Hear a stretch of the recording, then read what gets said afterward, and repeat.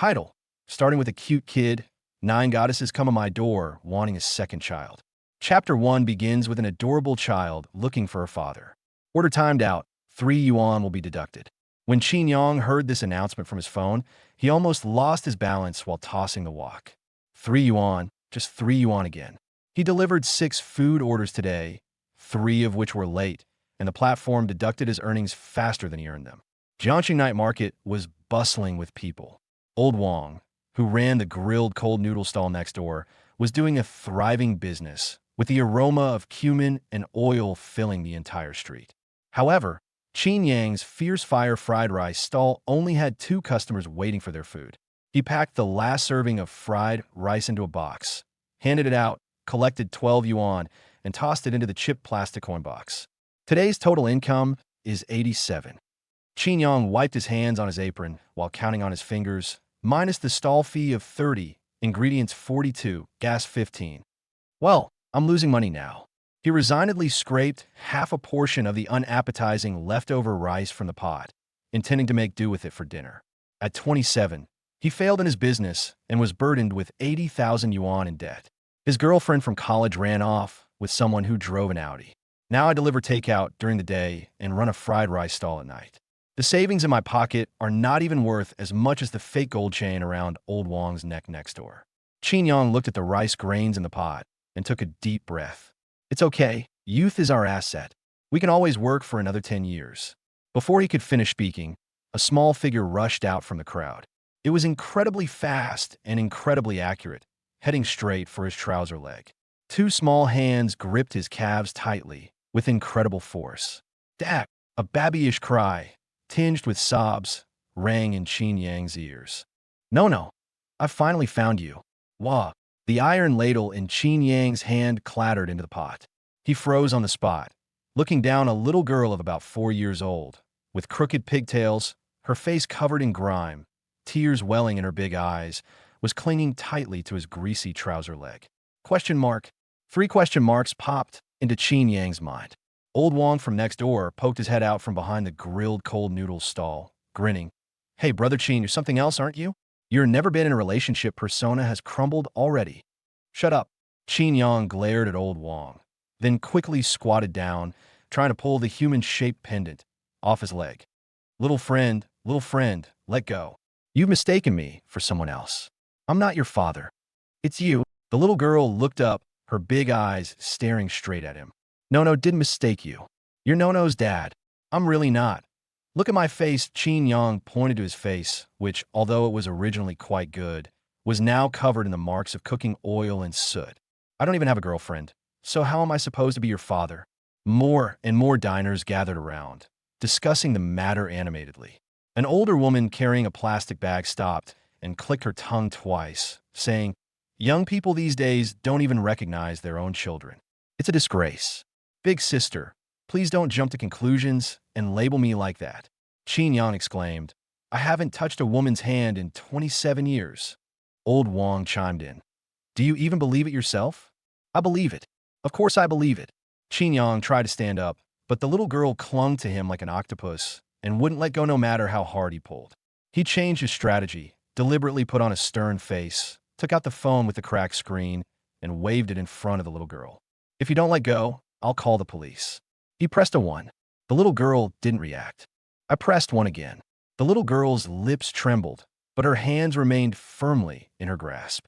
Qin Yang's thumb hovered over the 0 without pressing it down. A gust of autumn wind blew in, making the tarpaulins of the night market stalls rustle loudly. He noticed the little girl's dress. The material was very good, obviously expensive, but it was dirty and wrinkled, and there was a tear at the knee.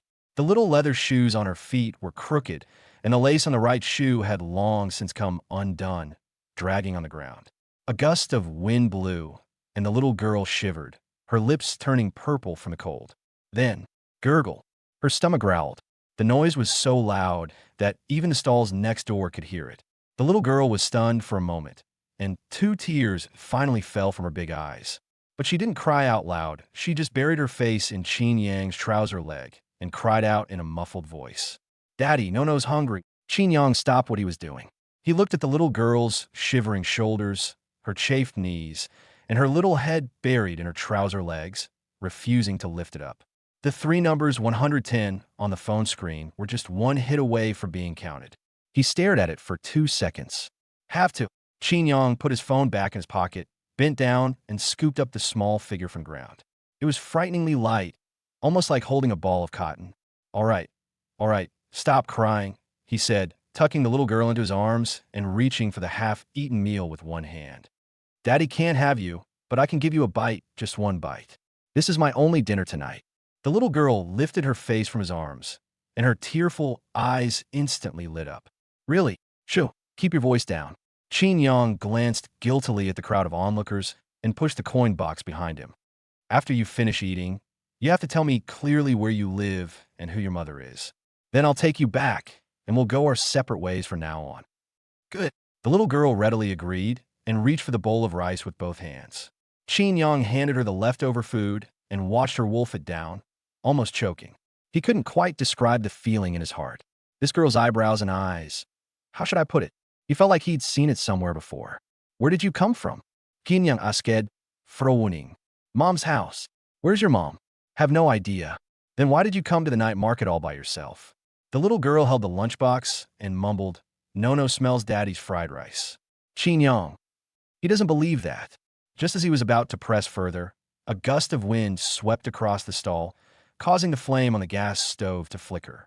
The little girl shivered and shrank her neck from the cold. Qin Yang glanced at the coin box, then at her thin, torn dress, and his lips twitched slightly. He reached out, took off his faded delivery uniform, and wrapped it around her. Don't get cold, or I won't have money to take you to the doctor if you get sick tomorrow. The 120 yuan in his coin box represented all his possessions. Qin Yang rubbed his temples, still figuring out how to find the girl's family after she finished eating. Just then, a voice exploded in my head. There was no warning, no source. Ding, initial bond detected between the host and the bound adorable child. The adorable child's super rich cashback system is activated. Qin Yang's pupils contracted sharply, and his hand holding the iron spoon froze in midair. Chapter 2 System Activation. The mechanical, synthesized voice was still echoing in my head. Qin Yang understood every single word of the adorable baby godly cashback system activated, but when put together, it was like reading gibberish. He patted his head hard, which was covered in the smell of cooking oil, and muttered, Damn it, I've been sleeping only 4 hours a day for half a month, and I'm starting to hallucinate. Take another picture. The sound disappeared. Qin Yang breathed a sigh of relief, attributing the problem to the aftereffects of overwork. He should register for an appointment, but he didn't have the spare money. He looked down at his legs. Nuo Nuo was shoveling half a bowl of leftover rice in her mouth at alarming speed. The dry rice grains choked her, making her face turn red and her eyes were still wet with tears, but she didn't bother to wipe them away and just kept stuffing the rice in her mouth. Looking at this starving creature, Qin Yang felt a tightness in his chest. He snatched the lunchbox away. Stop eating. Nono froze, her big eyes immediately filling with tears, and her lips trembled. Wah. Daddy won't let Nono eat anymore. Who said you can't eat? Qin Yang irritably put the lunchbox on the cutting board, turned around, and turned on the gas stove. This food is completely cold and hard enough to crack walnuts. If you eat it and get an upset stomach, I'll have to pay for your medicine. Flames leaped up, and he gritted his teeth as he rummaged through the insulated box for the last 2 eggs of the day. This was supposed to be tomorrow's breakfast. Never mind. The egg mixture is cracked into the hot oil with a sizzling sound, and the aroma rises with the smoke. The cold rice is added to the pan, tossed 7 or 8 times over high heat, each grain distinctly coated with egg mixture. Finally, a sprinkle of chopped green onions is added, and it's ready to serve in 15 seconds. Qin Yang put the hot food back into the box and handed it over. Eat up. You've already called me Dad, so consider this my good deed and a kind of after-sales service. Nono's eyes lit up. She took the lunchbox, didn't even use a spoon, and just grabbed it with her hands, stuffing it into her mouth. Her cheeks puffed out, and with rice grains and scallions stuck to the corners of her mouth, she mumbled, Daddy fried rice, the best in the world. Qin Yang squatted down beside her and watched her eat. Her little face gradually regained color as the food heated up. He couldn't explain why, but he felt like he'd seen this girl's eyebrows and eyes somewhere before. A gust of autumn wind swept through the night market, making the tarpaulins on the stalls rustle loudly. Even though Nono was wearing his oversized delivery uniform, he still sneezed unexpectedly, his nose turning bright red from the cold. Qin Yang frowned and glanced at the miscellaneous children's clothing stall diagonally opposite. He stood up and walked over. The stall owner was a plump woman with curly hair. She was eating sunflower seeds and watching short videos when she saw Qin Yang coming over. She raised her eyelids and looked him up and down at his greasy clothes. "How much is that pink fleece-lined jacket?" Qin Yang pointed to one hanging on the far side. The plump woman spat out a sunflower seed shell onto the ground. 60. 60. Qin Yang almost jumped up. "Sister, we're all from the same street. I can tell just by touching this fabric that the cost price is at most a little over 20. Buy it or don't, it's up to you." The plump woman didn't even give him a second glance. "How many servings can your fried rice stall sell in a night? I'm afraid you'll run up a tab." Qin Yang had a whole bunch of bargaining words on his mind that were already at the tip of his tongue, but he glanced at it out of the corner of his eye.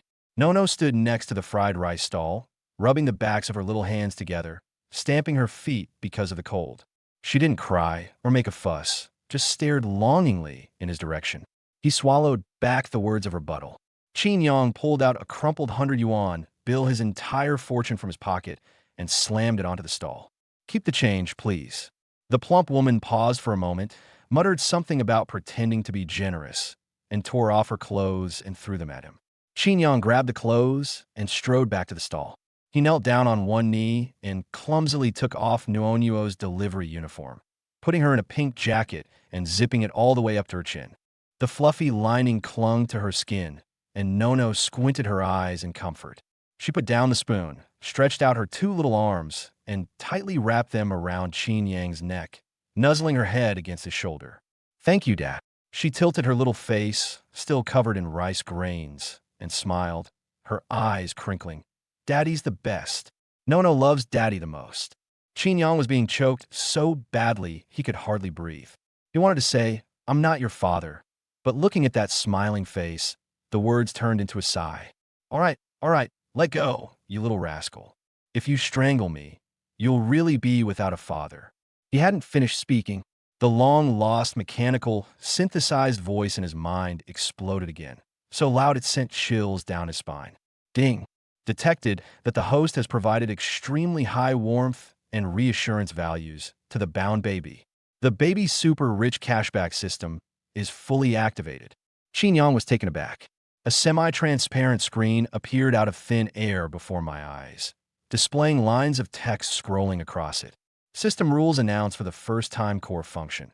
When the host makes reasonable purchases, provides companionship, education, and protection to the bound child, cash rebates can be triggered, ranging from 10x to 1000x. This purchase, pink fleece-lined jacket, 60 yuan.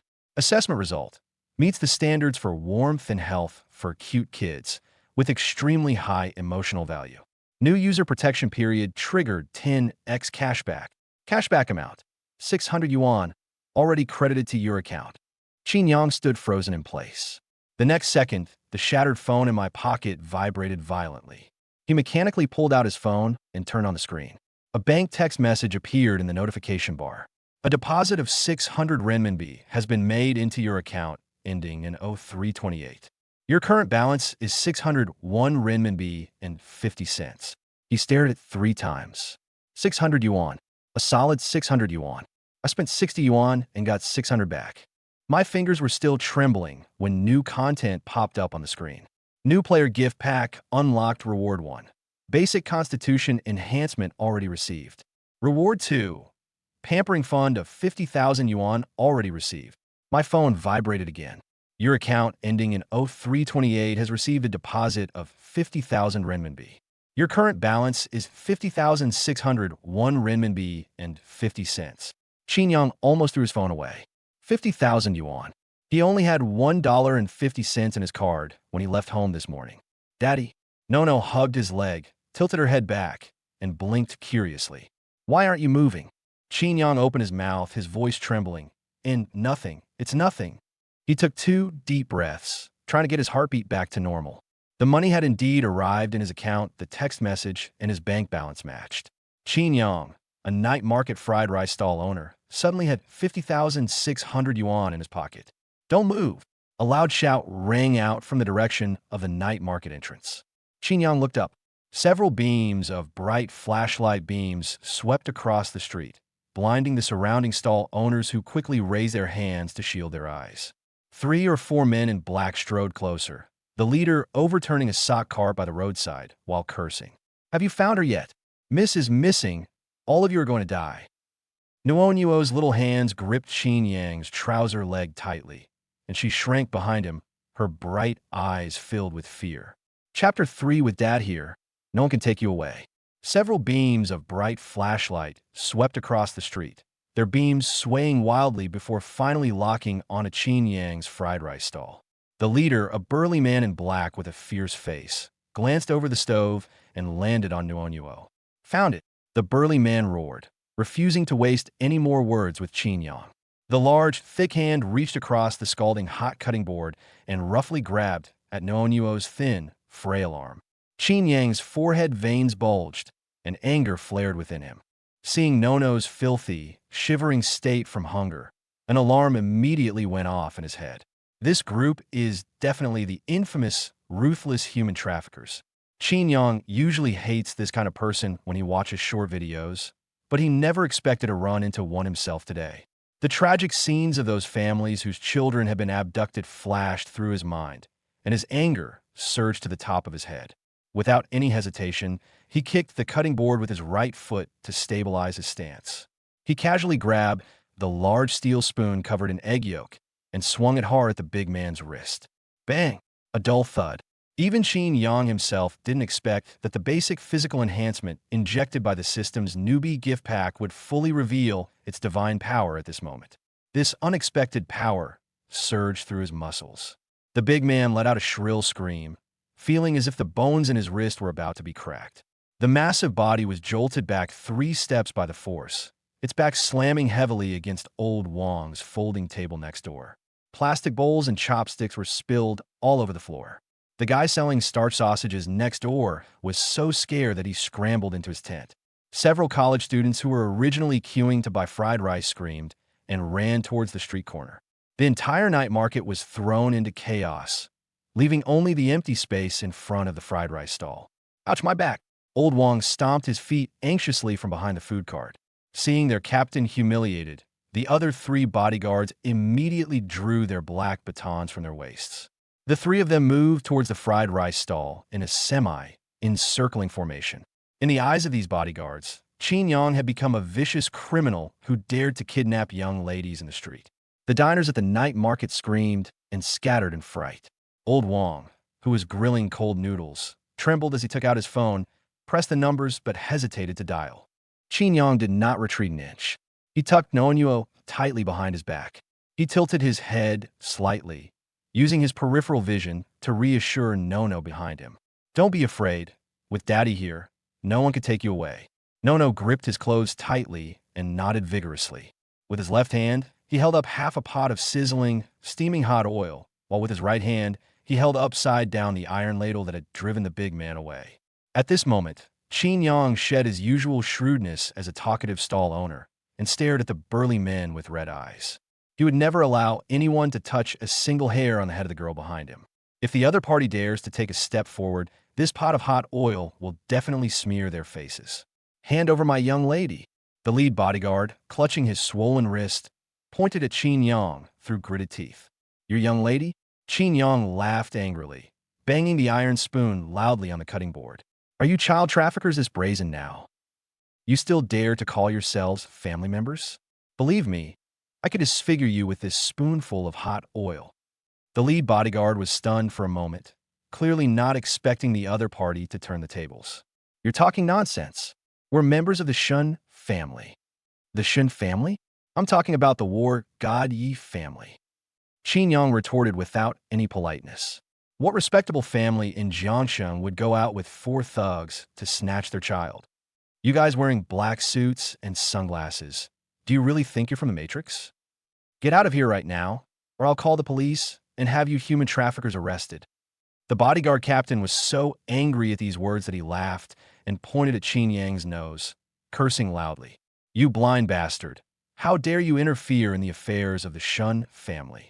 What is the Shun family? They think they can just snatch children in Jiangsheng. Kinyang retortet sarpali. Let me tell you, even if the king of heaven himself came today, the law would still apply. Old Wong, who sells grilled cold noodles next door, finally mustered up the courage to stick half his head out and chime in. Brother Chin is right. I recorded everything. If you dare to use violence, I'll send it to the police. The bodyguard captain turned and glared at Lao Wong, who quickly pulled his phone back in fright. Don't try to scare us with the police. We're just enforcing family rules. Family rules. Qin Yang slammed the iron spoon onto the cutting board, making a loud noise. You've dragged family rules into child trafficking? This script is terrible. No can't even afford food or warm clothes. If you're a family, what were you doing all this time? These words struck a nerve with the bodyguard captain, whose face turned pale and then red. The young lady did indeed sneak out today. They were in the wrong for not taking good care of her. But being scolded to his face by a fried rice stall owner was really embarrassing. Stop spouting nonsense.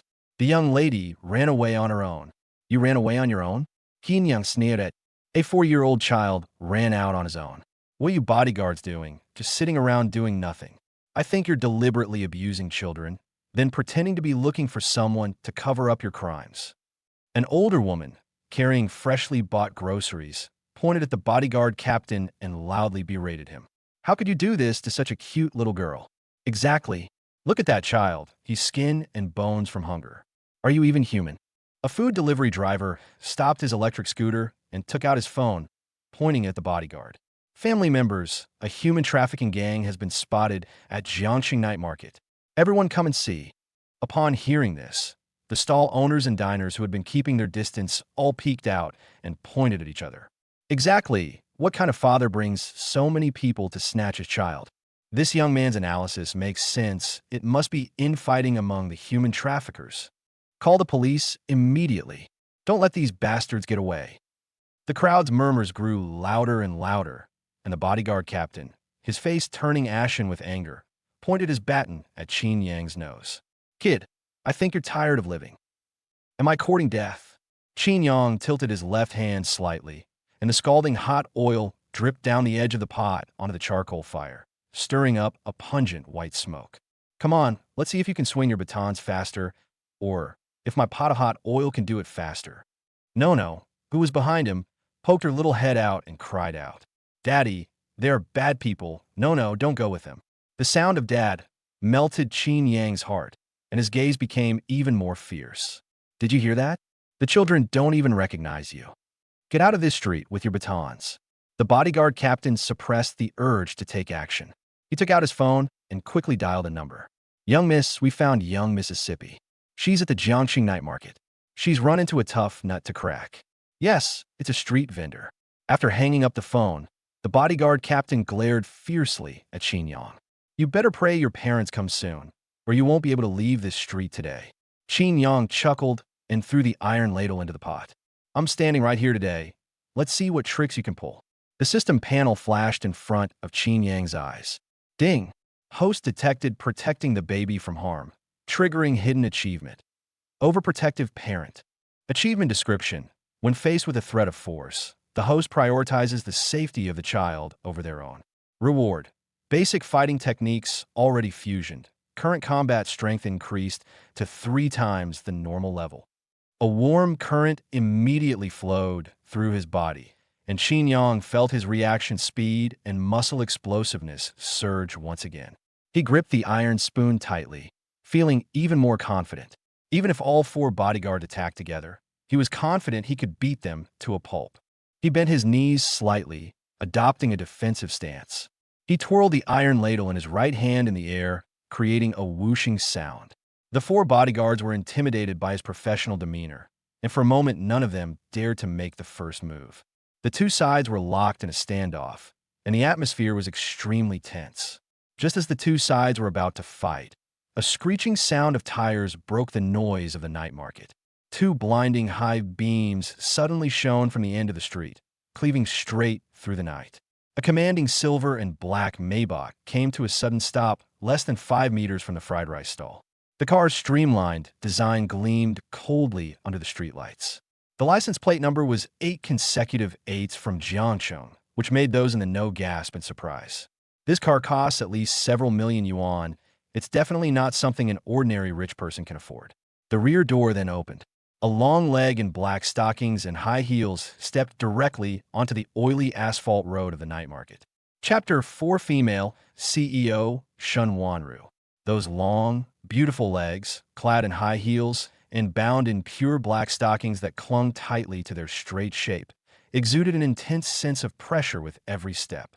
The clamor of the onlookers abruptly ceased, and everyone's gaze involuntarily fell upon the car door. Shun Wanru appeared wearing a well-tailored black trench coat, her exquisite features now covered in frost. She didn't even spare a glance for the wide-eyed diners around her, and walked straight toward the fried rice stall in her high heels. The cold, sharp gaze emanating from her peach blossom eyes forced the onlookers to automatically move aside, creating a wide passageway in the crowded night market. The black-clad bodyguards, who had looked menacing just a moment ago, were so frightened by the footsteps that they immediately put away their metal batons. They all lowered their heads and retreated to the sides. The bodyguard captain tightly covered his swollen right wrist with his intact left hand, barely daring to breathe, and whispered, "President Shun." Qin Yang was still holding the half-pot of boiling hot oil in his hand, his right hand gripping the large steel ladle so tightly that his knuckles turned white. His gaze unconsciously moved from those striking black stockinged legs, across the undulating curves beneath the black trench coat, and finally met those peach blossom eyes that gleamed with a cold, eerie light. Qin Yang silently complained to himself. These days, even human trafficking gangs are so competitive in terms of appearance. The big boss's entrance exudes the aura of a top-tier chaebol heiress. Who could resist that? But he didn't take a step back, still protecting Nuonyuo behind him, his whole body tense.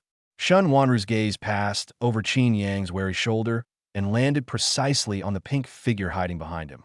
Seeing that her daughter was wearing an unfamiliar and cheap pink fleece-lined jacket and had not suffered any real harm, Shun Wanru's tense nerves, which had been taut all night, finally relaxed. Her aloof demeanor crumbled considerably, and she let out a long sigh of relief.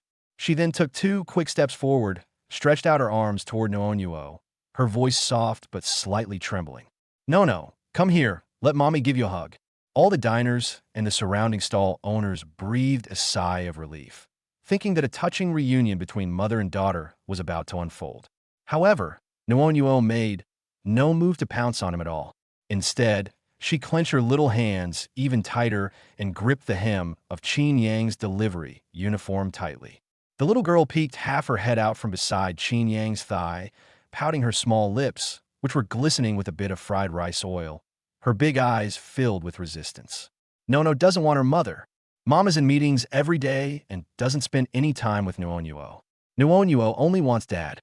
Shun Wanru's hands, which were suspended in midair, froze completely, and her beautiful face went blank for a moment. She stared wide-eyed at her own daughter, whom she had carried for 10 months and had been frantically searching for hours, burying her face back into the trouser leg of the strange man reeking of cooking oil, right in front of all the diners and bodyguards on the street. Extreme shock and embarrassment intertwined, leaving her completely at a loss as to how to end the situation. Upon hearing this accusation, Qin Yang immediately pieced together the whole truth of the matter in his mind. There are no vicious human traffickers at all. This is a melodramatic family drama about a runaway heiress rebelling against her workaholic mother. He suddenly found the hot oil and iron spoon in his hand somewhat ridiculous. Qin Yang slammed the iron ladle in his hand against the edge of the hot pan, producing a crisp metallic clang. He raised his hand and pointed to the plastic bowls and chopsticks scattered all over the floor. He then pointed to the overturned folding table and the starch sausages scattered all over the floor. She took her phone out of her trench coat pocket, and the moment the screen lit up, the lock screen wallpaper was a smiling face of Nono wearing a birthday hat. "I am her mother." She held the phone up to Qin Yang, her voice tinged with exhaustion. "Shun Wanru. Her name is Shun Ina, my daughter." Qin Yang glanced at the screen, then at Shun Wanru's frosty face. "President Shun, is this how rich people like you find their children?" He barged in with 4 burly bodyguards, trying to snatch people right away. Anyone who didn't know better would think my shabby fried rice stall was harboring some international criminal. Shen Wanru followed the sound and fixed her sharp gaze on Qin Yang. Her gaze swept quickly over his tattered apron stained with suspicious oil, and her brows furrowed tightly. Who are you? Why is my daughter wearing such cheap clothes and calling you dad? Shen Wanru's voice returned to its usual coldness, carrying the scrutiny typical of someone in a superior position. Qin Yang was amused by this counter-accusation, put down the hot oil pan, and picked up a towel to wipe his hands. Big sister, can you please get the facts straight? Your daughter was so hungry that she was eating cold rice on the street, and her lips were turning purple from the cold. I emptied my pocket of the last 100 yuan to buy her food and clothes. Your 4 good bodyguards came up with batons and tried to smash my stall, and then they turned around and accused me of being a human trafficker. Now that the child recognizes me as his father, you're asking me why? Qin Yang's rapid-fire barrage of words left Shen Wanru speechless. She turned to look at the bodyguards, her eyes instantly turning extremely cold. The bodyguard captain was so frightened that he fell to his knees with a thud, trembling uncontrollably. Mr. Shen, it's our fault for not protecting our mistress properly. The young lady ran out on her own, and we acted rashly in a moment of panic. Shut up. Go back and take your punishment. Shen Wanru interrupted coldly, turning her gaze back to Qin Yang, her tone softening slightly. What happened today was due to the recklessness of my men, and I will compensate them for the losses incurred. However, Nona must come back with me. Please name your price as payment for taking care of her. Ding. Detected that the host has maintained their principles despite strong pressure from a wealthy family, refusing the temptation of money, triggering a hidden achievement. Poor, but resolute. Achievement description. Maintained integrity in the face of immense wealth, prioritizing the emotional needs of the young child over material gain. Reward. God-level children's nutrition already fused. Current cooking skill branch unlocked. A surge of heat rushed into his brain, and Qin Yang instantly mastered the recipes for hundreds of children's nutritious meals. Qin Yang laughed sarcastically after hearing this. Name your price. Do you capitalists think that you can buy anything with money? You weren't there when the child was hungry and cold, and now you think you can just give me a few banknotes to get rid of me? Sorry, I may be poor, but I won't make money by selling children. Qin Yang bent down and picked up Noonyuo. The little girl immediately wrapped her arms around his neck and pressed her face against his shoulder. Daddy is right. Noonyuo doesn't want mommy's money. Daddy is the best. Noonyuo wants to eat daddy's fried rice again. Seeing her daughter being so affectionate with that strange man, Shen Wanru felt a surge of indescribable bitterness and irritation.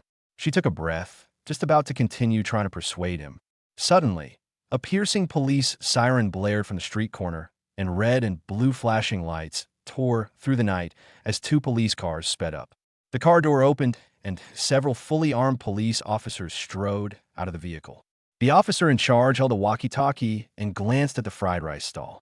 We have received a report from the public that there is a group fight here involving suspected child trafficking. Everyone, stay still, put your hands behind your heads, and squat down. Chapter 5. This meal is on me. The red and blue flashing lights illuminated the fried rice stall brightly. Several bodyguards in black immediately tucked their batons back into their waistbands and obediently squatted on the ground. Qin Yang's tense muscles didn't relax.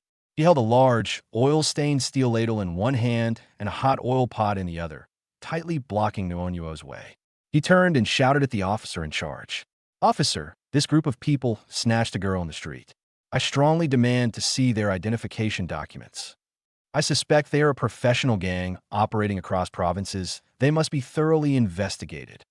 Qin Yang thought to himself that as long as the police checked, these human traffickers would definitely be exposed.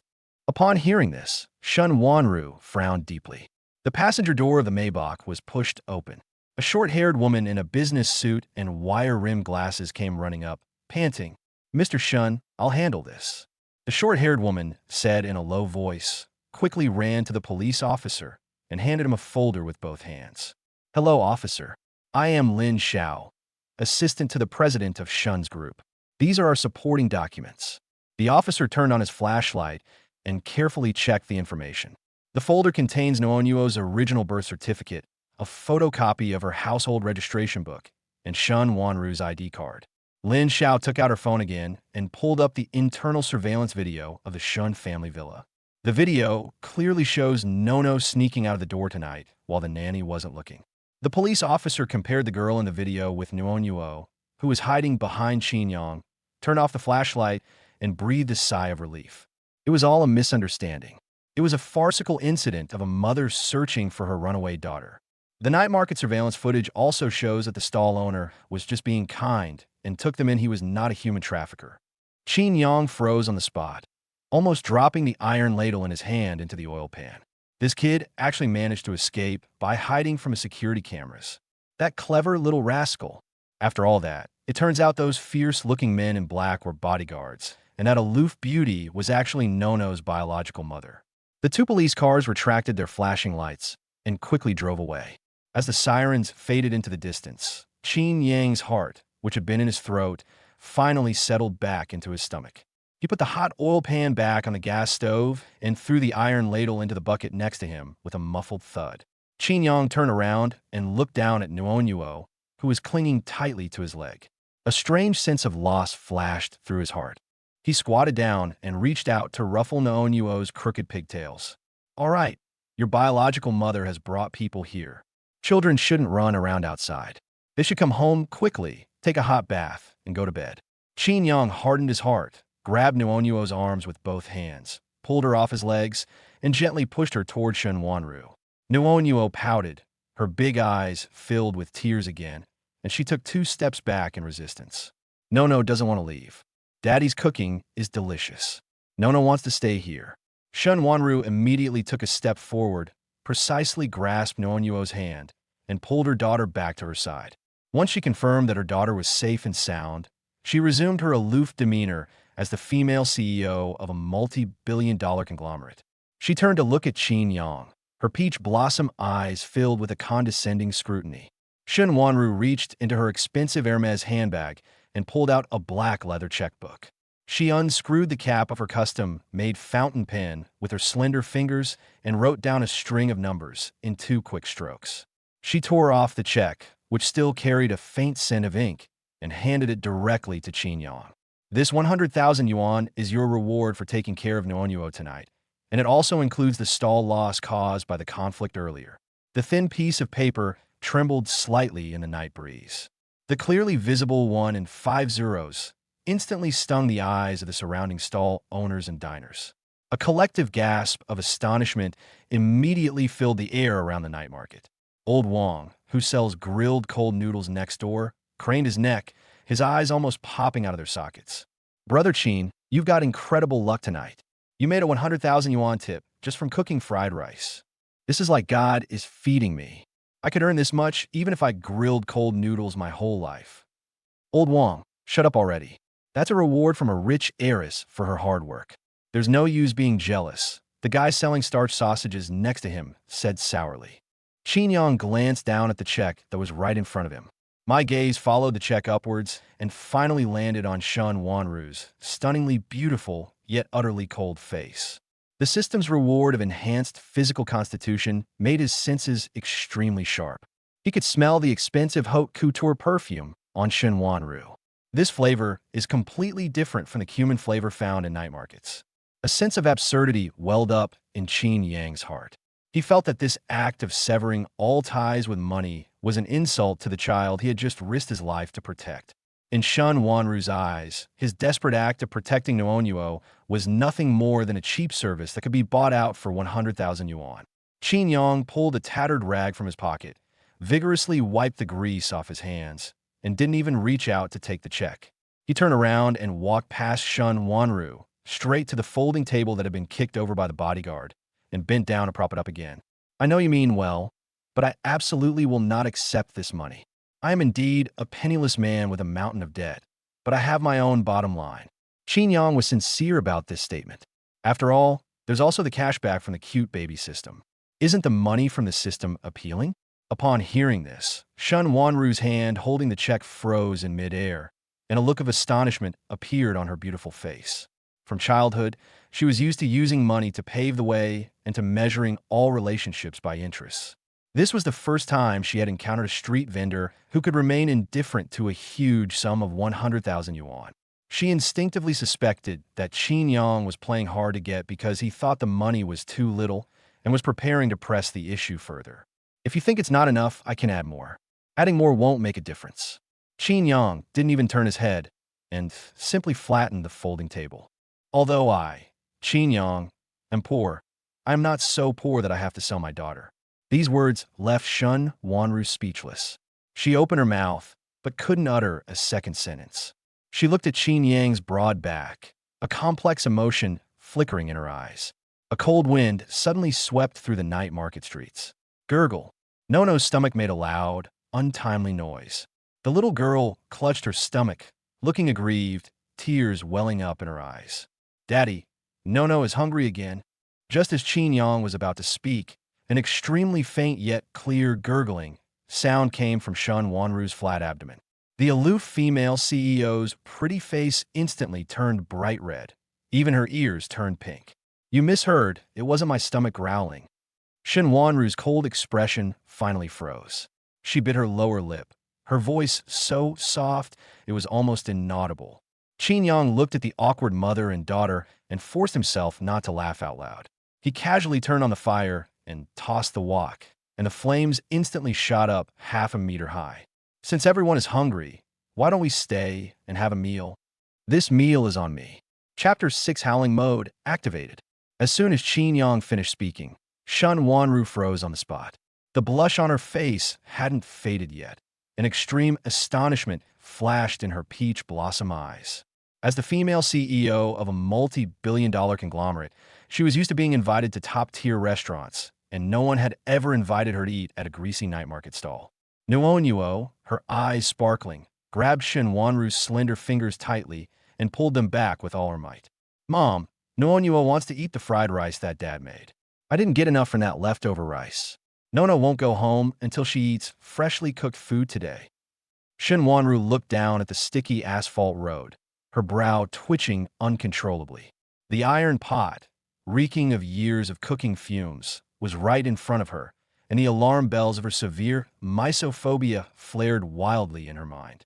The worst restaurant she's ever been to is a Black Pearl One Diamond. These kinds of roadside stalls are practically off limits to her.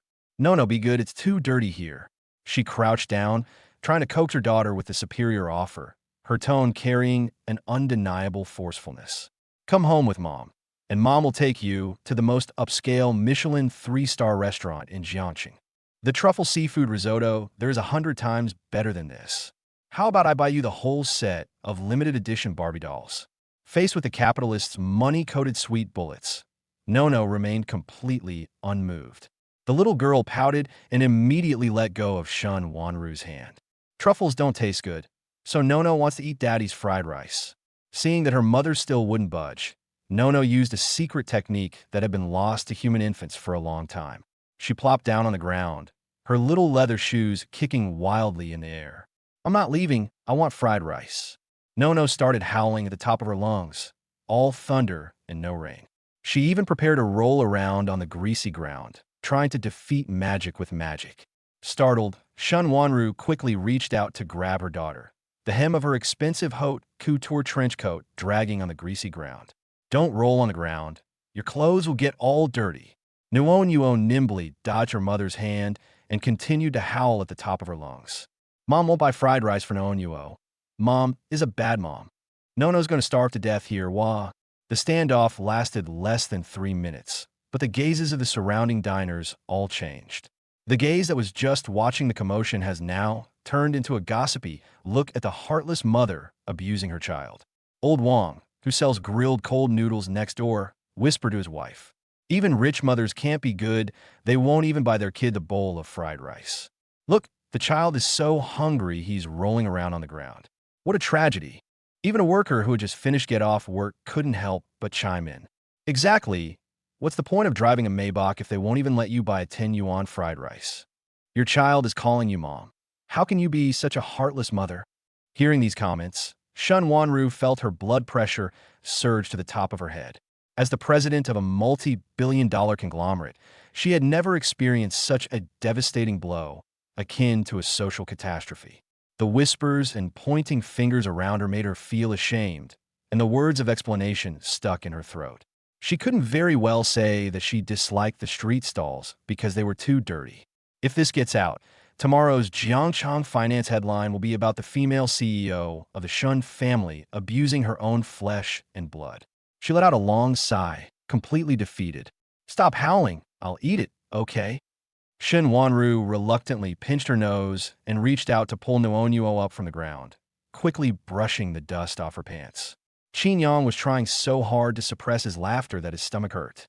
This aloof and icy CEO was ultimately completely controlled by his own daughter. He deftly pulled out a small red plastic stool that he usually kept very clean from under the stall. He picked up a towel, whipped it around a couple of times, and then diligently placed it in the most sheltered corner of the stall. "Mr. Shun, the conditions are simple. Please make do with a seat." Shun Wanru took a deep breath and pulled her six-figure black haute couture trench coat tighter around her neck. She walked over in an extremely awkward manner and slowly sat down on the cheap plastic stool that cost 12 yuan. A pair of long, beautiful legs encased in black stockings had nowhere to go. She could only reluctantly fold her hands together, keeping her back ramrod straight. She gripped the hem of her trench coat tightly with both hands, watching warily at the splattered oil around her, afraid of getting her clothes dirty. Qin Yang felt secretly pleased as he looked at Shun Wanru's awkward expression. Now, seeing this high and mighty female CEO forced to eat at a roadside stall, he felt much better. Qin Yang stopped teasing and turned on the gas stove. The pale blue flames instantly licked the bottom of the pot. Just then, a mechanical voice popped into Qin Yang's mind. "Ding!" Detected that the host is cooking for the bound baby.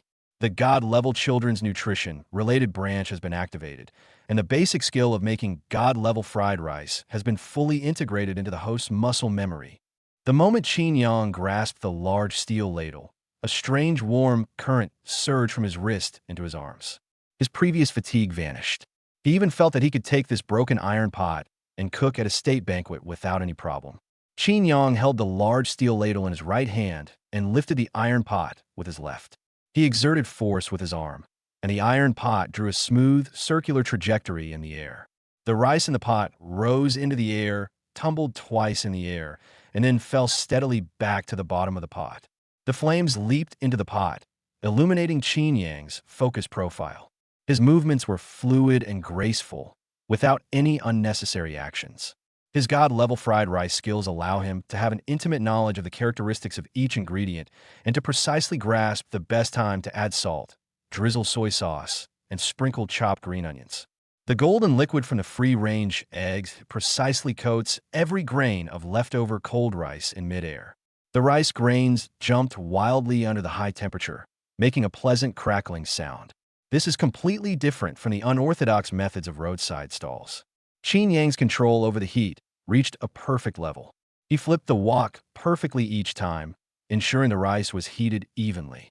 He maximized the preservation of the ingredient's nutritional value while bringing out the most original aroma of rice. The soy sauce was poured down the side of the pan, instantly releasing a rich, caramelized aroma. As the last handful of vibrant green scallions was sprinkled on, the rich aroma of soy sauce mingled with the fresh scent of scallions, rising into the air. This aroma abandons the cloying sweetness of inferior oils, transforming into a substantial fragrance that indiscriminately bombards the surroundings. Nuonyuo lay on the edge of the cutting board, her two little hands supporting her chin. "Dad is so handsome. The way Dad cooks is the most beautiful thing in the world." The little girl was generous with her praise, her big eyes filled with longing for the delicious food. Upon hearing her daughter's words, Shun Wanru opened her eyes and glanced at Qin Yang. The man reeked of cooking oil, and his clothes were tattered. But when he stood in front of the stove, flipping the wok, he exuded a strange sense of focus. Even old Wong from a next stall couldn't help but swallow hard and stick his head out. "Brother Qin, the food you cooked today is amazing. It smells even better than what you get at a fancy restaurant." Old Wong sniffed, his eyes fixed on the iron pot in Qin Yang's hand. The diners who were pointing and whispering just moments ago are now all silent. Everyone was sniffing frantically, their stomachs starting to rumble uncontrollably. The worker who had just called Shun Wanru heartless silently took out his phone and scanned the payment code on Qin Yang's stall. "Boss, give me a serving of fried rice with 2 eggs." Qin Yang ignored them and continued to stir-fry quickly. The system requires emotional value, and this fragrance is the best proof of that. Shun Wanru, who was sitting on a small stool, had her eyes closed and was trying her best to resist the cooking fumes with a cool and aloof demeanor. The rich aroma of roasted rice wafted into her nose on the night breeze. Her delicate nostrils twitched uncontrollably twice. Immediately afterwards, a very faint but clear swallowing sound came from her long, fair neck. Chapter 7. How about bringing Dad home?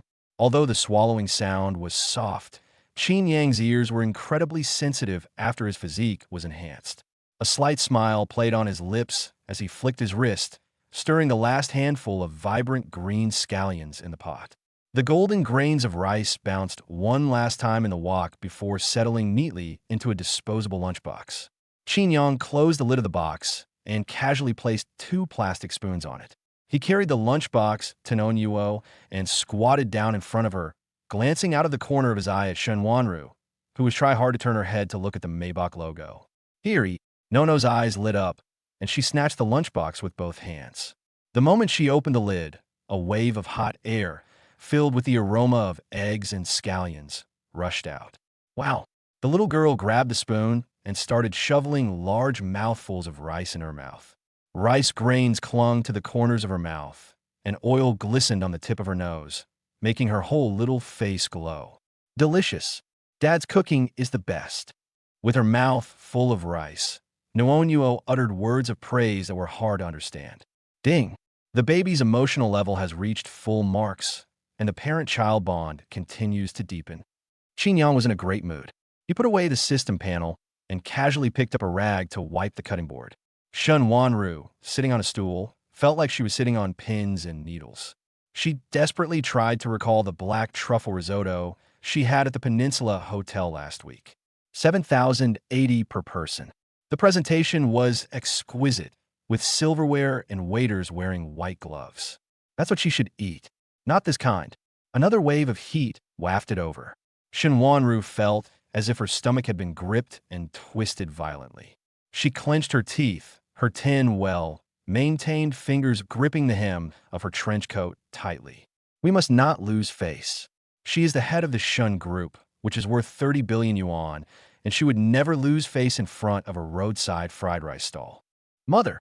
Noonyuo suddenly stopped chewing, scooped up a full spoonful of fried rice with a clean spoon, and tiptoed to bring it to Shun Wanru's lips. Mom, just one bite, please. My dad's cooking is the best in the world. Shun Wanru instinctively tilted her head back, her brows furrowing. No, Mommy isn't hungry. The moment her lips parted, a warm grain of rice was precisely shoved into her mouth by Noonyuo. Shun Wanru froze. The warmth of the rice travels along the tip of your tongue.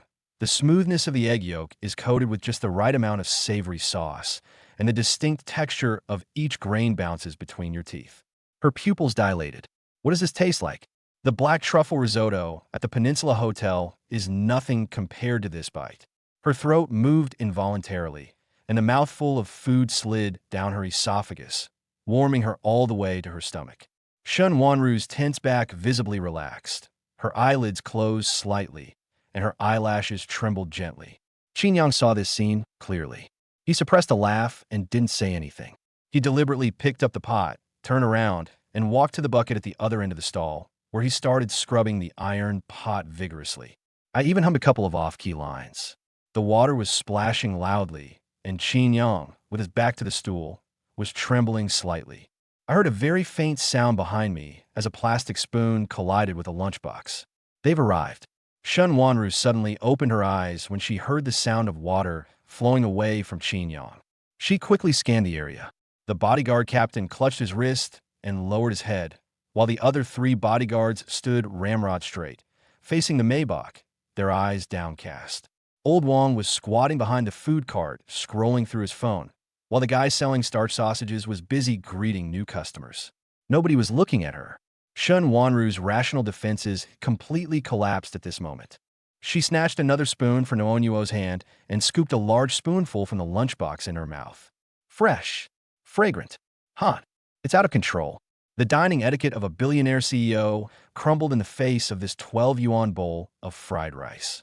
She chewed faster and faster, one bite after another, her cheeks bulging.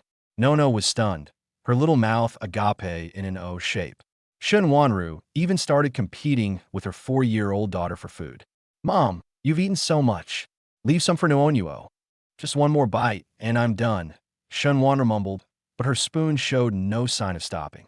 Nuonyuo was so anxious that she stomped her feet and reached for the lunchbox, just as the mother and daughter were fighting over the last 3 bites of fried rice. Splash!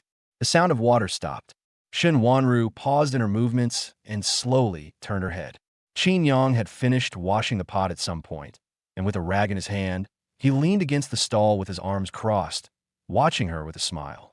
Those eyes were full of mischievous laughter. Time stood still in that second. Shen Wanru maintained the posture of having her mouth stuffed full of fried rice, her cheeks puffed out like a hamster hoarding food. His right hand was still tightly gripping the oily plastic spoon. 2 grains of rice fell onto the front of the 6-figure haute couture trench coat. Her mind went blank. Qin Yang slowly wiped his hands and draped a rag over his shoulder. Mr. Shun, do you like my fried rice? Shen Wanru's face turned red from the base of her neck all the way to the tips of her ears. She tried to swallow the food in her mouth, but it was too full and she couldn't catch her breath. Cough, cough, cough. Violent coughing echoed through the night market. Shen Wanru covered her mouth with one hand and braced herself against the armrest of stool with the other, her eyes red from coughing. Qin Yang was startled and rushed over, patting her back with a firm but not too hard hand. Slow down, no one's going to take it from you, he complained, but his hands never stopped moving. Shen Wanru coughed for a while before she recovered. When she looked up, she was met with Qin Yang's face, which was very close to hers. The smell of cooking oil mixed with the body heat of the young man wafted towards me. She reflexively stepped back half a body, her ears turning bright red. You get away. I wasn't sneaking any food just now. Qin Yang raised an eyebrow, his gaze falling on the grain of rice at the corner of her mouth. Shen Wanru followed his gaze and reached out to touch it. Her fingertips touched that damn grain of rice, and she wished she could disappear on the spot. Ha! Nono clapped her hands and laughed so hard she almost fell over, her pigtails swinging back and forth. Mom is lying. Mom ate so much. Nono saw it all. Mom ate even faster than Nono. Shen Wanru tried to shut her daughter up, but it was too late. Several stall owners and diners nearby looked over upon hearing the noise, their faces showing suppressed laughter. Old Wong from next door poked his head out, his mouth stretched all the way to his ears. Sister-in-law, don't be shy. Brother Qin's cooking is truly amazing. Who's your sister-in-law? Shen Wanru's voice rose 8 octaves, and she couldn't suppress the blush on her face. Qin Yang squatted down to pick up the spoons that had fallen on the ground, and the smile on his lips was impossible to hide. The social death of this dignified female CEO with assets worth hundreds of billions is probably enough to keep her up at night for a week. Nuonyuo seized the opportunity, pounced on Shen Wanru's lap, looked up with her bright, sparkling eyes, and spoke in a childish voice. Mom likes Dad's cooking too, right? Shen Wanru turned her face away and remained silent. Nono tugged at her finger, making a louder noise. How about we bring Dad home? This way, Nuonyuo can eat Daddy's cooking every day. Chapter 8, Going to Buy Shoes. The plastic spoon in Shen Wanru's hand fell to the ground with a thud. She sprang up, grabbed a tissue from the cutting board, and forcefully covered her mouth, coughing repeatedly.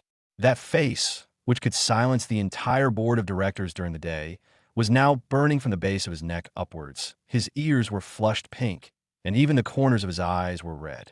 Nono was still tugging at her finger, asking in her childish voice, Mommy, say something. Can you bring Daddy home? Shen Wanru wished she could weld her daughter's mouth shut on the spot. Seeing the aloof female CEO's defenses crumble, Qin Yang suppressed a laugh, pulled a bottle of mineral water from under the stall, unscrewed the cap, and handed it to her. President Shen usually works nonstop. He must be starving today. He deliberately steered the conversation towards food, giving her a way out. Come anytime you want to eat at a roadside stall, and I'll give you a 20% discount.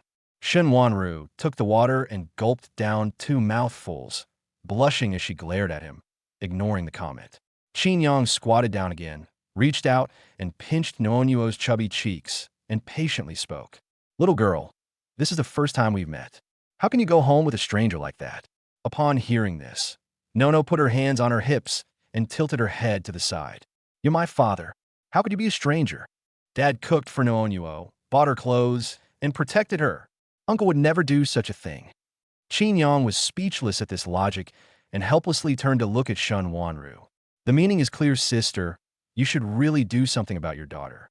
Shen Wanru's mind was still in a state of malfunction. She turned her face away, her gaze wandering for several seconds. Her lips moved, and she managed to utter a sentence. We'll talk about it later. Qin Yang was stunned. What do you mean by we'll talk about it later? Wasn't this icy CO just acting like he was going to give my daughter back and then never show up again? Why did you suddenly give in? His heart skipped a beat, and his gaze lingered uncontrollably on Shen Wanru's profile for an extra half-second. The fluorescent light shone on her jawline, her cheeks still flushed, her peach blossom eyes slightly lowered, and her eyelashes casting a small shadow beneath them. Qin Yang quickly looked away and stared intently at an oil stain on the ground. He forcefully suppressed the pink bubbles that were popping into his head. Calm down, Qin Yang, calm down. You're a penniless wretch with 80,000 yuan in debt, while she's the female CEO of a multi-billion-dollar conglomerate. The distance between you two is farther than the distance between Earth and Mars.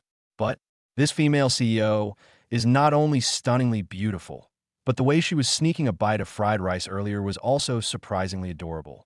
Stop. Don't think about it anymore. Qin Yang shook his head vigorously, forcing himself to shift his attention elsewhere. His gaze shifted downwards, landing on Nono's feet. Then his entire expression changed.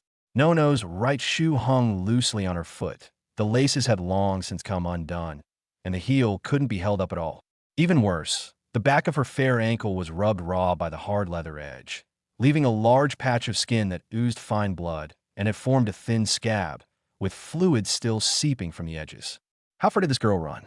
Qin Yang squatted down, gently lifted Noonyuo's ankle, and examined the wound closely. Your shoes are wrong. You're wearing them on the wrong feet. His voice deepened as he looked up at Shen Wanru. My ankle is chafed and bleeding. Upon hearing this, Shen Wanru's blush faded instantly. She quickly walked over, squatted down, and picked up her daughter's feet. Upon seeing the broken skin and scabs, her eyes immediately welled up with tears. Nono, does it hurt? Why didn't you tell Mommy? Nono shrank her feet, pouted, and shook her head. It doesn't hurt. Noonyuo is a big girl now. After saying that, she added, and Noonyuo has found her father. She's happy, so the pain has stopped. Shen Wanru pursed her lips into a thin line, feeling both self-reproach and heartache, her heart heavy with sorrow. She picked up Noonyuo, stood up straight, and her tone quickly regained its decisiveness. Come on, let's go to the IFC mall next door, and I'll get you a new pair of shoes. Qin Yang breathed a sigh of relief, thinking that tonight's big show was finally over. He clapped his hands, stood up, and waved to the mother and daughter. All right, I'll be closing up shop then. Take care, Mr. Shen. Goodbye. Before he could finish speaking, he felt the hem of his clothes being pulled by a force. I looked down. Noonyuo slipped out of Shen Wanru's arms at some point, her little hands tightly clutching the hem of his windbreaker, her eyes visibly reddening. Dad, let's go together. Daddy, don't go. Tears came without warning, and her voice rose to the highest register. Wah, Daddy doesn't want Noonyuo anymore. That shout had the penetrating power of a night market loudspeaker. 3 middle-aged women selling braised food 20 meters away turned around at the same time and moved towards this side in unison. Oh dear, look how badly this child is crying. The woman at the front carried a bag of braised chicken feet, her gaze sweeping back and forth between Qin Yang and Shen Wanru. The young man is quite handsome. How come his father is so indifferent? The second older woman chimed in even faster. That's right, with such a beautiful wife and such a well-behaved child, you still give me attitude. The third woman was even more direct, picking up the bag of braised chicken feet and pointing it at Qin Yang's nose. That young man is irresponsible. What a jerk. Qin Yang es forad feins trobet. He, a completely innocent, lifelong single, who has never even held a girl's hand, was first called Dad tonight and then called a scumbag. Before he could even defend himself, a line of text popped up in his mind. Ding! A strong emotional need has been detected in the toddler. Please continue to provide companionship and emotional support. Note: leaving the child's emotional range will decrease your bond level, affecting subsequent cashback rates. Qin Yang's lips twitched twice after reading the line. Goodness, this system is even better at moral blackmail than these old ladies. He looked down at Noonyuo's crying face, then at the unfriendly eyes of the three older women, and finally glanced at Shen Wanru. Shen Wanru didn't say anything, but she didn't stop her either. Qin Yang resignedly raised his hands. Okay, I'll go, all right. Noonyuo's tears stopped instantly, and her smile changed so quickly that Qin Yang questioned his existence. Dad is the best. 15 minutes later, first floor of Jiangxing IFC Mall. The marble floor was so clean it reflected images, and the crystal chandelier in the central hall cast a uniform white light. An expensive fragrance filled the air, mingled with the scents of leather goods and cosmetics counters. Shen Wanru held Noonyuo's left hand, while Noonyuo tugged at Qin Yang's right hand. The three people walked side by side in the mall passageway. Looking at the reflection in the mirror glass, it really does look like a family of three shopping. It's just that Qin Yang's outfit was too eye-catching. Her windbreaker was stained with bits of chopped scallions, her trousers had rice grains and oil stains from Noonyuo smears, and her cheap sneakers, which cost 49.9 yuan, were coming unglued. Along the way, at least 7 or 8 elegantly dressed women cast strange glances at him. A sales assistant at the cosmetics counter on the first floor poked her head out, opened her mouth, and seemed to be debating whether to alert the security guard. Qin Yang gritted his teeth and walked forward with only one thought in his mind. I need to buy the shoes quickly and then make a quick getaway. Shen Wanru pressed the elevator button, and the three of them took the escalator to the second floor. The signs for the imported children's clothing section came into view. The entire floor was filled with international brand children's clothing and shoe counters. The price tag on a pair of little leather shoes was enough for Qin Yang to set up a stall for half a month. Qin Yang glanced at the price tag under the pair of little boots in the nearest shop window, 4008. He silently put his hands behind his back, intending to remain a quiet human ornament throughout the entire process, resolutely refusing to touch anything with a price tag. The three of them had just reached the entrance to the children's clothing section. A strong scent of roses wafted over from the front, making Qin Yang sneeze twice. He looked up. A tall man in a suit strode in from around the corner, carrying 99 red roses in his arms. The bouquet was so large that it almost covered half of his face. The suit fabric looked expensive, his hair was slicked back and shiny, and he was holding his chin up so high you could see his nostrils. He positioned himself precisely in front of the three, blocking their path. The bouquet of roses was moved away from his face, revealing a greasy face that he thought was handsome, with a confident smile on his face. His gaze passed over Qin Yang and stared straight at Shen Wanru. Wanru, what a coincidence. Shen Wanru's face immediately darkened, her peach blossom eyes filled with coldness. Noonyuo hid behind Qin Yang and muttered something under her breath. It's that annoying guy again. Chapter 9, Watching Dad Perform. The strong scent of roses in the air made Qin Yang's nose itch, and he sneezed twice, almost bringing tears to his eyes. This is such cheap perfume, its concentration is probably measured in kilograms. The man in the suit holding 99 red roses completely ignored Qin Yang's presence, handed the flowers forward, and stared intently at Shen Wanru with what he thought was a deep and affectionate smile on his face. Wanru, what a coincidence. Why did you bring Noonyuo to a place like this? He waved his hand, his tone revealing an air of self-righteous possessiveness. I've booked the entire current season's newest items for you. Pick whatever you like. Noonyuo pouted in disgust, her two little hands tightly gripping the hem of Qin Yang's windbreaker and half of her body hiding behind his legs. This person, Noonyuo hates him. The little girl's mutterings were soft, but they were exceptionally clear in the quiet shopping mall. Shen Wanru's face darkened immediately, her peach blossom eyes filled with impatience, and she said coldly, Zhao Tianyu, when not that close, please call me by my full name. Zhao Tianyu. Qin Yang silently memorized the name and glanced at the uninvited sucker. His hair was slicked back with oil, so shiny that even a fly would have to do the splits if it landed on it. A huge diamond brooch was pinned to his suit lapel, as if he wanted everyone to know he was rich. Qin Yang had seen plenty of this kind of person. He would occasionally run into them at the entrance of office buildings while delivering food, and they would always ask others, "Do you know who his father is?" Shun Wanru's rejection did nothing to deter Zhao Tianyu instead.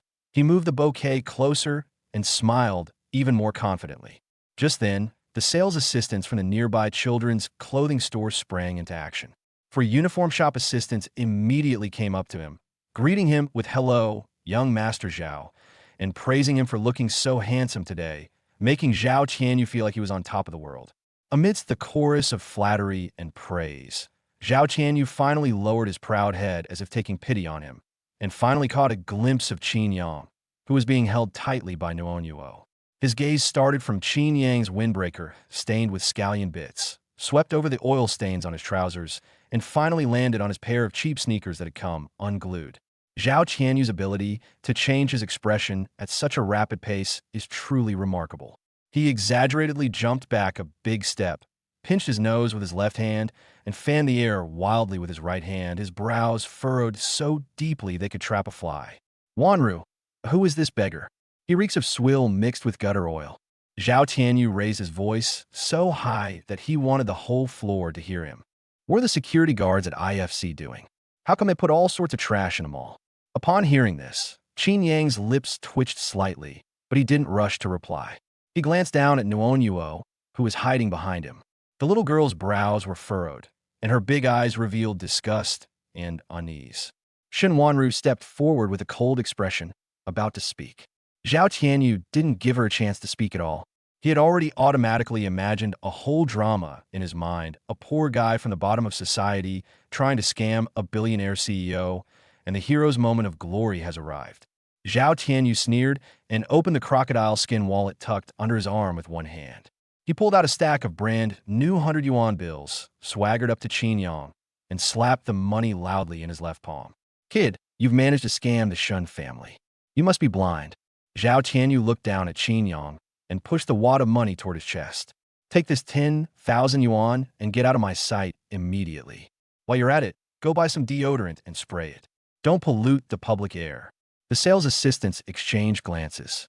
Some covered their mouths and chuckled, while others looked at Qin Yang's shabby attire with amusement. Qin Yang felt Nuonyuo's little hand clench even tighter, and she was shrinking back behind him. The little girl's voice was filled with grievance. "Daddy." This shout ignited Qin Yang's anger. He didn't care about the money, but this idiot swaggering in front of Nuonyuo scared the child. He couldn't tolerate this. Ding. External malicious actors have been detected polluting the children's audiovisual environment and threatening their mental health. Host, please retaliate immediately. The system's mechanical voice rang in his mind, but Qin Yang didn't even lift his eyelids. "You don't need to urge me. I'm going to teach this idiot a lesson." He slowly pulled Nuonyuo behind him, patted her little head, and said in a calm tone, "Nuonyuo, don't be afraid. Watch Daddy's performance." Then Qin Yang raised his head and looked at Zhao Tianyu with pure and heartfelt disgust. "I was wondering why there was a smell of biological weapons in the mall all of a sudden." Qin Yang's voice wasn't loud, but it was enough to quiet down the entire children's clothing section, with only the buzzing sound of the air conditioner vents audible. "Did you forget to brush your teeth before you left home? Or did the latrine explode? The stench of your rectum being forced back up can be smelled from 10 miles away when you open your mouth." Zhao Tianyu's smile froze on his face. Qin Yang didn't give him time to react and continued to spout off. "If your cerebellum isn't fully developed, eat more walnuts and stop being so disgusting like a paramecium with its tail feathers spread out." He gestured toward the wad of cash in Zhao Tianyu's hand. "You think you can get rid of me with 10,000 yuan? Dude, this kind of face wouldn't even be enough to impress the people in the urban village who are being relocated. You're just making a fool of yourself at IFC. You." Zhao Tianyu's face turned a deep purplish red. His lips trembled as he pointed at Qin Yang, unable to utter a single word. Qin Yang continued to add insult to injury, speaking at a leisurely pace. "By the way, those 99 roses of yours look like they were bought wholesale from a flower and bird market. A third of the petals are already wilted. Did you leave them in the trunk of your car for 3 days after you bought them before taking them out?" They can't even afford to buy fresh flowers, yet they have the nerve to act like big spenders here. The sales assistants next to them had completely lost their composure. Two of them turned their heads away, their shoulders shaking uncontrollably. Nono peeked half her head out from behind Xinyang. The fear in her big eyes had long since disappeared, replaced by eyes full of admiration. Dad is so amazing. Shun Wanru stood to the side, the corners of her mouth unconsciously turning up slightly, but she quickly suppressed it. Zhao Tianyu was completely enraged. He was the eldest son of the Zhao family, who had been living a life of arrogance in Jiangcheng for over 20 years. When had he ever been publicly insulted like this by a fried rice stall owner? What he found even more unbearable were the sales assistant's suppressed laughter and the fleeting smile on Shun Wanru's lips. She was smiling. She was watching this poor wretch insult her, and then she laughed. Zhao Tianyu was so angry he was about to vomit blood. You fucking tired of living. Enraged, Zhao Tianyu slammed the stack of 100 yuan bills in his hand hard at Qin Yang's face. The banknotes scattered in the air, and pink pieces of paper spun and fell. Qin Yang did not dodge. He didn't even blink. As banknotes flew everywhere, Qin Yang swiftly reached out and grabbed Zhao Tianyu's right wrist with his 5 fingers, then folded downwards. Click! With a soft thud, Zhao Tianyu's knee slammed directly onto the marble floor. Chapter 10. You're blocking my way. Move aside. Click! The crisp sound echoed in the children's clothing section on the second floor of the IFC mall, 10 times clearer than the sound of the stack of banknotes hitting the air earlier. Zhao Tianyu's right knee slammed hard against the marble floor, and a dull thud came from the knee of his trousers as the fabric tore. He opened his mouth wide, trying to howl, but only managed a distorted hiss from his throat. His features were all contorted, and beads of sweat streamed down his forehead. Qin Yang loosened his grip and flicked Zhao Tianyu's wrist away, the movement as casual as tossing away a used wet wipe. Zhao Tianyu lost his balance and staggered back 3 steps before his back slammed into the glass display case behind him.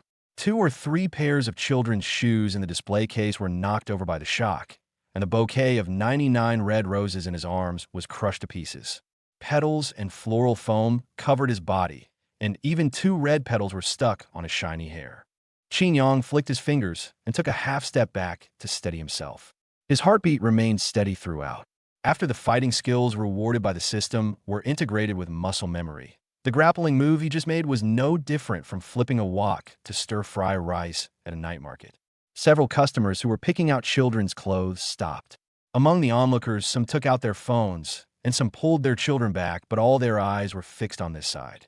Oh dear. Young Master Zhao. Are you all right, young Master Zhao? For female sales assistants in uniform dropped the clothes hangers they were holding and scrambled over to help Zhao Tianyu up from the ground.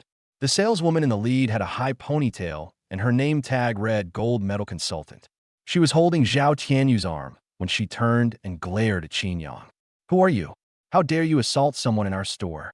The sales assistant with the high ponytail pressed one hand on the earpiece and raised her voice to the top.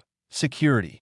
There's a disturbance in the children's clothing section on the second floor.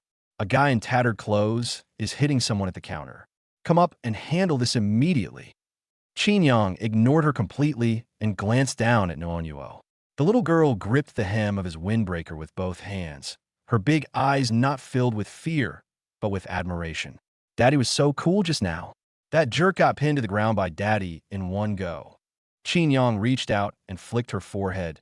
Don't be a child, don't learn violence. I said that, but I felt pretty good about it. Zhao Tianyu was helped to his feet by 2 sales assistants. His pants were worn through at the knees, and his wrists were swollen and purplish red. He glanced down at his disheveled appearance, then at the whispering customers around him. His face changed from white to red, then from red to green, switching colors as quickly as the neon signs of a night market. In front of Shun Wanru, he was pinned to the ground by a fried rice vendor with one hand. Zhao Tianyu felt as if his face had been ripped off, thrown into a trash can, and stomped on. He flung the sales assistant's hand away and, trembling, pulled a black leather checkbook from the inside pocket of his suit jacket. His wrist hurt so much that he could barely hold a pen. He pressed his left hand against the back of his right hand and scribbled a few lines on the check in a crooked manner. Poor, penniless. Zhao Tianyu's teeth chattered, his voice coming out broken and intermittently. You think you've won just because you beat me up? He tore the check out of the notebook and slammed it hard onto the glass display case next to him. 100,000. 100,000 yuan. Zhao Qianyu's voice was completely distorted by pain and anger, and his forehead veins bulged with excitement. Take this money and get out of Wanru in Nuonyuo's sight immediately. Never set foot in Jiangcheng again. This money is enough for your lousy business to operate for 10 years. If you know what's good for you, you'd better get out of here. Qin Yang stopped in his tracks. He turned his head and glanced at Zhao Qianyu. There was no anger, no disdain, not even mockery in that look. It's that kind of feeling when you see a bag of expired potato chips in the supermarket. You think for half a second about whether to put in your shopping cart, and then you give up. Are you done talking? Qin Yang asket. Zhao Qianyu was taken aback. I'm going to take my daughter to buy shoes after I finish talking. You're blocking the way. Move aside. After saying this, Qin Yang really turned and left. He bent down, picked up Nuonyuo, and strode towards the children's shoe counter. He didn't look at Zhao Tianyu a second time, nor did he glance at the check at first glance. The check for 100,000 yuan sat forlornly on the glass display case, like an expired food delivery coupon, and no one paid any attention to its existence. Zhao Tianyu froze on the spot. He anticipated that Qin Yang might be furious, hesitant, or even feign humility before secretly returning to collect the money, but he never expected to be ignored so completely. The only thing I wasn't prepared for was being completely ignored. You stop right there? I'm talking to you. Zhao Tianyu's voice cracked. Qin Yang didn't even turn his head. Shen Wanru stood still, the coldness in her eyes dissipating considerably, her gaze following Qin Yang's broad back for 2 seconds. She looked away and uttered 2 words to Zhao Tianyu. Shameful. Then Shen Wanru followed Qin Yang's direction. As she turned around, the hem of her black trench coat swept past, and her high heels stepped over the checks that had fallen to the ground, without stopping. Zhao Tianyu stood there with his mouth agape, his face flushed red, the same color as the crushed red rose petals on his body. Qin Yang placed Nuonyuo on the soft leather shoe fitting stool in the children's shoe store. The little girl swung her short legs, tilted her head, and asked, Daddy, why does that silly uncle keep following Mommy? Because he's not mentally sound. Qin Yang squatted down, helped her take off her shoes that were on backwards, and checked the chafed wounds on her ankles. Does it not hurt anymore? Nono shook her head, her eyes crinkling with laughter. It doesn't hurt when Daddy's here.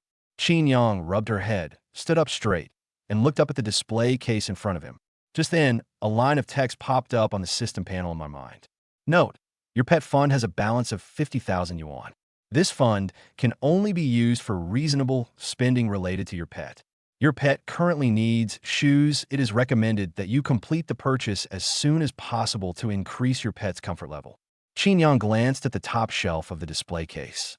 A pair of pink handmade lambskin children's shoes were displayed separately under a crystal chandelier. The workmanship was exquisite, with even the stitching on the upper being neat and tidy. The price tag was facing outwards, 8,800. It's a bit pricey, but the system's baby-loving fund is a waste not to be wasted, and you even get cash back after spending it. Qin Yang raised his hand, bent his index finger, and knocked on the thick glass display case door. Sales assistant, could you please take down the pink pair on top? I want to see if you have size 26. After he finished speaking, there was a 2-second silence behind the counter. The saleswoman with the tall ponytail, who was standing with her arms crossed against the counter, didn't even glance at Qin Yang when she heard this. She looked Qin Yang up and down, his windbreaker stained with scallion bits and his sneakers coming unglued, and let out a cold snort, tilting her chin toward Zhao Tianyu. Those shoes were a limited edition reserved in advance by young Master Zhao, and they are not for sale to the public. The saleswoman with the high ponytail rolled her eyes, didn't even move her feet off the ground, curled her lip, and looked at you with disdain, as if to say, I bet you can't afford it anyway. Besides, with your outfit, I suggest you go to the supermarket downstairs. They have children's shoes on sale for 49.9 yuan a pair, which is quite suitable for your spending level. Nuonyuo's little face fell immediately, and she tugged at Qin Yang's clothes with a pitiful expression. Qin Yang paused for a moment, then slowly withdrew his finger from the glass. He turned around, his gaze passing over the saleswoman with the high ponytail and landing on the bronze plaque hanging on the wall behind her, the IFC Mall service commitment. Customers first, treated equally. Young Smilet. Chapter 11. 100x Critical Hit Cashback. Looking at his expression, the saleswoman with the high ponytail thought this poor guy was just putting on a brave face, and she almost rolled her eyes so hard they were about to cramp up. She walked up to the display case in her high heels, tapped her fingernails on the glass door, and raised the pitch 8 octaves. "What are you laughing at? Sir, I advise you to look carefully." Her finger pointed to the pair of pink lambskin children's shoes, her tone full of condescension. "These shoes are a haute couture piece from Milan Fashion Week, priced at 8,800 yuan. You don't even have the right to touch it. If your fingerprint gets on it, we couldn't afford to compensate you even if we sold your shabby delivery uniform by weight." The two young sales assistants next to them exchanged a glance and covered their mouths to laugh. Young looked down at Noonyuo. The little girl's mouth twitched, her big eyes filled with tears, and her little hands nervously twisted the hem of her new coat. Yang's anger surged even higher. Zhao Qianyu's voice came from behind, filled with an unquenchable arrogance. He was helped up by two sales assistants to stand up, his wrists swollen like steamed buns, but it didn't affect his speech at all. "What are you pretending to be, all high and mighty?" Zhao Qianyu pointed to the check on the ground with a footprint left by Shen Wanru. His lips curled into a smirk, and a laugh was forced out of his throat. "If you can't even afford a pair of shoes, how are you going to raise a child? Hurry up and pick up the 100,000 yuan on the ground. Then go back to your night market and continue making fried rice. Stop embarrassing yourself here, okay?" With her boss's backing, the saleswoman with the high ponytail straightened her back even more, waved her hand at Yang, and made a shooing motion as if chasing away flies. "Sir, if you don't leave, I'll call security." Nono finally couldn't hold back anymore. She puffed out her cheeks in anger, crawled out from behind Yang's legs, and stomped her little foot on the ground. "You're a bad guy. Dad's not broke. Dad's cooking is the best in the world. You're all bad people." The little girl's voice was high-pitched and crisp and could be heard clearly throughout the entire children's clothing section. Zhao Tianyu laughed so hard he almost fell over, and then he tugged at his wrist and grinned. "Little brat, your dad can't even afford the cheapest shoes on this street. That's enough." Young spoke. His voice wasn't loud, but his tone was unusually calm. He patted Noonyuo's head and gently pressed it, signaling her not to rush. Then he brought up the system panel in his mind. A translucent screen appeared on the retina, displaying the figure for the baby-loving fund, clearly 50,000 yuan. Yang breathed a sigh of relief. He pulled the shattered phone out of his jacket pocket. The screen was covering cracks, but that didn't prevent him from accessing the payment code. The saleswoman with the high ponytail scoffed at his gesture. "Sir, you don't actually intend to pay with this crappy phone, do you? Our minimum charge here is 8,800. Are you sure you have enough balance?" Young ignored her. He strode to the cashier, holding his phone in his left hand and picking up the barcode scanner from the table with his right. The saleswoman with the high ponytail paused for a moment, instinctively wanting to stop her, but her mouth had only just opened when, drip, the barcode scanner was pointed at the cracked phone screen, and a green light flashed. The automated female voice of the cash register system rang out precisely on time, exceptionally clear in the quiet counter. "Payment received, 8,800 yuan. The air grew still. It was completely silent. The sales assistant with the high ponytail froze, her mouth agape, her eyes fixed on the green payment success icon on the cashier screen, completely motionless. Zhao Qianyu's sarcastic remark stuck in his throat, his expression one of discomfort, as if he had swallowed a live fly. Shen Wanru stood 3 steps away, her peach blossom eyes widening slightly. Her gaze fell on Yang's badly shattered phone, then shifted to the cashier's screen, and her brow twitched slightly. "A street vendor has this much cash in his pocket? What are you standing there for?" Yang tossed the barcode scanner back onto the table and turned to walk toward the display case. He picked up Noonyuo with one hand and tapped the glass counter 3 times with the index finger of his other hand. "Take down the pink pair on top and put them on her." The saleswoman with the high ponytail finally moved her legs, frantically opening the cabinet door, her fingers trembling as she took out the shoes. Yang didn't give her a chance to catch her breath. He carried Noonyuo to the side shelf area, his eyes sweeping over the rows of children's shoes on display, his finger pointing casually in one direction. "I'll get a pair of these ankle boots. That row of Mary Janes, 1 pair in pink and 1 pair in white. Sneakers. Take as many pairs as you have in size 26.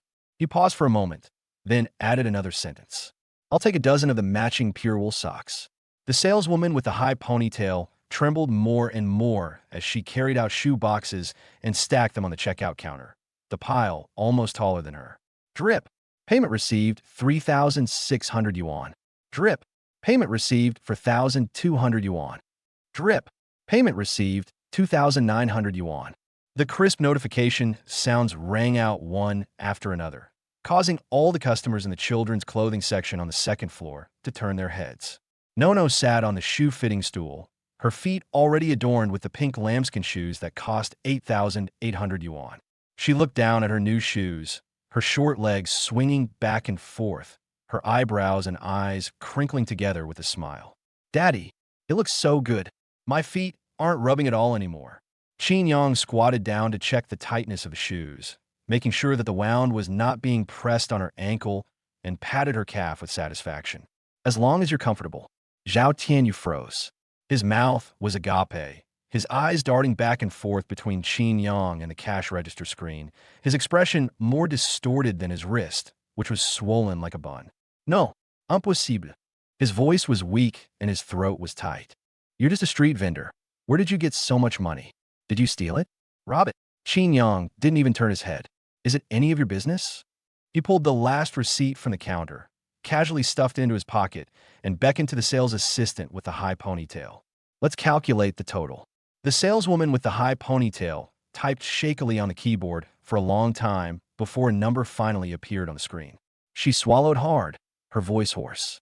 The total expense was 34,600 yuan. As soon as Qin Yang stepped out of the children's shoe counter, the system panel in his mind began to jump, and the text on the screen scrolled rapidly. Ding! Detected that the host has significantly increased the comfort level of the baby's outfit and the level of happiness. Emotional assessment extremely high. This purchase, totaling 34,600 yuan, was covered by the Pet Baby Fund.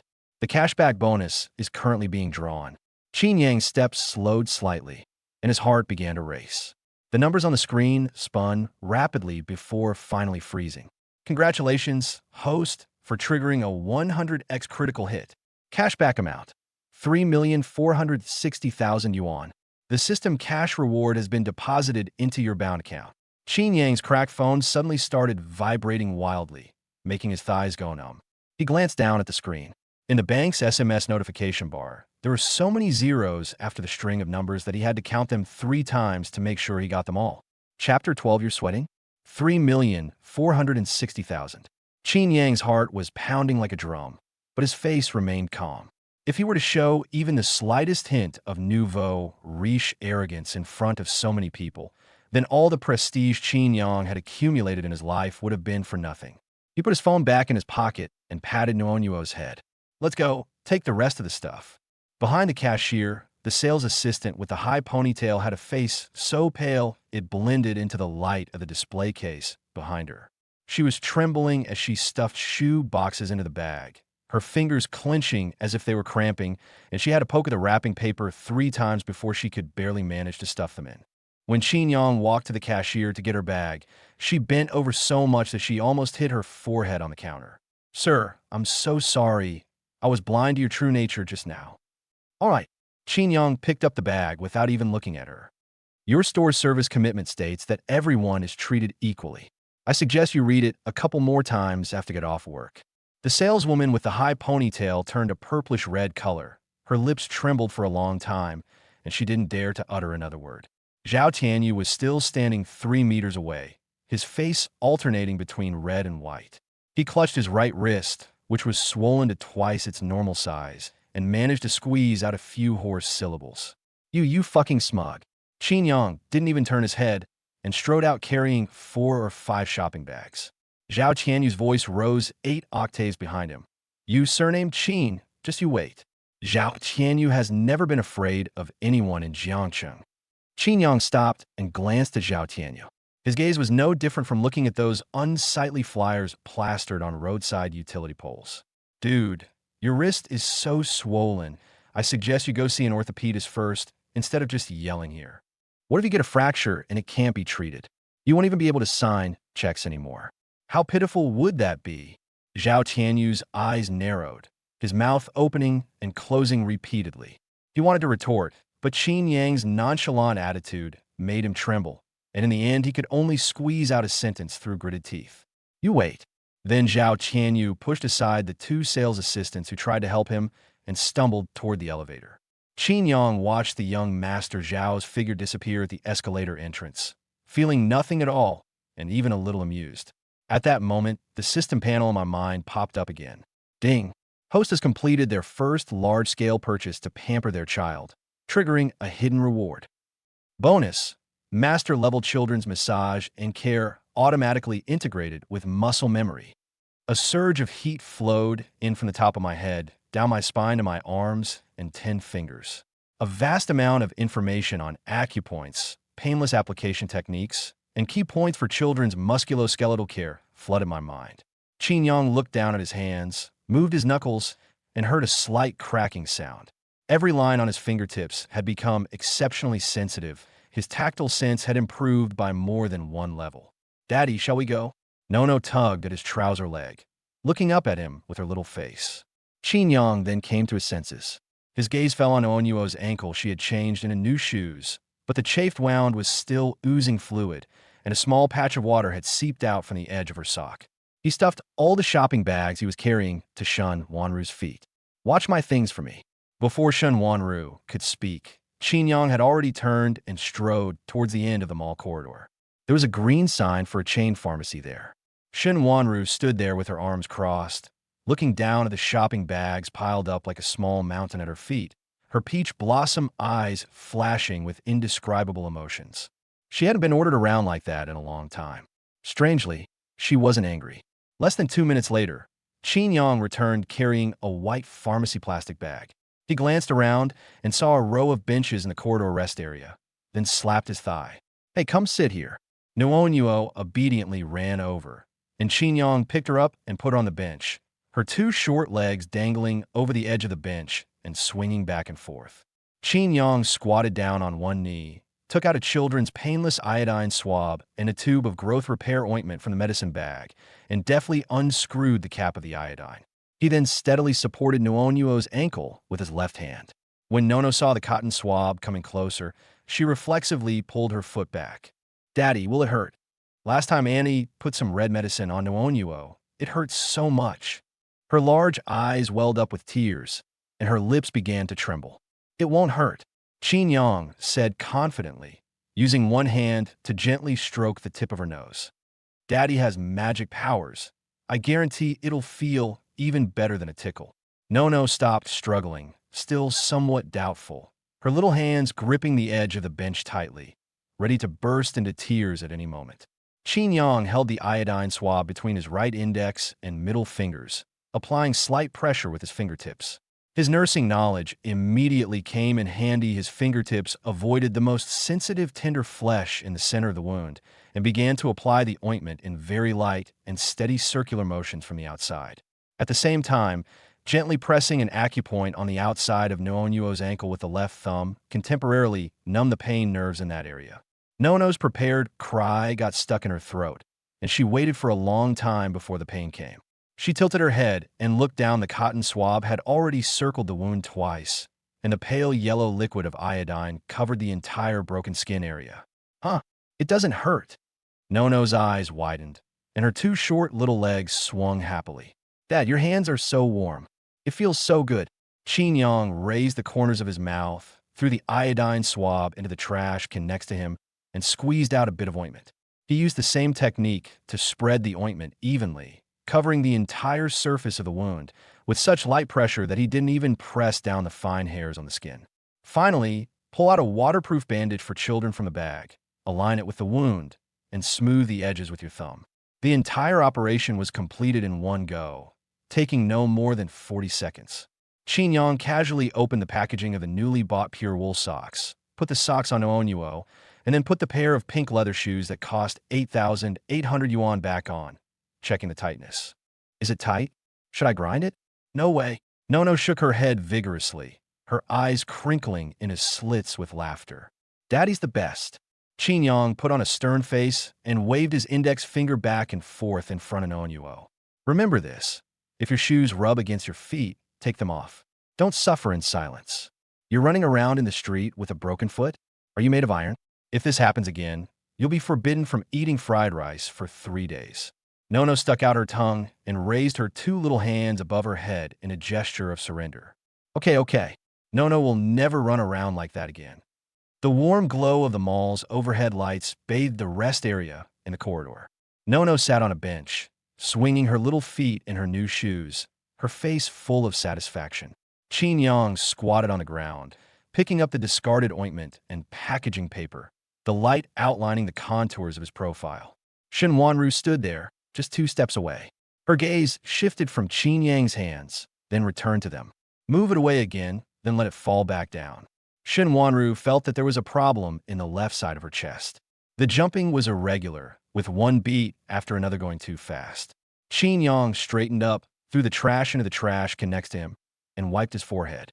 The mall was too warm, and after squatting and working for a while, a fine layer of sweat appeared on the tip of his nose. Shen Wanru's gaze froze. Her right hand had already unzipped the Hermes handbag, her fingertips touching the pack of tissues inside. She pulled out a card, and her arm involuntarily rose towards Qin Yang. Her fingertips were less than 5 centimeters from his cheek. Qin Yang turned his head. Their eyes met. Shen Wanru's hand froze in midair, the tissue held between her fingertips, only 3 fingers width away from Qin Yang's cheek. Her mind went blank, and her ears burned intensely. President Shun? Qin Yang blinked, his gaze falling on the tissue hanging next to his face. Shen Wanru's throat tightened, her lips moved twice, and the sound she squeezed out felt unfamiliar, even to herself. You're sweating. Let me wipe it for you.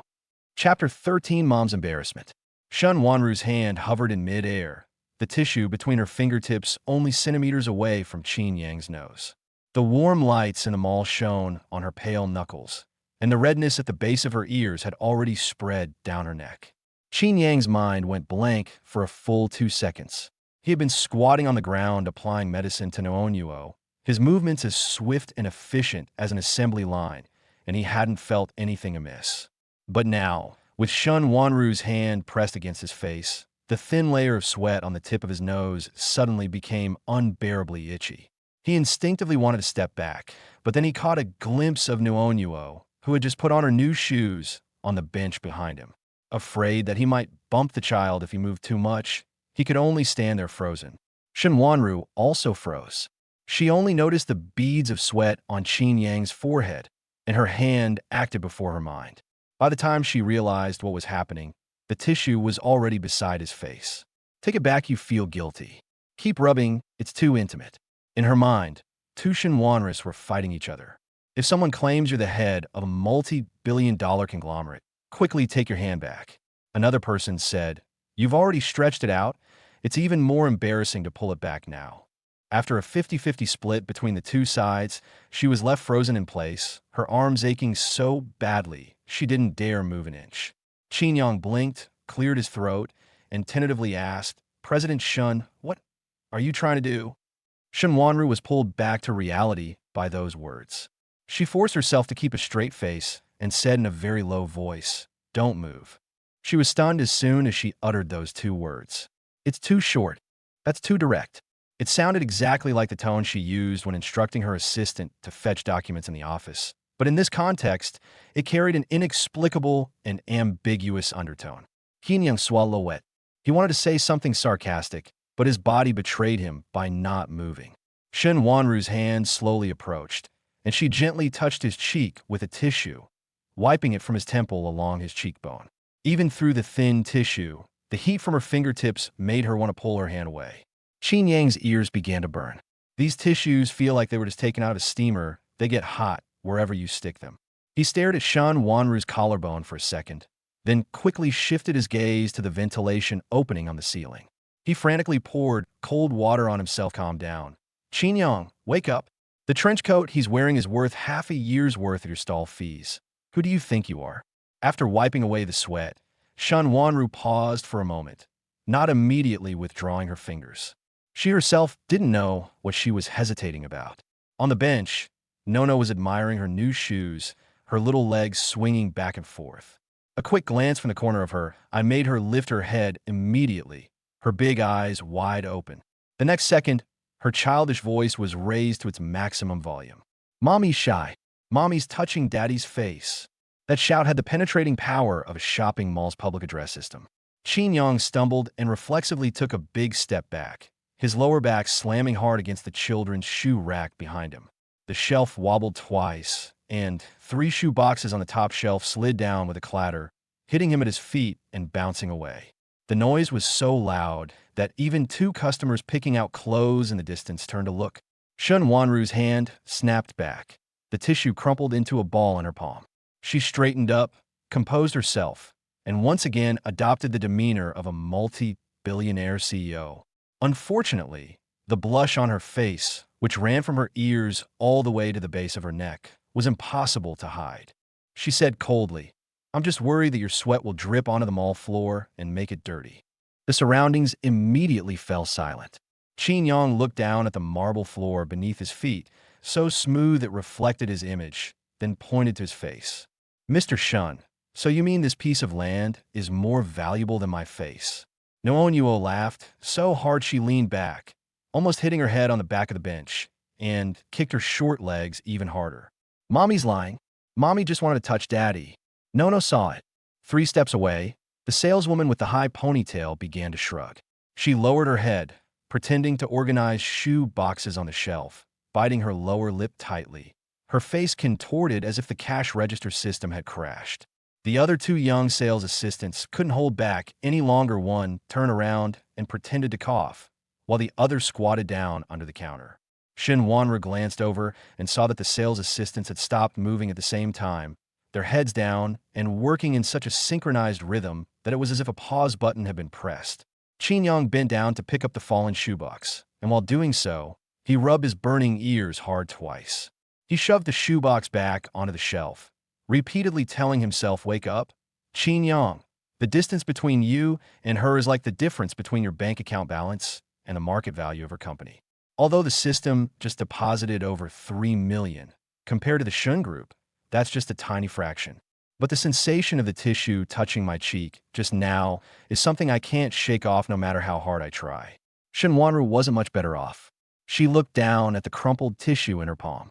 It should have been thrown into the trash can next to her, but her fingers inexplicably wouldn't loosen. She put her hand behind her back and forcibly changed the subject. "As long as the shoes fit, it's fine. Go back and have your family doctor check the wound again." Nuonyuo immediately hugged Qin Yang's arm and shook her head vigorously. "No, Daddy checked. Daddy has magic. He's 100 times better than the doctor." Seeing her daughter's unreserved trust and reliance on this man, Shun Wanru felt a strange tenderness in her heart. She couldn't explain what it was. "All I know is that this man, who reeks of cooking oil, can treat a 4-year-old child's foot injury quickly and properly, and keep Nuonyuo from shedding a single tear throughout the entire process. Her private doctor couldn't do it. Even the expensive nanny she hired couldn't do it." Shun Wanru tightened her grip on the tissue, lowered her eyes, and concealed the emotions in them. Qin Yang stuffed the last shoebox back onto the shelf, clapped his hands, and stood up. "All right, the shoes are bought. The medicine is applied. Our relationship ends here." "Dad!" Nono interrupted him, hands on her hips. "You're trying to run away again." Before Qin Yang could reply, he heard hurried footsteps behind him. The sound came from the direction of the elevator. The rapid, noisy thud of leather shoes hitting the marble floor was as dense as a hailstorm. Qin Yang turned his head. Zhao Qianyu strode out of the escalator, his right wrist wrapped with a silk scarf he'd taken from a department store as a makeshift bandage, and his left hand raised high, his index finger pointing directly in Qin Yang's direction. Behind him followed a middle-aged man in a dark gray suit with a gold nameplate pinned to his chest that read Operations Director of IFC Mall. Further on, 6 mall security guards in black uniforms lined up, their walkie-talkies still buzzing. Zhao Qianyu's face was pale and bluish, and his forehead was still covered in sweat from the pain, but his eyes were full of triumphant excitement. He suddenly stretched out his left hand, his fingertips aimed at Qin Yang's chest. It was him. He assaulted and injured someone in public at the IFC counter. Chapter 14 was hacked. Zhao Qianyu's shout echoed throughout the entire floor, startling two female customers who were picking out clothes in the mall's corridor so much that they dropped their clothes hangers. Qin Yang steadied himself by holding onto the shelf. There was still a shoebox that had fallen down and wasn't put back at his feet, and the heat from wiping sweat from his ears hadn't completely subsided. Seeing that someone was backing him up, Zhao Qianyu immediately straightened his back, pointed his finger in Qin Yang's direction, and his voice echoed throughout the children's clothing section. Director Zhang, look for yourself.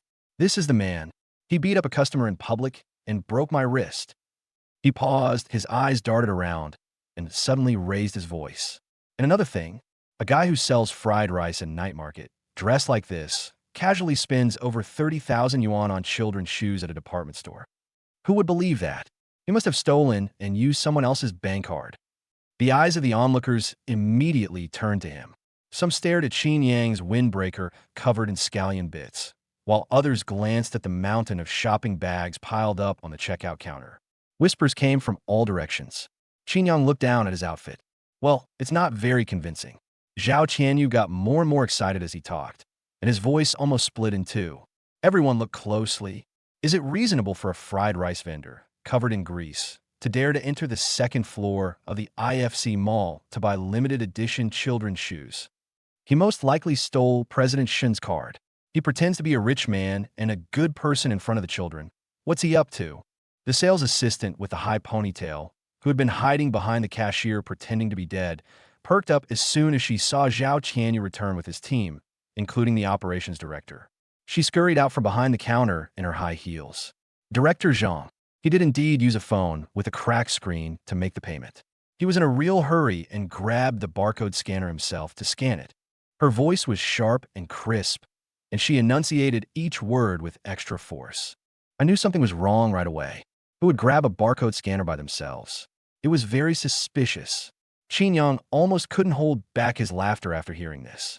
Paying with a cracked phone is equivalent to committing a crime, and scanning a QR code yourself is equivalent to fraud. If this logic were recorded and posted online, the comment section would be flooded with 100,000 suggestions for her to switch careers and become a screenwriter. Dad! Nono jumped off the bench, her new shoes making a crisp clattering sound on the marble floor. Her short legs ran incredibly fast, rushing straight to Qin Yang, her little arms outstretched, her body blocking his way. Dad's money is his own. That bad uncle lied again. That bad aunt lied too. The little girl raised her voice to the maximum.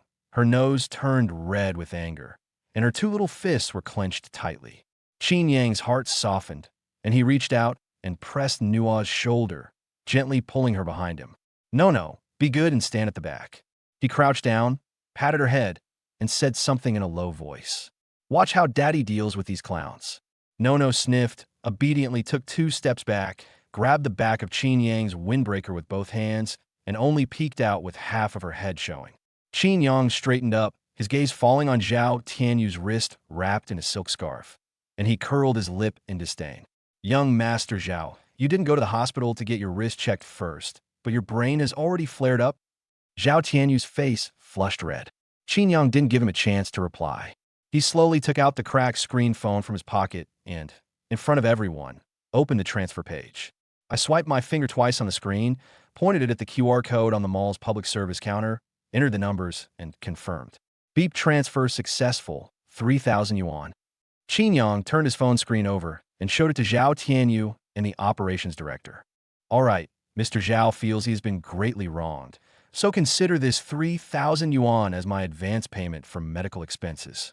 He put away his phone, pointed at Zhao Tianyu's wrist, and spoke in a tone as indifferent as if he were quoting the price of cabbage at market. I suggest you go to the orthopedics department and also to the neurology department so that the heads of the 2 departments can have a joint consultation, so you don't have to come back and embarrass yourself later. At the end of the corridor, a young mother holding a child couldn't help but burst out laughing, quickly covering her mouth with her hand. Zhao Qianyu's temples throbbed, and his teeth clenched so tightly they made a grinding sound. What he couldn't stand wasn't the 3,000 yuan, but Qin Yang's attitude of, I'm paying for the medication of a mental patient. Don't be stubborn. You surnamed Qin. Zhao Tianyu strode up to the operations director, slapped him on the shoulder with his left hand, the force of which made the director stagger. Check the security footage. Immediately retrieve all the surveillance footage from the second floor. Fraudulent use of bank cards is a criminal case. No one is leaving this building until the matter is thoroughly investigated. The operations director was visibly shaken, and even more sweat was beading on his forehead. He stood still, his gaze sweeping back and forth between Zhao Tianyu and Shun Wanru in the distance. The Zhao family has businesses in Jiangcheng, but the market value of the Shun Group is more than 10 times that of the Zhao family. The land lease for the Guojin shopping mall is held by the commercial real estate subsidiary under the Shun Group. He couldn't afford to offend Zhao Tianyu, and he certainly couldn't afford to offend Shen Wanru. Shen Wanru stood 3 steps away, watching the farce unfold. She was still clutching the crumpled tissue in her hand, her knuckles repeatedly tightening and loosening. Zhao Tianyu's offer to clean up the trash for her and Nuonyuo made her feel nauseous. She slowly put down her handbag, her black high heels clicking on the marble floor, and took 1 step, then 2, until she stood to Qin Yang's right. She didn't look at Qin Yang, but focused her gaze on Zhao Tianyu's face, her voice very low. Zhao Tianyu, haven't you made enough of a scene? Zhao Tianyu's expression froze for half a second, and his lips twitched. He stared at the image of Shan Wanru standing next to Qin Yang, and the veins on his temples throbbed even faster. Wanru, why are you still speaking up for him? Do you know you've been deceived by this kind of person? How could a penniless fried rice stall owner have over 30,000 yuan in cash? He either stole your card or the money is ill-gotten. I'm here today to expose this swindler for you. Shen Wanru's brow twitched slightly, and her lips tightened slightly. She didn't respond to Zhao Tianyu again, but turned her head to look at the operations director. Director Zhang. With just 2 words, Director Zhang immediately bent over at a 15-degree angle. Mr. Shun, please speak.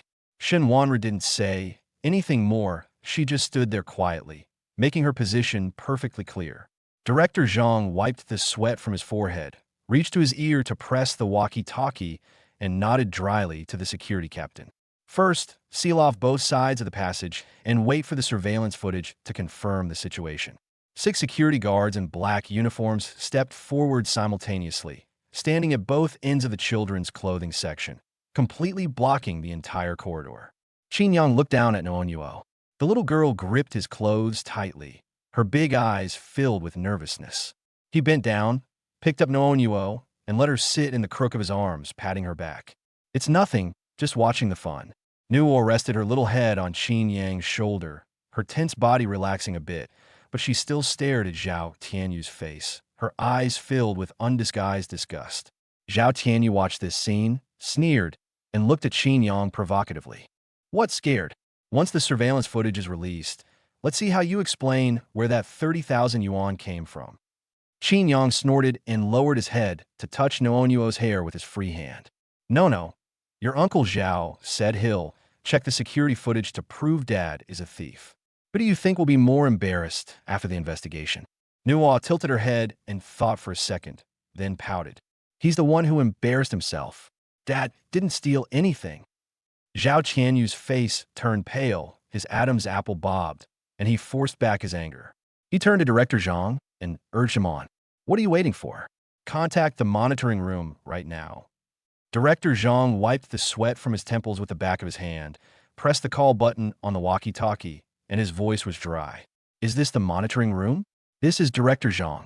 Please retrieve the surveillance footage from the children's shoe section on the 2nd floor for the past hour and send it back to my terminal immediately. The walkie-talkie crackled for 2 seconds. Then a young male voice came from the other end, his tone clearly hesitant. Director Zhang, the surveillance cameras at the children's shoe counter on the 2nd floor were hacked 15 minutes ago. There are no recordings now, and even the backups are gone.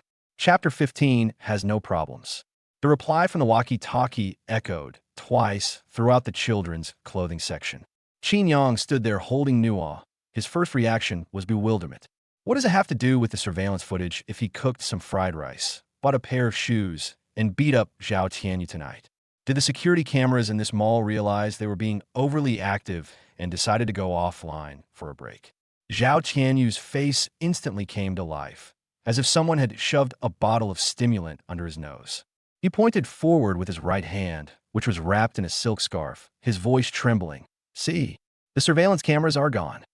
This kid must have been feeling guilty and had someone tamper with things beforehand. Just as Qin Yang frowned, his left sleeve was lightly touched.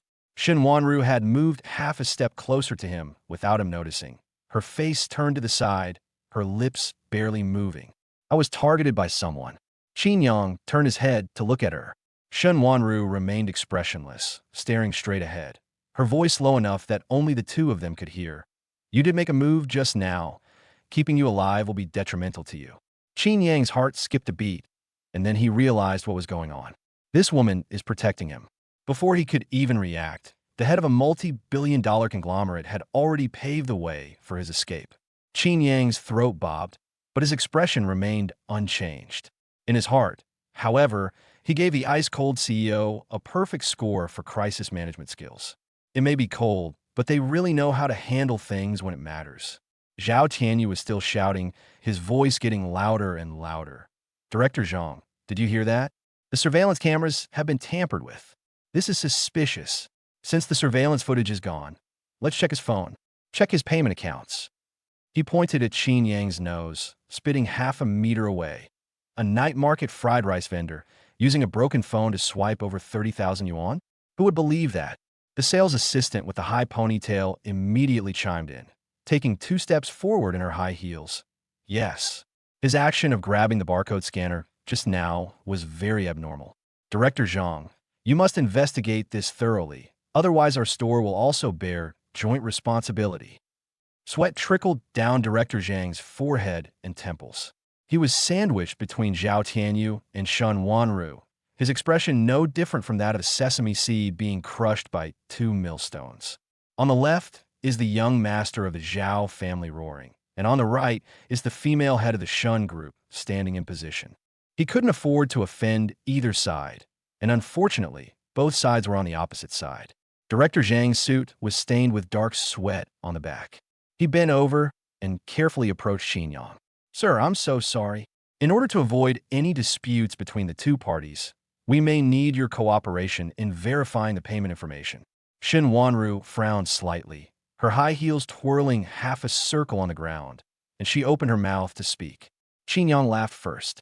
He helped Nonyuo sit down on the bench, rubbed her head, and took out the phone, cracked like a spider web from his pocket. Okay, I'll check. He shook his phone screen, his gaze passing over Director Zhang and landing on Zhao Tianyu's face. If I don't get to the bottom of this for young Master Zhao today, he won't be able to sleep soundly, and he'll still be calling me Dad in his dreams. A few suppressed laughs came from the end of the corridor, and a young mother, holding a baby, quickly buried her face behind the child's head. Zhao Tianyu's temples throbbed twice, and he squeezed out 3 words through gritted teeth. Stop talking nonsense. Qin Yang opened the text message page. He was actually doing a final check in his mind. The money transferred by the system went through a bank deposit channel, and the source showed that it was from a fund payment channel, just like a regular investment return. No problem can be found. The latest bank text message pops up at the very top of the screen. Qin Yang held his phone up horizontally, with the screen facing Director Zhang. Account ending in XXXX received a transfer of 3,460,000 renminbi at 22:17 today, leaving a balance of 3,503,876 renminbi and 42 cents. When Director Zhang reached for the phone, his wrist trembled and he almost dropped it. He stared at the string of numbers on the screen 3 times, his Adam's apple bobbing up and down, and the professional fake smile on his face completely crumbled.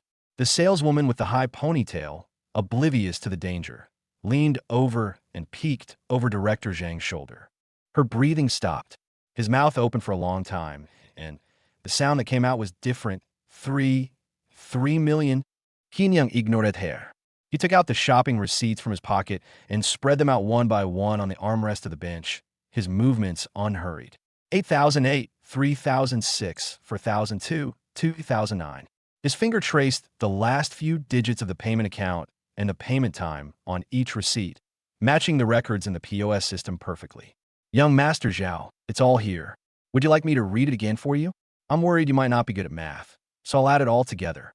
Nono puffed out her little chest on the bench, propped herself up with her two little hands, and looked up to add insult to injury. Daddy didn't steal. Daddy is super rich. She paused, tilted her head to look at Zhao Tianyu, and spoke in a childish voice, but with clear words. He's much richer than that, bad uncle. Two young customers nearby were already covering their mouths, their shoulders shaking uncontrollably. Zhao Tianyu's face changed from green to white and then back to green, the color shifting more rapidly than the silk scarf on his wrist. He stared intently at the receipt and the text message interface, frantically searching his mind for any flaws. 3 seconds later, he found what he thought was a lifeline. SMS messages can be faked too. Zhao Tianyu's voice rose an octave, and the veins on his forehead throbbed. There are photo editing apps everywhere these days. Who knows if you've prepared a fake screenshot beforehand? He became more and more agitated, speaking so fast that his tongue seemed to be tied in knots. And these receipts, any street-side print shop can print them. Do you think everyone's stupid?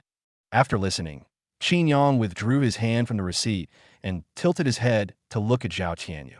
That expression is like when you encounter someone on the street who is determined to prove that the earth is flat. You're too lazy to argue with him, but you also find his earnestness quite amusing. Okowo. Qin Yang raised his hand, swiped his index finger twice on the cracked screen of his phone, and opened the login page of the bank app. Come on, open the bank app right here and check my account balance. He held his phone face up to Director Zhang and Zhao Tianyu, not even covering his fingers as he entered the password. See it with your own eyes, real-time balance, direct connection to the bank's database. He paused for a moment, then the corners of his mouth turned up slightly. So that young master Zhao doesn't think the whole world is playing along with me. Director Zhang's hands were trembling. He even held his breath when he took the phone. Zhao Tianyu squeezed his way to Director Zhang's side in 3 quick steps, leaned in close, and stared intently at the shattered screen. The saleswoman with the high ponytail stood on tiptoe and craned her neck behind her. The 6 security guards looked at each other, and the leader subconsciously took half a step forward. Qin Yang stood with his arms crossed over his chest, leaning against the armrest of the bench. The app took 2 seconds to load. Fingerprint verification successful. The moment the balance page popped up, Zhao Tianyu's pupils shrank to the size of pinpoints, and he staggered back a step. Nuon Yuo poked her little head out from behind him, her eyes fixed on Zhao Tianyu, and she was counting softly 1, 2, 3. She was counting the number of times Zhao Tianyu's face changed color. Chapter 16. Compensation completed. Apology given. Director Zhang stared fixedly at the screen, now shattered into a spiderweb pattern. The mobile banking balance page is white with black text, and the number is so large that it takes up half the screen, 3,503,876.42.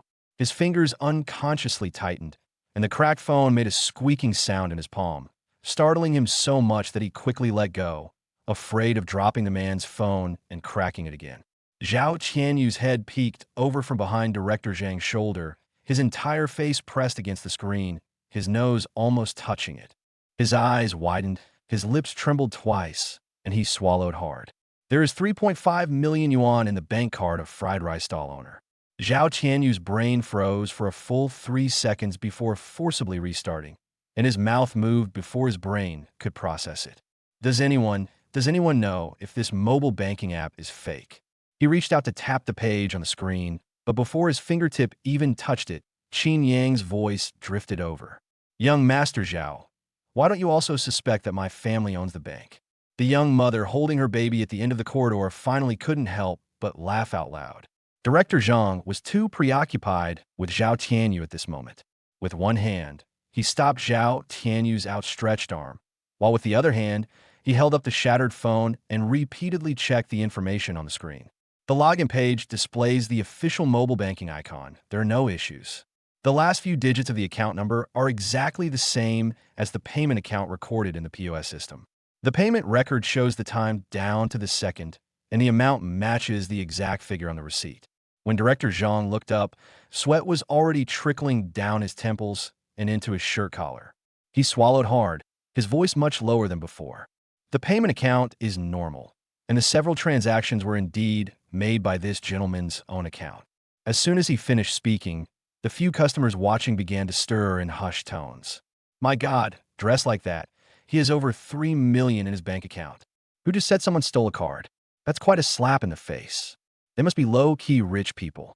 I've seen videos like this on TikTok. I never thought they actually existed in real life. Nono sat on the bench, her two short legs, clad in new shoes, swinging back and forth.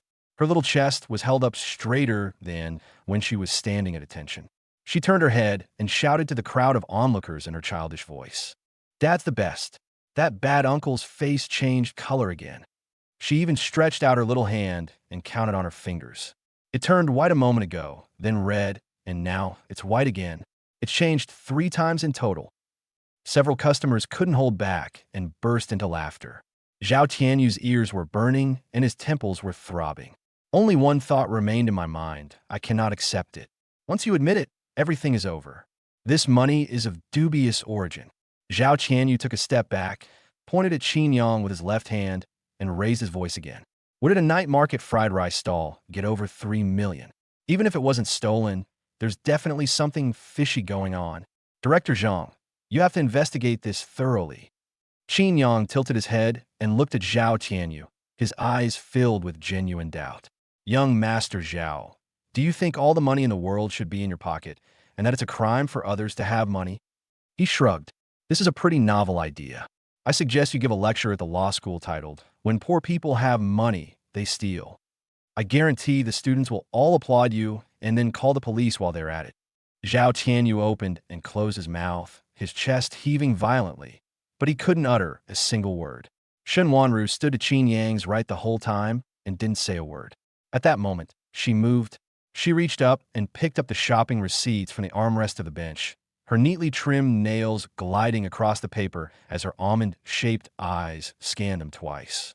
The payment time, amount, and last 4 digits of the account number on the receipt matched the records in the POS system perfectly.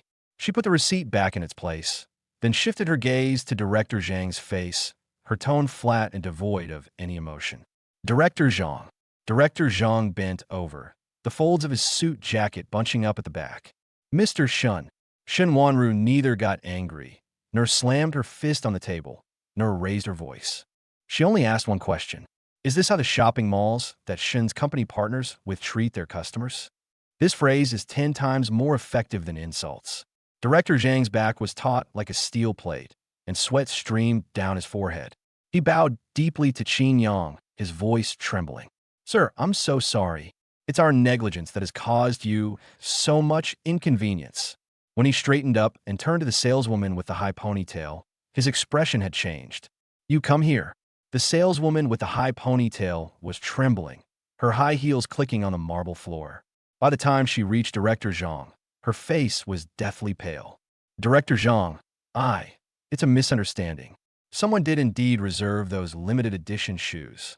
Who told you to reserve it? Director Zhang's voice was so low that only he and the sales assistant could hear it. The surroundings were so quiet that even the hum of the air conditioner was clearly audible, and every word escaped. The saleswoman with the high ponytail trembled slightly, her gaze unconsciously drifting towards Zhao Tianyu. The young sales assistant next to him, who had been cowering behind the cashier like a quail, panicked the moment she saw the girl with the high ponytail glancing in Zhao Tianyu's direction. She knew better than anyone else that if Gao Mawei blamed everything on the store's rules, all the sales assistants present would have to take the blame as well. The young sales assistant stood up from behind the counter, her voice urgent and rapid. Manager Zhang, it's not a store rule. Her finger pointed directly at Zhao Tianyu. It was young Master Zhao who came over last week to give us the instructions, telling us to keep those limited edition shoes and not to sell them to anyone who wants to buy them.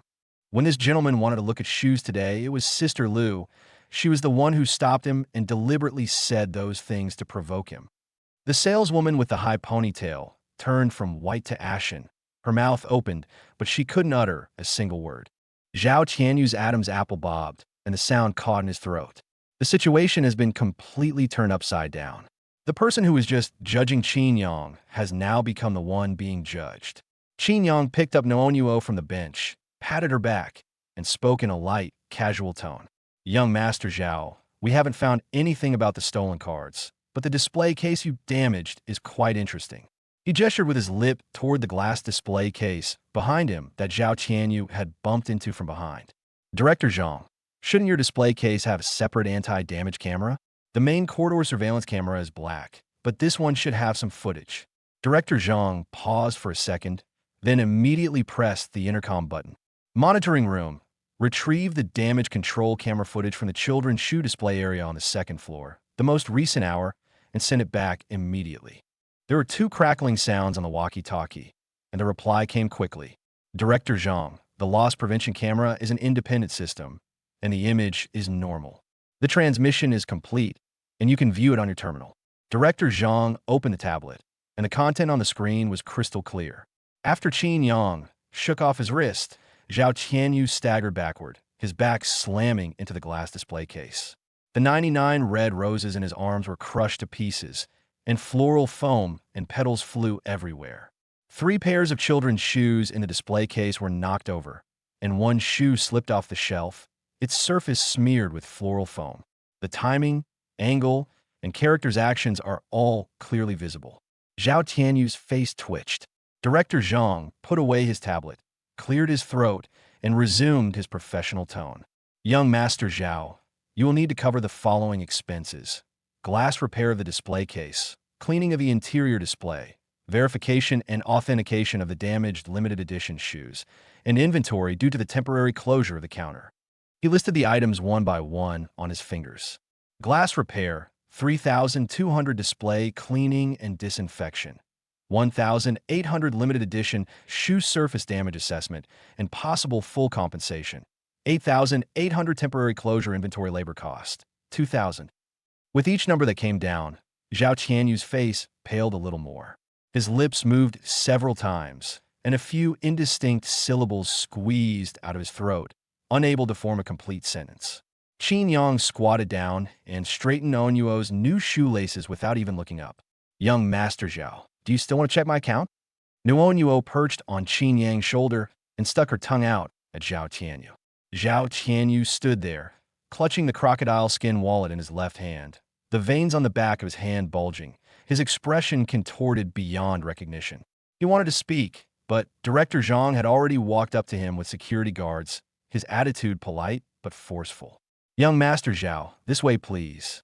Let's go to the service desk to complete the compensation procedures. Zhao Tianyu was half carried, half helped by 2 security guards towards the service desk, his steps heavy. He paused for a second as he passed Qin Yang, his lips trembling, before he forced out 3 words with a fierce expression. Just you wait. Qin Yang didn't even lift his eyelids. The sound of Shun Wanru's high heels came from behind her, and she stopped slowly in front of Zhao Tianyu. Don't rush off. Zhao Tianyu raised his head. There was no anger or disdain in Shun Wanru's peach blossom eyes, only a chilling calm. She spoke, her voice low, but each word clear and forceful. After making the compensation, apologized to Qin Yang and Nuonyuo. Chapter 17, Daddy. Shall we go home with Nono? Shin Wanru's voice wasn't loud. It couldn't be drowned out by the hum of the mall's central air conditioning. But everyone present heard it clearly. Zhao Tianyu stopped in front of the service counter, his whole body frozen. He moved his lips twice, trying to pretend he hadn't heard, but the security guards on both sides had already silently blocked his escape route. Director Zhang smiled and handed him a compensation list, her voice as polite as could be. Mr. Zhao, glass repair, 3,200, display cleaning and disinfection, 1,800, limited edition shoe surface damage assessment, and full compensation, 8,800, temporary closure inventory, 2,000, total 15,800. Please confirm by scanning the QR code. Zhao Tianyu gritted his teeth, his right hand, wrapped in a silk scarf, clenched into a fist. He leaned closer to Director Zhang, lowered his voice, and squeezed out, "Do you know who my father is?" Director Zhang's smile remained unchanged, but his gaze unconsciously drifted toward Shen Wanru. Sweat immediately seeped out again on my back. He pushed the payment QR code forward half an inch. I know, so we absolutely can't let the young master of the Zhao family owe the mall such a small amount of money, right? Several onlookers at the corner of the corridor couldn't help but burst out laughing, and one uncle even slapped his thigh. Zhao Tianyu's facial muscles twitched twice, and the color of his face changed from blue to red, then from red to purple, switching 3 shades in a second. He froze for a full 5 seconds before finally pulling his phone out of his suit pocket with trembling left hand and opening the payment page. I had to tap the screen 3 times before I could enter the correct password. B payment received, 15,800 yuan. The notification sound was particularly crisp in the quiet corridor. Qin Yang stood 3 meters away, holding Nuon Yuo, watching the whole thing unfold. He was about to laugh, but he forced himself to hold it back. It's not that I don't want to laugh, it's that I'm afraid laughing out loud will make me seem petty. After scanning the code, Zhao Tianyu put his phone back in his pocket and turned to leave. There's one more thing. Shen Wanru's voice came from behind, unhurried. Zhao Tianyu stopped in his tracks. He didn't turn around, his shoulders were taut, and the fabric of his suit jacket was stretched so tight that it creased at the back. Shen Wanru didn't repeat herself. She just stood there, her gaze fixed on the back of Zhao Tianyu's head. Quiet. The entire corridor was completely silent. The onlookers and security guards all fell silent, and even Director Zhang held his breath. Everyone is waiting. Zhao Tianyu's shoulders twitched twice, his neck slowly turned, and his lips pursed into a line. He stared at the ground, his Adam's apple bobbing up and down, and a series of indistinct breaths escaped his throat. "I'm sorry." After saying those 3 words, he took 2 steps back, his eyes fixed on the marble floor beneath his feet. Before Qin Yang could even speak, Nuon Yuo was already unhappy. The little girl peeked halfway out of Qin Yang's arms, put her little hands on her hips, and kicked her new pink shoes twice in the air. "Not at the floor. I'm saying it to Dad and no." Her sweet, childlike voice was crisp and loud, and could be heard clearly throughout the entire floor. "Look at Daddy. Mommy said you can't look people away when you apologize." Several bursts of barely suppressed laughter came from the crowd. A young mother whispered to the person next to her, "Isn't this young lady a miniature version of the president of the Shen Group? She has such a commanding presence." Zhao Tianyu's face turned bright red, from the base of his neck all the way to his hairline. He raised his head, barely meeting Qin Yang's eyes, and spat out each word through clenched teeth. "I'm so sorry." Qin Yang tilted his head and nodded seriously. "Not bad. Young Master Zhao has learned to apologize today. Those 3,000 in medical expenses weren't wasted." He paused for a moment, then added another sentence. "I suggest you go home and write it down in a notebook so you don't forget it next time and have to learn it on the spot." Zhao Tianyu's eyes twitched 3 times, and the crocodile skin wallet he was holding in his left hand was squeezed out of shape. He shook off the hands of the sales assistants on both sides, strode toward the elevator, took 3 steps, then stopped, turned around, and said something. "You surnamed Qin, just you wait." Qin Yang didn't even raise an eyebrow. "Take care, Mr. Zhao. Remember to see an orthopedist about your wrist and get an appointment with a specialist." Zhao Tianyu staggered slightly, but without turning back, he quickened his pace and disappeared at the escalator entrance. Qin Yang watched the figure disappear completely, then looked down at Nuon Yuo in his arms. The little girl smiled, revealing 2 tiny tiger teeth, and waved her 2 little fists in the air twice. The bad uncle ran away. Dad turned the tables and won. Qin Yang reached out and flicked her forehead. "What's this talk of winning or losing? I've never lost before." The saleswoman with the high ponytail had been standing 3 steps away for a long time before finally moving over. She walked unsteadily in her high heels, bending at almost a 90-degree angle as she approached Qin Yang. "Sir, I'm so sorry my attitude was off just now. I shouldn't have." Her voice trembled violently, and the last part of her sentence fell apart. Qin Yang didn't look at her, his gaze was fixed on the bronze plaque on the wall behind her. Those 4 words, "Treat everyone equally." He looked away and said calmly, "Just remember that. Next time, don't judge a person by their clothes. Someone wearing a windbreaker isn't necessarily poor, and someone wearing a suit isn't necessarily a good person." The saleswoman with the high ponytail blushed to her ears, nodded her head vigorously, and retreated behind the counter, never daring to look up again. The storm has passed. The crowd began to disperse, some of them frequently turning back to look at Qin Yang, their eyes full of curiosity. Nuon Yuo twisted off Qin Yang's arms, her pink little leather shoes landing on the marble floor with a crisp clatter. She circled Qin Yang twice, then ran 3 steps away, and then ran back, her new shoes leaving small arcs on the ground. "Dad, look. It doesn't rub anymore. It doesn't hurt at all." She spread her arms wide, tilted her head back, and laughed so hard her little face scrunched up. These shoes are better looking than any of Nono's previous shoes. Qin Yang squatted down and pinched her cheek. From now on, you're not allowed to run around in shoes that rub your feet anymore, understand? I heard you, I heard you. Nono nodded obediently, then tiptoed and twirled around, her skirt fluttering, her steps light and quick, as if she were about to fly. Shun Wanru stood 5 steps away, still holding the shopping bags in her hands. She watched her daughter running around Qin Yang, her laughter echoing in the empty corridor. Nono hadn't laughed like that in a long time. She would never smile like that, whether a nanny or a babysitter was there. Shun Wanru loosened her grip on the shopping bag handle, then tightened it again, her gaze lingering on Qin Yang's back for 2 seconds. Qin Yang straightened up, preparing to take the remaining bags from beside Shun Wanru's feet. The system panel in my mind suddenly popped up. Ding! Overall assessment. This purchase satisfied the child's clothing needs, successfully treated the foot injury, brought the child's mood to its peak for the day, and resulted in excellent parent-child interaction. Reward 1. Parent-child communication skills beginner integrates cognitive memory, enhances the host's ability to perceive children's emotions, and increases communication efficiency. Reward 2.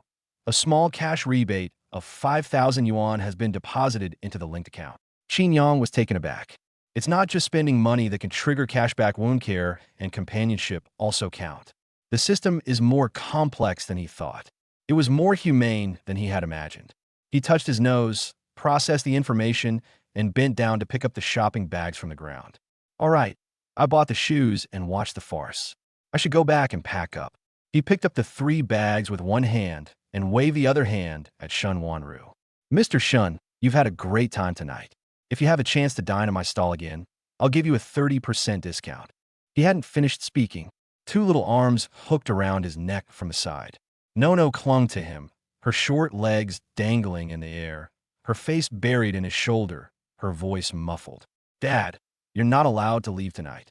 Qin Yang stopped moving. Nono lifted her face off his shoulder, her big eyes still glistening with the tears from her earlier laughter, her lips slightly pouting. Nono doesn't want her dad to leave. Daddy, let's go home together, okay? Chapter 18. Nono won't sleep after Daddy leaves. Nuonyuo wrapped her 2 little arms around Qin Yang's neck, hanging on him with her legs off the ground. Qin Yang was carrying 3 shopping bags in his left hand and a plastic bag from the pharmacy in his right. His neck was bent forward from the tightness of the bag, making it difficult for him to breathe. No, loosen your grip a bit. You're making Daddy look like a giraffe. Nuabu Song buried her face even deeper in his shoulder and mumbled, No, Daddy won't come back once he leaves. Qin Yang stopped moving. These words, though seemingly light, weighed heavily on his heart. The parent-child communication techniques he had just incorporated came into play at this moment, not some mysterious superpower, but simply a much sharper perception of his child's emotional changes. Nono's fingers clenched so tightly on his collar that they turned bloodless. Her body was trembling, and her heart was beating much faster than normal.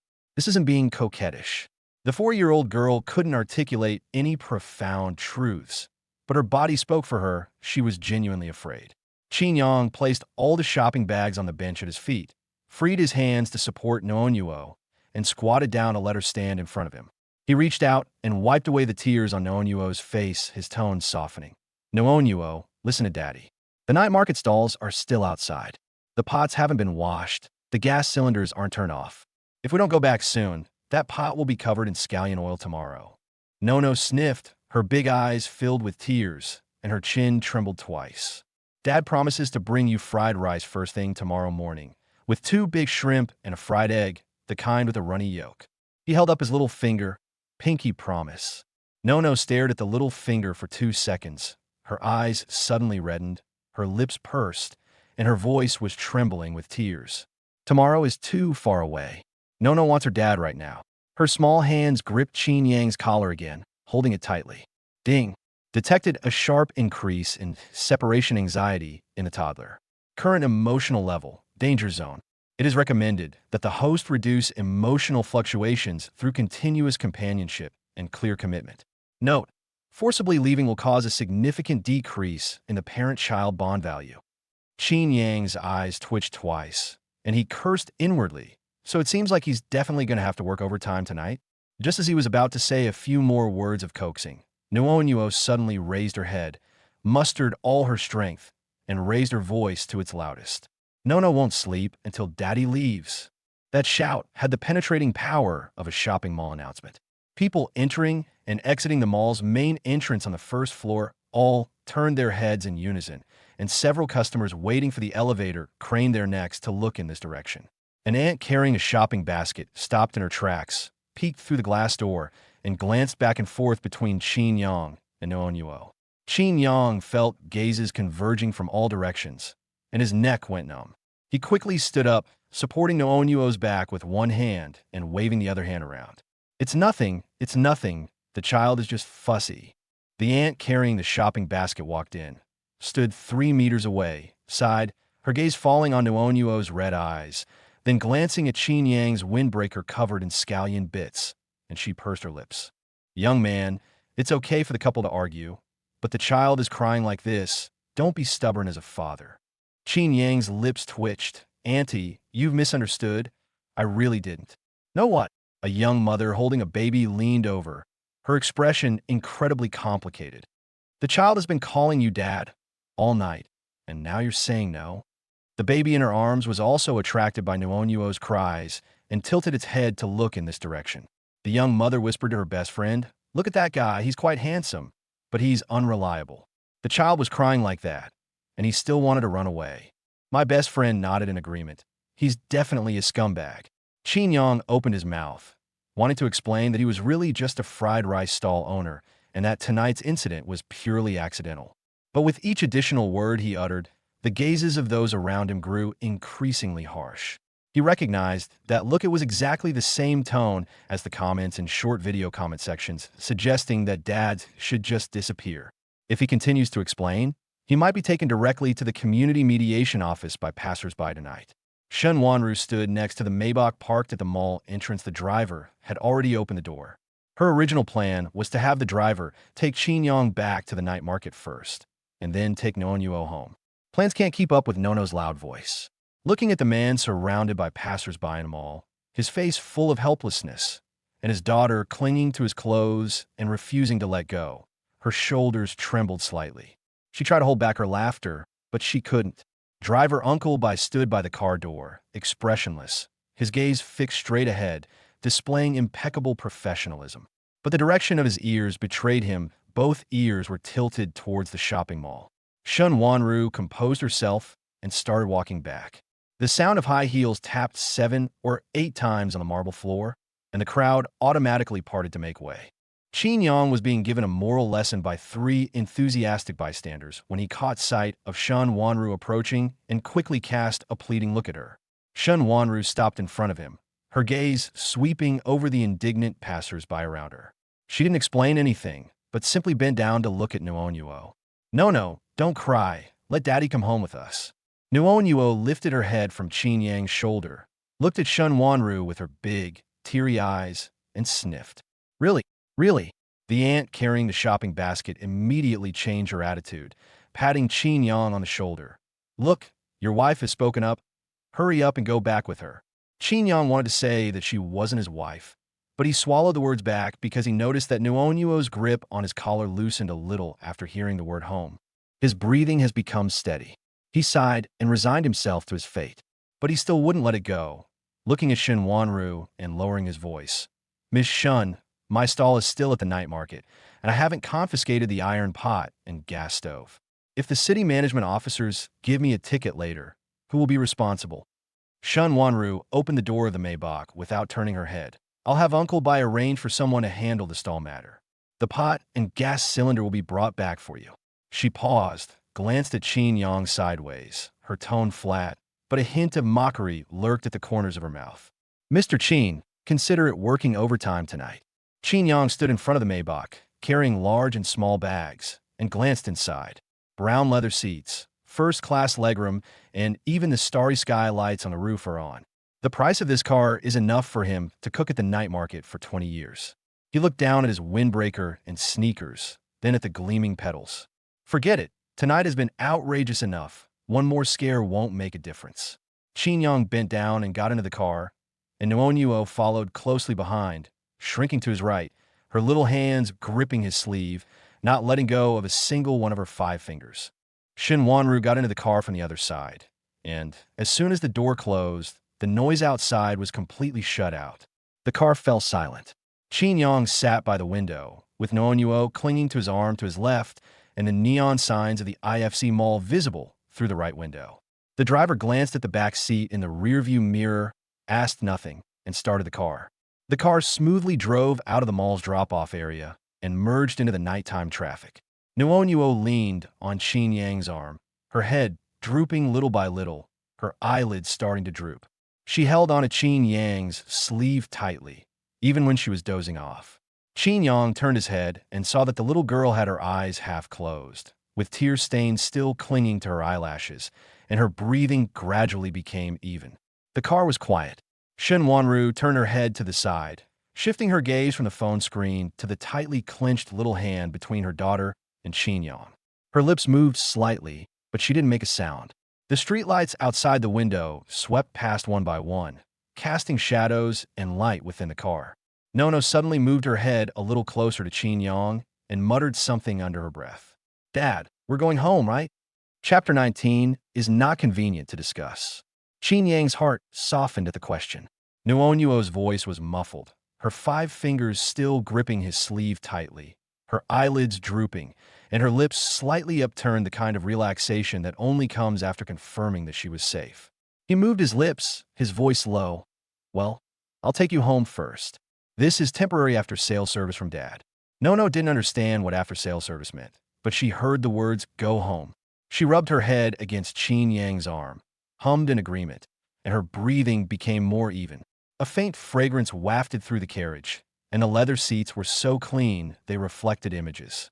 Qin Yang glanced down at his windbreaker oil spots, bits of chopped scallions, and a stain that looked like dark soy sauce.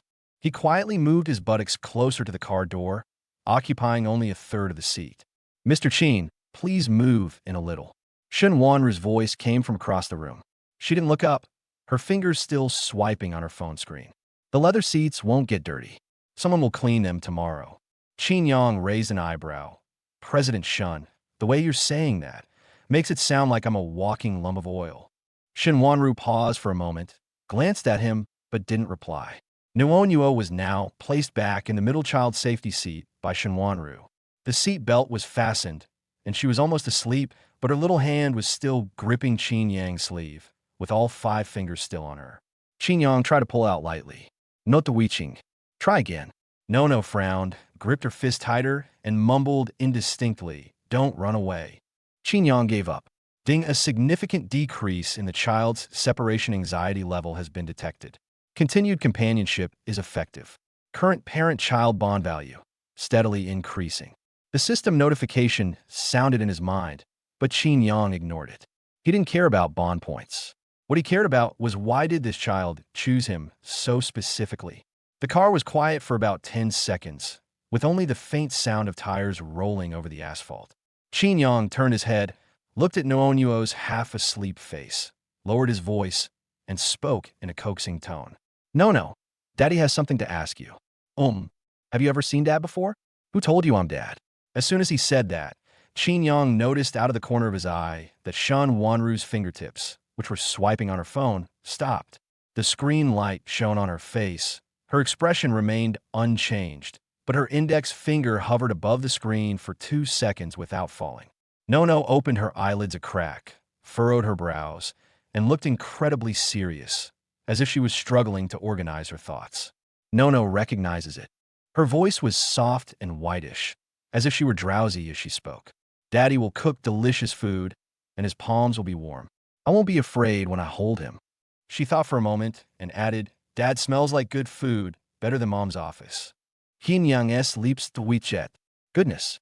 While others rely on paternity tests to identify their fathers, she did it by eating fried rice with eggs. The paternity testing standards for this child were learned from a food channel. He suppressed a laugh, turned to look at Shun Wanru, and carefully considered his words. "Mr. Shun, is there something going on with the child's biological father?" The carriage fell silent. Shun Wanru's aura of being unapproachable has returned. Her phone screen automatically dimmed, and she leaned back in her seat, her gaze shifting to the streetlights rushing past the car window. She spoke after 3 or 4 seconds. Nono's birth circumstances were rather special. The tone was flat, with each word spaced apart. There are some things that are not convenient to discuss right now. Qin Yang understood, don't ask anymore. He immediately swallowed the question that was about to come out and mentally warned himself. He told himself not to overthink it or get caught up in it. You, Qin Yang, are just a fried rice stall owner. Tonight, you're at most a temporary stay-at-home dad forced to work overtime. The family affairs of that billionaire CEO have nothing to do with you. But the question in my mind still lingered. A 4-year-old child cannot simply recognize a stranger as his father out of thin air. Where exactly did she see him before? Or is it, Dad? Nua's voice pulled him out of his thoughts. Qin Yang looked down and found that the little girl had opened her eyes again at some point, her 2 big eyes looking at him with bright eyes. Dad is telling Nono a story.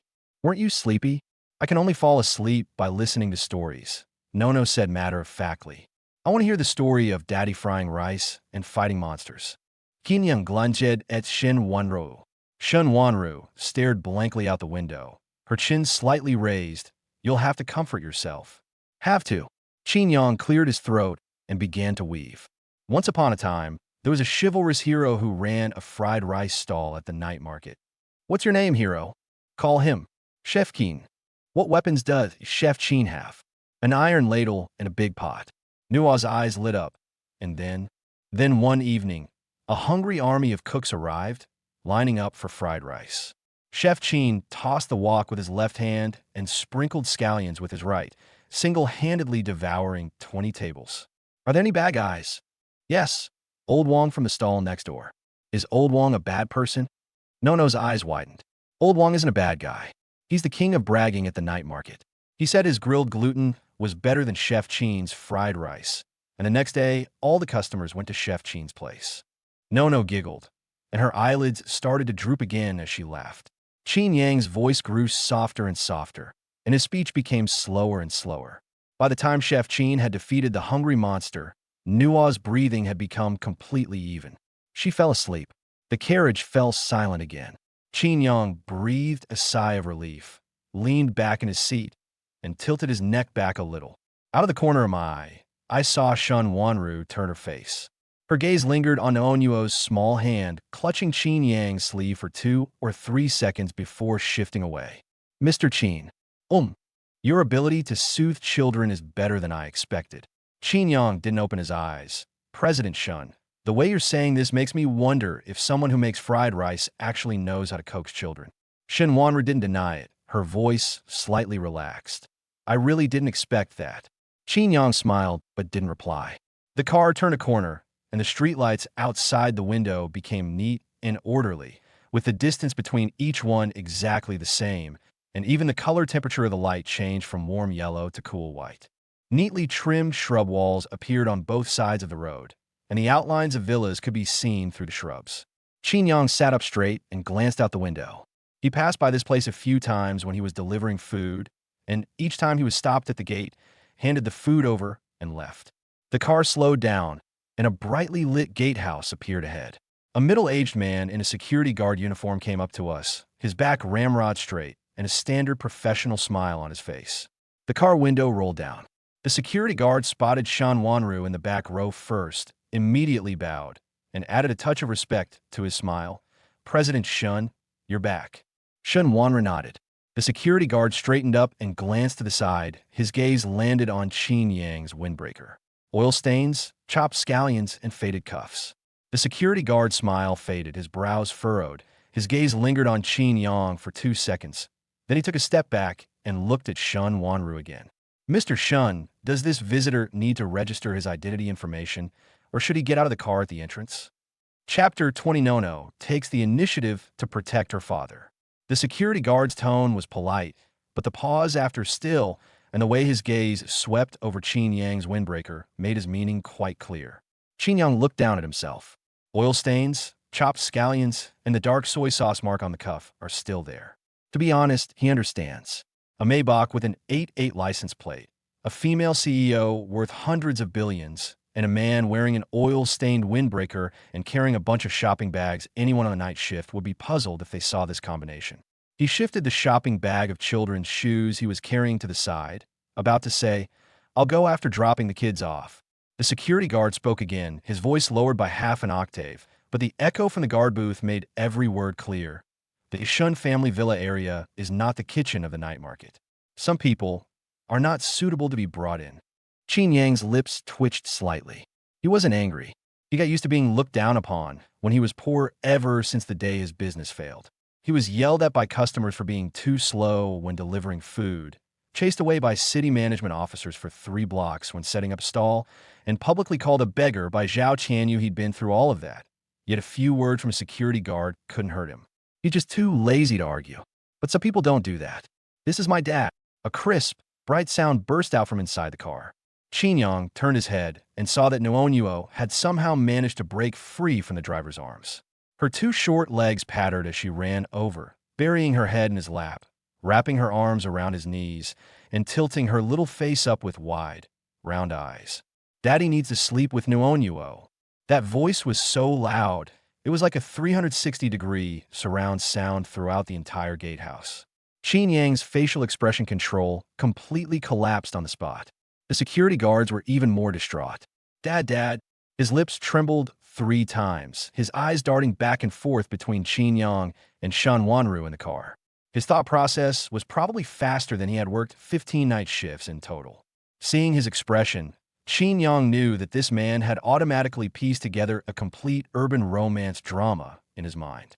"Don't get me wrong, I'm just a temporary replacement." Before he could finish speaking, Nuonyuo hugged him even tighter, rubbed her little head against his leg a couple of times, and added, "Mommy promised Daddy will come home tonight." Qin Yang's lips twitched twice, and he swallowed the rest of his sentence. "Okay, it's hard to explain. The more you try to explain, the worse it gets." He glanced at Shan Wanru out of the corner of his eye. This female CEO, worth hundreds of billions, was standing by the car door, the color of her ears visibly spreading to her cheeks. Her lips parted slightly, then closed again, her fingers gripping the car door handle, her knuckles turning slightly white. The security guard looked at Shan Wanru cautiously, his face full of "give me a straight answer" expressions. Shan Wanru took a deep breath. She didn't look at Qin Yang or the security guard. Her gaze fell on Onyuo's small hands that were tightly hugging Qin Yang's leg. Her knuckles were white, and the same tightness she used when she was asleep, clutching his sleeve. 2 seconds later, Shan Wanru looked away and turned to the security guard, uttering 2 words. "Open the door." The voice wasn't loud, and the pace of speech wasn't fast, but the security guard immediately bent over. "Yes, Mr. Shun. I'll start right away." He frantically tried to press the switch on the railing, rattling off a string of words. "I was just following the procedure. I didn't mean anything by it. Please don't take it to heart. Hey, Mr. Qin, there's doing the steps at night. Please be careful when you walk."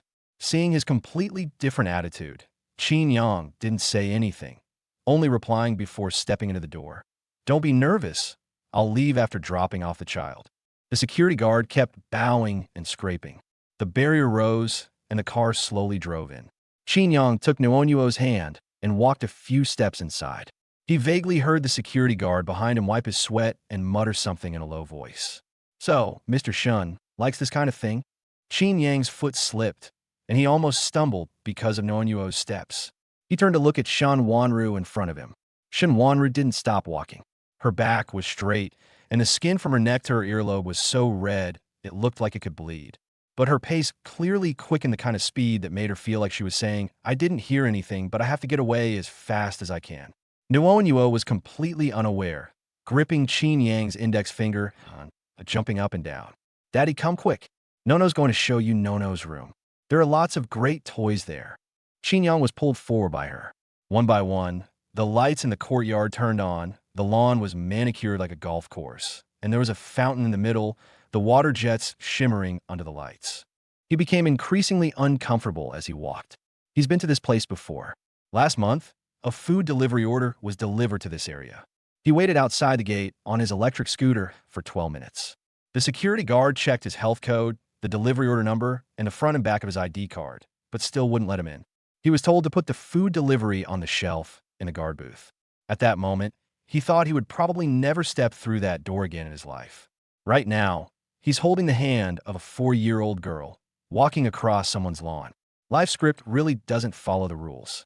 Ding, the baby's emotional state has returned to a safe range, and separation anxiety continues to decline. The companionship behavior is effective, and the parent-child bond is steadily increasing. The system's voice rang in his mind. Qin Yang glanced at it and found that no cashback had been triggered. He actually felt a little more at ease. At least this system has some conscience. It doesn't start calculating money as soon as he steps into someone's mansion. Dad, hurry up. Nono tugged at his finger hard. What's the rush? Your house isn't going to run away. But Nono wants to show Daddy the little rabbit, a white one, with such long ears. She stretched out her other hand to gesture, almost falling over in the process. Qin Yang quickly helped her up, walking without looking where you're going. Who do you take after? Like Dad. I walk very steadily. Mom said Dad just knocked over a shelf in the mall. Qin Yang's lips twitched slightly, and he decided not to argue with a 4-year-old. Shen Wanru slowed her pace, seemingly waiting for them to catch up. Her silhouette appeared sharply defined under the courtyard lights, her high heels clicking on the stone pavement with a more steady rhythm than before. Qin Yang walked to her side, keeping a distance of about 1 meter. Mr. Shun, I saw that Noonyuo's emotions had stabilized after she was taken home, so let's go inside and talk. Shin Wanru didn't turn her head, her tone returning to its usual businesslike indifference. If she cries again after you leave, I'll still have to deal with it. Qin Yang opened his mouth, then closed it again. Okay, she's right. We've arrived at the main gate of the villa. The 2 solid wood doors were open, and the lights in the entryway were on, casting a warm glow that illuminated the marble floor of the porch. A row of people stood inside the door, all in dark blue uniforms, with their hands folded in front of them in a standard welcoming posture. The woman in the lead was around 50 years old, with a round face and a sturdy build. She wore a white apron, and her hair was neatly pinned up at the back of her head. She looked like the kind of woman who had managed household chores her whole life, and whose word was law. When she saw Shan Wanru in Noonyuo, a smile immediately spread across her face, and she was about to greet them. Then her gaze passed over Shin Wanru's shoulder and landed on Qin Yang. That smile looked like it had been paused. Gradually bring it under control. Her gaze swept from Qin Yang's windbreaker to his sneakers, then to the pile of shopping bags in his hand, and finally landed on Noonyuo's small hand that was tightly gripping his fingers. Then she raised her face, looked at Shin Wanru, and her lips moved. Mr. Shun, who is this? Noonyuo rushed over first, grabbed Qin Yang's finger, raised her little face, and spoke loudly. Aunt Wang, this is my dad. He's staying at our house tonight. Wang Ma's expression remained fixed on her face, her eyelids twitching 3 times. The row of nannies behind her all lowered their heads, their shoulders trembling. Chapter 21. How many wontons can you eat? After all, Wang Ma was an old woman who had been supporting the Shun family for over a decade. She only paused for less than 3 seconds before regaining her composure. A smile returned to her face as she reached out and took the shopping bags from Qin Yang's hands, saying politely, Mr. Qin, thank you for your trouble. I'll take these. His gaze swept over the oil stains on his windbreaker, the dried sock stain on the cuff, and the loose threads on his sneakers. It didn't linger for long, but it was enough for Qin Yang to understand what was going on. Qin Yang remained silent. He was too lazy to explain, and there was nothing to explain anyway. A poor boy who runs a night market stall is dragged into the home of a billionaire CEO by a 4-year-old girl. Anyone would think twice if they encountered such a situation. He just wanted to get Noonyuo to sleep and leave quickly. The iron pot at the night market was still at Lao Wang's stall, and he had to open for business again tomorrow. Daddy, look at this. Nono tugged at his index finger and led him into the entryway. As they passed the shoe cabinet, she patted the cabinet door with her free hand. These are all Nono's shoes, but none of them are as nice as the ones Daddy bought. Qin Yang was pulled inside by her. Out of the corner of his eye, he saw Shun Wanru following 2 steps behind. She didn't say anything, but her eyes were fixed on the way Noonyuo grabbed his finger.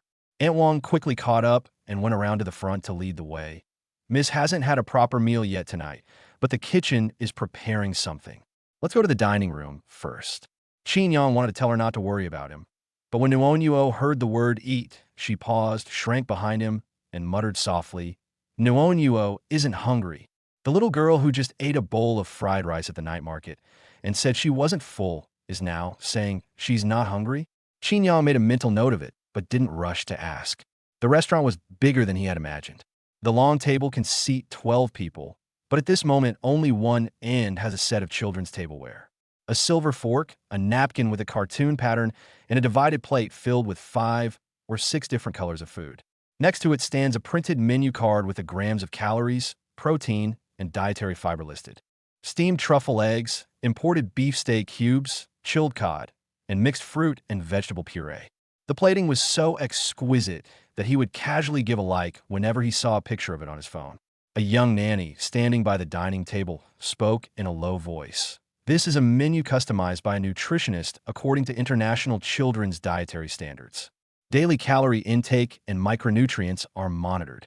She didn't look at Qin Yang when she said this, and her tone was flat, but there was a subtle lingering tone after the words international standard. Qin Yang understood. The translation is, the stuff you get at the night market is not in the same league as this. He didn't reply, but looked down at Nono. Nono stood in front of the chair, her hands covering her tummy, her little face scrunched up, her voice growing softer and softer. Daddy, Nono's tummy is bloated. I don't want to eat this. Aunt Wong walked over, her smile unchanged, but her voice carried a coaxing tone. Miss is throwing a tantrum again. These are all good things, specially prepared by nutritionist Zhang. Then she looked up at Qin Yang, her tone as if she were chatting casually, yet also as if she were posing a test question. Mr. Qin usually runs a fried rice stall at the night market, so he should know a thing or two about feeding children, right? Qin Yang glanced at her, his lips twitched, but he didn't answer immediately. He didn't want to cause trouble. It's their family rules, their nutritionist, their kitchen. What right does an outsider like him have to interfere? But as he moved closer to the plate, his nose caught the rich, savory smell of truffle and cream mixed together in the steamed egg. Then he saw the fruit and vegetable puree compartment, where pear puree, kiwi, and yogurt were mixed together with condensed water droplets still clinging to the surface, clearly indicating that it had been taken out of the refrigerator not long ago. The set of pediatric nutrition knowledge and massage care experience that had been integrated into his mind jumped out at the same time. He didn't need to actively retrieve them. The reaction was faster than memorizing the multiplication table. Qin Yang squatted down to be at eye level with Nono. Nono, is your tummy cold? Nono nodded. Does your mouth taste sour? He nodded again. Did you burp in a car just now? Nono blinked and whispered they hit too. Qin Yang reached out and pressed his hand against her lower abdomen, gently massaging around her navel twice with a slight pressure in his palm. Nono's body was indeed a bit bloated, and her lower abdomen was distended. He stood up. Wang Ma's smile was still there, but there was something new in her eyes. The nannies behind them also stopped trying to suppress their laughter and exchanged glances. Because of those few details about Nono, her stomach feeling cold, acid reflux, and hiccups, none of them noticed. Qin Yang didn't deliberately lower his voice or raise his tone. He just spoke in a normal tone. Nono was frightened tonight. She ran around the night market for a long time and then cried. Her spleen and stomach are weak right now. He pointed to the plate. The steamed egg with truffles has cream in it. The cod is pan-fried at a low temperature, but is still too oily, and the steak cubes are too big for a 4-year-old to chew. When these three are combined, the protein and fat content is too high. Move your finger to the fruit and vegetable puree section. Pears are cold in nature. Kiwis are also cold in nature, and when mixed with iced yogurt, the triple coldness hits her stomach right now. It would be strange if she didn't feel bloated. The restaurant was silent for a few seconds. The young nanny opened her mouth, but no words came out. Wang Ma's smile finally crumbled, and her brows furrowed. Mr. Qin, the nutritionist Zhang hired by the Shun family, is a returnee from studying abroad, and these recipes are all based on scientific evidence. The diet plan is fine. Qin Yang interrupted her, but his tone was not aggressive. When the child is eating normally, the nutrition is sufficient and the diet is well balanced. But today is not a normal day. The child's physical condition is changing, and the diet plan has not changed accordingly. Wang Ma stopped talking and pursed her lips. Shun Wanru had been standing at the restaurant entrance without moving, but then she spoke. Then what do you think she should eat now? Qin Yang turned to look at her. Shun Wanru's expression was calm, but Qin Yang noticed that her gaze fell on the thick children's feeding manual next to the plate. Next to the bookmark holder in the manual There were several half-torn digestive patch packages and a bottle of probiotics. It seems to be used quite frequently. Qin Yang looked away and answered her question.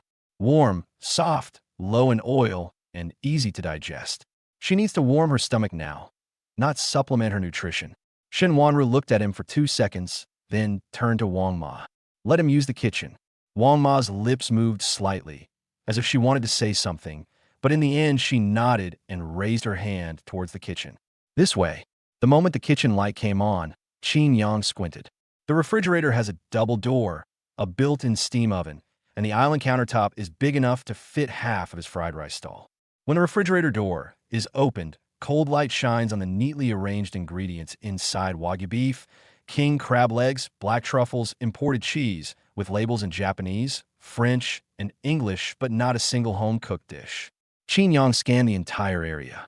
Finally, in the corner of the bottom shelf of the refrigerator, I found half a box of chicken soup sealed with plastic wrap and a small stack of wonton wrappers. He took the things out and placed them on the table. Following behind, Wang Ma noticed what he was carrying and said, "That box of chicken soup is for the chef to use for preparing the dishes tomorrow. Do you have chopped green onions and bok choy?" Qin Yang had already torn off the plastic wrap. While asking, he picked up the wonton wrapper and looked at its thickness against the light. Wang Ma's next sentence was cut off. She saw Qin Yang's fingers pinching the edge of the wonton wrapper, his movements so practiced that it didn't seem like he was asking a question, but rather like he had already decided what to do. Nono broke free from the nanny at some point, ran into the kitchen in her new shoes, grabbed the edge of the island counter with both hands, and poked half her head out, her eyes shining brightly. "Is Daddy going to cook for Noonyuo again?" Qin Yang looked down at her. "Tell me first, how many wontons can you eat?" Chapter 22. Mr. Shun, who says one thing but does another. Nono tilted her head and thought for a moment, then held up 3 fingers. Then, after stealing a glance at Shun Wanru, standing at the door, he quietly added another one. Her chubby fingers were held up and waved in front of Qin Yang, with the added phrase, "Nono can eat 4. No, 5. Nono can eat 5. Qin Yang reached out and pressed her 5th finger back in. "For any more and your stomach will be even more bloated." Nuo pouted but didn't make a fuss. She obediently withdrew her hands, her 2 paws gripping the edge of the island counter, her chin resting on the counter, her eyes following Qin Yang. Qin Yang went to the sink to wash his hands, and, as he rolled up his sleeves, he glanced around at the kitchen setup. There are 3 built-in steam ovens, a wall of constant-temperature wine cabinets, a central island countertop made of a single piece of marble, and a row of copper pots hanging next to the stove, each one polished so clean it reflects your image. He turned on the tap, and water gushed out from the exaggeratedly shaped gooseneck spout, with the temperature precisely measured in degrees. "This faucet is probably more expensive than my whole stall." Qin Yang shook the water off his hands and muttered to himself.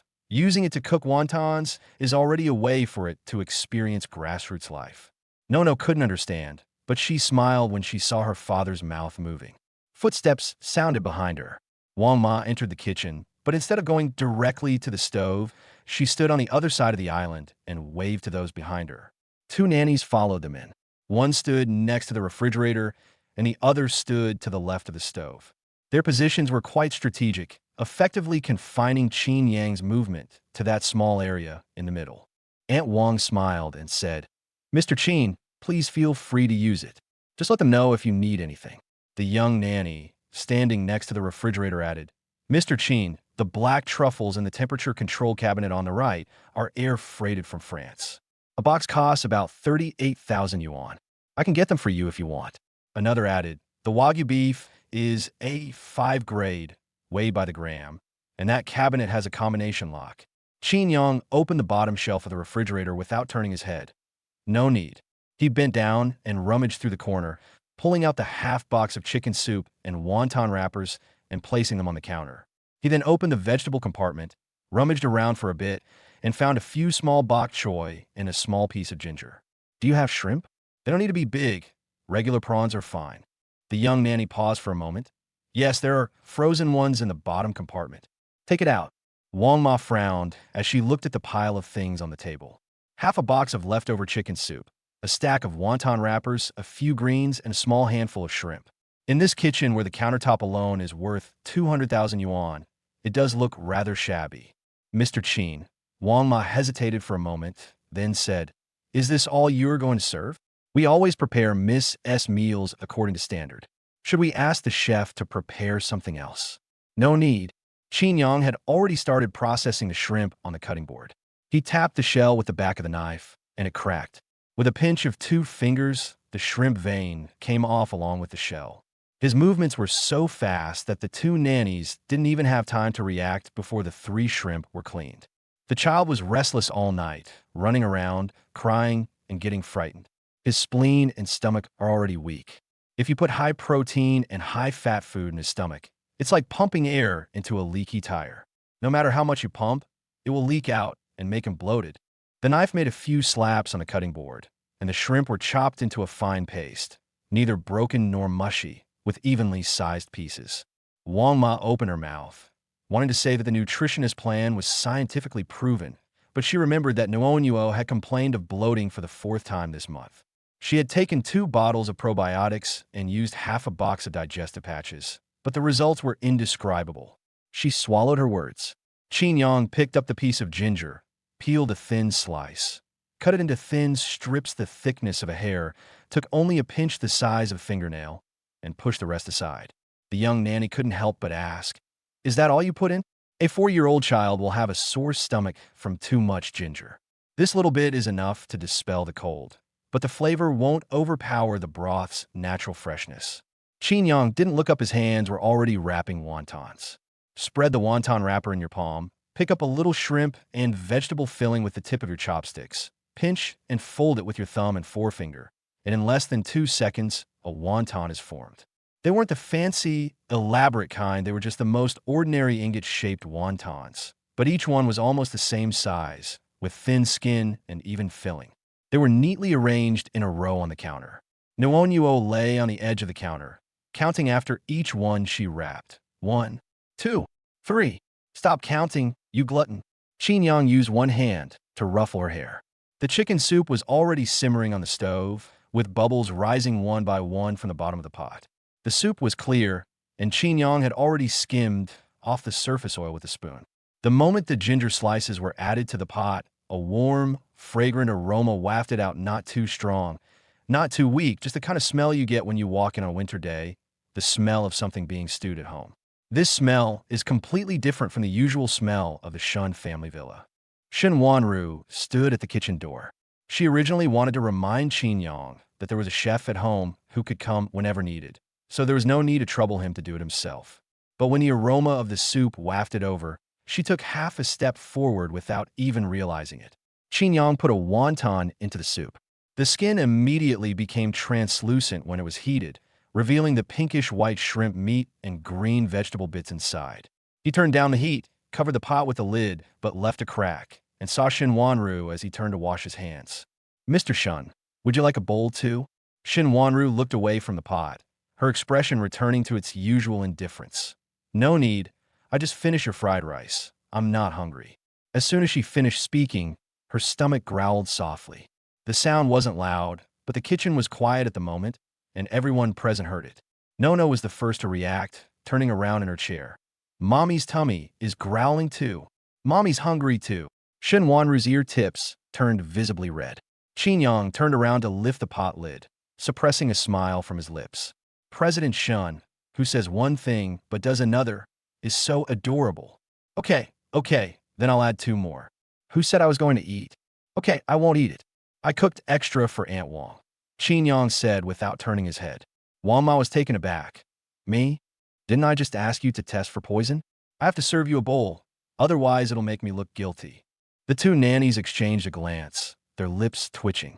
The sense of superiority I'd been holding on to earlier had vanished without me noticing, completely shattered by this man's casual banter. The wontons in the pot floated to the surface, their skins puffed up, swaying on the soup.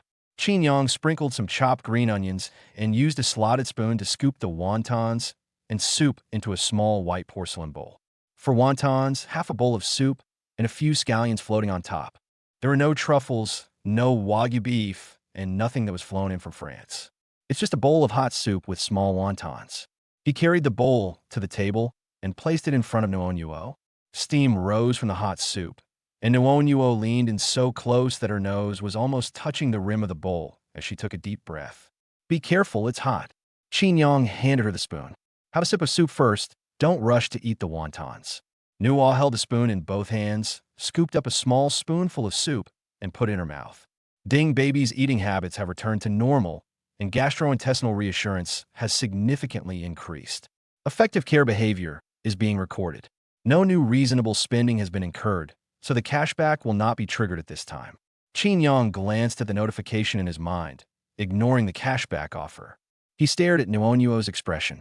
The little girl held the soup in her mouth, and her eyes slowly widened. Then she put down her spoon, grabbed a wonton, and stuffed it directly into her mouth. Her cheeks puffed out. She chewed a couple of times and then froze. She looked up at Qin Yang, her eyes shining brightly, her mouth still stuffed with something, and mumbled, "Dad, this is 100 times tastier than that." Before she could finish speaking, she turned to look at Shan Wanru, scooped up another wonton in her spoon, and stretched her arm toward her mother. "Mom, eat. Eat up." Shan Wanru stood 3 steps away, staring at the wontons swaying on the spoon, and her throat bobbed. Chapter 23. Mr. Shun, are you going to interrogate me alone? Nono's arm, which was holding the spoon, was visibly trembling. A 4-year-old child's arm strength couldn't support a ceramic soup spoon for long. The wonton swayed 3 times on the spoon, and the chicken soup dripped down the edge, leaving 2 small dots on the marble countertop. "Mom, hurry up. It won't taste good if it gets cold." She stood on tiptoe and held the spoon as high as possible toward Shin Wanru's mouth. The spoon handle was stained with soup, and the little hand was clenched tightly. The expression solemn, the 4-year-old child regarded feeding his mother as a huge task. Her gaze shifted to her daughter's face. Nuonyuo's eyes were bright and moist, her whole face filled with anticipation. Standing behind the central console, Wang Ma subconsciously took half a step forward, her tone carrying its usual caution. "President Shun." Shin Wanru reached out and took the spoon, then lowered her head and put the wonton into her mouth. As you crack the thin skin with your teeth, the freshness of the shrimp meat, wrapped in a wisp of sweet vegetable juice, oozes out. The chicken broth base is perfectly temperature controlled, not too hot for the tongue, not too cold for the stomach, just the right sensation to swallow immediately upon entering the mouth. Then comes the shredded ginger. The extremely fine threads are not for flavoring, but for dispelling cold. It is almost no spiciness when you first taste it, but after swallowing, a warm sensation spreads down your esophagus, pushing aside the coldness that has been lingering in your stomach for years. Shin Wanru stopped holding the spoon. She had been a strong, independent woman for over a decade, never revealing any sign of distress in public. But at this moment, her Adam's apple bobbed. Nono tilted her head back, staring at her, her hands gripping the edge of the table, as if she wanted to jump up. "Isn't it delicious, Mom? Isn't it?" Shin Wanru put the spoon back into the bowl, her voice half a tone lower than usual, afraid that others would notice the change in tone. "It's all right. It's all right means it's delicious." Nono finished translating and turned to shout towards the stove, "Dad, Mom said it's good." Qin Yang's shoulders twitched involuntarily. He nodded and tapped the empty pan with the spatula, just to keep himself occupied. His lips curled upwards, impossible to suppress. He absolutely wouldn't turn away given President Shun's personality. If he were seen smug to his face, there would be no more wontons for him tomorrow. Nuonyuo didn't care about the subtle tug of war between the adults. She pulled back her little bowl, buried her head in it, and ate a mouthful of wontons and a mouthful of soup. Her cheeks were bulging out, and her whole head bobbed up and down as she chewed. Wang Ma stared at Nuonyuo's bowl, her expression shifting from wariness to confusion, and then from confusion to something she was unwilling to admit. "In the 3 or 4 hours since I left home tonight, I've cried, run, and even rubbed my ankles raw.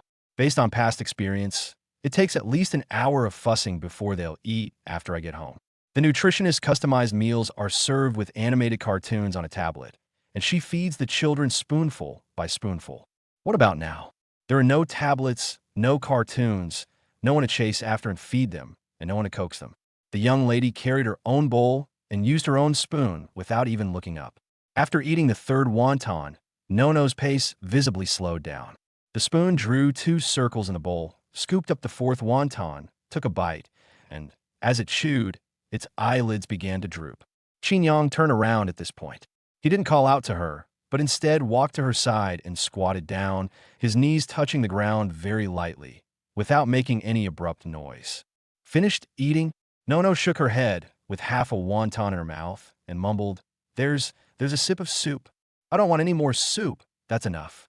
Qin Yang pulled out a tissue with his right hand, pinched the corner of the tissue between his thumb and forefinger, and wiped the soup stains from the corners of her mouth and chin. After wiping her back, I placed my palm on her back, avoiding her abdomen, and slowly patted her down from between her shoulder blades. Nuonyuo squinted, tilted her head, and leaned against Qin Yang's shoulder. Her breathing changed from shallow and rapid to deep and long, and she mumbled incoherently. Dad, your hands are warm. Tomorrow, we'll do it again. Okowo. Make that shrimp. Before the last word was even finished, her little head sank completely. Her breathing became long and even, and her brow relaxed without a single wrinkle. Qin Yang didn't move, maintaining his squatting position with his shoulders level, so that Nuonyuo's head would be firmly embedded in his shoulder socket without slipping off. The entire restaurant fell silent. Wang Ma wanted to remind everyone rinsing their mouths before bed, taking their temperature, and filling out the daily food record sheet. These were all procedures she had personally devised. She looked at Nuonyuo's face. In 4 years, this was the first time she had seen the child's brows completely relaxed as she fell asleep. This is not exhaustion after crying, nor giving up after making a scene, but rather a sense of peace. The young nanny finally couldn't hold back any longer and said in a low voice, Mr. Qin, is there a fixed frequency to your patting technique? We pat the young lady's face sometimes, and she never does. Another one chimed in, that spot, did it avoid something? Qin Yang didn't look up and interrupted softly, don't ask now. I'll teach her one by one once she's in a deep sleep. The two nannies simultaneously shut their mouths and stood up straight, staring at him with curiosity in their eyes. Wang Ma remained silent for a long time. She walked to Qin Yang's side, bent down, and lowered her voice considerably. Mr. Qin, there's a light blanket on the sofa in the living room. Would you like me to spread it out? The scrutinizing tone from before was gone, and his voice even carried a hint of seeking advice. Qin Yang nodded. Shen Wanru moved before everyone else. She walked quickly to the sofa, unfolded the folded blanket, smoothed it out, wiped the fabric with her palm to smooth out the wrinkles, and then moved a mug with a hard corner off the coffee table. Qin Yang stood up very slowly, supporting Nuonyuo's back with one hand and tucking the other under her legs, remaining perfectly steady without the slightest sway. When the little girl was placed on the sofa, she rolled over and burrowed into the blanket, her brows never furrowing. The little hand instinctively reached out and grabbed, the 5 fingers opening and closing twice in the air, but it grasped nothing. Qin Yang paused for a moment, then extended his right index finger. Nono's fingers immediately wrapped around it. 5 fingers wrapped around one, gripping it loosely but steadily. Once she confirmed that something was there, she was no longer uneasy. Her cheeks were flushed from eating, and her breathing was even and long. He looked down at the girl curled up in a small ball on the sofa and uttered a sentence that only he could hear, his lips barely moving. She's not my own daughter. Why are you so upset? Qin Yang turned his head, and Shen Wanru was standing at the other end of the sofa, her fingers gripping a corner of the blanket tightly, leaving deep creases in the fabric. She looked in his direction, her expression neither cold nor gentle, her brows slightly furrowed. Something stuck in her throat as she wanted to say something but swallowed it back. Their eyes met in the warm light of the floor lamp. Shen Wanru looked away first. She turned to face the corridor, her voice regaining its usual coldness. You all go and rest first. Wang Ma and 2 nannies quickly left the living room, their footsteps fading into the distance along the corridor. The door closed softly. There were only 3 people left in the living room. One was asleep, and the other 2 were awake. There was silence for a few seconds. Qin Yang pointed to his face with his free hand, his tone casual. President Shun, are you going to interrogate me alone?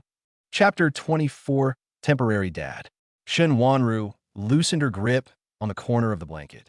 She straightened up, sat down on the single seat opposite the sofa, changed the direction of her crossed legs, slightly raised her chin, and resumed the demeanor of President Shun when signing the multi-billion-dollar contract. I'm not interrogating you. She paused, her gaze sweeping over Noonyuo, who was sprawled out asleep on the sofa, and lowered her voice by half an octave. Let's discuss a collaboration. Qin Yang slowly pulled his index finger out of Noonyuo's hand, sat down on the armchair next to her, put his hands on his knees, and gestured for her to speak first. Shen Wanru didn't beat around the bush. Starting today, you will be responsible for Noonyuo's dinners, bedtime companionship, and comforting her when she has sudden emotional outbursts. The term is tentatively set for 1 month, with a monthly salary of 200,000. Qin Yang was swallowing hard. The saliva got stuck in his throat, unable to go up or down, causing him to cough twice. Afraid of waking Noonyuo, he forced it back down, his face turning bright red. 200,000. 200,000. He worked himself to the bone at the night market for a month, and after deducting the cost of ingredients, stall fees, and gas, he earned less than 6,000. 200,000 is the amount he earned by running his stall for 3 years without eating or drinking. A series of calculations automatically popped into my head enough to pay off the 80,000 yuan debt, pay a whole year's rent, and even buy my dad a new electric scooter. He glanced down at Nono. The little girl rolled over, a drool stain hanging from the corner of her mouth, her limbs spread out, taking up half of the sofa cushion. Qin Yang suppressed his almost flying expression, looked up at Shen Wanru, and said in a steady voice, President Shun, is hiring a chef in your wealthy families always this nerve-wracking? At least let me take a quick acting heart pill before quoting a price. Shun Wanru ignored his comment and bent down to take a document from the drawer onto the coffee table. Blue cover, printed on coated paper, with the Shun Group logo affixed to the upper right corner. She pushed it over. The terms and conditions are all inside. Take a look. Qin Yang took it and opened it. Page 1, employment type. Live in caregiver special position. Page 2, obligations clause. Must be available at any time and not leave their post for more than 2 hours without authorization. No information about the Shun family, including their address, family composition, and daily routines, shall be disclosed. Guardians must not take the ward outside the designated activity area without authorization. Liquidated damages. Qin Yang's eye twitched. Page 3 contains the non-compete agreement, confidentiality agreement, and background check authorization. He slammed the file shut and put it back on the coffee table. President Shun. Shen Wanru raised an eyebrow. Qin Yang pointed to the contract. Is this hiring a chef or buying out the right to use me for the rest of my life? Looking at the density of these clauses, it's practically a contract of servitude, just missing the red handprint. Shen Wanru's eyelashes fluttered, and she pursed her lips. Nono's identity is rather special. She didn't explain exactly what made it special, and her speech slowed down a bit. I just want to ensure her safety and privacy. You should understand. Qin Yang understood the underlying meaning. In the car, she avoided discussing Noonyuo's biological father, but now she was emphasizing her special status. What exactly did this special status mean? He didn't press further, but he kept that thought in mind. I understand. Qin Yang pushed the contract back to Shen Wanru, tapping the cover with his index finger. I'm fine with helping the child, but a long-term commitment is out of the question. Shen Wanru frowned slightly. Qin Yang continued. I have my own stall and my own life. 200,000 is a lot, but I can't move into someone else's house just because of high salary and not even have the freedom to go out and buy a pack of cigarettes. Just as he finished speaking, footsteps came from the direction of the restaurant. Wang Ma came in carrying a tray with 2 glasses of warm water on it. She walked to the coffee table, bent down to put down the glasses, and after she finished doing so, she didn't leave. Mr. Qin. She stood to the side, her tone polite, but her eyes held a hint of bewilderment from someone with experience.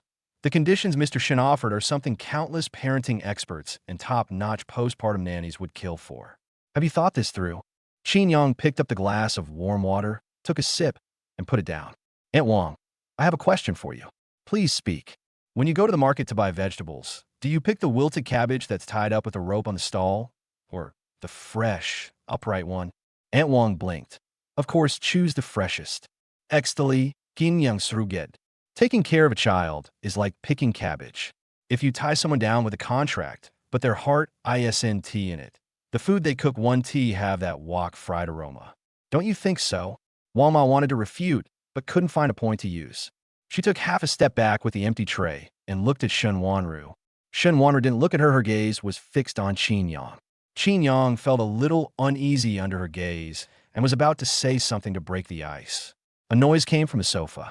Nuonyuo frowned, rolled over, and groped around in the air with both hands, but couldn't grab anything, so she pouted.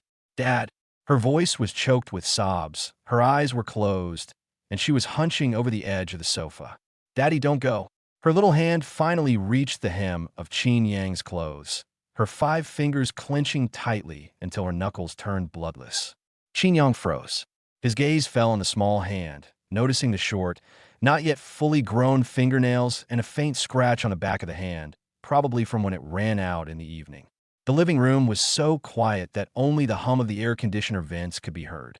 Shen Wanru's second prepared statement got stuck in her throat. Not a single word came out. She looked at Qin Yang's profile. His expression changed several times, from awkwardness to confusion, then to helplessness, and finally to an expression she couldn't quite describe. Qin Yang lowered his head and stared at the small hand that was clutching the hem of his clothes. 1 second, 2 seconds, 5 seconds. He let out a long breath, as if he had resigned himself to his fate. President Shen Wanru sat up straight subconsciously. Take the contract back. Qin Yang didn't look up, his voice low. But he held up 3 fingers. I'll stay for a maximum of 3 days. After 3 days, once Nuonyuo's emotions have stabilized, I'll leave. During this period, there will be no salary, no contract, no non-compete agreement, nothing like that. I'm not your employee, I'm just a... He paused for a moment, looked at Nuonyuo's hand clutching the hem of her clothes, and found a word. Temporary dad. Shen Wanru stared at his 3 fingers, her lips moved, and after a long while she finally spoke. 3 days is too short. 5 days won't do. I didn't bargain. Your eyes are pleading. Shen Wanru's ears turned red. She turned her face away and retorted in a hard tone. 3 days it is. But during your stay, you will be responsible for Nuonyuo's 3 meals a day. Qin Yang, isn't this still a disguised way of hiring me? Food and lodging are included. No payment required. Consider it lodging. Shen Wanru stood up and straightened her cuffs. The guest room is at the end of the corridor on the 2nd floor. Aunt Wan will take you there. After she finished speaking, she turned and left, her high heels clicking on the floor, her steps 2 beats faster than usual. She paused at the top of the stairs, but didn't turn around. Qin Yang. Nono will wake up at 7 o'clock tomorrow morning. She's very grumpy when she wakes up, and she usually makes a fuss for about 20 minutes. The footsteps went upstairs. Qin Yang watched her disappear around the corner of the stairs. He looked down at the hem of his clothes that Nuonyuo was clutching, and then glanced at the living room crystal chandelier, leather sofa, and a private garden outside the floor-to-ceiling windows. His phone vibrated in his pocket. The bank balance notification is still displayed in the notification bar, showing a figure of 3.5 million. Qin Yang put his phone back in his pocket, leaned back in his armchair, and stared at the ceiling, muttering to himself, 3 days, just 3 days. Nuonyuo, who was on the sofa, clutched his clothes, turned over, and mumbled something incoherent in her sleep. Dad, make pan-fried dumplings tomorrow. Chapter 25. Mom and Dad sleep together. The words fried dumplings for Nuonyuo's dream were still on his lips. Qin Yang stared at the small hand that was clutching the hem of his clothes, feeling as if someone had hit his heart with a hammer. But he quickly sat up straight, hands on his knees, and said clearly, Mr. Shen, let me make this clear up front. The trial stay is only for 3 days. Shen Wanru paused for a moment while holding the water glass. During the day, I have to go back to the night market to manage my stall. The Shen family doesn't restrict my normal comings and goings, but they can't use money to pressure me. Qin Yang raised his index finger. No contract, no non-compete agreement, and certainly no penalty for breach of contract. Once Nuonyuo's emotions have stabilized in 3 days, I'll leave. Shen Wanru put the water glass back on the coffee table, and the bottom of the glass made a soft sound as it tapped. She didn't answer immediately, glancing at Nuonyuo on the sofa before speaking. I've heard your conditions. Qin Yang waited for the next part. Shen Wanru picked up her phone and dialed a number. After the call connected, she said in a low voice, Lin Xiao, the previous contract is void. Draft a new agreement for a 3-day temporary caregiver and dietary consultant, electronic version, and send it to my email within half an hour. There was a 2-second silence on the other end of the phone. Lin Zhao's voice came through the receiver, tinged with barely concealed surprise. Mr. Shun, you said, Mr. Qin stayed for 3 days. Can't understand Chinese? Understood. We'll do it immediately. The phone call ended, and the living room fell silent again. Qin Yang leaned back in his armchair, looked at the crystal chandelier above his head, and then at the carpet beneath his feet. His oil-stained sneakers felt strangely uncomfortable on it. Don't move around. Shen Wanru's voice came from across the street. The carpet's dirty. Someone's washing it. I'm not worried about getting the carpet dirty. I'm worried your cleaning lady will give me a dirty look when she sees the shoe prints. Shen Wanru didn't reply, but the corner of her mouth slightly curved upwards. 20 minutes later, Qin Yang received an electronic agreement in his email. He held the cracked screen of his phone and scrolled down word by word. The agreement was much shorter, with no non-compete clause or background check authorization. The obligations of Party A were listed as providing accommodation and necessary living supplies, while Party B had only 3 obligations: ensuring the child's safety, not disclosing the Shun family's privacy, and not taking the ward out of the community without permission. But Qin Yang's finger stopped on the attachment. Nono's birth information was completely blacked out, line by line. The hospital where the child was born, the attending physician, and the father's section all are black bars. He recalled asking Nonyuo about her biological father in the car, and Shun Wanru's answer was, "It's a special case, and it's not convenient to talk about it now." Qin Yang didn't press further, silently noted the matter down, and exited the attachment page. The breach of contract clause also includes a penalty of 100,000 yuan. He looked up at Shun Wanru. Shun Wanru paused, picked up her phone, and swiped twice. Deleted. Anything else? That's all. Qin Yang drew his name in the electronic signature field. The moment the pen touched the paper, the system interface flashed in his mind. A stable support environment is being established. Cashback conditions have not yet been triggered. No money to be paid. Qin Yang wasn't surprised. The system's function was based on whether Nonyuo was truly at ease, not just on whether he signed an agreement and received money. Wang Ma, Shen Wanru called out. Wang Ma walked over from the direction of the restaurant, her hands folded in front of her abdomen, her posture upright. Her gaze towards Qin Yang was more polite than before, but she still couldn't hide her wariness. Is the guest room ready? It's all tidied up, the room at the end of the second-floor corridor. Wang Ma paused, looking at Qin Yang. Mr. Qin, would you like a change of clothes? We have some unopened men's loungewear at home. Qin Yang waved his hand. No need for that. I'll sleep in the guest room. Just close the door after Nuo falls asleep. I promise it won't disturb your normal life. As soon as he uttered the words, close the door, he noticed that Shan Wanru's shoulders relaxed slightly. But then she frowned slightly and turned her face away to drink water. Qin Yang couldn't figure out what her expression meant and was about to stand up and go upstairs with Wang Ma. There was a rustling sound coming from the sofa. Nono's blanket was kicked to the ground, and she curled up into a ball, grabbing at the air with her hands for a moment before suddenly sitting up. Eyes half open, hair mess. Her first action wasn't to rub her eyes or call for her mother, but to turn her head and scan the entire living room. When her gaze fell on Qin Yang in the armchair, she visibly relaxed, wrinkled her nose, and took a breath. Dad is still here. Qin Yang's heartstrings were plucked again. I'm here. He walked over, knelt down, and helped her retrieve the blanket, draping it over her lap. Had a nightmare? Nuo shook her head, climbed onto Qin Yang's arm with both hands, and hung on him. Where will Daddy sleep? Guest rooms. Nono's face fell. She glanced at Qin Yang, then turned to look at Shan Wanru, standing at the top of the stairs. Her lips trembled for a couple of seconds before she announced in an extremely solemn tone, No. Qin Yang had a bad feeling. Daddy can't sleep in the guest room. Nono gripped his sleeve, her voice serious and unyielding. Mommy can't sleep alone either. Tonight, Mommy and Daddy will sleep together, with Nono in the middle. Qin Yang almost got his tongue tied in knots.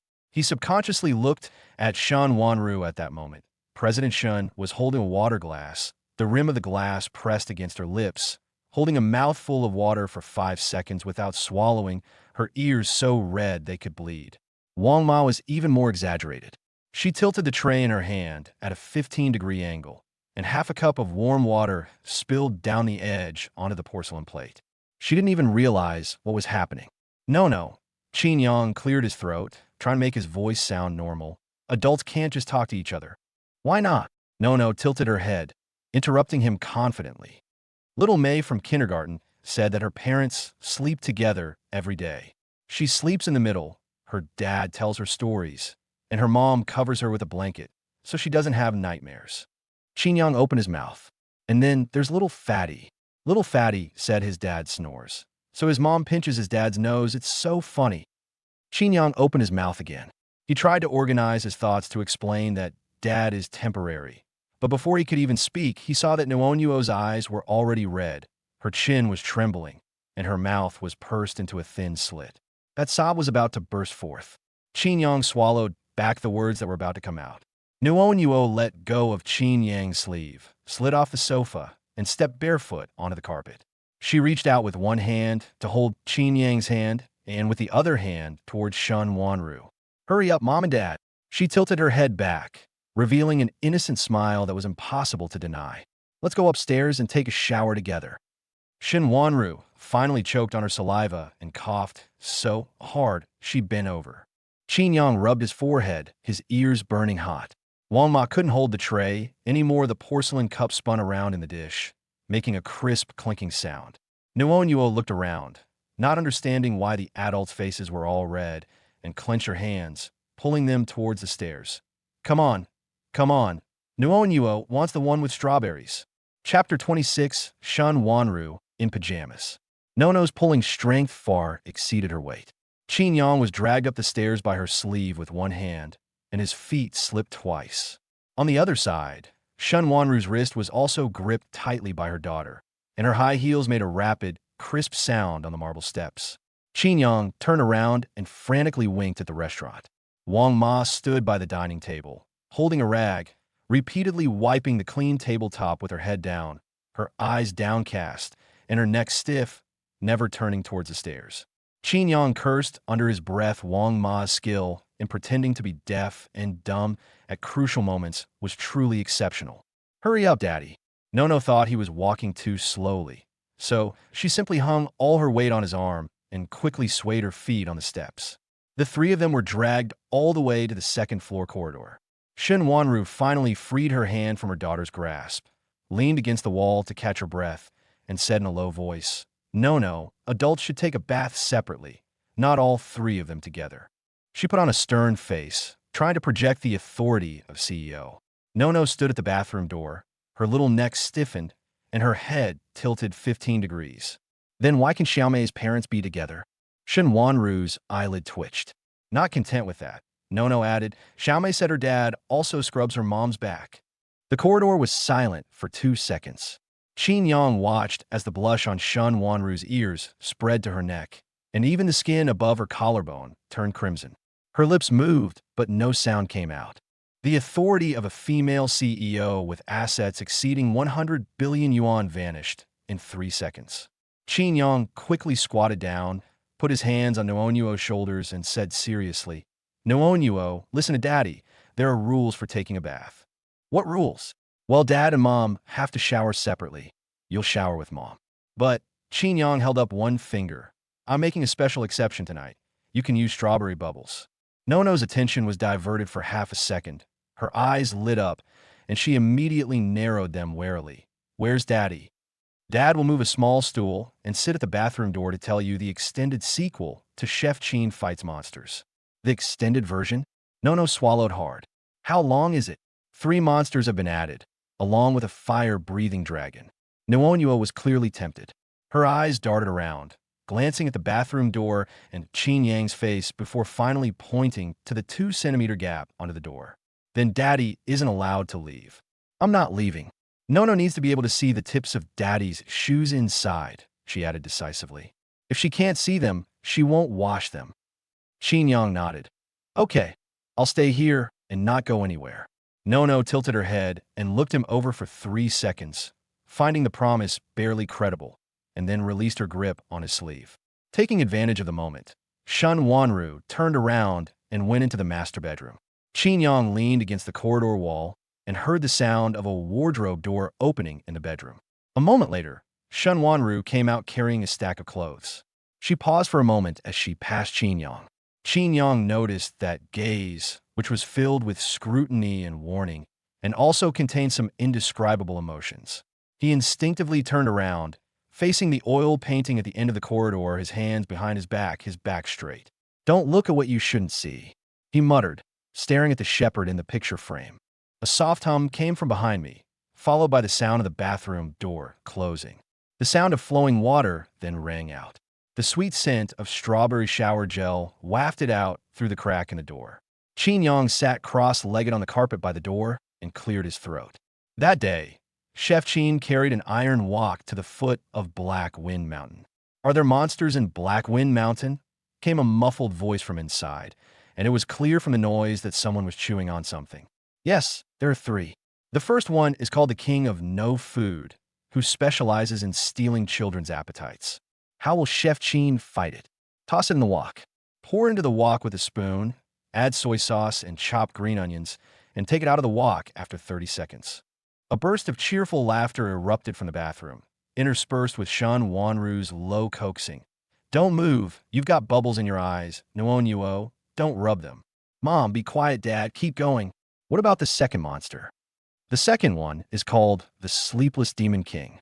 Its eyes are so big they're frightening. Anyone who looks at it will never be able to sleep again." "Then what should we do?" Chef Qin wafted the aroma of fried rice under its nose, and after smelling it for 3 seconds, it fell to the ground and fell asleep and couldn't be woken up no matter what. Nono laughed so hard she hiccuped. Qin Yang sat on the carpet, his head against the wall, listening to the sound from inside the door, one loud and one soft. Nuo laughed and played incessantly, and Shun Wanru's voice was much gentler, a stark contrast to the CEO Shun at the negotiating table during the day. Occasionally, when her daughter splashed water on her, she would scold her playfully, her tone full of helplessness. The corridor lights were warm and yellow, and the strawberry-scented steam seeped out from under the door, making his eyelids feel heavy. He stood there, stunned, realizing he hadn't heard such noises under the same roof in a long time. The door lock clicked softly. The door opened. Before Qin Yang could get up, a small figure wrapped in a pink bath towel rushed out and bumped into his arms, smelling of strawberries and covered in moisture. "Dad, Nono's all clean. Smell it. Doesn't it smell good?" Nuo buried her head under his chin, water droplets from her hair brushing against his neck. Qin Yang frantically supported her back while using his other hand to retrieve the slipped towel. "It smells so good. I thought you were a big strawberry." Nuo giggled and wriggled in his arms. Then a faint fragrance wafted past his nose. Qin Yang looked up and froze. Shun Wanru stood at the bathroom door, having changed into a champagne-colored silk camisole nightgown. The neckline is very low.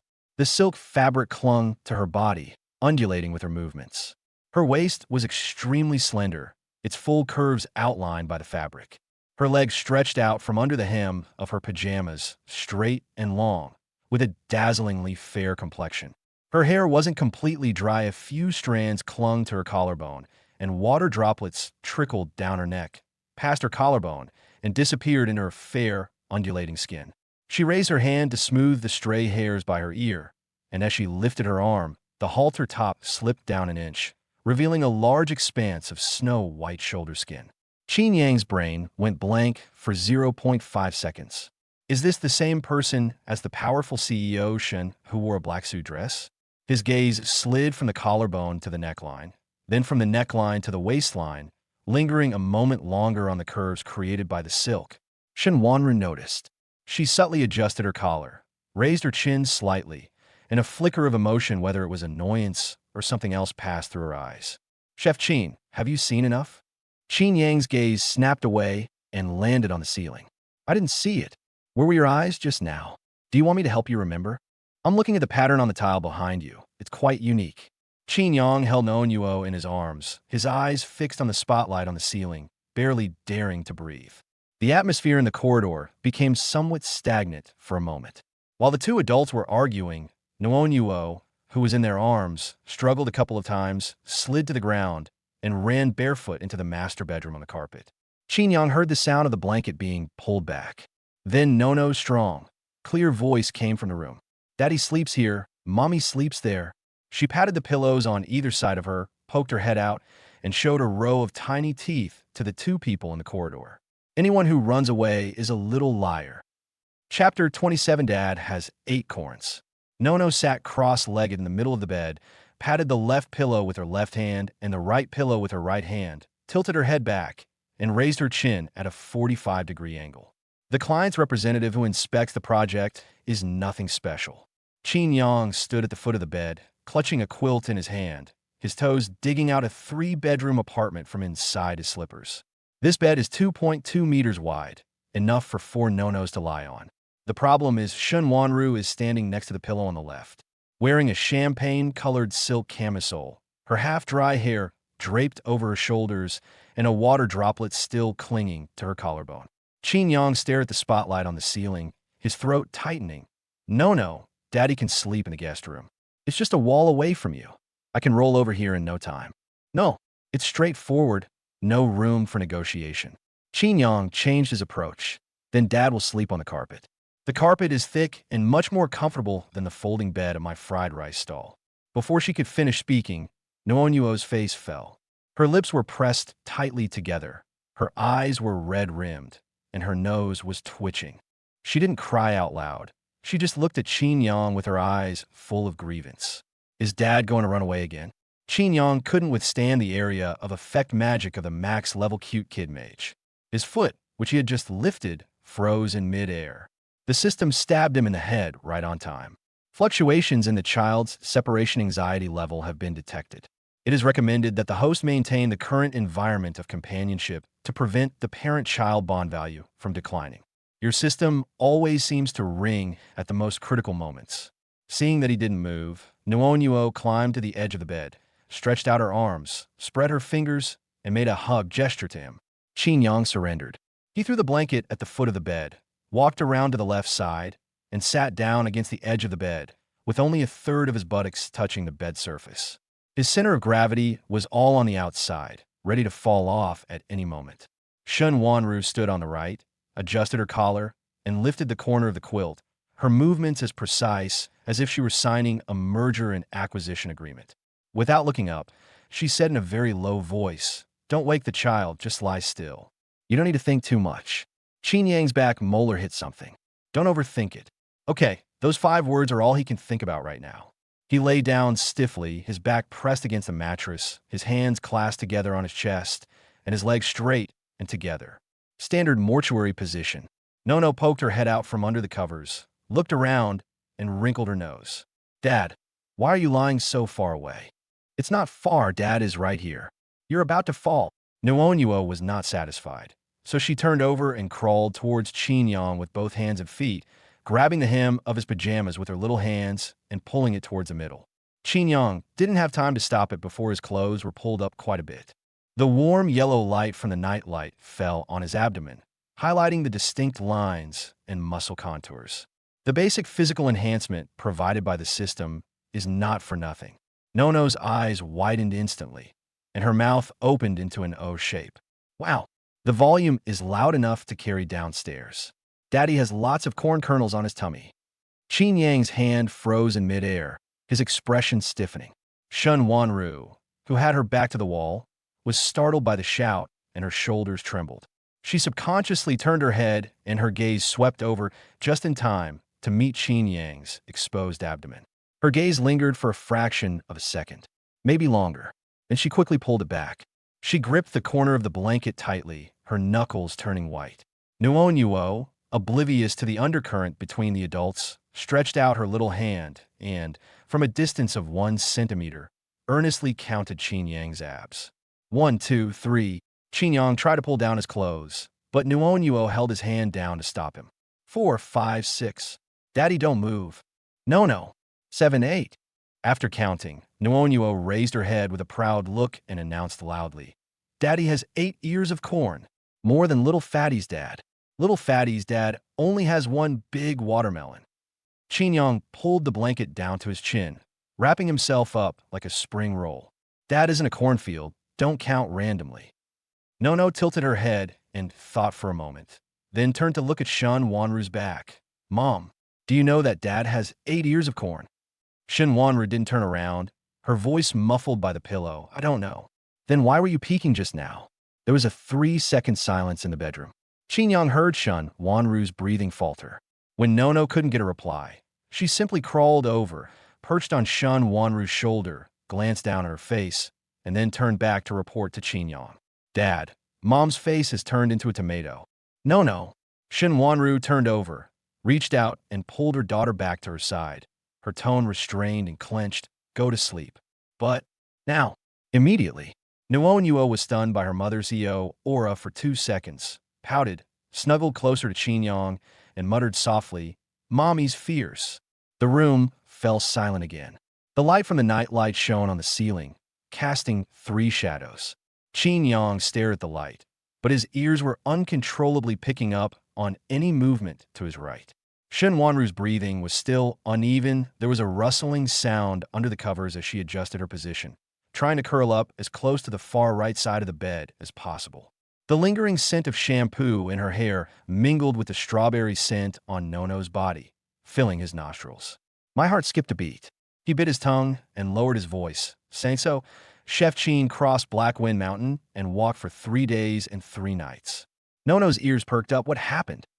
I encountered a candied hawthorn monster. What is the candied hawthorn monster? It's covered in syrup from head to toe. Anyone who touches it will get stuck and won't be able to move. How will Chef Qin fight it? Chef Qin boiled a pot of water, poured it on, and the sugar melted, causing the monster to fall apart. Nono chuckled twice, her voice already tinged with sleepiness. Then what? Then Chef Qin collected the melted syrup, dipped it in hawthorn, and made 10 skewers of candied hawthorn. Who is it for? For a little princess named Nono. Nuonuo smiled and didn't ask any more questions. Her little hands groped and grasped Qin sleeve. Qin slowed down his speech, enunciating each word carefully, his voice growing softer and softer.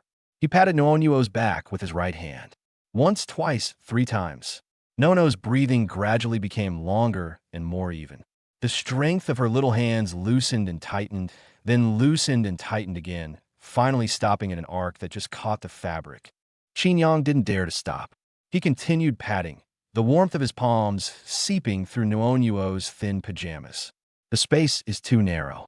When he had clapped his hands for who knows how many times, the landing point was 2 inches off, and the heel of his palm grazed a patch of warm skin. It's not Nono's. Shin Wanru's shoulder tensed. Qin hand was suspended in mid-air, about to be pulled back. She didn't say anything. Qin waited 2 seconds, then withdrew his hand and continued patting Nuonuo. The only sounds in the bedroom were the faint hum of the night light and the intermittent breathing of the 3 people. After some time, Nono fell into a deep sleep, snoring softly. Qin eyelids also started to droop. He turned to the side, leaving his sleeve in Nuonuo's hand, and closed his eyes. In a half-dreaming, half-awake state, he felt a slight weight on the back of his hand. It wasn't Nono's hand was still clutching her sleeve. It was extremely light, with a slight coolness at the fingertips, resting on the back of his hand, with no intention of pulling it away. Qin did not move. He even held his breath, afraid of disturbing that touch.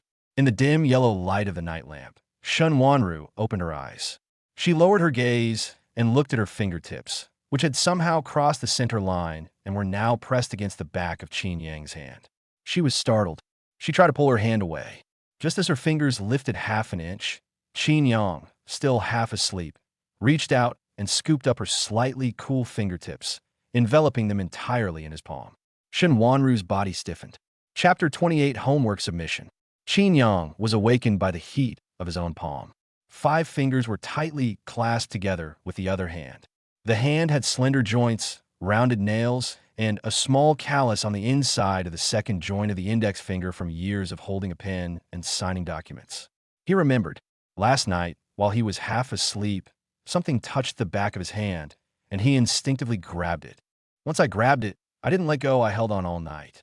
A thin layer of sweat seeped from Qin back, and only one thought remained in his mind. Let go, and don't alert anyone.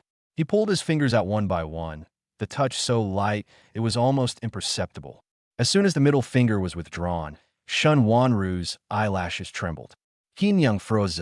She didn't open her eyes.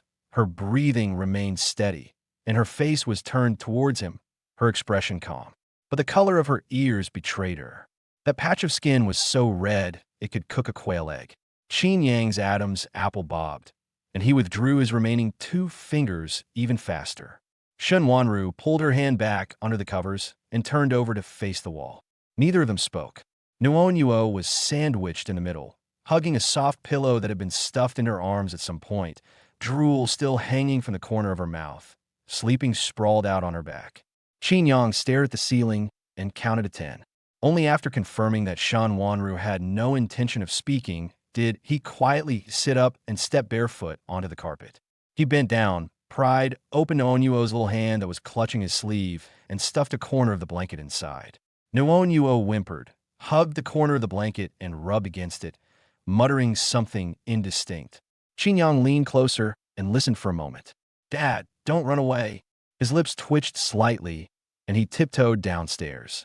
The kitchen light was already on, and Wang Ma, wearing an apron, was arranging plates on the counter. Whole wheat toast is cut into triangles. Avocado salad is arranged on a square plate, and a small dish of imported blueberries is placed next to unsweetened yogurt. The presentation is so exquisite that it could be featured on a magazine cover. Hearing footsteps, Wang Ma turned around and smiled. "Mr. Qin, you're up so early? Breakfast is ready, all customized by Mr. Shin's nutritionist. Mrs. Portion is also made according to low glycemic standards. Nono was frightened last night, and her digestive system is still recovering." Qin Yang opened the refrigerator door and glanced around. "Do you have any millet?" Aunt Wang paused for a moment. "Yes, it's on the 3rd floor of cabinet number 5. Qin Yang found the millet and also found half a pumpkin, 3 eggs, and a handful of green vegetables.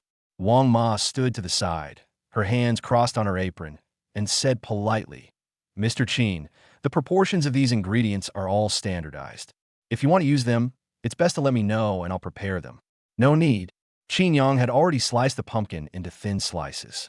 The child needs soft and easily digestible food right now. Cold salads and whole wheat toast are too coarse for her. Wang Ma opened her mouth as if to say something, but then swallowed it back. Qin Yang ignored her, rinsed the rice, and put it in the pot, then simmered it over low heat. He threw in pumpkin slices to cook together, and the color gradually darkened, with the aroma of rice mixed with the sweetness of pumpkin wafting out. He then used another frying pan, beat the eggs, chopped the greens, and mixed them in, spreading them into a thin, soft pancake. Finally, place the steamer on the rack, dilute the egg mixture with warm water and strain it, cover with plastic wrap, and poke a few small holes, then turn the heat to low after the steam rises. The whole process has no unnecessary steps. Wang Ma was leaning against the kitchen counter watching, but as she watched, she reached into her apron pocket, pulled out her phone, held it up to the stove, and muttered, "Simmer for 10 minutes. Add salt last. The steamed egg custard needs to be strained." What was the water temperature again? Qin Yang glanced at her. "Around 40 degrees Celsius. Just make sure it doesn't burn the back of your hand." Oh. Wang Ma tapped the screen with her finger, memorizing the information very quickly. Another young nanny, carrying a mop, passed by the kitchen door and stopped when she smelled the odor. "Wang Ma, what smells so good? Don't block my way, I'm studying." The nanny peeked out and stopped moving. Just as the rice porridge began to bubble, hurried footsteps came from upstairs. But. Nono rushed down the stairs in her bunny slippers, her bangs sticking up like a bird's nest, her eyes not even fully open, and she turned into the kitchen by her nose. "Daddy." She buried her face in Qin Yang's lap, rubbing it against his pajama bottoms. "I can smell it. Daddy's making something delicious." Qin Yang scooped her up with one hand and placed her on his lap. "Go wash your face and brush your teeth. You can eat when you come back." "No, I want to watch. I won't give you any if I just look at you." Nono immediately slid off him and ran towards the bathroom with her short legs, even faster than when she ran away last night. As Wang Ma watched this scene, she stopped taking notes, her expression somewhat subtle. 2 minutes later, the sound of high heels echoed on the stairs, steady and even, each step landing at the same frequency. Shun Wanru appeared at the restaurant entrance, wearing a gray suit jacket, a white shirt buttoned up to the top, her hair neatly styled, her makeup complete, and her aura calm and composed, completely different from the woman who had blushed and pretended to be asleep for a full 5 minutes just half an hour earlier.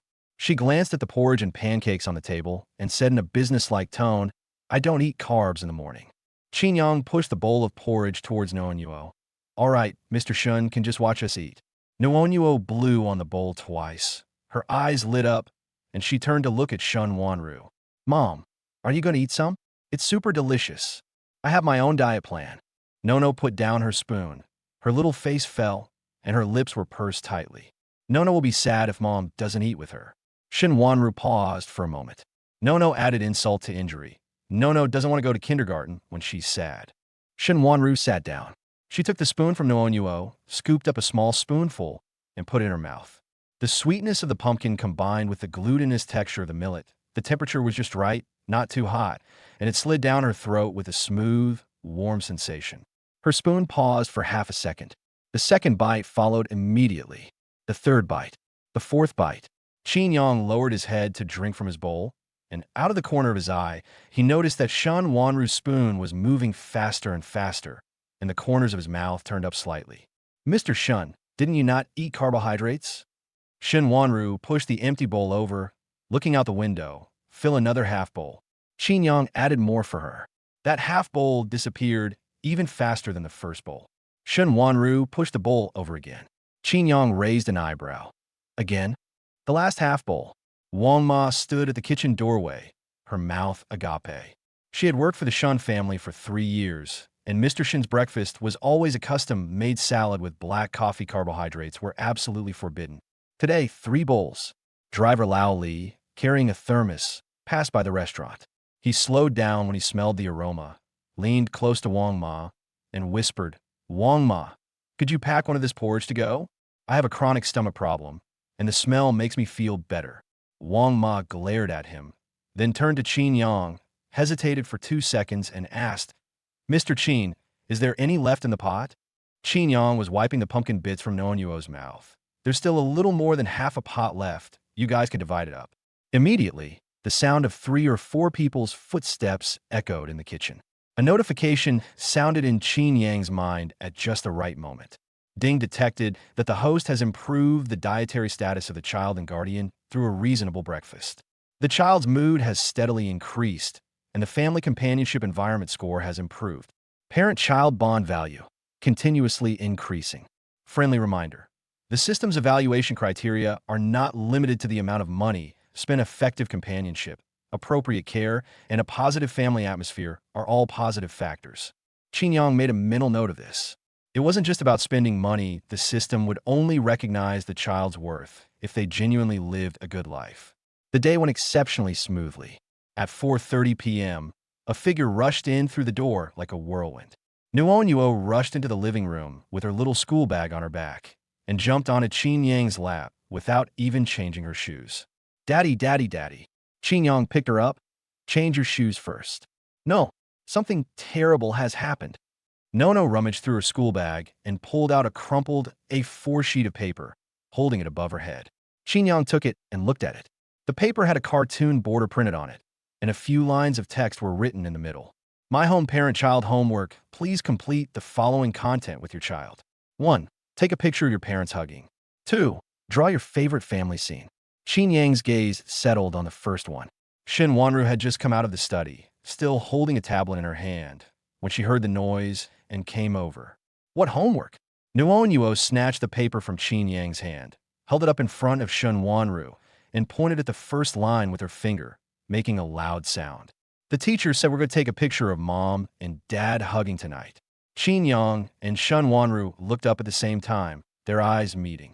Shun Wanru tightened her grip on the tablet. Nono paced back and forth between the two, her urging growing louder.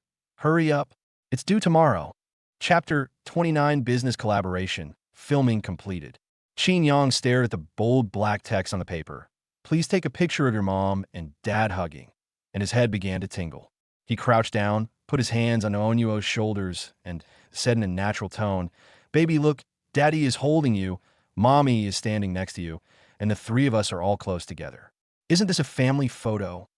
Nono blinked, turned the paper over, and poked her finger on the sample diagram on the back. The picture shows a man and a woman embracing, with a small figure standing in the middle. The teacher said that daddy has to hug mommy, mommy has to hug daddy, and the children have to stand in the middle. Nuonuo's tone was serious, her little chin raised. If anyone is missing, it doesn't count. Daddy, you can't cheat. Qin Yang's gaze passed over Nuonuo's head and met Shun Wanru, who was standing at the door of the study. Their eyes met briefly, then simultaneously looked away. Shun Wanru spoke first, her voice regaining the calmness she displayed at the negotiating table. Nuonuo, Mom will have Lin Xiao talk to your teacher. A parent-child photo would be acceptable. Here we go again. Nuonuo's lips trembled, her eyes instantly reddened, and her voice trembled with tears. Mom doesn't want Dad. The moment those words landed, the air in the living room seemed to freeze for a second. Shun Wanru tightened her grip on the tablet. Her lips moved, but she said nothing. Qin Yang looked at her, then at Nuonuo, whose eyes were red-rimmed, and sighed inwardly. Well, there's no escaping it. He stood up, walked to the center of the living room, and cleared his throat. All right, come on, Mr. Shun. Let's treat this as a business collaboration. After filming, everyone go back to your seats, and let's keep things professional. Shun Wanru's gaze lingered on his face for 2 seconds before she finally pursed her lips and walked over. Nono immediately wiped away her tears, turned around, and shouted towards the kitchen. Aunt Wang, come take a picture. Wang Ma emerged from the kitchen doorway, carrying a tea tray, her expression shifting between a professional smile and amusement. Yes, miss, I'll do it. She took the phone from Nono and held it up, pointing it at the two of them. Out of the corner of Qin Yang's eye, he saw old Li's bald head peeking out from behind the entrance door frame, wiping the same doorknob with a rag at least 20 times. Stand a little closer. Wang Ma gestured with her phone. Mr. Qin, please take another half step to the left. Mr. Shun, your hand. I know. Shun Wanru interrupted her. The two stood facing each other, about 30 centimeters apart. Qin Yang raised his arm, which hung in mid-air, unsure of where to put it. Shun Wanru's shoulders were tense, her chin was slightly raised, and her gaze was fixed on his collarbone area, but she wouldn't move it upwards. Qin Yang curset inwardly. He was usually quick with his tongue, but right now he couldn't think of a single word. Nona watched for 5 seconds, her little face scrunched up. Wrong. She ran over and placed her 2 small hands on Shun Wanru's waist. Mom is too far away. When Xiaomei's dad hugged Xiaomei's mom, he can hear her heartbeat, even with his ear right up to hers. That push used all his strength. Shun Wanru leaned forward and crashed into Qin Yang's chest. Qin Yang reflexively placed his hand on her back, his palm resting on her shoulder blade. Through her shirt, he could feel her taut back, slender bones, and unexpectedly narrow shoulders. He thought she was the kind of person who exuded charisma even when she walked, but when he got close, he found that her body temperature was higher than he thought, and her heartbeat was irregular and fast through the fabric of her shirt. Shun Wanru's forehead was almost touching the crook of his neck. The distance was so close that every breath she took hit his collarbone, warm, light, and with shorter intervals than usual. She stood frozen, her hand hovering at his waist, unsure whether to lower it or create distance. Qin Yang felt a sudden swelling in a part of his chest. He couldn't quite describe the feeling, but when the weight pressed down on him, the warmth of his palm brought him back to his senses. When did he increase the pressure? Shun Wanru raised her head. The two were less than a fist's distance apart. Qin Yang could see her thick eyelashes and his own reflection in her pupils. The skin from her ears to her neck was flushed red, the kind of red that couldn't be hidden the more she tried to calm down. Her gaze lingered on his face for less than 2 seconds before shifting to the side. Shun Wanru cursed herself inwardly. It was just a parent-child homework photo, a 10-second thing to take. Why was she acting so flustered? But the hand supporting her back was so steady and warm that the weight pressing down on her through the shirt fabric made her back stiffen even more. Her breathing became shallow, and she couldn't even find a polite way to break the silence. Daddy, hold me tighter. Nono jumped up and down beside her, her voice almost cracking with excitement. Mommy, don't move. Just a little closer, and I can kiss you. They both let go at the same time, and each took a step back. Qin Yang's back bumped into the TV cabinet, and Shun Wanru retreated to the sofa armrest, almost tripping over the coffee table. Click, click, click, click. Wang Ma's hand, holding the phone, was shaking. She didn't know when the continuous shooting mode was turned on, and the shudder sounded more than a dozen times. Oldie finally couldn't hold back and laughed so hard he almost stuffed a rag into his mouth, his shoulders shaking. That's enough. Shin Wanru's voice was half a tone higher than usual. Wang Ma, delete the extra ones. Don't delete it. Nuon Yuo rushed over and hugged Wang Ma's arm, standing on tiptoe to look at the screen, her little finger swiping around in the photos. This one. Qin Yang leaned over and glanced at it. In the photo, the two are close together, with his arm around Shin Wanru's back. Shin Wanru's face is halfway up, her expression both flustered and embarrassed, and her ears are bright red. And his own expression. Qin Yang turned his face away. What kind of look is that? This one looks like a family the most. Nono nodded with satisfaction, holding her phone. Xiaomei will be so envious tomorrow. Just as Qin Yang was about to say something to change the mood, his phone in his pocket suddenly vibrated. He took it out, and a system notification popped up on the screen. Ding detected that the host has completed the construction of a high-quality family safety scenario. The child's emotional value has reached its maximum, and the parent-child bond value has significantly increased. Reward: 38,800 renminbi in emotional value cashback, already credited to your account. Qin Yang looked at the amount deposited into his account. His lips moved, and he whispered in a voice only he could hear, "This works?" It costs 38,000 yuan to take a photo. Is this system trying to force him to fall into Shin Wanru's arms by offering him money because he's not shameless enough? Nuon Yuo had already run off to find Wang Ma to print the photos, leaving Qin Yang and Shin Wanru standing at opposite ends of the living room, separated by a whole sofa. Shin Wanru lowered her head and fiddled with the tablet, her fingers swiping across the screen, but the page didn't scroll at all. Qin Yang scratched the back of his head. Mr. Shin, if my hand was positioned awkwardly just now. No need to explain. Shin Wanru's voice returned to its usual tone. It's a business collaboration. We'll wrap up after filming. You said it. She turned and went upstairs, her steps quickening slightly compared to usual. Qin Yang stared at her retreating figure as she disappeared around the corner of the stairs, scratched his nose, and said nothing more. At 11 p.m., as usual, Nuon Yuo was sandwiched between the two of them, holding the printed photo and falling asleep with a smile on her lips, muttering in her dream, "I'll show it to the teacher tomorrow."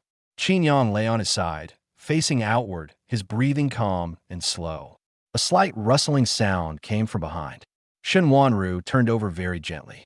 Then came a fainter sound, the fabric rubbing against the sheets, fingertips picking up something. Two short hairs lay on Qin Yang's pillow. They had fallen out after he washed his hair that afternoon, but he didn't pay them any mind. Shin Wanru's fingers paused for a few seconds before finally picking up the two strands of hair and reaching towards the bedside table. The drawer was pulled open a crack, revealing a clean white envelope inside, unsealed. The hair was put in, the drawer was closed, and the sound was almost inaudible. Shin Wanru lay back down on the pillow, staring at the ceiling with her eyes open. The phone screen on the bedside table suddenly lit up. Lin Zhao's message popped up, containing only one line. "Mr. Shin, we've contacted the kinship testing agency you requested, and we can send the samples anytime." Chapter 30 is here again. Shin Wanru did not reply to Lin Zhao's message. She sat up slowly, careful not to wake the two people beside her. Nono lay on her side, clutching the photo she had printed during the day in one hand, a slight smile on her lips, fast asleep. Qin Yang had his back to her. His breathing was steady, and his shoulders rose and fell with his breath. Shin Wanru's gaze lingered on the back of his head for a few seconds before shifting to the bedside table. The white envelope in the drawer contained two strands of hair. She told herself that this had nothing to do with whether or not she cared about Qin Yang. Nono was behaving very strangely. A 4-year-old child, upon first meeting a strange man, refused to leave despite attempts to coax or trick him. He stubbornly clung to the man's leg, calling him dad all night long, with an air of self-righteousness. This is not normal. Shin Wanru threw off the covers, stepped barefoot onto the carpet, bent down, and took out an envelope from the bedside table, holding it in her palm. She walked out of the bedroom, across the hallway, and closed the study door behind her, the sound of the latch clicking shut being covered by her hand. A merger and acquisition document lay open on the desk. She had placed the envelope under the document, leaving only a corner visible. She dialed Lin Zhao's number. President Shun? Lin Zhao's voice was a little hoarse. Prepare a private testing channel. Shun Wanru lowered her voice, speaking more slowly than during the day. Avoid the company's system and Shun's process records, and don't let the Shun family handle it. There was a 2-second silence on the other end of the phone. Mr. Shun, may I ask about the source of the samples? Shun Wanru's gaze fell on the corner of the envelope peeking out from between the documents. Her lips moved slightly, but she said nothing. After 5 or 6 seconds, she finally spoke. Proceed according to the highest level of confidentiality. After hanging up the phone, he pressed down on the screen a little harder. But after hanging up, she stared at the envelope for a long time. The lamplight cast a soft glow on her face, her brow furrowed, her fingers repeatedly stroking the edge of the envelope's seal, yet she refused to open it. What is she afraid of? Are they worried that the outcome might not be their biological father and daughter, proving that Nuonuo just randomly accepted someone? Or is she afraid that the result is correct, proving that there was something she didn't know hidden in her IVF file for back then? Shin Wanru leaned back in her chair, closed her eyes for a while, but couldn't come up with an answer. Qinyang woke up at 6:30 in the morning. Nono was still asleep, her little body curled up in a ball, the photo in her hand crumpled in her hand. Qinyang quietly climbed out of bed and found that Shun Wanru's spot next to him was empty. The blanket was neatly folded, and the dent on the pillow was very shallow. She had left not long after sleeping there. He washed his face, changed into the takeout clothes that Wang Ma had washed and dried the night before, and went to the living room to start tidying up. He needs to go back to the night market and check on the stalls. I left in a hurry yesterday, and I left the pot, gas cylinder, coin box, and spice container there. He'd had that iron pot with him for 2 years. Only a pot that's been seasoned is truly effective. If that old man, Lao Wang, were to steal it, he'd have nowhere to turn for help. Qin Yang zipped up his delivery uniform and was bending down to tie his shoelaces when the study door opened. Shin Wanru came out, having changed into a set of home clothes. Her hair was casually tucked behind her ears, and she had dark circles under her eyes. She was holding something in her right hand, which she had placed against her thigh. Qin Yang straightened up and immediately noticed the corner of the white envelope in her hand. He raised an eyebrow. President Shun, those dark circles under your eyes, did you sneak out for a midnight snack behind Noonyuo's back? Shin Wanru paused for a moment. Qin Yang tilted his head and added, even the CEO has a secret need to slurp noodles? I understand. I won't tell anyone. Shun Wanru tightened her grip on the envelope. She turned and walked to the sideboard, pulled the handle of the coffee machine twice as fast as usual, and straightened her back. Qin Yang watched as she stuffed the envelope into the magazine rack next to the coffee machine, raising an eyebrow. What did that woman do last night? She was acting so suspiciously. Are you going back to the night market today? Shun Wanru didn't turn around, her tone already switching back to the morning meeting mode. Yeah, the stall is gone. Qin Yang leaned against the entryway cabinet, arms crossed. If old Wang had taken my iron wok, my fried rice empire would have gone bankrupt on the spot. Then go early and come back early. All right, Mr. Shun. Qin Yang bent down to continue tying his shoelaces, a sense of unease creeping into his mind. An envelope, dark circles under her eyes, the study locked all night. Was she working on some kind of trade secret? It had nothing to do with him, after all. Just as I finished tying my shoelaces, I heard the sound of footsteps from the other end of the corridor. Nuonuo rushed out clutching her small pillow, her hair sticking up like a tangled mess of feathers, her eyes not fully open, her voice still gruff from being woken up. Daddy, where are you going? Qin Yang squatted down and reached out to press down the tuft of hair on her head, but he couldn't hold it down, and it bounced back up. Dad is going back to check on the stall. He'll be back soon. Nono's eyes snapped open, her dark pupils filled with disbelief. Nono wants to go too. She threw down her pillow and hugged Qin Yang's arm with both hands. Nono wants to see Daddy's fried rice castle. That's not a castle. Qin Yang s leaps Twichet. It's more like a mobile oil fume outpost. No matter what, Nono wants to go. Shin Wanru walked over with a coffee cup, her voice cold. No, the night market is crowded and smoky, you. I don't. Nuonuo's mouth twitched, her chin trembled, and her fingers gripped Qin Yang's sleeve tightly, using all her strength. Shun Wanru's words caught in her throat. She saw her daughter's tightly clenched hands and her pouting lips, and the images of Nuonyuo's previous bouts of wailing and crying flashed through her mind. The crying had echoed in shopping malls, cars, and bedrooms. Each time, she was at a loss. Shun Wanru swallowed her coffee, then changed the direction of the no she was about to say. Have Laoli accompany her. Don't take her to crowded places, and don't let her eat anything from street vendors. And received, received, received. Qin Yang said 3 times, raising his right hand in a vowed gesture. Don't worry, President Shun. Although I haven't professionally studied childcare, I'm reliable when it comes to food delivery. The average positive review rate is 4.9, and I've never lost a single order. Shen Wanru glanced at him, but didn't say anything.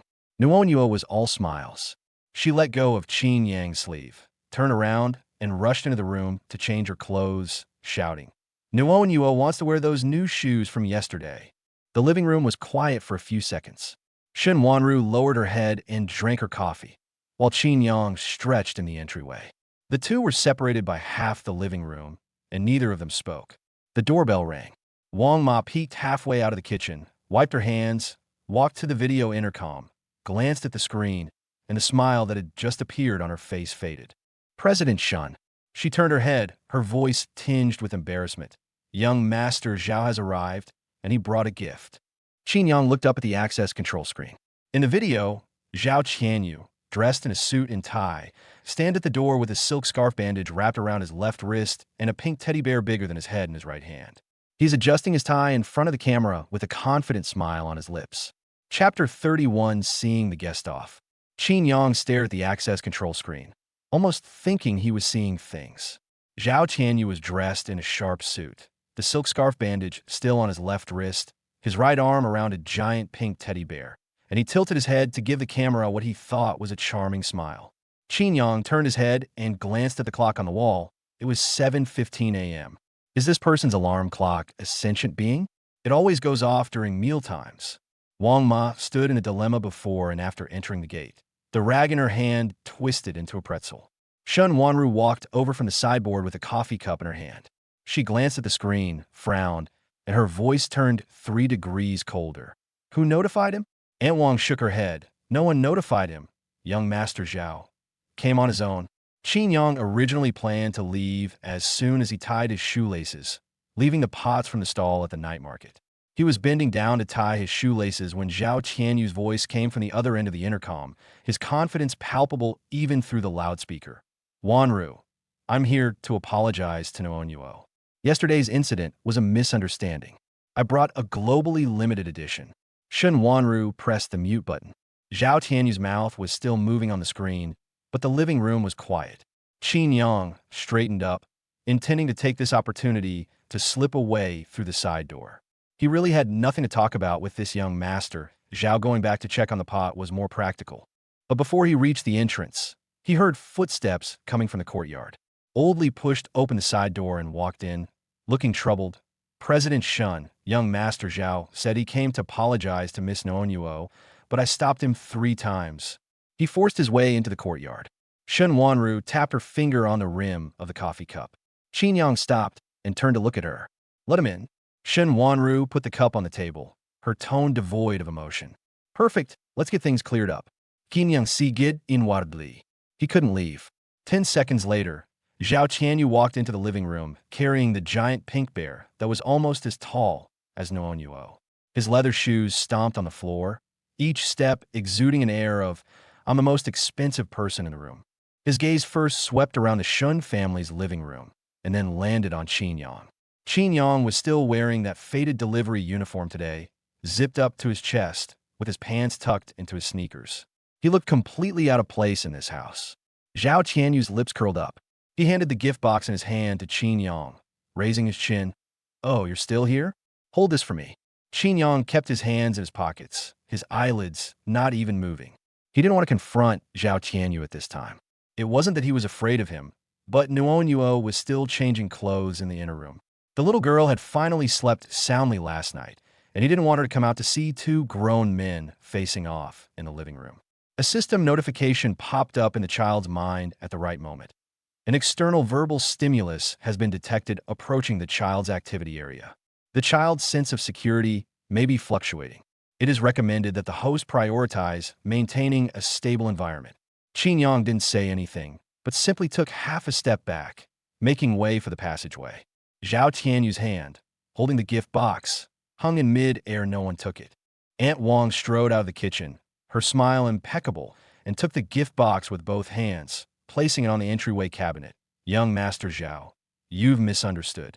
Mr. Qin is a temporary catering consultant hired by the Shan family, and also a guest personally invited back by Miss Noanyuo. Zhao Tianyu's smile froze for a moment before returning to normal. He glanced at Shan Wanru. Then his gaze returned to Qin Yang's delivery uniform. He let out a short laugh. Food consultant? Night market fried rice can be a consultant now? When did the Shun family lower its standards so much? No one responded. Zhao Tianyu didn't mind. He bent down, held the giant pink bear up to his face, put on what he thought was a kind and friendly expression, and called out toward the corridor. No, Uncle brought you something good. There are only 50 of these in the world. I bet none of the kids in your kindergarten have one.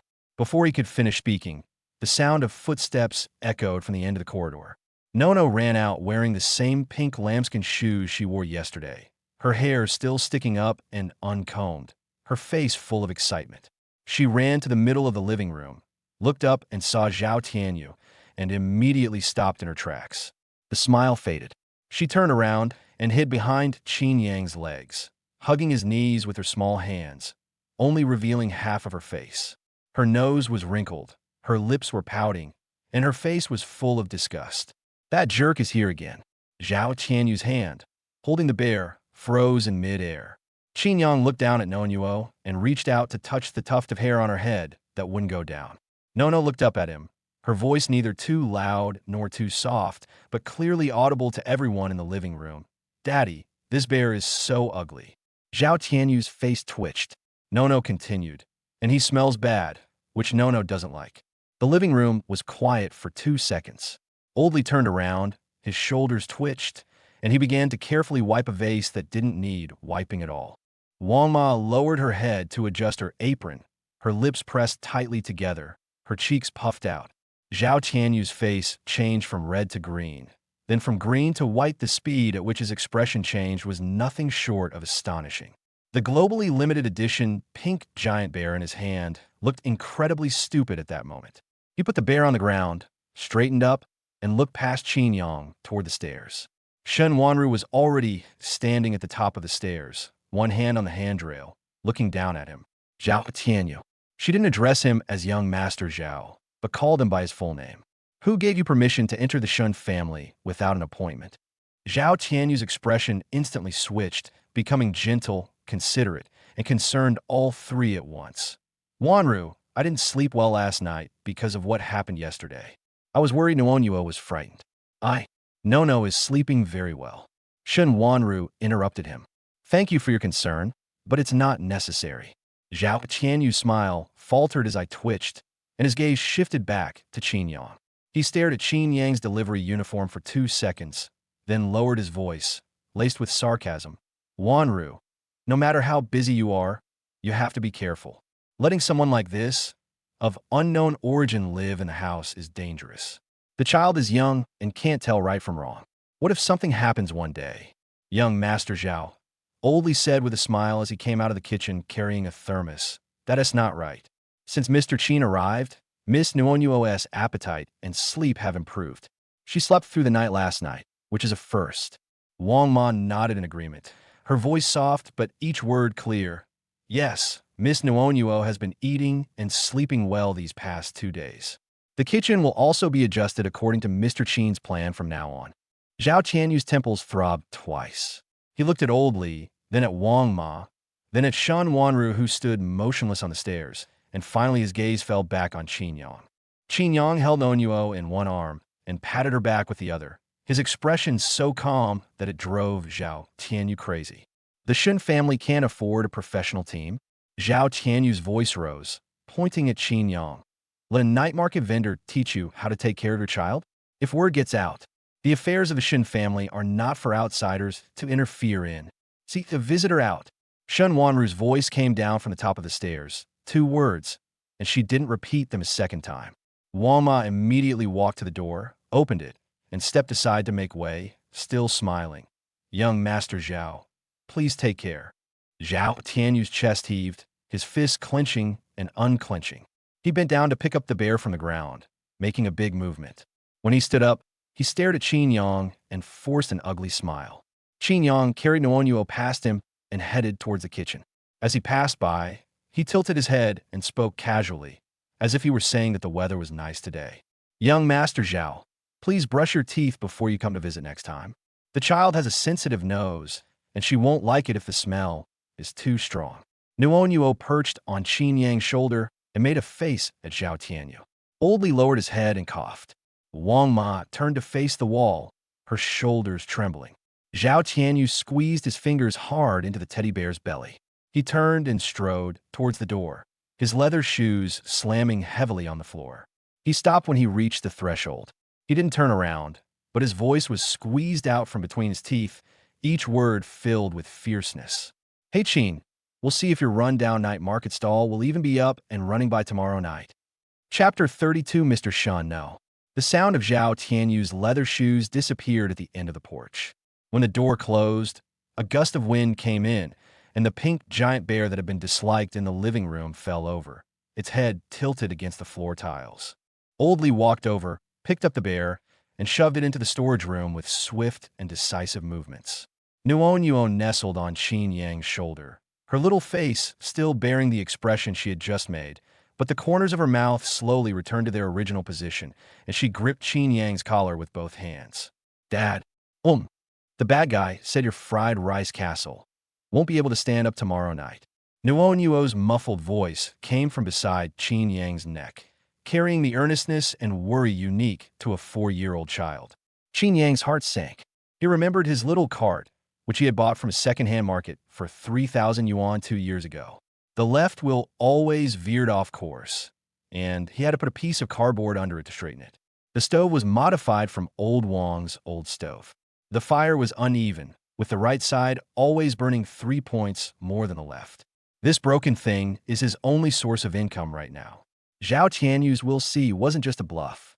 The Zhao family started in the building materials business in Jiangxing and had some connections with the local government and urban management departments. Trying to take down a night market vendor without any connections would be about as difficult as crushing an ant. But Qin Yang's expression didn't change for even a second. He freed one hand to rub the tuft of hair on the back of Nuonyuo's head that he couldn't suppress, and said in a tone as if he were talking about what to eat today. Don't worry, Daddy's castle is made of iron pot. If a bad guy comes, I'll fry him a plate of fried rice with eggs first and put in lots of chili peppers, so spicy that he'll cry. Really? Nono raised her face, her nose red and her eyes still moist. I'd be a dog if I lied to you. Nono then grinned, revealing a missing front tooth. Then Daddy, put in 10 chili peppers. No, 100. 100 chili peppers. That's not fried rice. That's a biological weapon. Nono didn't understand what biological weapons were, but she knew her father was joking, so she laughed even louder, hanging on Qin Yang and swaying back and forth. Footsteps echoed down the stairs. Shen Wanru changed into a pair of flat shoes and came downstairs. She casually tucked her hair behind her ears, and her expression was unreadable. However, she was holding her phone in her hand, her thumb resting on the contact screen. I had my legal department contact the local street and market supervision departments. Her tone was no different from when she was assigning tasks calm, efficient, and leaving no room for negotiation. Whoever touches your stall, I'll make them write a statement. Qin Yang turned around to look at her, feeling a mix of emotions. It's really warm. But he shook his head. Mr. Shun, no. Shen Wanru stopped her thumb and raised her eyebrows.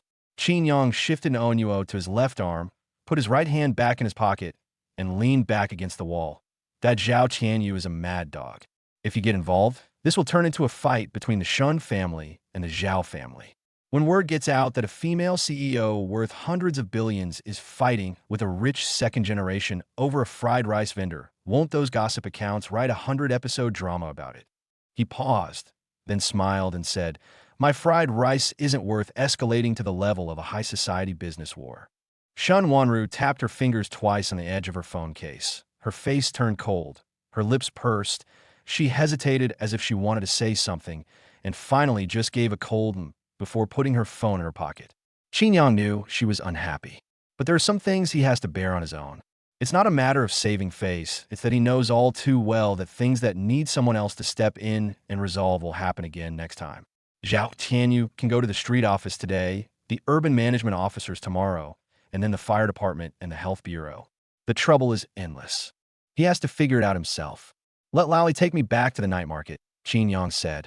I'll check if the pot is still there and tidy up the stall while I'm at it. Nono's going too.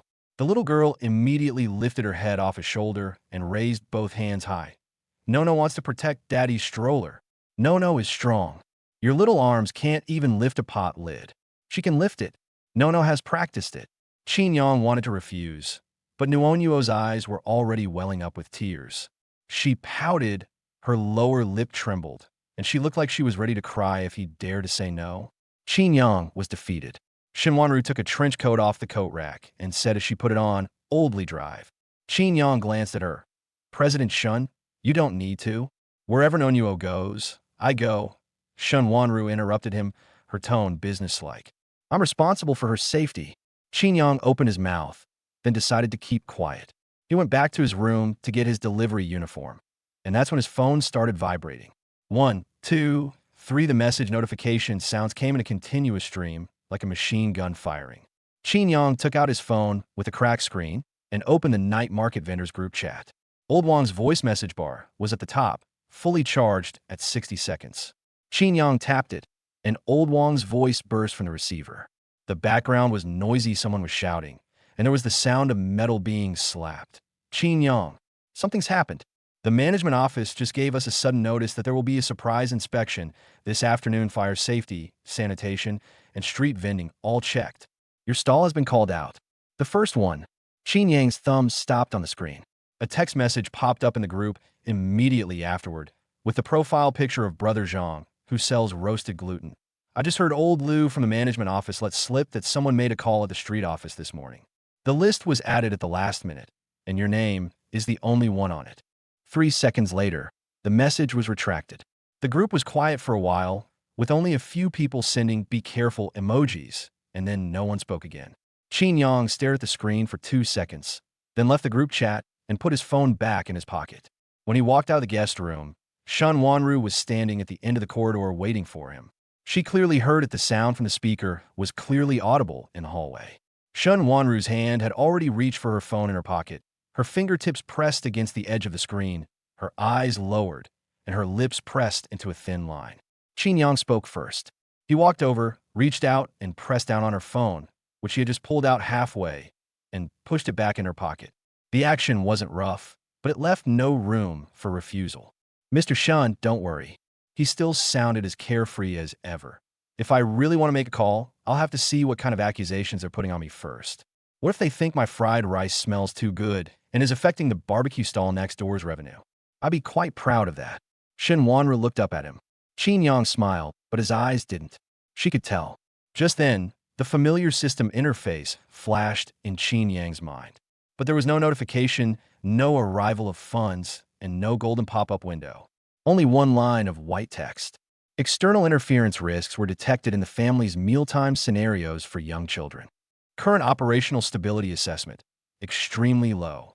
It is recommended that the host evaluate a more stable operating platform as soon as possible to ensure the long-term quality and safety of the baby's diet. Yang was taken aback. Previously, the system would either give money or skills. It never offered suggestions without any rewards. He had a sudden change of heart. He understood what the system meant. Your broken-down cart, the kind with wheels that veer off course, can't guarantee that Noonyuo can have a hot meal every day. A small stroller that could be sealed off at any time. He couldn't even protect himself, let alone the child who had just started calling him dad. Yang suppressed this thought for the time being. Let's go check out the stalls first. As he walked into the entryway, his phone vibrated again. Old Wang sent me a photo. Yang clicked on it, and although the screen was cracked and the image was fragmented, he still recognized his card at a glance. A piece of white paper was pasted on the handlebars, with a red official seal in the center and 4 square black characters printed on it. Refund within a specified period. Yang pressed his thumb hard on the screen. Nono peeked over his shoulder, tilted her head, and glanced at the phone screen. Although she couldn't read, she recognized the stroller. Dad, is that a fried rice castle? What's pasted on top? Which one is Qin Yang in chapter 33? Qin Yang did not answer Nuonyuo's question. He held the phone screen face down in his hand and rubbed Nuonyuo's head with his other hand. It's an advertisement on it. Someone wants to collaborate with Daddy's fried rice castle. No tilted her head and thought for a moment, then accepted this explanation and patted her little chest. That must be because Daddy's fried rice is so delicious. Qin Yang hummed in agreement, handed the child to Shun Wanru behind him, bent down to tie his shoelaces, and took the opportunity to compose his expression while looking down. Shun Wanru took Nuonyuo's phone, her gaze falling on the phone he was clutching. Her lips moved slightly, but she ultimately said nothing and turned to walk towards the door. Oldly has already started the Maybach. As the car drove out of the residential area gate, Nuonyuo lay on Qin Yang's lap, swinging her legs back and forth on the back seat. Daddy, what flavor is fried rice castle today? Nuonyuo wants shrimp. Okay, shrimp, Qin Yang responded, but his eyes were fixed on the view outside the window. In the evening in Jiangcheng, the sun was still hanging on the rooftops, not yet fully set, but the streetlights were already on. At this time of day, the fumes from a night market street should have already drifted across the street, and the smell of cumin could be detected every 2 blocks. Not today. When a Maybach turned into the alley at the entrance of the night market, Qin Yang's first thought was that Lao Li had taken the wrong turn. The stalls that used to be packed with people were now only scattered around, and not even all of them had their signs lit up. Aunt Lu, who sells cold noodles, didn't set up her stall, and Old Joe, who sells stinky tofu, had tucked his cart behind the wall, with only half of his sign showing. Oldly parked his car at the alley entrance, glanced back at Qin Yang, and said, "Mr. Qin, would you like me?" "No need, I'll go by myself." Qin Yang pushed open the car door, and the night wind blew in, carrying a chilly scent. He reached back and helped Nuonyuo out of the car. The little girl's feet had barely touched the ground when she started turning her neck, looking left and right. "Dad, where's the fried rice castle?" Qin Yang followed her gaze and looked ahead. His cart had been moved to the innermost corner of the alley. The handlebars were crooked, and the cardboard under the wheels had been kicked away by someone. The whole cart was leaning against the wall at an angle. The seal was affixed to the center of the handlebars, with a red stamp pressing it down. 3 spice boxes were overturned, chili powder was scattered all over the floor, a mix of red and white, and half a bag of rice lay on the ground. The bag open, the rice grains rolling to the side of the sewer cover. The spatula fell next to the car wheel. The tip stuck into a crack in the brickwork.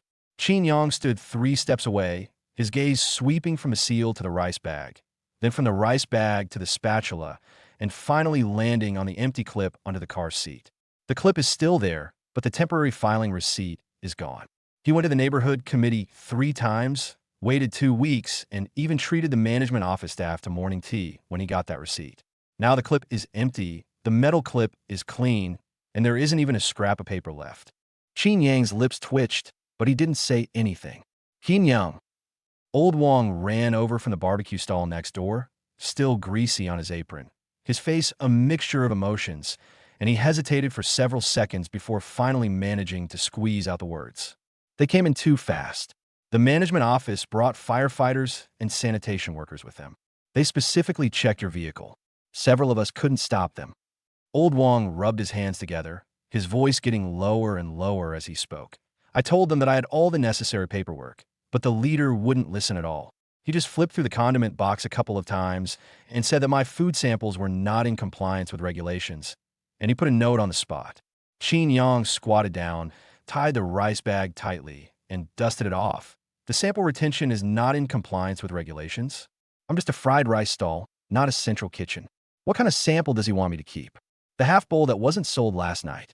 Old Wong opened his mouth, then glanced at the several stall owners peeking out from a distance, and lowered his voice. "Xiao Qin, I heard from Brother Zhang that the list was added at the last minute, and you're the only one on it." "I know." Qin Yang pulled the spatula out of the crack in the brickwork, wiped it on his trouser leg, and put it back into the hook on the handlebars, his movements as casual as when he was packing up his stall. Nono had already run to the stroller, squatted down, patted the pot lid with her little hands, and muttered, "Castle, Castle, don't cry, Daddy's here, Daddy will fix you." After patting the pot lid, she patted the car wheel. Then she stood up, turned to face Qin Yang, puffed out her chest, and clenched her little fists at her sides. "Daddy, don't be afraid. Nuonuo will back you up. Nuonuo is very fierce.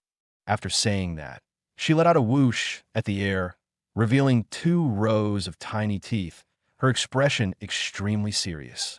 Old Wong immediately turned his face away, pretending to be choked by the charcoal smoke, and covered his eyes with his apron. What's wrong with this smoke today? It's burning my eyes. Qin Yang scooped Nuonuo up and let her ride on his shoulders, patting her calves. All right, you're so loud. Not even an ant would run away. Save your energy. We still need to eat shrimp fried rice later. Nono swung her leg above his head. Can Daddy still make fried rice today? Qin Yang glanced up at the seal but didn't reply. Several vendors slowly gathered around. Brother Zhang, who sells grilled gluten, helped pick up the scattered seasoning boxes, and Sister Li, who sells Odin, handed over a plastic bag to put rice in. Someone whispered a reminder. Don't confront them directly. The management office is very firm. They said someone above has put in a good word for them. Qin Yang took the bag and smiled. Go ahead and set up your stalls. Don't let me hold you back from making money. This is a personal issue, not a collective matter, so don't worry. He put the rice bag into the storage compartment at the bottom of the cart and casually checked everything. The gas cylinder was still there, the stove wasn't broken, and the iron pot was fine. He just glanced at the empty tongs a few more times. The registration receipt can't just grow legs and run away on its own. Shen Wanru stood 3 meters away, her hands in her trench coat pockets, watching Qin Yang squat on the ground packing things up. Her cuffs were covered in chili powder and dust, and her knuckles turned white as she gripped the rice bag. She waited for him to stand up before speaking. I'll have someone take care of everything: renting a new shop, the paperwork, the location, the renovations within 3 days. Qin Yang patted the dirt off his knees and turned to look at her. Shen Wanru's expression remained unchanged, and her tone was as if she were approving a budget at the company, but her hand was already reaching for her phone in her pocket. Qin Yang shook his head. President Shen, this card has been with me for 2 years. When I lost all my money in my startup, I relied on it to earn 200 yuan a day to pay off my credit card debt. It's my starting point, and I can't let anyone kick it away. I'll take care of it myself. Shen Wanru stared at him for 2 seconds, then withdrew her hand and didn't insist any further. Nono grabbed Qin Yang's hair as a steering wheel, muttering, Daddy's castle is the strongest. Nono will bite anyone who bullies it. In my mind, the system interface flashed briefly. Detection indicates a persistent impairment of the child's sense of security. Current stability assessment of the operational environment, extremely low. The host must establish an alternative dietary support plan within 48 hours, otherwise, the child's emotional state will begin to decline.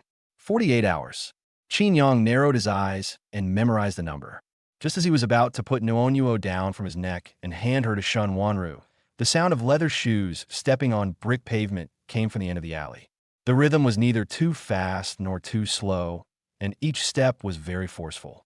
A middle-aged man in a dark blue uniform walked out from around the corner, carrying a document board under his arm with a new, stamped form attached to it.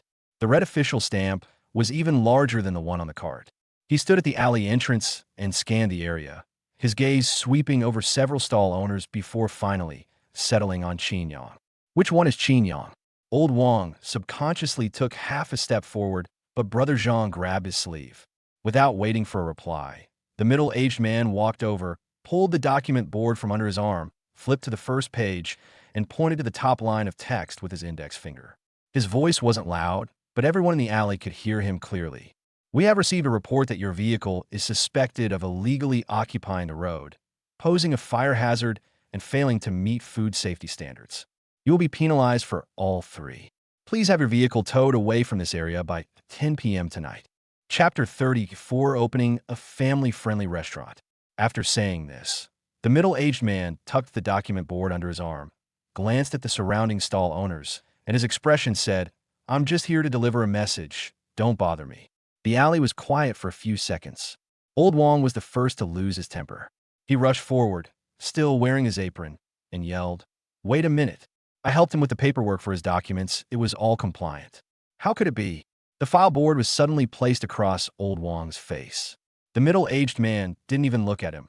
First, food sample retention is not in compliance with regulations. Second, operating a business on the street. Third, document verification is abnormal. All 3 will be penalized. You must tow the vehicle away by 10 p.m. tonight. He paused for a moment, then added, if you don't cooperate, your vehicle will be forcibly towed away after 10 o'clock, and you'll have to pay for it yourself. Chin Yong lifted Nonyuo off his shoulder and let her stand at his feet, pressing her little head with his palm, without rushing to speak. He glanced at the notification form. The red stamp on it was neatly affixed. Where are the complaint materials? The middle-aged man raised his eyelids slightly. Chin Yong then asked, what about the report record? You said my document review was abnormal. Which item was abnormal? Which step? And who reviewed it? Go to the office and submit your application materials in the queue. It will be processed on weekdays. The middle-aged man put away the file board, his tone so flat that it revealed no emotion. We'll handle tonight's business tonight. You can move your things first. He turned to leave, but then stopped and glanced at Chin Yong. Young man, you need to know the rules of business. If you offend someone you shouldn't have, don't try to tough it out. Upon hearing this, the faces of the stall owners all changed. Brother Zhang, who sells grilled gluten, opened his mouth, then closed it again and lowered his head, pretending to arrange the bamboo skewers. Sister Li, who sells Odin, took a half step back, clutching the strap of her apron without daring to utter a sound. Shen Wanru's fingers had already reached for her phone in her coat pocket, and her fingertip swiped across the screen. Chin Yong saw it.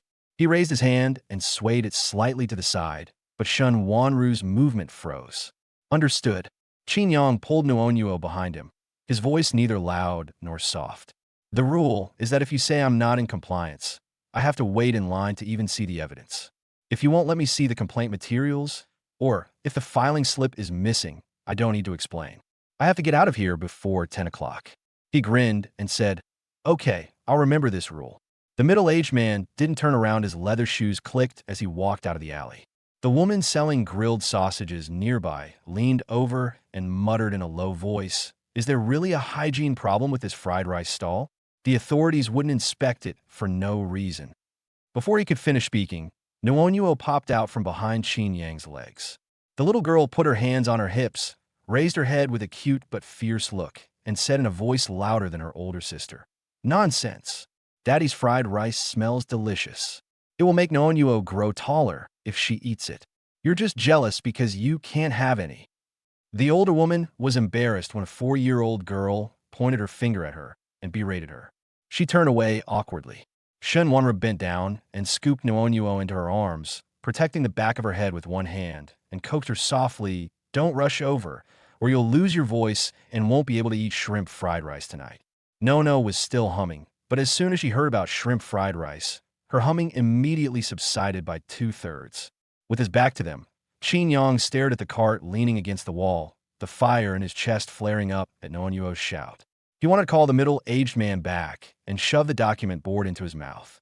But when he turned his head and saw Nuonyuo's red eyes and her small hands tightly gripping Shen Wanru's collar, he forcefully suppressed his anger.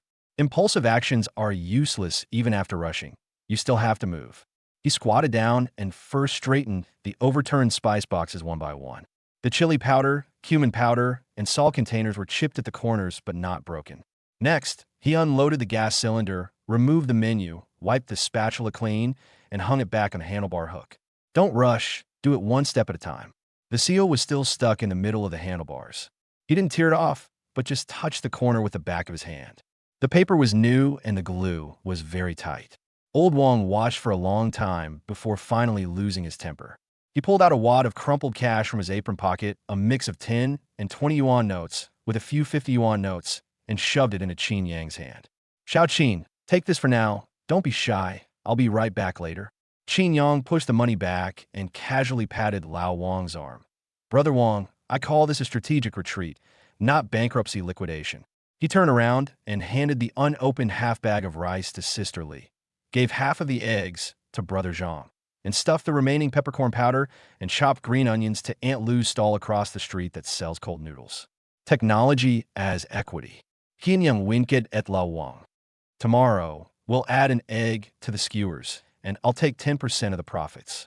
The stall owners felt a mix of bitterness and amusement. The suffocating congestion in the alley had finally eased a bit.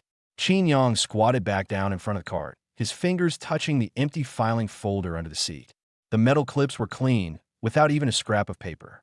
He went to the neighborhood office 3 times to get this receipt. It wouldn't be blown away, even in a strong wind, much less evaporate on its own. They wouldn't let me see the complaint materials, and the filing receipt is missing. When these two things come together, even someone as slow-witted as him can figure it out. Someone removed his compliance documents and then used the excuse of abnormal document review to shut him up. Zhao Qian used words at the Shun family's door yesterday. You won't be able to keep your stall open tomorrow. We're not just empty talk. Just as Qin Yang was about to pick up the menu and walk towards the alley entrance, a thought suddenly popped into his head. The system has detected a stable demand for family-friendly catering. The current mobile care facilities are below the standards for long-term childcare in terms of safety, compliance, and stability. It is recommended that the host upgrade their business model within 48 hours. The initial funding pool for family catering is now open.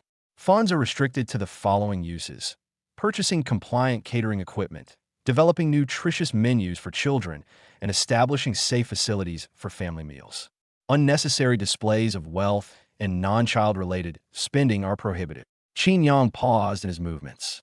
3.5 million. The number flashed through his mind. Before, it seemed like an astronomical figure, but now, glancing at the cart leaning against the wall behind him, and Nuonyuo wiping away tears on Shan Wanru's shoulder, he suddenly realized that the money needed a purpose. The handcart stayed with him for 2 years.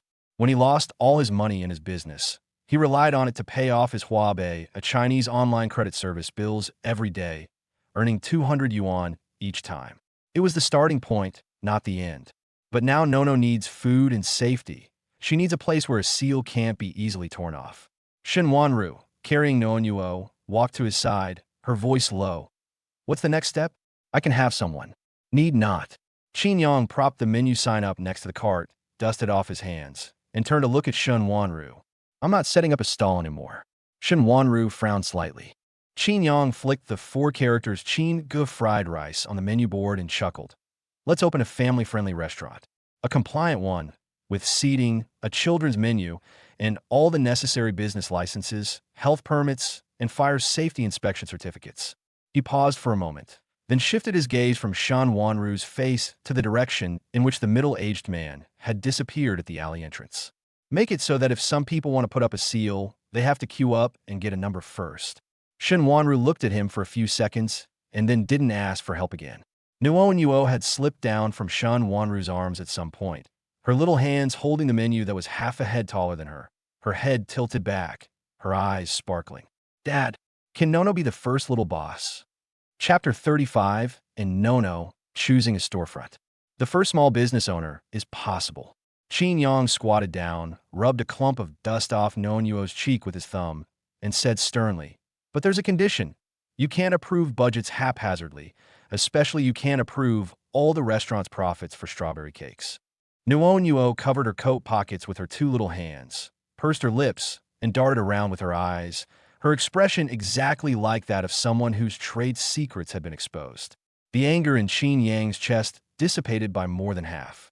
He stood up and quickly gathered the usable spatula, spice box, and menu into the cart, without giving himself time to look at the words on the seal.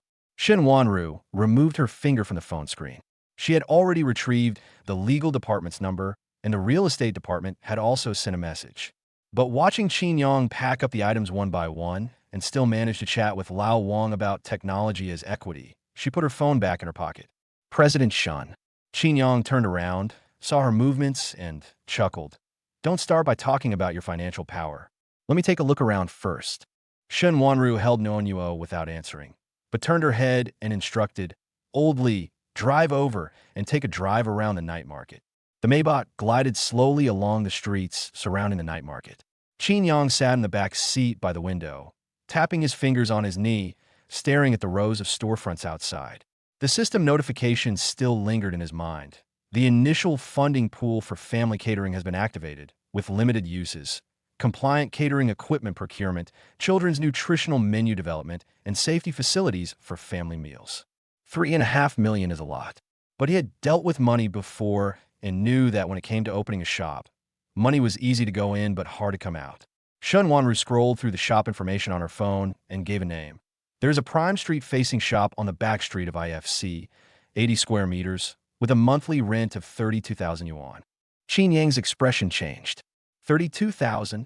He turned to look at Shun Wanru. President Shun, I'm opening a family-friendly restaurant, not raising a second child for the landlord. Shun Wanru's lips twitched slightly, but she didn't respond to his comment. Instead, she announced the second one. Wenhua Road intersection, 120 square meters, monthly rent of 28,000 yuan with an attic.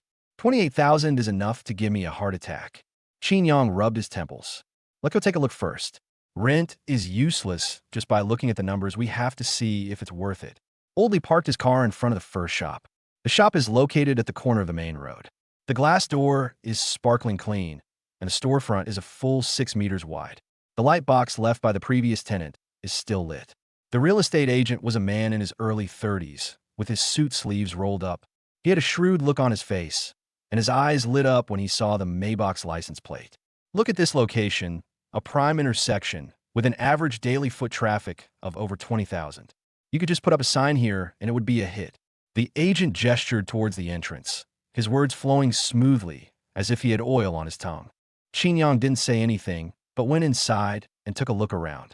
The space is large enough and the layout is decent, but he noticed that the exhaust pipe connection in the back kitchen was in the wrong position. To fix it, half a wall would have to be knocked down. The double yellow lines on the road in front of the entrance extend right up to the threshold, making parking virtually impossible. Parents with children coming to eat don't even have a place to stand. As he was pondering this, Nuon Yuo slipped off Shun Wanru's arms, ran to the glass door in her little leather shoes, and pressed her hand against the glass to look outside. After looking around for a while, she turned her head and asked seriously, "Uncle, are there any children here?" The agent paused for a moment, then laughed. "Yes, there are a lot of young white-collar workers around here, and they love to eat good food, just like kids." Qin Yang almost lost his composure. Shun Wanru also lowered her eyes, a fleeting smile playing on her lips. Nono wrinkled her nose, clearly dissatisfied with the answer, and turned to hug Qin Yang's leg again. "Daddy, there are no other children here. Nono doesn't like it." "Okay, I've got it." Qin Yang patted her head and waved to the real estate agent. Next one. The second one is on the main street of Wenhua Road. The storefront is even more impressive, with a 4.5-meter high ceiling and ample depth. The real estate agent kept praising it as we walked in. "With this ceiling height, you can pull off industrial or Instagram-worthy styles. It'll perfectly define your brand image." Before Qin Yang could speak, Shun Wanru walked to the kitchen area, looked up at the ceiling, and then bent down to check the exhaust pipe connections and fireproof partitions. She turned around and said in a low voice, "The exhaust pipes need to be rerouted. The fire partitions are not up to standard, and there is no fire compartment between the children's activity area and the open flame kitchen. If we want to make changes, the entire second half will have to be rebuilt from scratch." The agent's smile froze on his face. Qin Yang leaned against the door frame, crossed his arms, and gestured with his chin toward the real estate agent.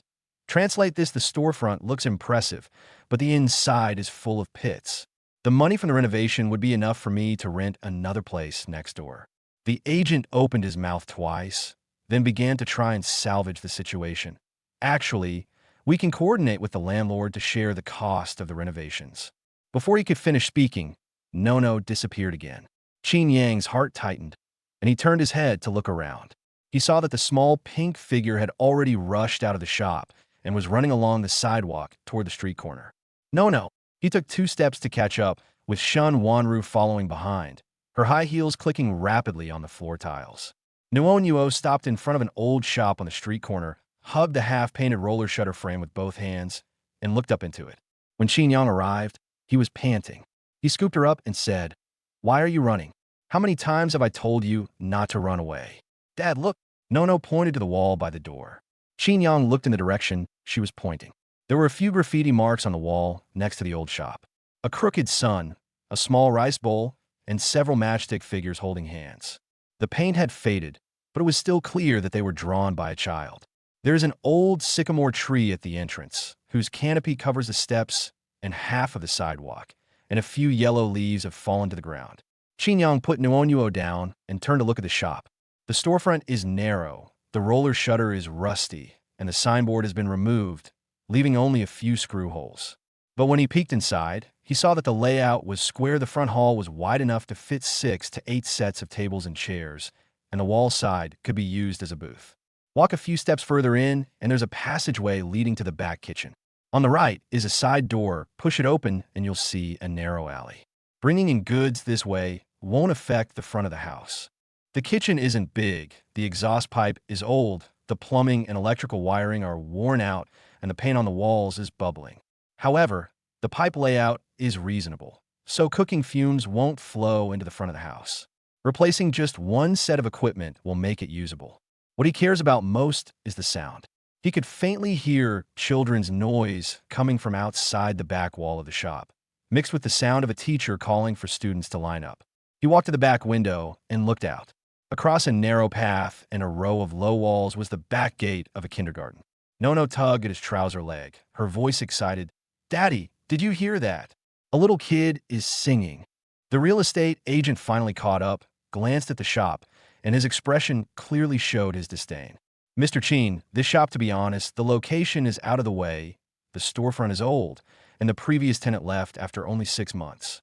He lowered his voice. "You can't just look for cheap deals in business. Once you add the renovation costs, it's not necessarily more cost-effective than a main street."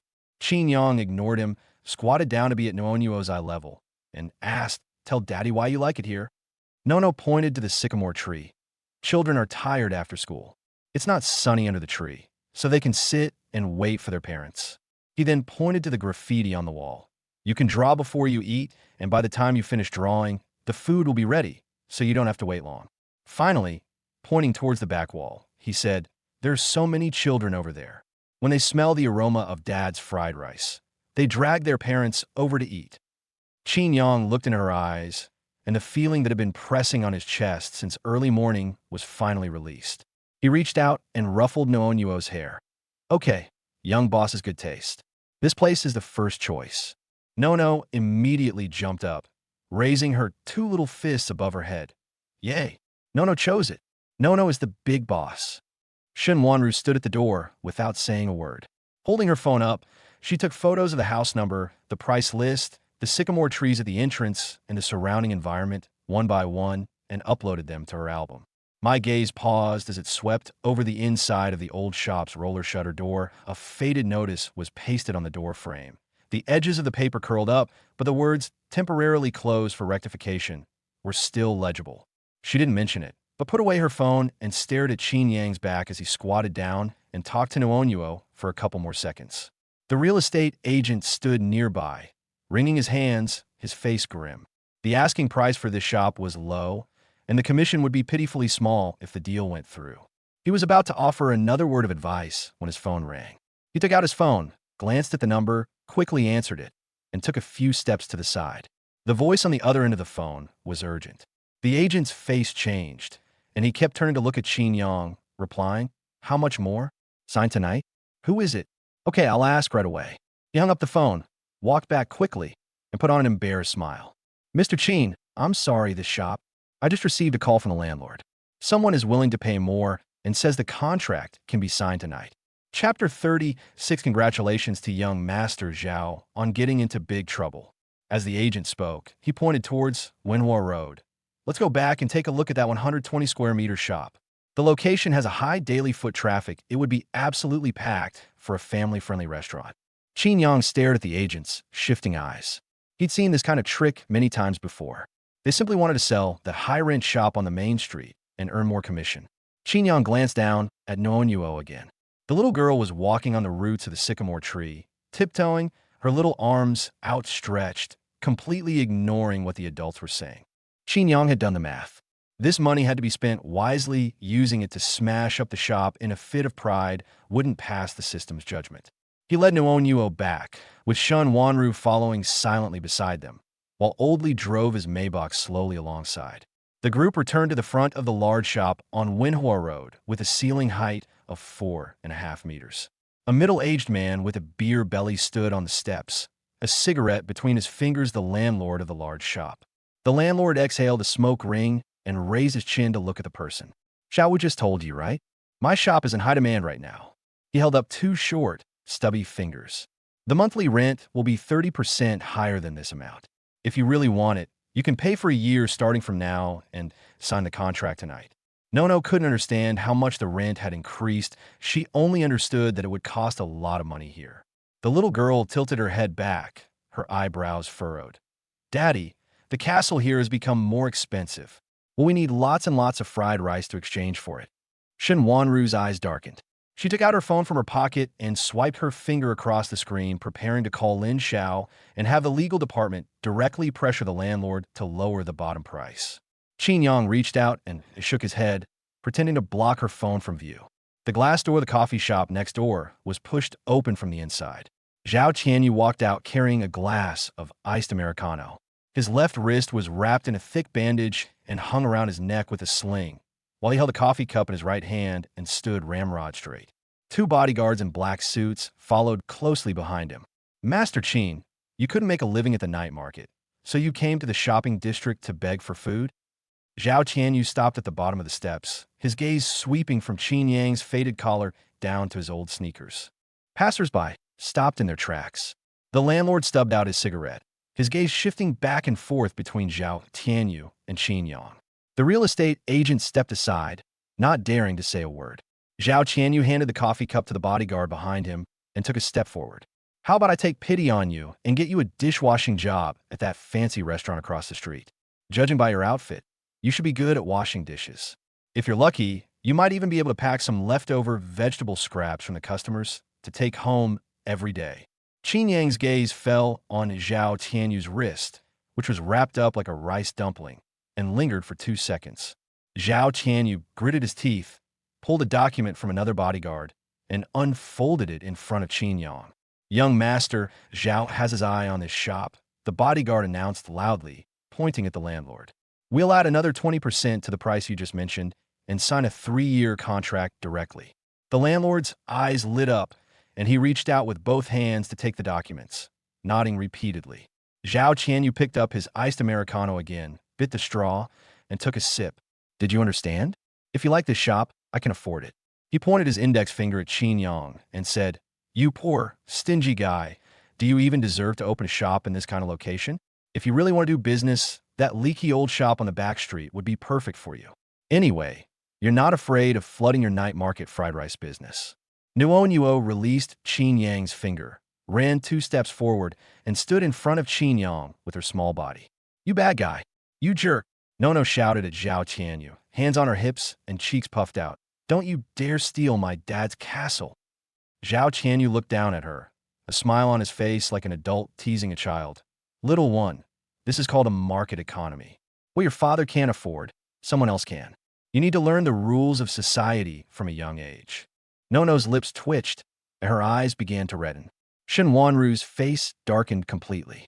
She took a step forward in her high heels and stood in front of Nuo Nuo. Zhao Qianyu, didn't your family teach you how to talk to a child? Qin Yang reached out and grabbed Shen Wanru's arm, pulling her back to his side.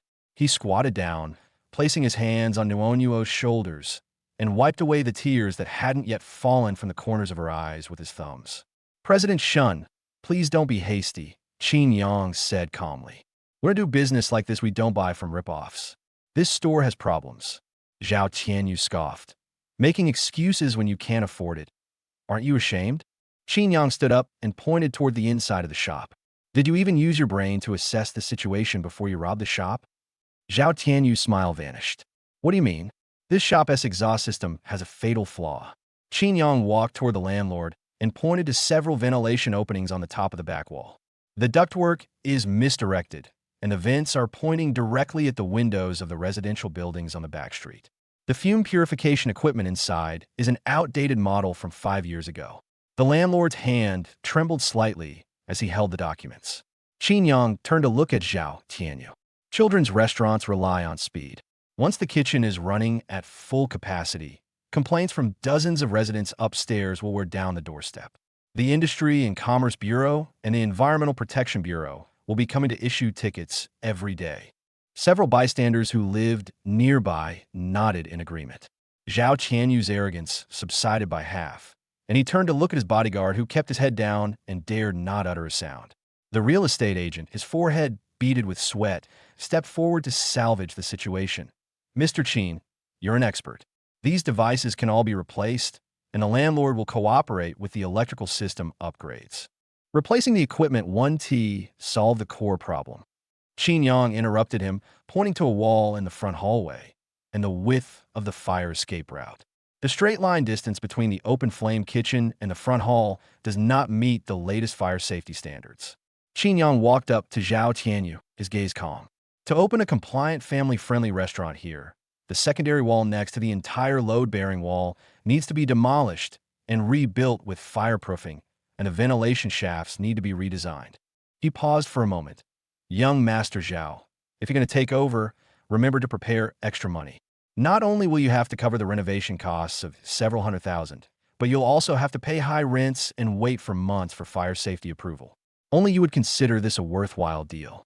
Zhao Tianyu glared at Qin Yang, his chest heaving. He had taken over the shop to block Qin Yang's escape route, and to annoy Shen Wanru, he hadn't done any background checks and hadn't even looked at the internal structural blueprints. Stop trying to fool me. Zhao Tianyu raised his voice, gripping the document tightly.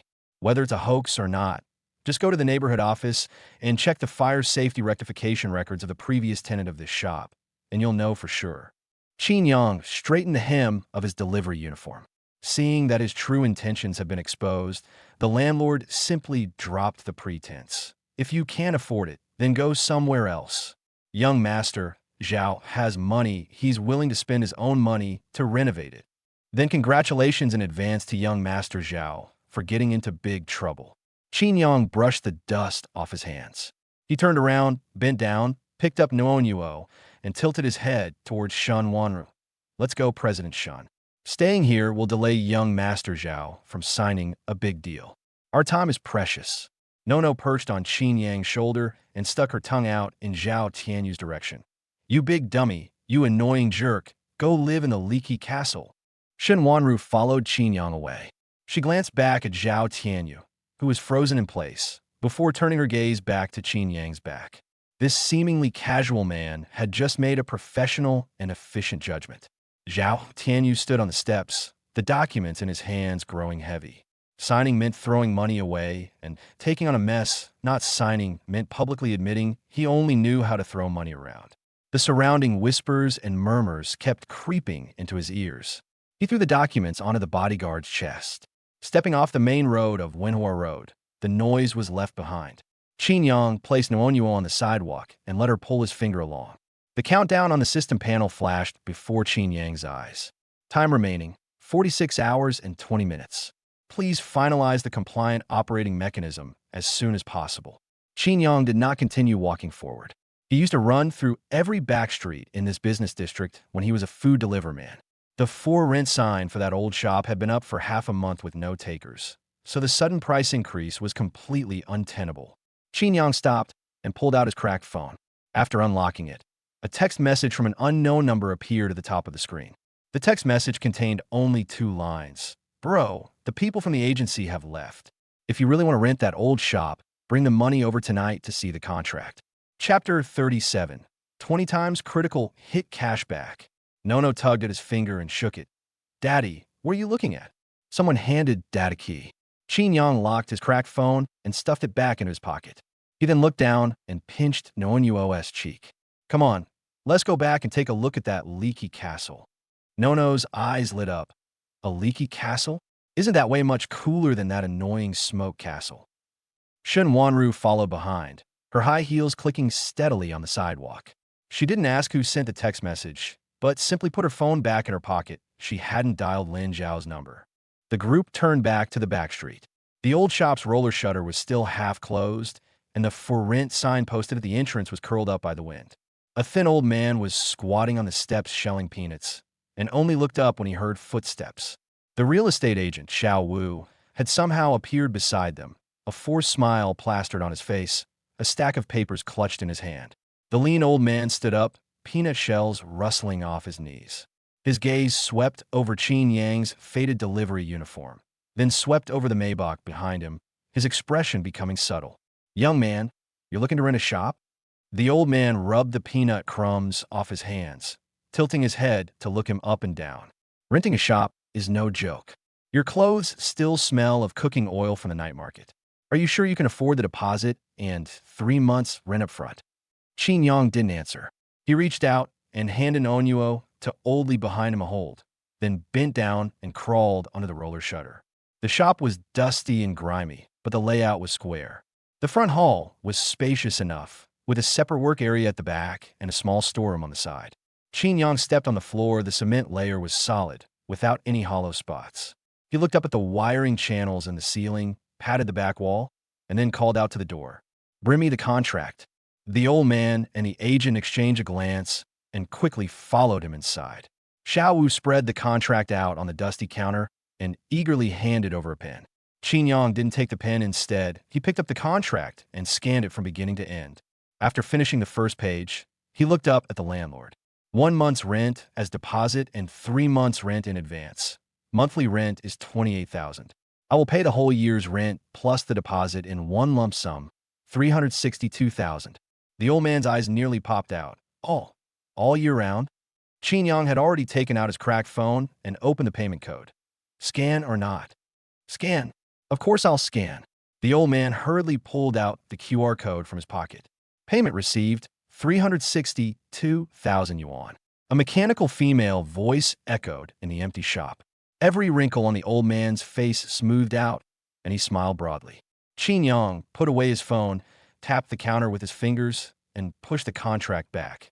Money is no problem, but these clauses need to be changed. He pointed to the supplementary clauses on the 4th page of the contract. The smoke exhaust pipe must be reconnected according to the new regulations this year. You are responsible for demolishing the secondary wall next to the fire lane, and the aging water and electricity lines must be relayed. These costs and responsibilities are clearly written down in black and white. I don't want to deal with messy disputes. The old man opened his mouth as if to say something. Qin Yang added, "If you find it troublesome, I'll return the money right now and go look for it on the next street." "No trouble at all." The old man waved his hand repeatedly, winking at the agent. "Xiao Wu, change it.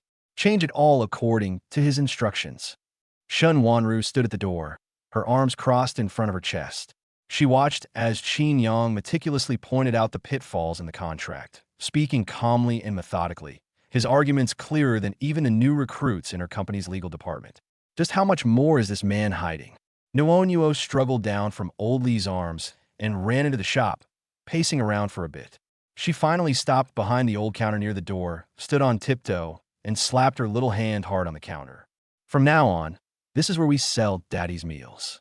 Nono turned her head and announced to everyone in her childish voice, "Nono is going to sit here and be the big boss, collecting money."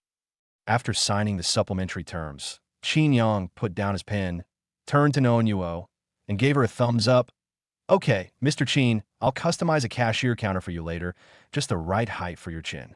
Nono put her hands on her hips and raised her chin high. "Absolutely." Less than an hour after the contract was signed, Qin Yang called the renovation workers. The foreman, surnamed Liu, was in his 40s, with a beer belly and calluses on his hand from years of hard work. He glanced around as he entered, his eyes darting around, before rubbing his hands together and approaching. "Boss, I'm an expert at these kind of shops. Those eco-friendly bumper strips and solid, wood children's dining chairs are ridiculously expensive.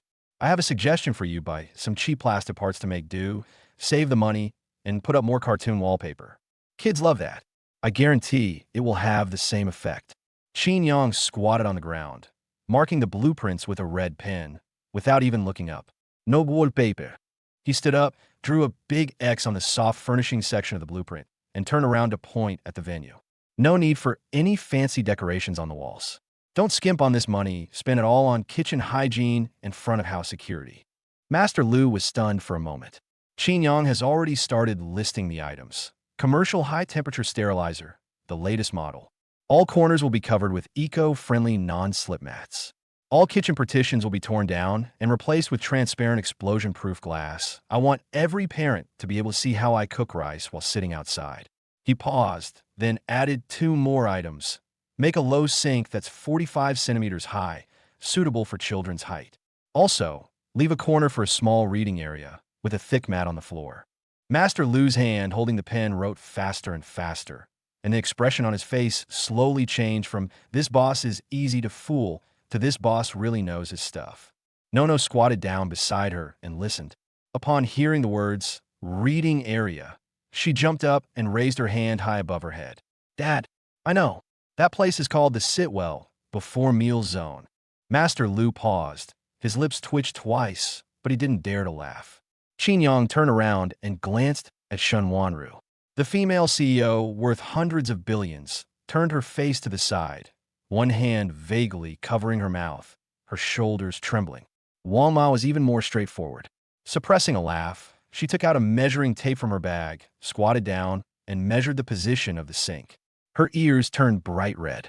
The purchase order and the renovation fee combined totaled 198,000 yuan for Qin Yang. The moment the vibration of successful payment reached my palm, that familiar mechanical voice exploded in my mind right on time. Ding! Detection indicates the host has completed the construction of a suitable children's dining environment. Safety standard rating, extremely high. Hygiene standard rating, extremely high. Child's growth benefit rating, excellent. The basic cashback rate has been doubled. This purchase of 198,000 yuan has resulted in a 20x cashback bonus of 3,960,000 yuan, which has been credited to the host account. Qin Yang tightened his grip on his phone. 3.96 million, including the previous balance. The account now has over 7 million. He didn't show anything on his face, but simply placed the phone screen face down on his lap and took a deep breath. We have enough working capital. Master Lu and his workers began measuring and laying lines, the shop filled with the clanging and banging of their tools. A night breeze blew in from under the roller shutter, carrying the smoky aroma of barbecue stalls from the back street.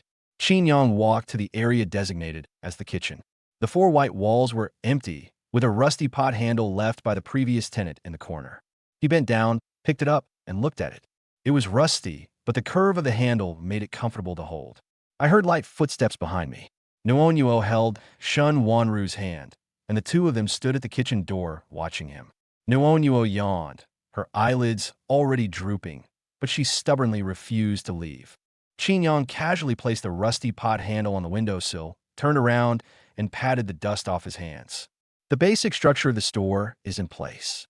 He looked at Shun Wanru and Nuonyuo, already planning the food supply chain in his mind. I have to go to the old vegetable market in the east of the city tomorrow morning. Qin Yang bent down and picked up the sleeping Nuonyuo. The little girl immediately rested her head on his shoulder. First, I need to find all the good stuff that these little gluttons can swallow. Nono mumbled sleepily, I want shrimp wontons and strawberries. Shun Wanru stood still. She watched Qin Yang carry Nuonyuo toward the door, paused for 2 seconds, and then asked in a softer voice than usual, what time do we leave tomorrow morning? Qin Yang paused, turning his head to look at her. Shun Wanru looked away, raising her chin slightly. I need to oversee Nuonyuo's nutritional intake. This is purely from the perspective of the client's supervision. Qin Yang's lips twitched, but he didn't expose her. 5:30. The East City Vegetable Market opens at 5 o'clock. Good products don't wait for anyone. Shun Wanru frowned slightly. 5:30. The last time she got up at 5:30 was 3 years ago on the day her company went public. Chapter 38, Going to the Market. At 5:28, Qin Yang was adjusting the buckle on her suspenders in the Shun family's living room when the sound of high heels clicking on the wooden floor came from the stairs. He looked up as Shun Wanru stepped down, holding onto the handrail. She had her makeup done, her hair was neat, and there were 2 light blue lines under her eyes, half of which were covered by foundation, while the other half was supported by her aura. Qin Yang didn't say anything and bent down to fasten the straps. Good morning. Shun Wanru walked to the island counter, picked up the prepared thermos, and asked in the same tone as usual, where's Nuonyuo? Oldie is upstairs helping her get dressed. Qin Yang slung the vegetable basket over his shoulder, gestured with his chin towards the upstairs, and said, are you sure you want to go? The vegetable market is different from a business, meaning it has everything vegetables, meat, and all sorts of smells. Shun Wanru glanced at him. Is there a problem with the client personally supervising the procurement? Qin Yang's lips twitched, but he didn't expose her. He picked up the folding cart and walked towards the door. When Laoli carried Nuonyuo down, she had a hardcover notebook tucked between her arms. The cover had 4 words written crookedly in colored pen, Little Boss's Notebook. The moment she saw Qin Yang, She jumped up and ran over on her short legs, waving her notebook in front of him.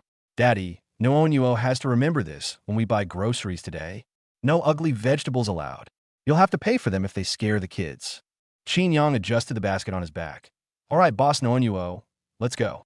The East City Vegetable Market had just opened at 5 o'clock, and it was already bustling with people. Steam billowed out from the narrow entrance, carrying the damp, earthy smell and the sizzling aroma of hot iron pots. Noonyuo sat in the folding stroller, looking left and right, her eyes darting around, unusually not clamoring to get down and run sitting higher up. She could see better. The vegetable vendor was spraying water on the leaves when she looked up and recognized Qin Yang. She wiped her hand on her apron, revealing the wrinkles around her eyes. Oh, Qin from the night market. I heard you're closing your stall. Change careers, Qin Yang said, slinging the vegetable basket over his shoulder. Open a family-friendly restaurant, specializing in food for children. Upon hearing this, the ant reached directly into the pile of vegetables, pulled out 2 cucumbers with their blossoms and thorns still attached, and shoved them into Noonyuo's arms, saying, "Let the little boss try some. It's free. Your aunt's vegetables are the freshest." Nono calmly took it and took a bite. Crack, a crisp sound. Her eyes lit up. She opened the notebook and carefully wrote 3 words on the first line. Passed. The ant covered her mouth with amusement, turned to Shinwanru, and said, "Your daughter is amazing. This evaluation method is even stricter than food inspection reports." Shinwanru didn't correct her daughter's statement. She just glanced down at Noonyuo, her lips pressed together without moving. Qin Yang had already gone inside. He never relies on first impressions when choosing vegetables. Ding. Ingredient Freshness Recognition Assistance activated. Current procurement scenario, children's catering. The system notification quietly settled in his mind. Qin Yang's gaze swept over the neatly stacked baskets of vegetables, magnifying the subtle differences. The leaves of the soft, rooted greens appeared fresh and juicy, while several shrimp in the chilled section had slightly darker shells, yet they were placed in the front row. He pinched each one, examining each handful before placing them in the basket, his movements fast but not chaotic. Fishmonger Uncle Wong came over, carrying a bowl of shrimp. The shrimp shells were translucent, and they were held up beautifully. "Little Qin, this batch is perfect for the kids' wonton filling." Qin Yang picked up a shrimp, squeezed it, sniffed it, put it back, and shook his head with a smile. "Uncle, this batch is fine for stir-frying with heavy oil, but it won't get rid of the fishy smell when making wontons for the kids. You should find another buyer. Let's not make things difficult for each other." Uncle Wong's face stiffened, while the other vendors burst into laughter. Butcher Zhang leaned halfway out from a meat counter across the street, carrying a string of ribs, and shouted, "Hey, old Wong, little Qin's right. You tricked work on us, but not on this kid." Qin Yang walked over and pressed down on the ribs twice. The meat between the bones was pink and glossy. "This is good. Cut 2.5 pounds of minced pork from the foreleg, and 3 ounces of pure back fat. The meatball for the kids need to be smooth, too dry, and they'll be too tough to chew." Butcher Zhang deftly raised his knife, slicing as he spoke in a low voice. "Little Qin, let me tell you the truth. If you're going to run this shop and cheat kids, I'll be the first to set up a table outside your door and block it." Qin Yang took the bag of meat and patted Zhang the butcher on the shoulder. "Uncle, don't worry. Your size alone at my door is more effective than any sign." Butcher Zhang paused for 2 seconds, then burst into laughter, the sound shaking the entire row of stalls. Shun Wanru pushed Noonyuo's stroller behind, not saying a word, but her eyes rarely left Qin Yang. She had met many people who talked about purchasing, and they all talked about cost, weight, and premium. Qin Yang didn't say anything. He just picked and chose, and after he finished, he would say a few words to each stall owner. After walking around 3 times, he noticed that each vendor's nod to him carried a certain meaning. "I can't quite put my finger on it, but I just feel that this person's shop is likely to survive." After browsing the last row of shops, Qin Yang squatted down next to Noonyuo's stroller, took out his phone, scrolled through the menu, and showed it to her. "Let's start with these. Omelet rice, shrimp, and vegetable fried rice, tomato meatball soup, children's wontons, and a homemade rice cereal, perfect for kids who are losing their baby teeth." Nono wrinkled her nose and stared at it for a long time. "Why aren't there any strawberries?" "The fruit platter is extra." Qin Yang flicked her forehead. "You're in charge of approving the dessert section. You'll decide later." No immediately sat up straight, opened her notebook, and solemnly wrote 2 words on a new page. Strawberry. Shen Wanru bent down and glanced at the price, then asked, "Is the profit margin enough? If the price is too high, parents will feel the pinch. If it's too low, you won't be able to sustain it." Qin Yang stood up and shifted the vegetable basket onto his shoulder. "Let the children eat cleanly and comfortably first. Then we'll set the price after calculating the costs."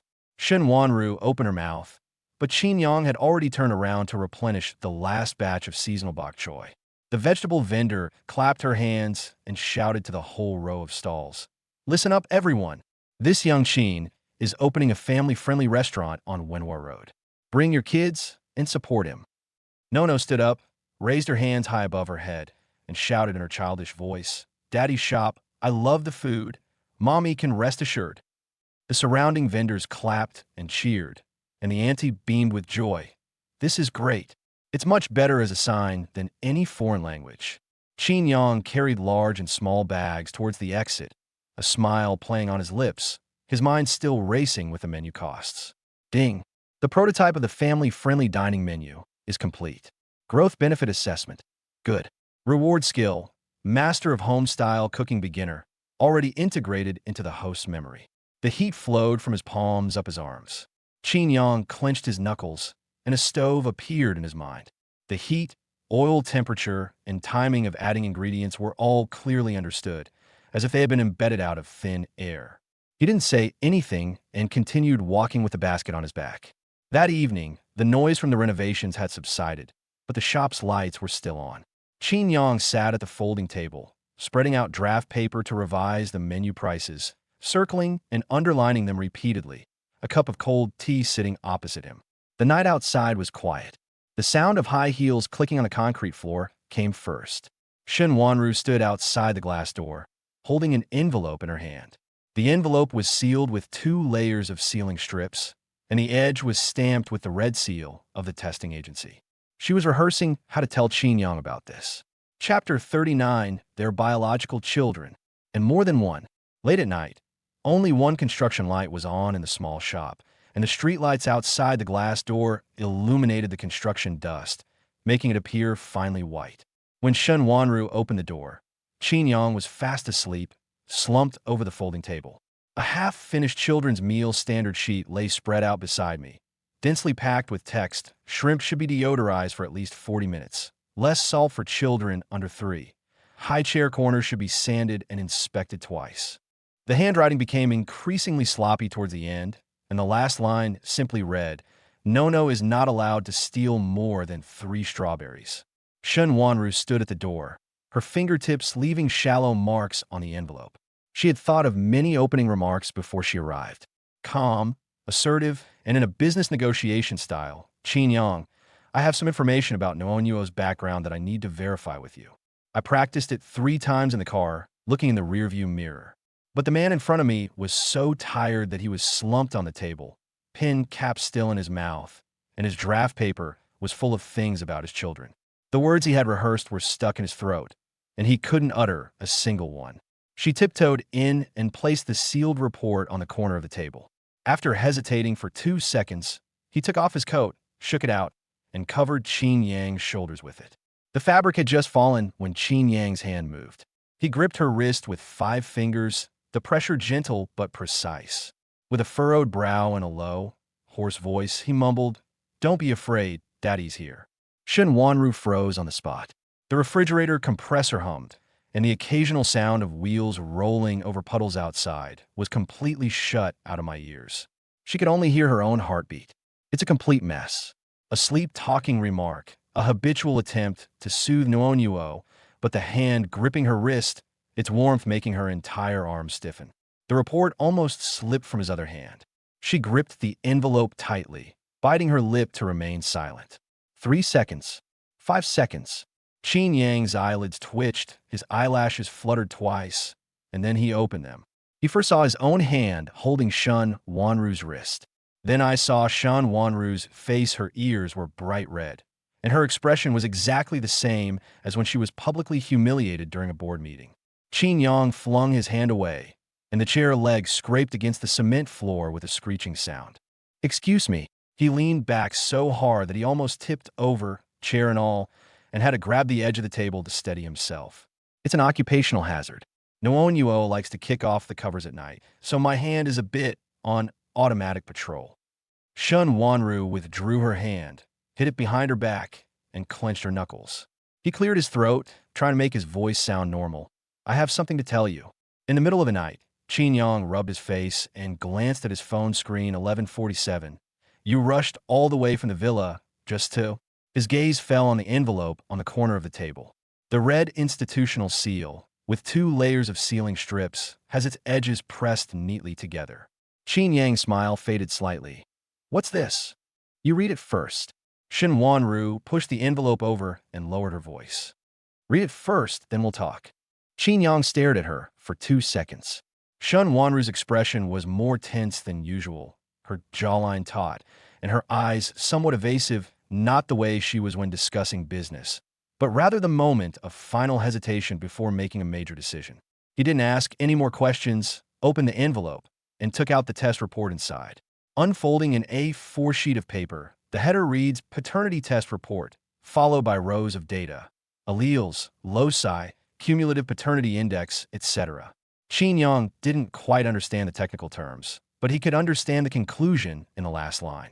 Probability of parental authority, 99.9999%. Black and white on white paper. He stared at the string of numbers, his mind going blank for a moment. No. She's the little girl who used to hug his leg and call him daddy at the night market. She would throw a tantrum just to get a bite of his fried rice, and she would always use his old delivery uniform as a blanket, drooling in his shoulder. It really is his daughter.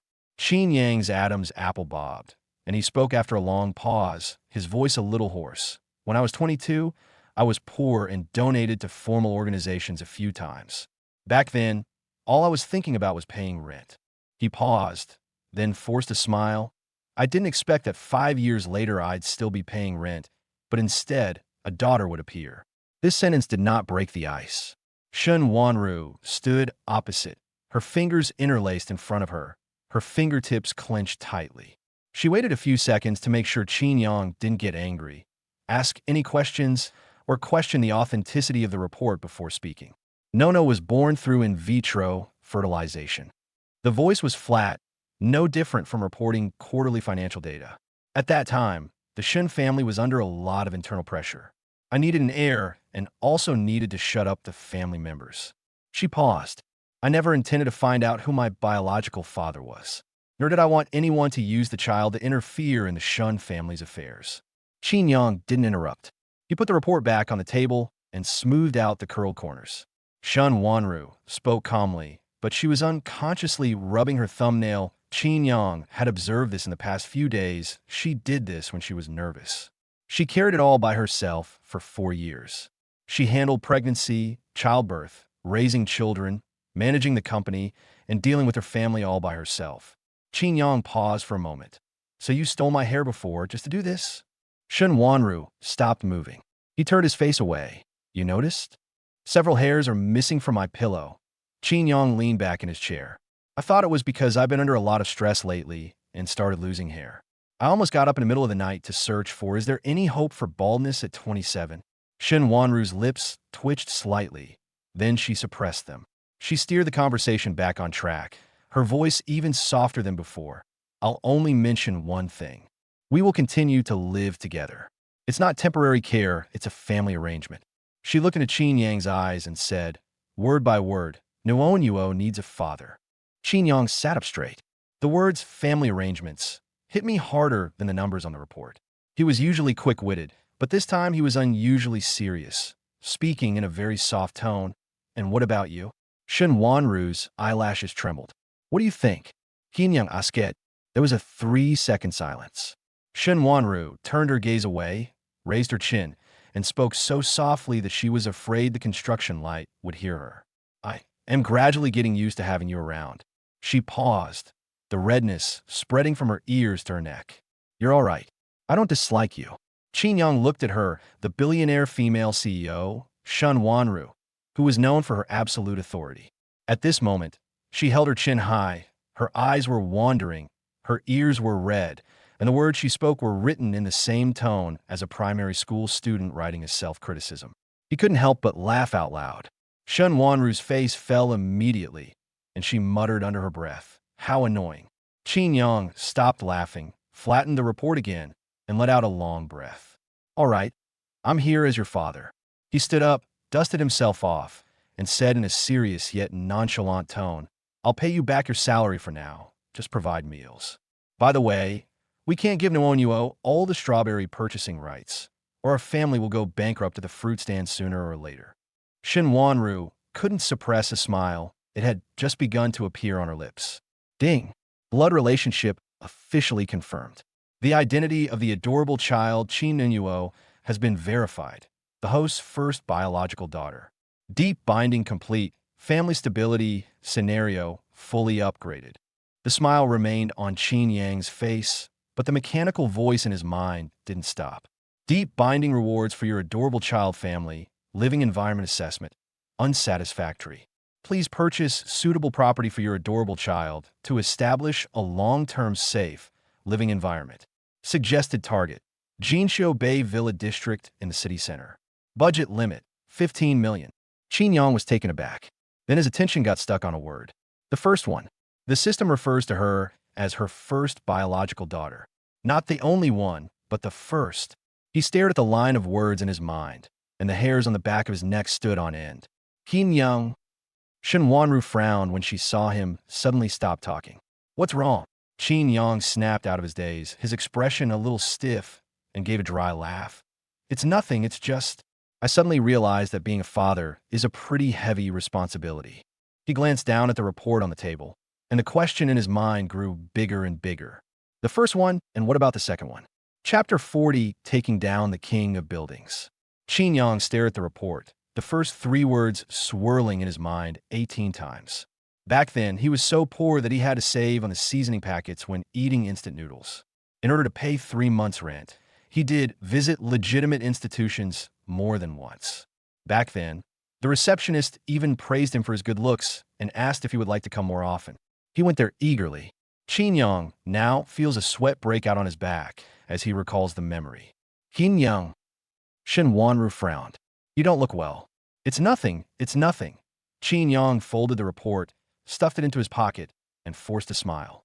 "I just suddenly remembered that the interior design and building materials market in the east of the city is having its last sale today, and I need to hurry and look at the tables and chairs for the restaurant." Shin Wanru glanced at him, clearly not quite believing him. Qin Yang didn't give her a chance to ask further. He grabbed his phone from the table and walked out, turning back to give her an okay sign as he went, "I'll make sweet and sour pork ribs for you and Onua when I get back. Don't wait for me to eat." The moment the door closed, Qin Yang's smile vanished. Ding. System notification. The host's historical biological sample matching results are still being searched. More than one individual has been confirmed to have been located there. The number of potential matches is unknown. It is recommended that the host plan their long-term living space in advance. Qin Yang leaned against the wall in the stairwell, staring at the cold message in his mind for a long time. Greater than 1. The number of potential matches is unknown. In other words, Nuonuo may only be the first, and there are probably several more children in some corner of Jiangshan. He did the math in his mind. After making so many trips back then, if even 3 or 4 of them had actually landed. Now look at the current situation. He lives in Shun Wanru's villa, nominally as Nuonuo's father, but the house ultimately belongs to Shun Wanru. It's already awkward enough for him, an outsider, to stay here. If a second or third child suddenly appears in the future, he can't just keep stuffing them into other people's houses one after another. Can he? No matter how generous Shun Wanru is, that's still her home. Qin Yang rubbed his face, and his mind gradually cleared. He needs a place to stay. He needs a large enough place with enough bedrooms so that he has somewhere to put the kids if they ever come looking for him. We can't afford to be caught off guard and unable to even provide a bed. The system has allocated a budget of 15 million for residential upgrades, with the target being the Jinxiu Bay Villa area. Qin Yang rode a shared bicycle to Jinxiu Bay. He pedaled uphill all the way, and his legs ached. The back of his t-shirt was soaked with sweat. The entrance to the sales office is a revolving glass door, and people's shadows can be seen on the ground. Qin Yang looked down at himself, a faded gray loose t-shirt, jeans with worn-out knees, and flip-flops on his feet, the strap of his left foot still glued with super glue. He pushed the door open and went in.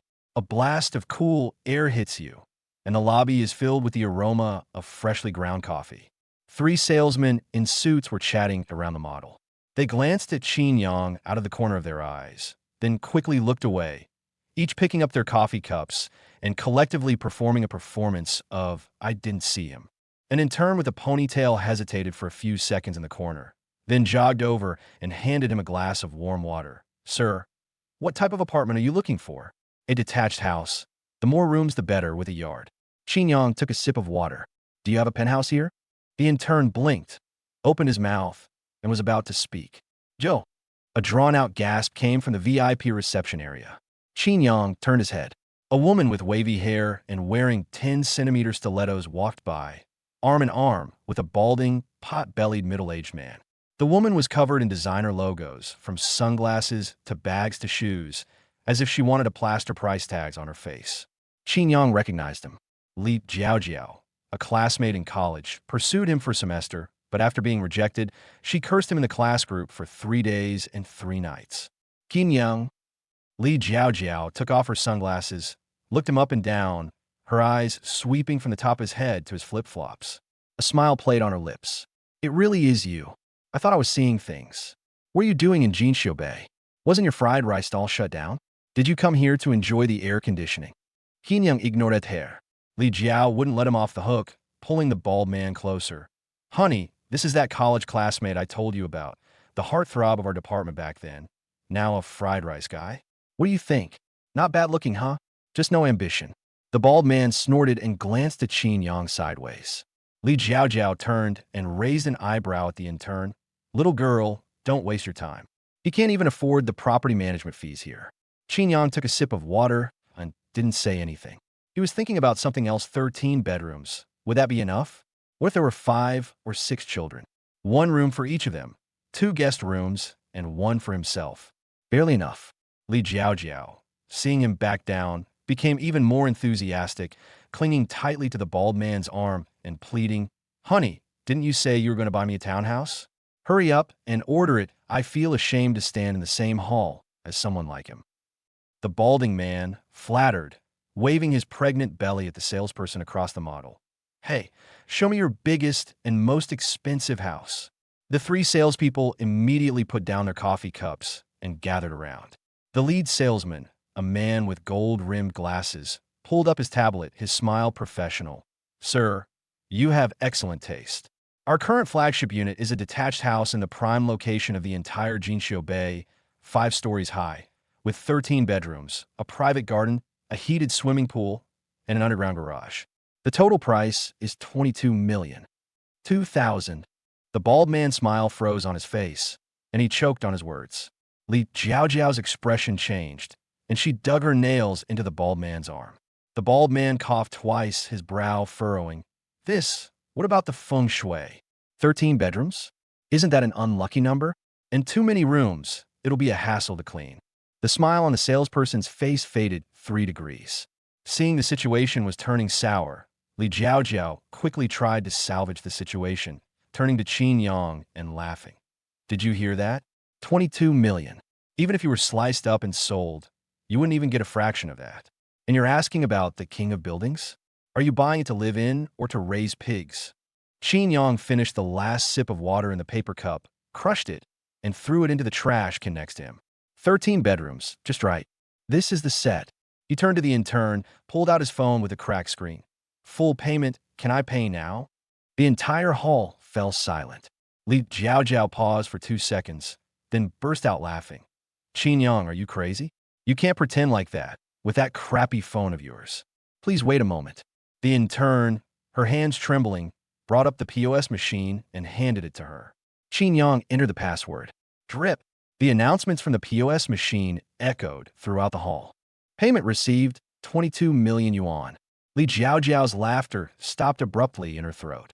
The bald man's face went from red to white to green. His lips trembled a few times. He suddenly shook off Li Jiao's hand, turned around and walked towards the door, his steps getting faster and faster. Husband, wait for me." Li Jiao took 2 steps after him in her high heels, but twisted her ankle and stumbled, bumping into the edge of the sand table. The gold-rimmed glasses salesperson and 2 other colleagues exchanged glances, then reflexively surrounded the group, their smiles 8 levels brighter than before. "Sir, this way, please. The signing room is ready for you." Qin Yang ignored them, squatted down, caught the tablet the intern was about to drop, and smiled. "This deal is on your record." The intern's eyes welled up with tears, and she thanked her 3 times.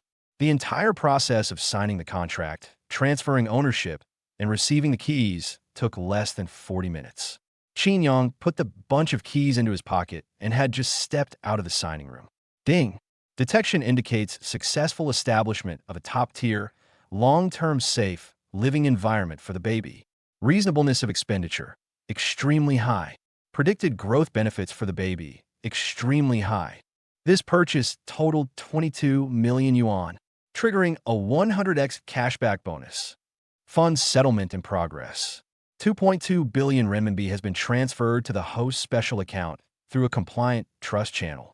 Current total assets, 2.2036 billion renminbi. Qin Yang stopped in his tracks. He looked down at his phone. A text message had come in. The string of numbers was so long, it almost couldn't fit on the screen. Qin Yang took a deep breath and exhaled. His fingers were numb. Yesterday, he was calculating the cost of a $15 fried rice at the night market, and today his account balance has 10 zeros. He locked his phone and put it back in his pocket, his palms sweaty. "All right," Qin Yang muttered to himself, his voice slightly unsteady. "At least there are enough bedrooms. 13 rooms, even if 7 or 8 come, there's still room for each person. It's better than crammed into Wanru's house after all. That's her territory." He paused, then added in a low voice, "You need to have your own home to handle this." He walked out of the sales office, and the sunlight momentarily blinded him. Bang! Something hit his thigh directly. Qin Yang lowered his head. A little boy about 6 or 7 years old, wearing black sunglasses and carrying a limited edition skateboard under his arm, bumped into someone without even looking up, muttering, "Get out of the way, you're blocking the way." Chapter 41. Others are not bad. The little boy had his skateboard tucked under his arm, and without even looking up, he continued walking forward. Qin Yang looked down at him for 2 seconds, his gaze lingering unconsciously on that profile for a moment longer. "I can't quite put my finger on it, but the way this kid's brow bone is shaped looks familiar. It's the same silhouette I see in the mirror every morning when I wash my face." He put his phone back in his pocket. "Kid, do your parents know you're practicing skateboarding here?" The little boy stopped and turned around. The pair of eyes behind the sunglasses glanced at him, and the tone was flat and emotionless. "My itinerary doesn't need to be reported item by item." He paused for a moment, then added, "But thank you for your concern." Qin Yang was taken aback. Is this something a 4 or 5-year-old child would say? And the moment the child turned his head, Qin Yang's heart skipped a beat. The angle of his profile, the slight upward curve of his eyebrows, was almost identical to his photo from kindergarten. A thought popped into my head. Could it be that the system made me buy a house here because... He suppressed the idea, squatted down to be at eye level with the little boy, and pointed to the skateboard under the boy's arm. "The axle on the right side of your board is a bit loose. Do you notice that when you go fast, the board tends to veer to the right?" The little boy pinched the edge of the skateboard with his fingers and paused for a moment. He tilted his head and looked Qin Yang up and down again, his eyes scrutinizing him. "How did you figure that out?" His tone remained calm, but with a hint of seriousness. "I used to deliver food.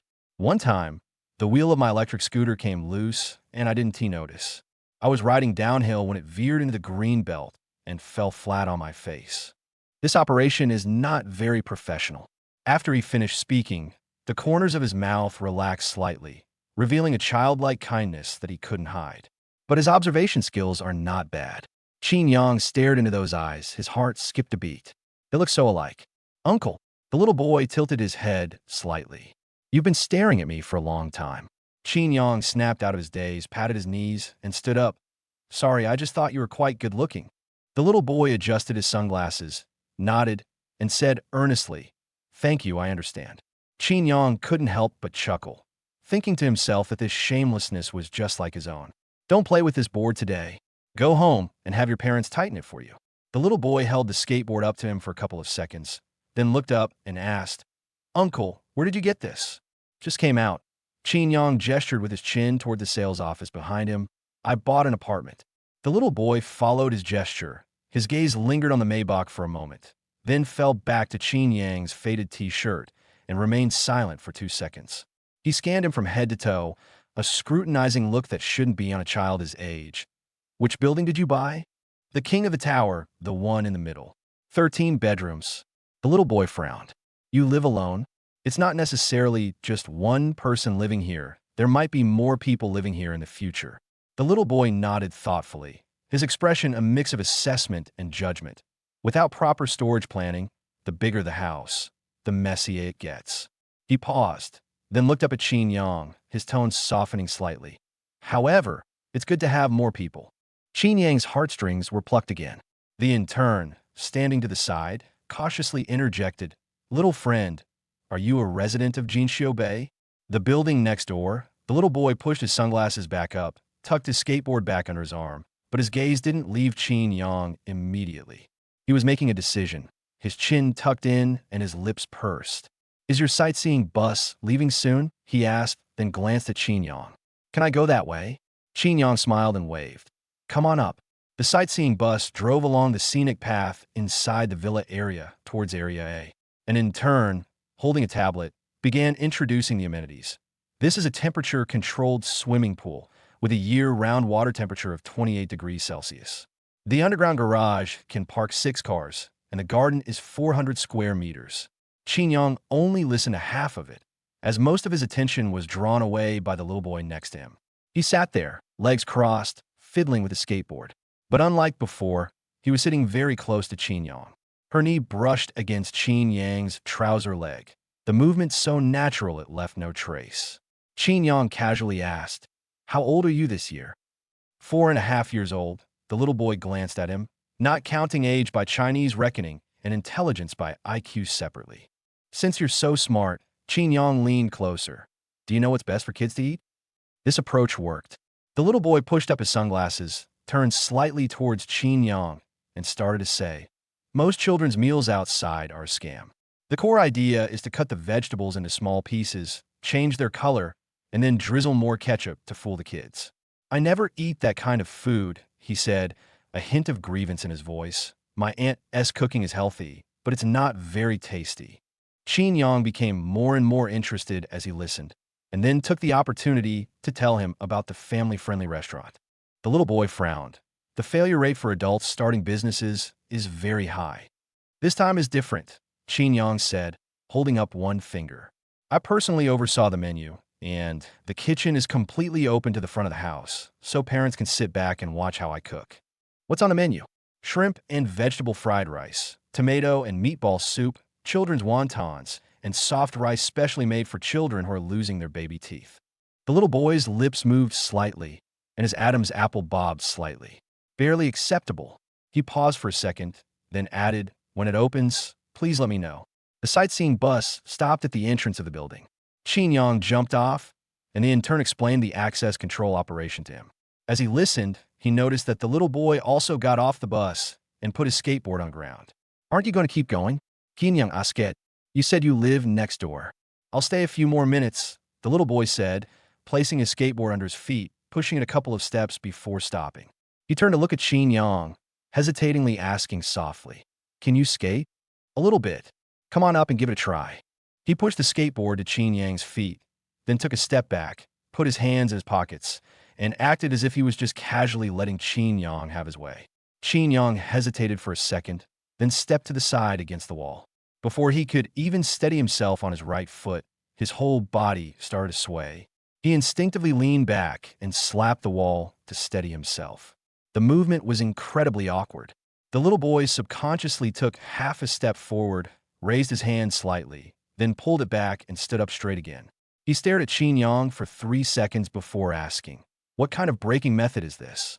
"A tactical brake," Qin Yang said stubbornly, brushing the dust off his hands to conserve strength.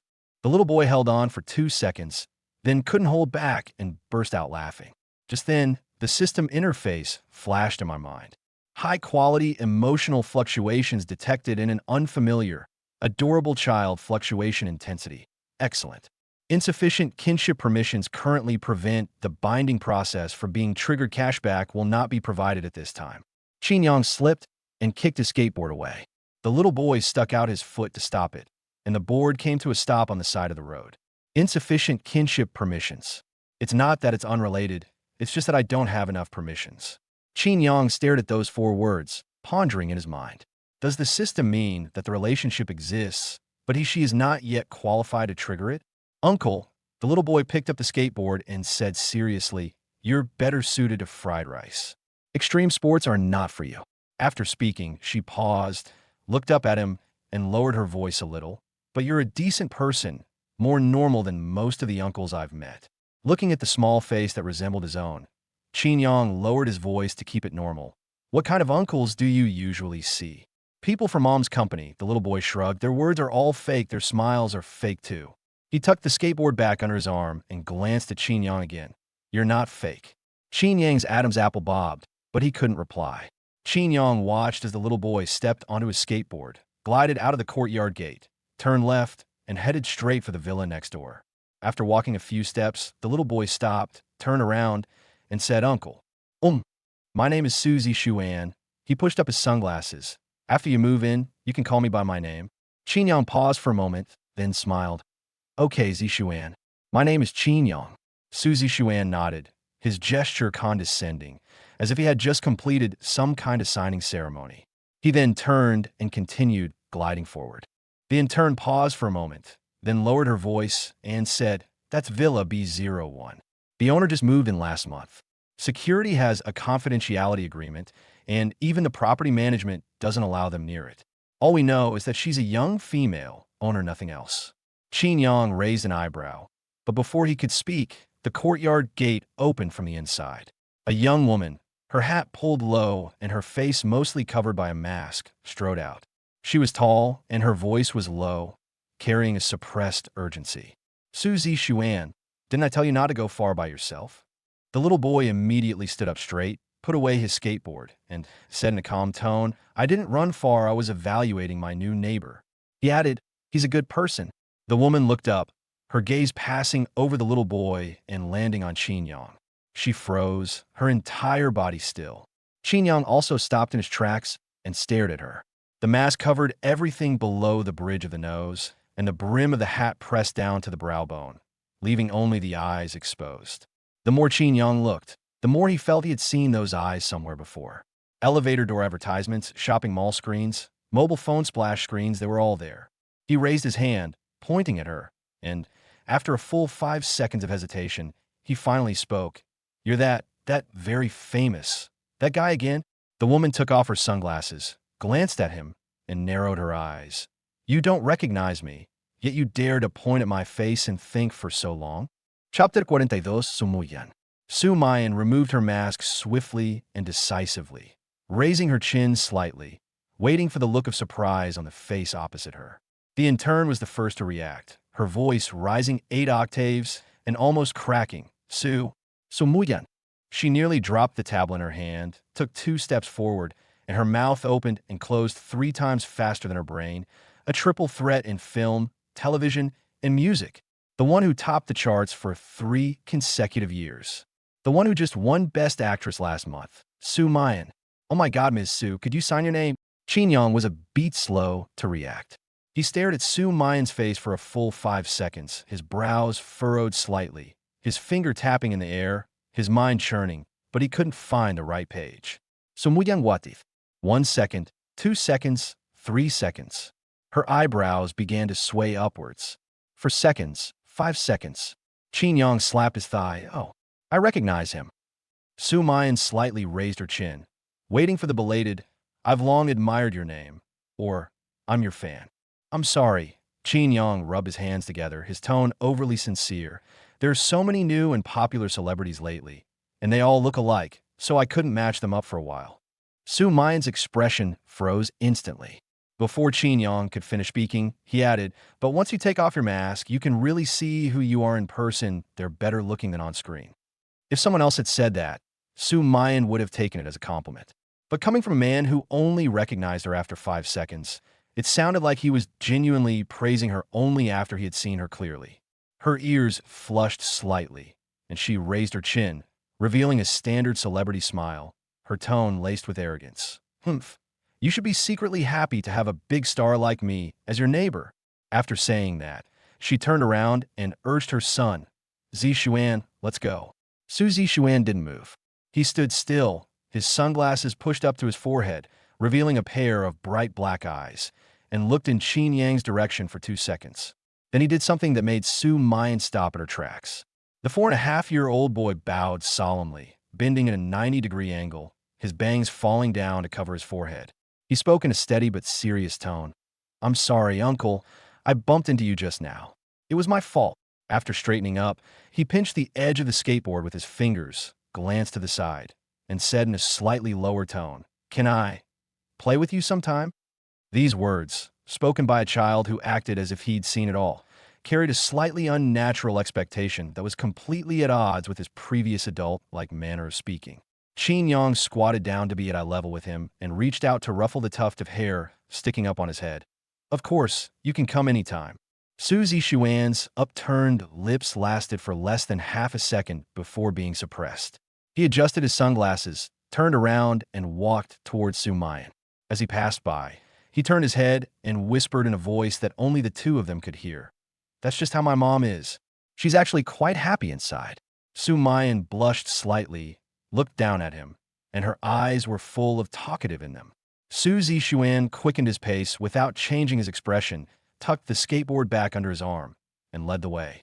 Su Mayan pulled her son toward the courtyard gate, and after taking 3 steps, she turned back to look at Qin Yang again so quickly that Qin Yang almost missed it.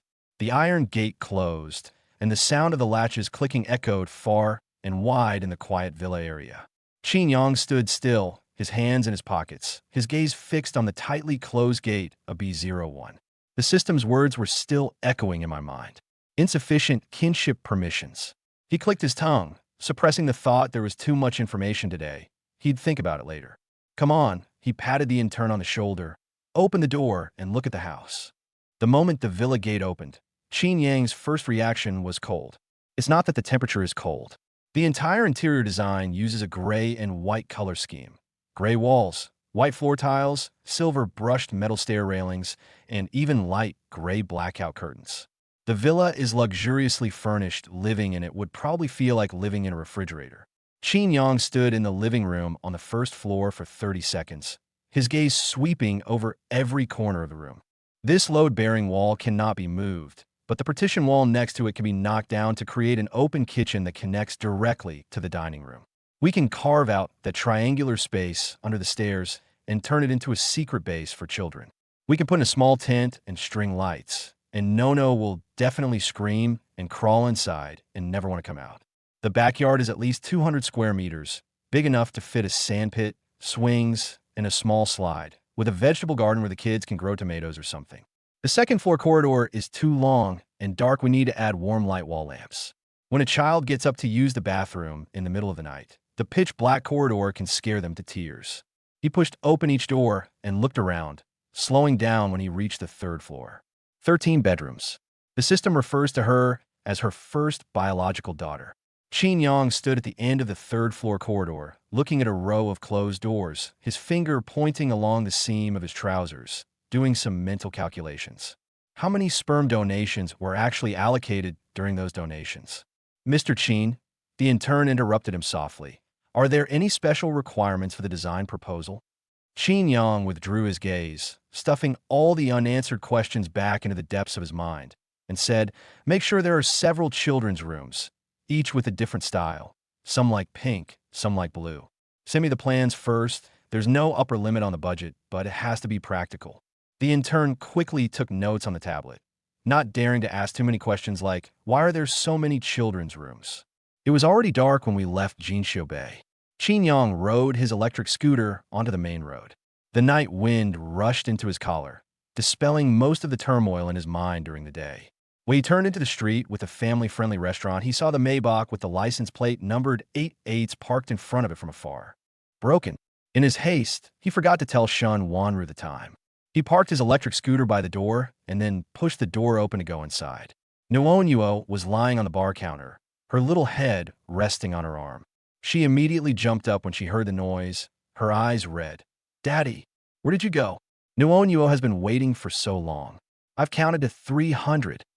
Shin Wanru sat in a corner by the window, holding a glass of water that had gone completely cold, the glass covered in water droplets, clearly having been untouched for a long time. Her gaze shifted horizontally towards them, expressionless. "You've been shopping at the building materials market all this time?" Qin Yang's heart skipped a beat. The villa thing can't be mentioned. Once it's finished and the keys are in Nuonuo's hand, she'll definitely jump for joy. What kind of expression will Shun Wanru have then? It's worth the thought. He sighed, his expression perfectly composed. "Don't even mention it." I walked from one end of the hardware store to the other, comparing faucets at 8 different shops alone. My legs are practically worn thin from all the running. As he spoke, he pulled out some roasted chestnuts he had bought on the way. He had specifically stopped at that intersection to buy them, just to keep himself going. No, look at this." The moment Nuo hugged the bag of chestnuts, tears still clinging to her eyelashes, a wide smile spread across her face. "Daddy's the best." Firepower was successfully transferred. Qin Yang breathed a sigh of relief. But out of the corner of his eye, he noticed that Shun Wanru's gaze was still on him. He peeled a chestnut, rubbed the shell and crumbs away with his fingertips, and held it to Shun Wanru's lips. "Ms. Shun, would you like one? I apologize for keeping you waiting so long." Shun Wanru snorted and turned her head to look out the window. Qin Yang did not stop. 1 second, 2 seconds, 3 seconds. Shun Wanru turned her head to the side, opened her mouth, and ate the chestnut. She took 2 bites, her cheeks puffing out slightly. Her gaze shifted away, and her voice, muffled, escaped from between the chestnuts. "Peel one more." Looking at her slightly puffed out cheeks, Qin Yang had an inappropriate thought pop in his mind. Isn't this just a larger version of Nuonuo? He's stubborn, but he calms down when he eats something good. His body is always more honest than his brain. "Okay, please wait a moment." He peeled 3 more and placed them on a tissue, then pushed it over, pretending not to see Shun Wanru's gaze drifting in his direction. On the way back into Maybach, Nuonuo leaned on Qin Yang's shoulder, clutching the half-eaten bag of chestnuts, and fell asleep in less than 3 minutes, with chestnut crumbs still stuck to the corners of her mouth. Shun Wanru was on the other side of her phone, processing work messages. The light from the screen reflected on her profile. Occasionally, between typing, she would glance up at the father and daughter leaning against each other. The car was quiet, with only the faint sound of the air conditioner and Nuonuo's even breathing. Qin Yang closed his eyes and pretended to sleep. Calculating the renovation timeline in his mind, the restaurant would be finished in half a month, and the villa's design and construction would take at least 2 months. He needs to find a reason to continue living at the Shun family's house for the next month. Otherwise, Nuonuo will definitely cause trouble again. When the car came to a complete stop, Qin Yang sensed something was wrong even before he opened his eyes. Oldly didn't turn off the engine or open the door. The engine idled for 2 or 3 seconds, and he glanced at Shun Wanru in the rearview mirror. Qin Yang opened his eyes. At the villa's main gate, Wang Ma was jogging towards them. It wasn't her usual polite, quick walk. She was genuinely running, her apron still on.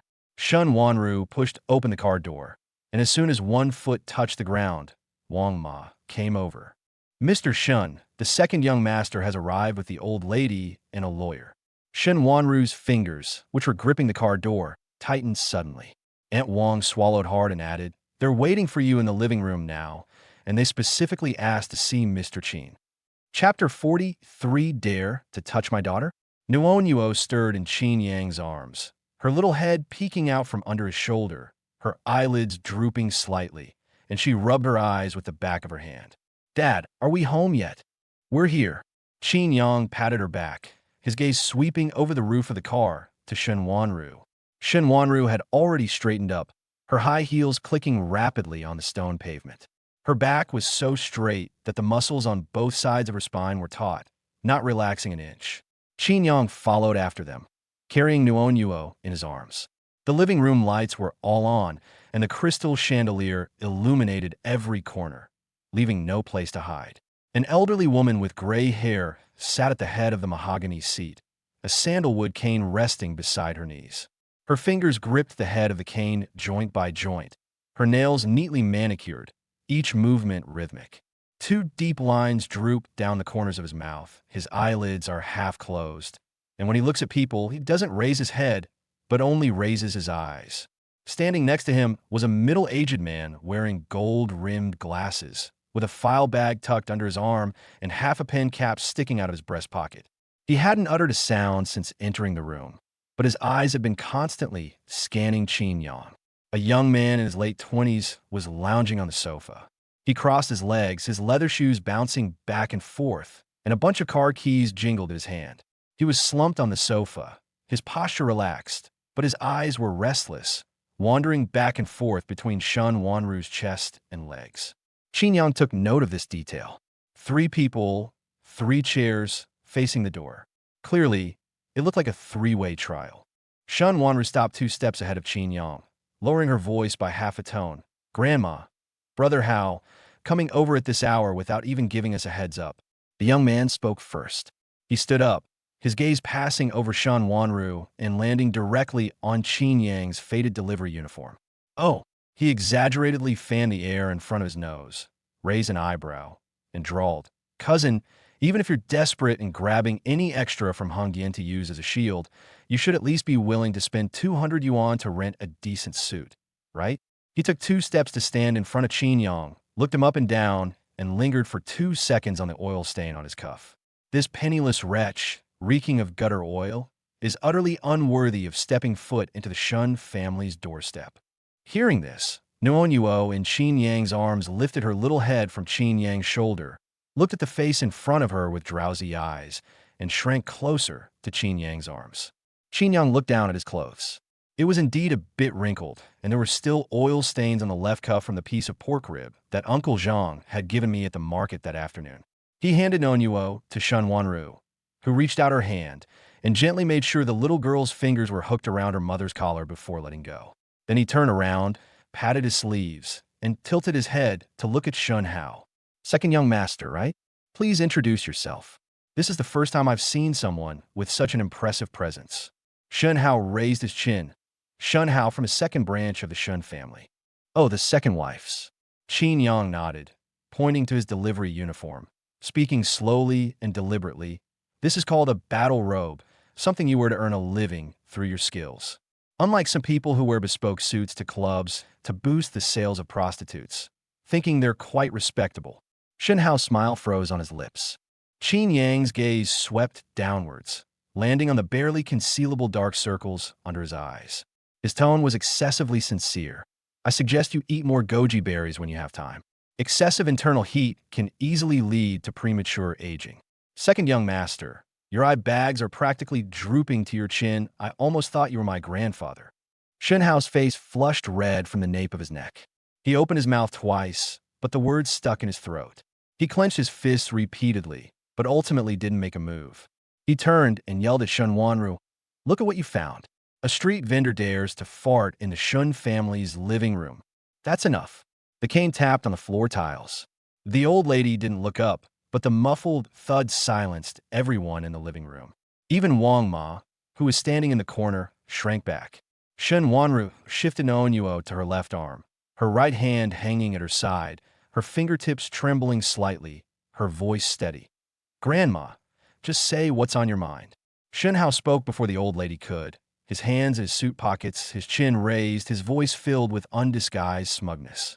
"To tell you the truth, Zhao Tianyu, the young master of the Zhao Group, has agreed to personally invest 10 billion yuan in my new project tomorrow." He held up a finger and waved it in front of Shun Wanru. "Once this money is deposited and converted into equity, your shareholding in the company will no longer exceed half. According to board rules, you'll have to relinquish the CEO position." Qin Yang stood to the side, his hands in his pockets, his expression unchanged. 10 billion. The young Master Zhao, who was forced to apologize in the mall the day before yesterday, is quite quick to act. Shun Wanru's breathing quickened, something stuck in her throat, and she swallowed twice before speaking. "The board of directors hasn't reviewed the Zhao Group's investment yet, so don't rush to make decisions for others." "Deliberation?" Shun Hao laughed, a smirk playing on his lips. "Sis, your few votes aren't enough. I already had a meal with all the uncles and elders in the family last week. And guess whose side they're on?" Shen Wanru's eyes narrowed. The old lady finally spoke.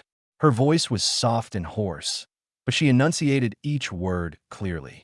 Wanru, a woman will eventually get married. The cane struck again, this time harder than before. You must immediately break off your relationship with this unknown stranger and marry young Master Zhao. Only through this marriage can the Shun family achieve a backdoor listing. This is a strategic decision, not something you can do on your own. Shen Wanru took a half step back, shielding Noonyuo even more completely, and squeezed out each word through gritted teeth. I will not relinquish the CEO position, nor will I trade Noonyuo's future for any arranged marriage. Wanru, this is not up to you. The old woman finally lifted her eyelids, her cloudy gaze passing over Shun Wanru's shoulder and landing on the small body, burying its face in its mother's neck. Nono is going back to live with her great-grandmother in the old house. We'll come pick her up when you've thought things through. As for this man, kick him out tonight. A crisp sound rang in Qin Yang's mind. Ding! Detection indicates the toddler's living environment is under extreme psychological threat. Safety index is rapidly decreasing. Current toddler's emotional state, danger zone. Host, please take immediate protective measures. Before the system alert could even finish reading, Nono had already exploded.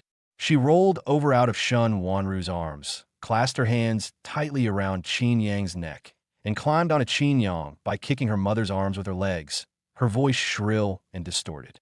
Nono doesn't want to go to her great-grandmother's house. No way. She turned her face away, tears streaming down her face from her big eyes, her snot covering her face. Nono doesn't want a bad uncle as her dad. My only dad is him. Qin Yang took her in his arms, supporting her bottom with his left hand and pressing the back of her head with his right palm, tucking her trembling little head into the crook of his shoulder. Sure, it's okay. Daddy's not going anywhere. Nono's fingers gripped his collar tightly. Shun Hao irritably shook his hand, pressed his tongue against his cheek, and rolled his eyes. All right. What's with all this fuss from a little girl? He strode over, his leather shoes scraping against the floor tiles with a harsh screech.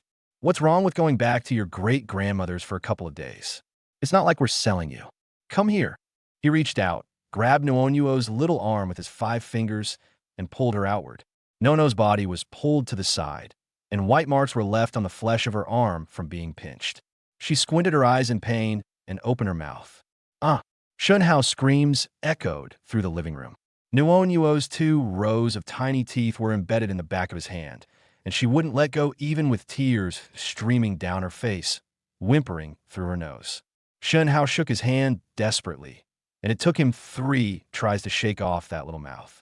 2 rows of bloody teeth marks were clearly visible on the back of his hand. He looked down at the bloodstain. The veins in his temples throbbed, and his face contorted in pain. You little bastard. The voice was squeezed out of the throat, and the tone was distorted. You fucking dare to bite me. He raised his hand to slap him. When that hand reached its highest point, Qin Yang moved. With her left hand still supporting Noonyuo, she reached out with her right hand, her 5 fingers gripping Shun Hao's wrist, her thumb pressing into the indentation on the inside of his wrist bone and twisting it inward. The cracking sound of dislocated joints echoed in the living room. Before Shun Hao's slap could land, his entire arm was twisted in the opposite direction. His knee slammed into the floor tiles with a dull thud. Immediately afterwards, a slap landed on his left cheek. Snap! Shun Hao tilted his head 90 degrees, and half of his face immediately swelled up, with blood seeping from the corner of his mouth, mixing with saliva and dripping down his chin. No one made a sound in the living room. The old lady's cane hung in mid-air, stubbornly refusing to fall. The lawyer's file folder fell to the ground. Wang Ma covered her mouth with both hands. Shun Wanru's eyes widened, her pupils reflecting Qin Yang's back. Qin Yang released his grip, and Shun Hao's body swayed to the side, half kneeling and half lying on the ground, covering his left cheek. He even forgot to cry out in pain. All his strength completely dissipated. Qin Yang looked down at him. The sound wasn't loud, but everyone in the living room heard it clearly. You bastard! How dare you touch my daughter? Chapter 44. Investing to buy you peace and quiet. Shun Hao's screams echoed through the living room, taking 3 turns. He knelt on the ground, clutching his wrist, sweat rolling down his forehead, the collar of his bespoke shirt completely soaked, his knees trembling on the floor tiles, and he was breathing heavily, unable to utter a complete sentence for a long time. Qin Yang looked down at his right hand and rubbed it on his trouser leg in disgust. "Young master, you should probably go to those clubs less often." He flexed his knuckles, speaking at a measured pace. "These bones are as crunchy as kneading instant noodles. With a body like that, how dare they try to snatch children?" Nuo pulled her face out of his shoulder, her snot still hanging on her lips, her tears still wet, and her eyes sparkling. She peeked her little head down at Shun Hao, clenched her fists, and raised her voice. "Daddy is so amazing. He chased away the big bad guy." Shun Hao knelt on the ground, his face completely drained of color. He opened his mouth as if to curse, but 2 syllables escaped his throat before the excruciating pain in his wrist silenced him completely. The lawyer was the first to react. He bent down to pick up the file bag from the floor, his hands trembling so badly that he couldn't pick it up after 2 attempts. In the end, he simply squatted behind the sofa and remained silent. The old woman was trembling all over, her fingertips digging into the dragon head of her sandalwood cane, causing the veins to bulge out. Her voice was forced out from her chest, cracking with anger. "This is outrageous. A food delivery guy and a street vendor selling fried rice. How dare they start a fight in the Shun family's living room?" She pointed at Qin Yang with her cane, her wrist twitching. "Wanru, look at the kind of people you brought in. When Mr. Zhao's 10 billion arrives tomorrow, hand over your CEO seal. As for that bastard, I'll call the police right now and make him sit in jail forever." Qin Yang twisted his neck and gently patted Nuo's back with his right hand. The little girl's heart was still beating a bit fast. He could feel her little heart pounding in his chest through her clothes. "Sure, it's all right now." He whispered a comforting word and pressed his palm against the back of Nuo's head. Nono buried her face in his neck again and mumbled, "Daddy, great-grandma is so mean. Don't be afraid. A fierce person isn't necessarily powerful." After Qin Yang finished speaking, he turned his gaze to Shun Wanru. Shun Wanru stood 2 steps to his left. Her hands hung limply at her sides, her fingertips trembling, her lips pressed into a thin line, and her eyes were red, whether from anger or something else. It was hard to tell. As Qin Yang looked at her profile, something tugged at a string in his heart. This woman single-handedly carries a company worth hundreds of billions. No, and all these relatives, she's incredibly resilient to have managed to hold on this long. He took the cracked phone out of his pocket with his free left hand, swiped the screen twice, and spoke in a low voice. "President Shun." Shun Wanru turned her head to look at him. Qin Yang grinned, his tone similar to asking Uncle Zhang at the market how much pork ribs cost per pound. "I still have some pocket money left in my account, 2.2 billion. I'll inject some funds to give you peace of mind. Take it or leave it." The air in the living room stopped. Everyone's movements froze. The old woman held her cane in midair, her mouth open. The next word stuck on the back of her tongue, unable to come out. The lawyer peeked half his head out from behind the sofa, his pupils shrinking to pinpoints behind his glasses. Shen Hao knelt on the ground, his mouth, which had been gasping for breath and pain, suddenly closed. The entire living room was silent for 5 seconds. Then Shen Hao smiled. He clutched his wrist, tilted his head, and laughed out louder and louder until tears welled up in his eyes. 22 billion. He pronounced each word heavily, his voice trembling. "You're just a fried rice vendor. 2.2 billion? Why don't you just say you're Gates-san? Are you crazy for money? The mental hospital is outside the 3rd ring road. Do you want me to have someone take you there?" Qin Yang didn't bother to look at him. Shen Wanru's gaze remained fixed on Qin Yang's face, never wavering. Her Adam's apple bobbed. Logically speaking, it would be a joke to anyone to hear a man in a faded delivery uniform spout the words 2.2 billion. But what flashed through her mind was the string of numbers on the shopping mall and bank's app. 3.5 million. That day, his balance was 3.5 million. A fried rice stall owner who should have been penniless had 3.5 million yuan in his bank account. She didn't ask any further questions.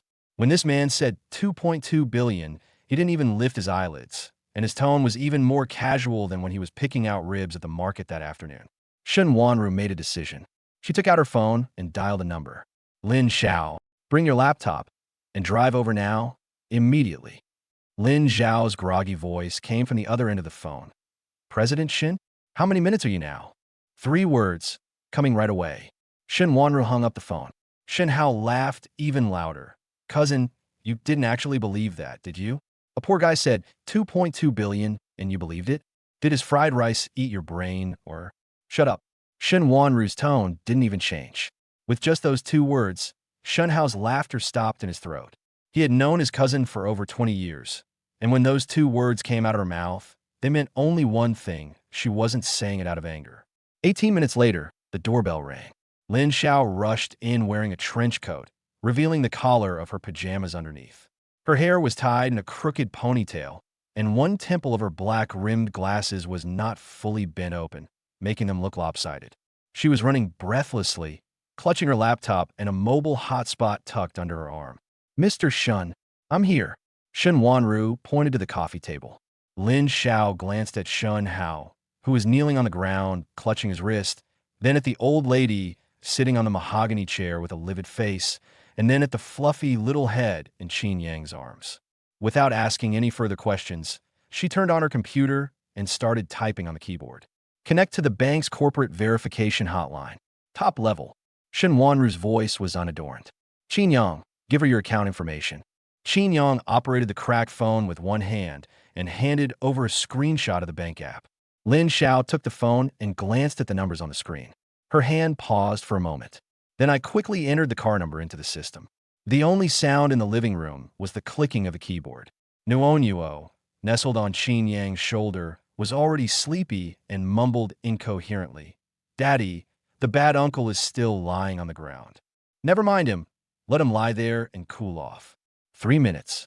Lin Xiao stopped. She stared at the screen, pushed up her glasses, then pushed them up again, leaned back, and stared wide-eyed. "Mr. Shun, Mr. Shun." Her voice rose 3 octaves, almost waking up Nuonyuo next to her. "Verification passed. 2.2 billion, all in transit, ready to be deposited. The source of funds is legal and compliant, and the bank has confirmed it." Her hands were shaking as she finished speaking. The old lady's cane slipped from her hand, hit the carpet with a thud, and rolled twice. Her mouth was open, unable to close. The lawyer stood up, leaning on the sofa, his glasses slipping down to the tip of his nose, and he forgot to push them up. Shen Hao's laughter stopped. He knelt on the ground and slowly turned his head. Qin Yang stood 3 steps away, holding his half-asleep daughter in his arms, his broken screen phone back in his pocket, his expression exactly the same as when he was picking out ribs. Shen Wanru turned around and looked at Qin Yang. She opened her mouth, the question swirling in her throat for a while, but ultimately, she couldn't get it out. The voice rang in Qin Yang's mind right on time. Ding! Host detected as the adorable baby's biological mother, triggering a special protection mechanism to avert a major career crisis. Special note: investment-based purchases linked to the baby's biological mother, Shun Wanru, will no longer be eligible for the regular baby cashback rules. Given the substantial investment amount and its direct connection to the baby's long-term survival and safety, a special cashback of 10 times the amount will be awarded for this single transaction. 22 billion yuan arriving in real time. Qin Yang's eye twitched. He lowered his head, nuzzled Nuonyuo's hair with his chin, and smiled for a second before pulling his lips back down. 2 billion. The number rolled through his mind. Shun Hao, who was on the ground, suddenly raised his head. His face turned pale and then flushed, his lips trembled, and he managed to exhale his last breath. Impossible. He tried to stand up by bracing himself against the floor tiles, but with a sudden exertion of his wrist, he knelt back down, sweat pouring down his forehead. So what if he can actually come up with 2.2 billion? Young Master Zhao has joined forces with several major shareholders in his family, totaling a full 10 billion. Your 2.2 billion won't even make a sound if you throw it into Shun's plate. He turned to look at the old woman, his eyes bloodshot. Grandma, don't be fooled by him. He's just bluffing. 100 billion against 22 billion. The CEO position still belongs to second young master. Qin Yang interrupted him. He moved Nuonyuo to his left arm, put his right hand in his pocket, and tilted his head to look down. Who told you I only have 2.2 billion? Shen Hao closed his mouth. Qin Yang's voice was neither too loud nor too soft, just enough for everyone in the living room to hear clearly. Since you think 2.2 billion isn't enough, I'll add another 22 billion. He held up 2 fingers and waved them in front of Shun Hao, making the exact same gesture that Shun Hao had made in front of Shun Wanru before. If you're still not satisfied, Let's sign a betting agreement. I'll buy Zhao Tianyu's 10 billion and your face together. The air in the living room was sucked out. The old lady stood up, holding onto the handrail, her cloudy old eyes fixed on Qin Yang, her lips trembling for a long time. How do we bet? Chapter 45, 3 years, 50 billion. Qin Yang bounced Noonyuo up a little, freeing up his right hand to hold up 3 fingers. It's very simple. His voice wasn't loud, and he had a smile on his lips, speaking in the same tone as if he were asking about the discount on pork ribs per pound at the market. Within 3 years, I will help Wanru earn 50 billion in net profit. If she can't do it, she will automatically relinquish her position as CEO. No one spoke in the living room. The old woman's fingers stopped on the end of her cane. Her eyes darted around, but she didn't move. Shunhao knelt on the ground. His mouth opened and closed again, his face extremely pale. Lin Xiao pushed up his glasses 3 times, his fingers hovering over the keyboard, but he didn't type a single word. The lawyer had given up on the idea of coming out from behind the sofa. A slight tug came from behind Qin Yang. Shun Wanru's fingertips dug into the back of his delivery uniform. Her 5 fingers clenched so tightly that her knuckles turned white, and her nails dug into the flesh of his lower back through the fabric. Pain. Qin Yang didn't turn around, but he could feel that the woman behind him was breathing erratically. Shun Wanru's voice trembled, and she forced out through gritted teeth. Are you crazy? 500 billion. Net profit. 3 years. Any one of these 3 words is enough to make the headlines of financial news. But putting them together is like someone with a fever of 40 degrees Celsius talking nonsense. She has been in business for 10 years, and the Shun Group's total net profit last year was only 4.7 billion. 50 billion in 3 years is equivalent to more than tripling the entire group's profitability. Qin Yang felt like the flesh on his lower back was about to be twisted off. He leaned back and replied in a voice that only the 2 of them could hear. Don't worry, I know what I'm doing. He certainly knew what was going on. 3 years and 50 billion sounds terrifying, but the system's cashback rules are there by Noonyuo a school district house and get back billions, build an amusement park and get back billions more, and if you trigger a few hundred times or 1,000 times the bonus in between, the money will come faster than he can flip a pot at the night market. The only problem is that I can't explain it to anyone. The old lady's eyes darted back and forth between Qin Yang and Shun Wanru, and her withered fingers tapped the head of her cane 3 times. 500 billion in net profit, written in black and white in the performance-based agreement. Write it. Qin Yang no debt. If you can't do it, Wanru will hand over the president's seal, and the Shin family will take back all the shares. Okowo. Shun Wanru twisted her nails half a circle around his waist again. The old lady remained silent for 10 seconds. She'd lived for over 70 years and seen all kinds of gambling, but she'd never seen a man in a delivery uniform use 50 billion as a stake, speaking without even blinking. Either this person is crazy, or he has far more cards in his hand than are visible on the table. Regardless of the outcome, this deal is a win-win for the Shun family. Okay. The old lady stood up, supporting herself on the handrail, her cloudy gaze lingering on Qin Yang's face for 2 seconds. The agreement will be delivered tomorrow, and I'll have the family lawyer draft it. She bent down to pick up her crutch from the ground and stopped as she passed Shun Hao. Get up, stop embarrassing yourself. Shun Hao's face turned a deep purplish red. His lips trembled for a long time, but he couldn't utter a single word. The lawyer crawled out from behind the sofa, grabbed his arm, and dragged him towards the door, the soles of Shun Hao's leather shoes scraping against the floor tiles with a series of ear-piercing sounds.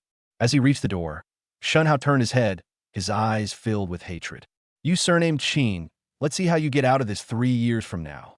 Qin Yang waved at him, his expression a mix of smug politeness and a hint of irritation.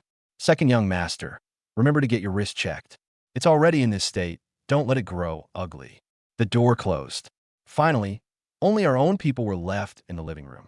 Nuonyuo nestled on Qin Yang's shoulder, having woken up at some point. She wrapped her arms around his neck and rubbed her face against his chin. Daddy's the best. He chased away all the bad guys. That's right. Qin Yang patted her little head. Your dad has never lost a fight against evil monsters. Lin Xiao tactfully put away the computer and left with Wang Ma. There were only 3 people left in the living room. Shun Wanru stood opposite Qin Yang, her arms crossed in front of her chest, her chin slightly raised, her emotions shifting in and out of her eyes, staring at him for a full 10 seconds. Qin Yang. Who exactly are you? Her voice was very low, and she enunciated each word with great force. How could someone who sells fried rice at a street stall possibly pull out more than 20 billion yuan? Qin Yang opened his mouth. He can't talk about the system, not even if it means his death.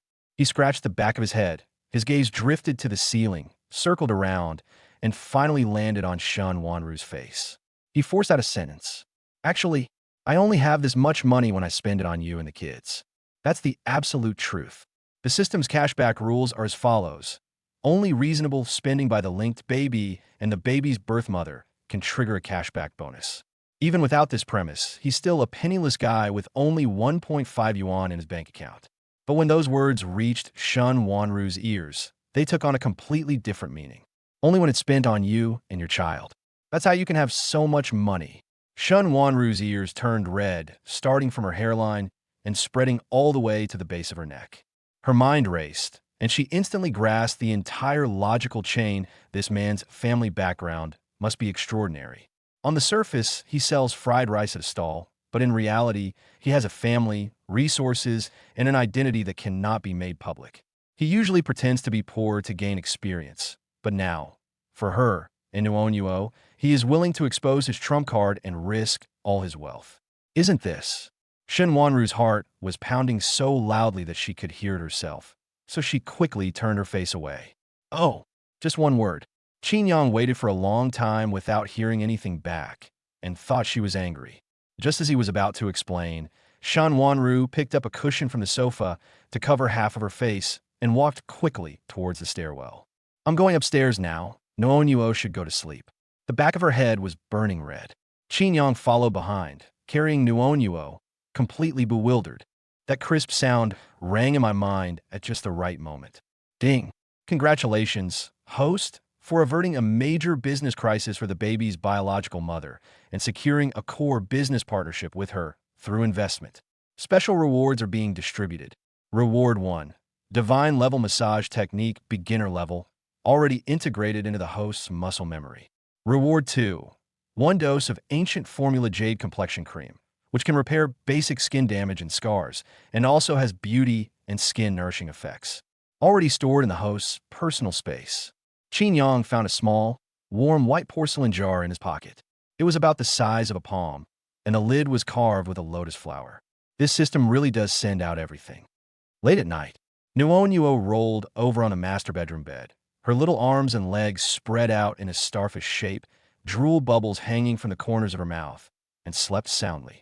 Qin Yang leaned against the headboard and used his phone to search for precautions for decorating children's homes. The bathroom door rang. Shen Wanru came out wrapped in a bathrobe, her hair still dripping wet. She changed into a wine-red silk camisole nightgown and sat down at the dressing table, unscrewing a bottle of lotion. Qin Yang's gaze lingered on the phone screen for 2 seconds. Then he caught a glimpse of her collarbone and shoulder blades in the mirror and quickly looked away. Shen Wanru reached for a tube of face cream in the corner of the dressing table, leaned forward, and the hem of her camisole slipped up from her waist, revealing a section of her lower abdomen. Qin Yang looked up. There were several pale, fine lines of varying depths on that skin, extending from the side of the waist down to below the navel. His gaze lingered for less than a second. Shen Wanru stopped moving. She glanced down at her lower abdomen, her fingers quickly pulling off her pajamas. She froze in front of the dressing table, her shoulders tense, her back to Qin Yang. Don't look. The 2 words were squeezed out of his throat, his voice trembling. Qin Yang put down his phone and remained silent. Shen Wanru gripped the hem of her pajamas tightly, her knuckles turning white. Several seconds passed before she spoke again, her words coming out quickly. That was left behind when I gave birth to Nuonyuo. My father had just passed away, and the whole clan was eyeing the Shun family shares, wanting to swallow up my father's hard work. I could only bear the pressure and have Nuonyuo first to shut them up with an air. Her shoulders twitched. Nuonyuo is a girl. When she said those words, there was something in her voice that Qin Yang had never heard before. It wasn't anger, nor was it resentment. It's the exhaustion of carrying it for too long, an exhaustion that no one ever sees. Qin Yang sat on the edge of the bed, his hand unconsciously clenching the corner of the blanket. He reached into his pocket, his fingertips touching the warm, white porcelain jar, and his thumb rubbed against the lotus-shaped lid. He stood up, walked to the dressing table, and stopped behind Shen Wanru. The two were less than half a step apart. Shen Wanru didn't turn around. In the mirror, you could see that her eyes were red and her eyelashes were glistening with tears. Qin Yang placed the small white porcelain jar on the dressing table, making a soft sound. I used to learn a little bit of traditional massage techniques. When combined with this ointment, it's very effective for stretch marks. He paused, his ears burning slightly, and lowered his voice. Would you like to give it a try? Shen Wanru's gaze first fell on the small white porcelain jar in the mirror, then moved to Qin Yang's face. Her fingers slowly loosened their grip on the hem of her pajamas. Chapter 46 No is still here. Qin Yang placed the small white porcelain jar in his palm, unscrewed the lotus-shaped lid, and a clear herbal fragrance wafted out. He picked up a little bit of the pale green ointment with his index finger, rubbed it between his palms, and then placed his fingertip on Shen Wanru's lower abdomen. Shen Wanru's body was taut, her 10 fingers gripping the sheets beneath her. Qin Yang's technique was neither too light nor too heavy. The warm force of his palm pushed outwards along the edges of the pale fine lines. The ointment has a slightly cooling sensation, but it immediately transforms into a warm current upon contact with the skin's temperature, penetrating deep into the meridians. Qin Yang pressed several key acupoints with his thumb, the force reaching directly to the dermis. Shen Wanru's tense back slowly slumped down, and a very soft sigh escaped from her throat. Qin Yang lowered his head, focusing on his hands and controlling his breathing. How does it feel? Does it hurt? Qin Yang asked softly. It doesn't hurt, it's quite hot. Shen Wanru's voice was so low it was almost inaudible. The internal energy seeped into the skin through the fingertips, and with the effects of the jade complexion cream, the fine lines visibly faded and disappeared wherever the fingertips touched. Shen Wanru bit her lower lip, initially holding her ground, but less than half a minute later, her shoulders slumped, her clenched hands loosened, and a muffled hum escaped from her nose. Comfortable? She didn't answer, but the tips of her ears turned bright red. Qin Yang pushed his palm along the waistline, and the ointment seeped into the skin, giving it a light golden sheen. The stretch marks faded inch by inch, and even the surrounding skin became delicate and translucent. It only took 5 or 6 minutes before he stopped and wiped his fingertips with a handkerchief. Okay, look. Shen Wanru lowered her head and stared at her lower abdomen for several seconds. Her fingers trembled as she touched it again and again. It's really clean now. The lines that have been with her for 4 years have all disappeared. She raised her head, her eyes brimming with tears. Her lips moved slightly, and her voice was hoarse. Qin Yang. Qin Yang threw the handkerchief into the trash can and turned around. Thank you. Shen Wanru bit her lower lip, her gaze fixed on Qin Yang's face, her eyes glistening with tears. Today you were downstairs protecting my father's life's work, and also protecting me in Nuonyuo. Qin Yang walked over and sat down next to her. Don't be so formal. Nuonyuo is my own daughter. If you're in trouble, do you think I, as her father, would just stand by and do nothing? He turned to look into Shen Wanru's eyes. Remember, we're family now. The words family struck Shen Wanru, sending a jolt through her. She grew up in a large family and was used to scheming and exchanging favors. No one had ever used those 3 words to protect her. Shen Wanru's eyes reddened, her gaze filled with an unyielding tenderness. The two sat there, their eyes locked, and the atmosphere in the room became ambiguous. Qin Yang's Adam's apple slid up and down. He leaned forward slightly, and Shen Wanru didn't dodge. Instead, she closed her eyes, her eyelashes trembling slightly. Their breaths mingled, and Qin Yang turned his head and leaned in to kiss those soft lips. Shen Wanru froze for half a second, then raised her hands to wrap around Qin Yang's neck, responding awkwardly. Qin Yang's hand stroked up her back, his fingertips touching the edge of her silk pajamas. The lace camisole slipped down her shoulders and bunched up at her elbows, the skin beneath her touched smooth and delicate. The two of them then lay down on the bed. Just as Qin Yang was about to reach out and remove the last line of defense, a clear muttering came from the other side of the bed. Big chicken drumsticks. Nono wants 10. Nono turned over, put one leg on the pillow, and slept soundly, with a glistening drool bubble hanging from the corner of her mouth. Shun Wanru shuddered and instantly regained her composure. She placed her hands on Qin Yang's chest and pushed him away. She frantically pulled at her slipping shoulder strap to tighten her neckline, the movement causing the mattress to shake. Her entire face was so red it looked like it could bleed, and her neck and the base of her ears were all pink. Nono is still lying next to me, she muttered in a low voice, grabbing a pillow from the side and holding it to her chest to cover herself. Qin Yang propped himself up and sat up, looking at her panicked appearance, and couldn't help but grin mischievously. Does what you're saying, Mr. Shun, mean that if Nuonyuo weren't around, we could continue? Shun Wanru, her secret exposed, angrily swung a pillow and hit Qin Yang on the shoulder. You're so annoying. Shut up and go to sleep. She turned her back to Qin Yang, pulled the thin blanket over herself, and wrapped herself up tightly. Qin Yang put the pillow back in its place, put his hands behind his head, and lay down, feeling extremely happy. He originally just set up a stall to make a living, but now he has gained a clever and cute biological daughter and a female CEO wife worth hundreds of billions. Cool. A system notification sounded in my mind at just the right time. Ding. Detected a qualitative change in the emotional state of new mother Shun Wanru towards the host. Emotional assessment. From initial trust to genuine liking. Reward. Divine massage technique upgraded to intermediate skill, automatically overridden and enhanced host's relevant knowledge. A special reward of 1 million yuan has been transferred in real time to the host's bank account, ending in 9527.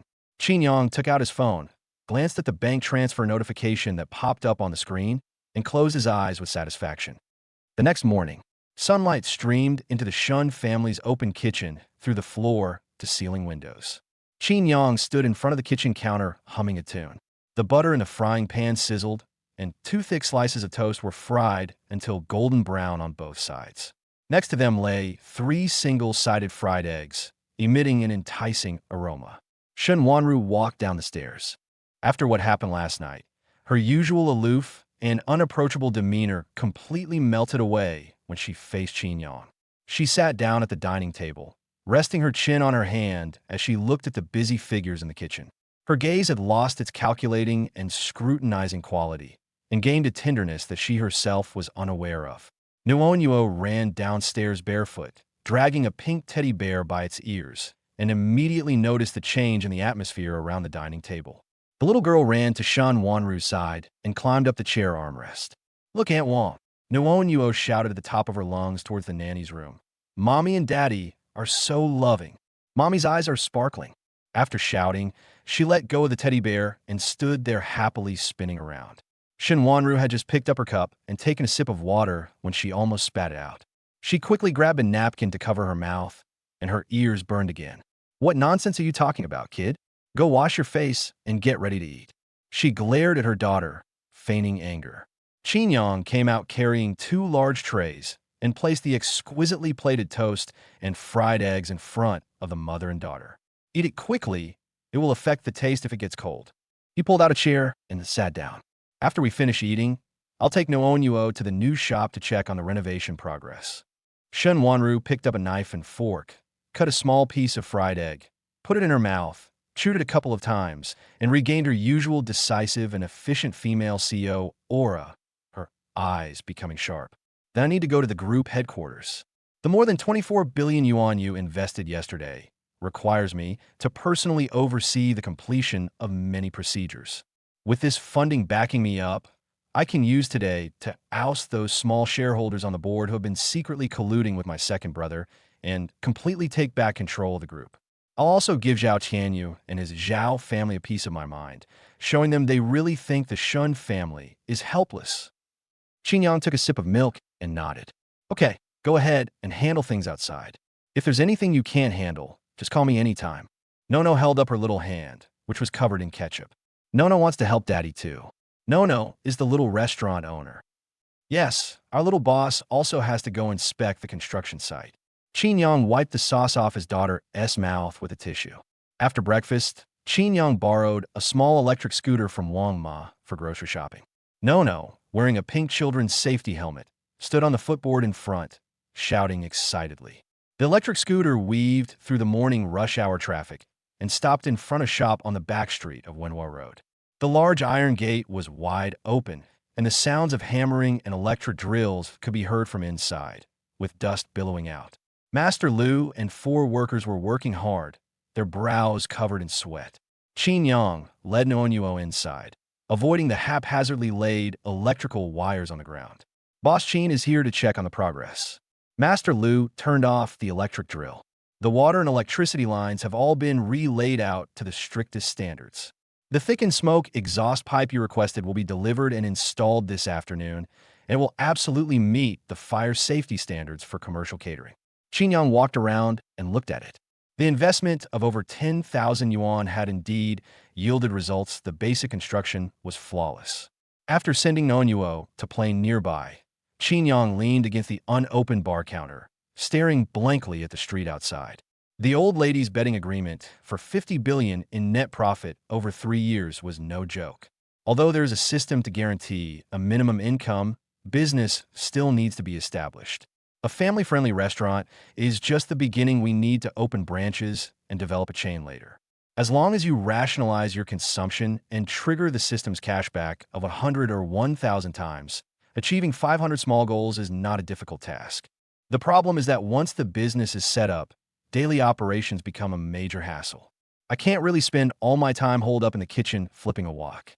He needs to find a knowledgeable and reliable professional manager who can help him manage the store and even the branches in the future. Thinking of this, Qin Yang borrowed half a piece of cardboard and a thick-tipped black marker from Master Liu and wrote a job advertisement in one stroke while leaning over the bar. Our store urgently needs a supervisor. Requirements: quick-witted, efficient, and able to manage all the store's affairs. Salary: negotiable, guaranteed to far exceed industry standards. Qin Yang took the tape to the glass door and stuck the cardboard in the most conspicuous place. Just as I finished pasting the sticker and turned around, a pair of black Doc Martens stopped at the bottom of the steps. Qin Yang looked up along the boots. A woman wearing a distressed denim jacket and sporting a neat, short bob stood in the doorway, her gaze lingering on the job posting for a few seconds. The woman raised her head, her gaze meeting Qin Yang's eyes directly. Does your shop need someone to manage it? Chapter 47, Just Call Me Lulan. The morning light slanted into the shops where the old walls had just been demolished, and a thin layer of cement dust floated in the air, pungent and irritating. Qin Yang sat at a broken folding table with one leg missing, supported by 2 red bricks, holding the resume in his hand, and looked up at the woman sitting opposite him. The woman was in her early 30s, with neatly styled short hair that reached her ears. Her denim jacket was faded from washing, and the collar was ironed without a single wrinkle. She sat upright, her back taut, her eyes gleaming with a ruthless and decisive edge. Beside her, Nono, who was acting as the foreman and wearing a small safety helmet made of folded newspaper, held a small water bottle, her big eyes darting between the aunt and her own father. Sister Liu, right? Qin Yang flicked the thin paper and smiled. With your resume, regional general manager of 3 national chain restaurants, you'd be treated like royalty at any big restaurant. And you come to apply for a job in my run-down shop, all cement and dust, without even windows. He pointed to the ceiling, where electrical wires still hung overhead. It can't be that they're attracted to me because I'm handsome, right? Noonyuo burst out laughing, spraying cookie crumbs all over the table. The woman opposite me didn't smile. She pulled a stack of documents from her briefcase and slammed them on the table. Mr. Qin, big companies have so many rules. The reports are thicker than a menu. I don't want to do that kind of work anymore. What I valued was that sentence in your job posting: everything is based on the children's health and tastes as the highest standards, with no upper limit on the budget. She spoke quickly and clearly. Regarding the high incidence of cross-infection and gastrointestinal problems among young children, I have a set of contingency plans that combine epidemic prevention standards with separate movement zones for active and quiet areas. With double-blind testing of food ingredients and sample retention for traceability, I can control down to every single leaf of vegetable. After saying that, she patted the stack of documents. This is my initial draft of the proposal. Please take a look. Qin Yang turned to the first page and raised an eyebrow. How detailed is the content? It lists everything clearly, including the sterilization temperature of children's tableware, the size of food particles for different age groups, and the procedures for isolating allergens. Goodness, he possesses godlike culinary skills and pediatric nutrition expertise provided by the system, but management is a major weakness. What he lacks is someone who can command respect and meticulously attend to every detail. Sister Lou, I haven't even finished reading your proposal yet, and I already feel like I'm not fit to be a boss. Qin Yang closed the document, grabbed the employment contract that had been prepared beforehand, and signed his name in a flamboyant manner. Your salary will be increased by 30% based on your expected salary. You'll start today. The woman opposite me paused for a moment, then said, "Aren't you going to reconsider? You're not even going to offer a trial period?" "No." Qin Yang put down his pen. "I'm good at judging people. Besides, if you don't do a good job, my daughter will definitely not forgive you." Upon hearing this, Nuonyuo put down the kettle, ran over, tiptoed to the table, raised her chubby little hand covered in ink, and slapped a bright red fingerprint on the corner of the contract. The boss got his stamp too. After announcing this in her childish voice, she tilted her head and looked at the woman opposite her. "Auntie, you have to listen to my dad from now on. My dad is the best cook. You can eat here every day." The cold, hard face finally showed signs of softening. Sister Lou's lips moved slightly as she looked down at the crooked little red handprint on the contract and softly hummed in agreement. "Okay, you can call me Lu Lan from now on." She stood up and extended her right hand to Qin Yang. "Mr. Qin, it's a pleasure doing business with you." Qin Yang grasped that the palm was dry and strong. Just then, ding, detected that the host has successfully recruited a high-quality operations manager. The family-friendly restaurant management team is beginning to take shape. Hidden rewards triggered. Basic combat proficiency doubled. Intermediate stamina enhancement fused. A crisp notification sound rang in my mind, and a warm current surged through my limbs. Qin Yang's shoulders, which had been sore from days of travel and the massage he received from Shun Wanru until midnight last night, suddenly relaxed. He clenched his fist, his knuckles making a slight cracking sound, and he was in an unusually good state. If he were to run into that second young master of the Shun family who wanted to snatch the child again, he could probably lift him up and spin him around 3 times with one hand. "Mr. Qin," Lu Lan's voice interrupted his thoughts. Qin Yang snapped out of his daze and let go of her hand. "Ah, it's nothing, I was just spacing out. Could you stay here today to help keep an eye on the renovation progress? We need to finalize the partition for Master Lu's transparent kitchen today." "No problem." Lu Lan nodded, deftly placed her briefcase on the windowsill, took out a pen and a notebook, and was ready to get to work. Qin Yang nodded in satisfaction, bent down to pick up Nuonyuo, and prepared to take her next door to buy some soy milk as a snack. Then he noticed a detail.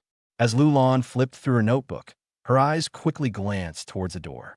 That glance was so brief that Qin Yang wouldn't have been able to detect it if his 5 senses hadn't been enhanced by the system.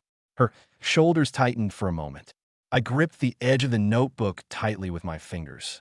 Qin Yang didn't say anything, picked up Nuonyuo, and walked towards the door, glancing at the street out of the corner of his eye. The breakfast shop across the street was open as usual, and there were few pedestrians on the road. Nothing unusual. He made a mental note of it. This Lu Lan is truly capable, but she probably came here for more than just a job. "Dad, the soy milk has to be sweet." Nono hugged his neck and shook him. "Okay, sweet." Qin Yang suppressed his thoughts for the time being, patted his daughter on the back, and stepped out the door. The sunlight shone on his face, and the street outside the shop was relatively quiet. He had only taken 2 steps. Lu Lan's voice came from behind, her tone completely different from before, lowered and urgent. "Boss Qin, come back." Qin Yang turned around. Lu Lan had already stood by the door, one hand gripping the contract tightly, the other hand bracing against the frame of the iron door, her center of gravity lowered, staring at the street corner. Qin Yang followed her gaze. 4 people emerged from the street corner. The one in the lead was shirtless, carrying a baseball bat on his shoulder, walking at a leisurely pace, with an unlit cigarette dangling from his mouth. The 3 behind them were dressed similarly, carrying iron pipes and chains, and walked with a swagger. Nuonyuo felt Qin Yang's arm tighten, and she poked her little head out from his shoulder, her voice lowered. "Dad, are those people bad people?" "He's not mentally sound." Qin Yang comforted Nuonyuo. He shielded Noonyuo's head with one hand and retreated back inside the door. The four men didn't go to any other shops, they walked straight this way. The man in the lead stopped at the door, tilted his head, and looked around at the shop that didn't have a sign yet, raising and lowering the cigarette in his mouth a couple of times. Then he raised a baseball bat, without any warning. Bang! The stick slammed into the iron gate that had just been removed from the side, and the whole street trembled. Noonyuo was so frightened that she buried her face in Qin Yang's neck and clenched his collar with her little hands. The shirtless man took the cigarette out of his mouth, grinned at Qin Yang, and said, "Oh, the shop owner's here."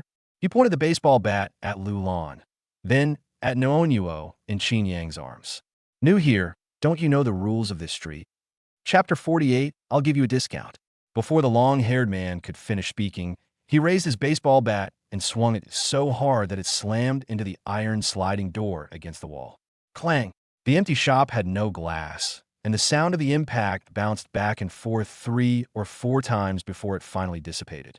The paint on the wall beneath the waterproof layer was crumbling.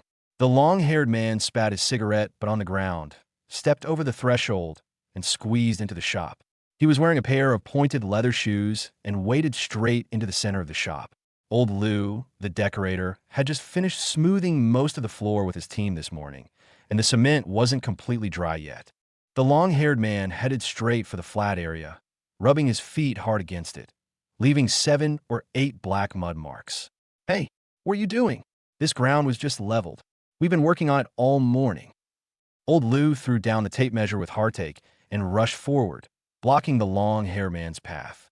One of the henchmen following behind stepped forward, raised a rusty iron pipe in his hand, and shoved it into old Lou's chest. "Shut up, you old bastard. One more word, and I'll make sure you leave this world lying on your side." The younger brother kicked a stack of neatly arranged tiles aside, causing them to shatter and break. Several anti-slip tiles broke in 2 on the spot.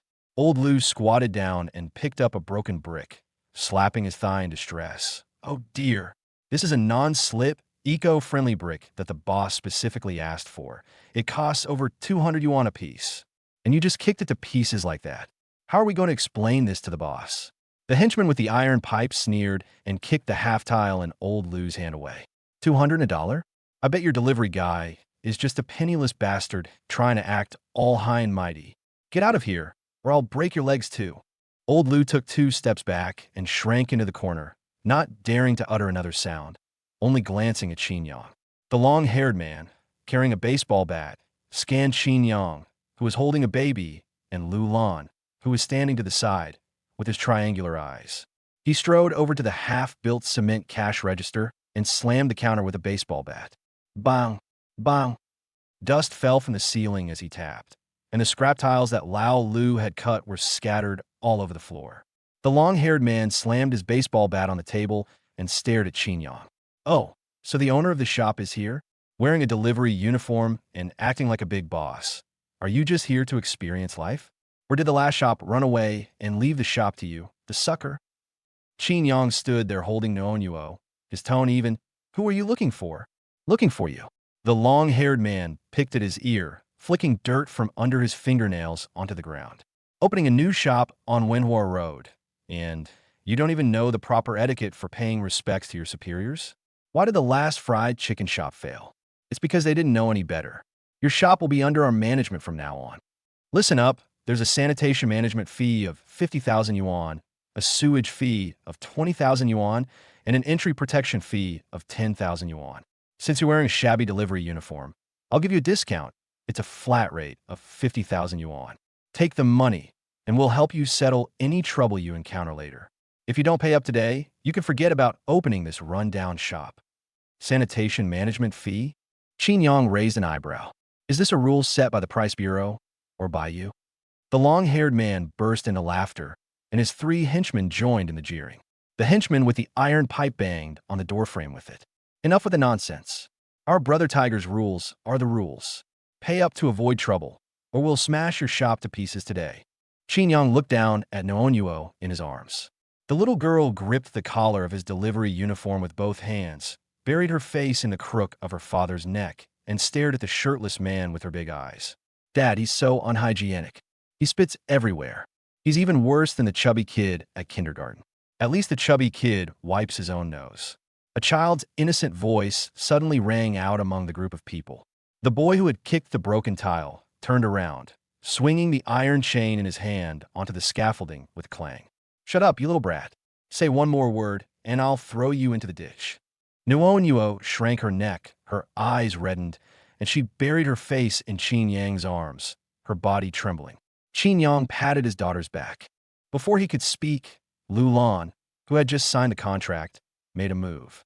The short-haired woman took 2 large steps forward in her high heels, blocking Qin Yang and his daughter's path. Her back was straight, her chin slightly raised, and her voice carried the authority honed from years of managing a chain restaurant. "What sanitation management fee? Sewage discharge fee? This is blatant extortion." Lu Lan pointed outside. "We have all the necessary permits and licenses. Our business license, health permit, and fire safety registration are all in the process of being processed. The sewage system has been inspected and approved by the municipal engineering department.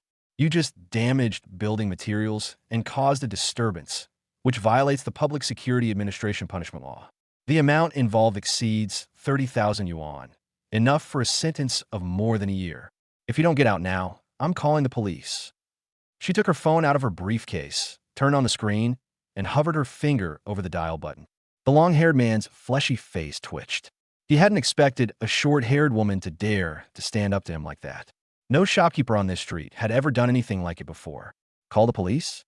You think you can scare me with a police document?"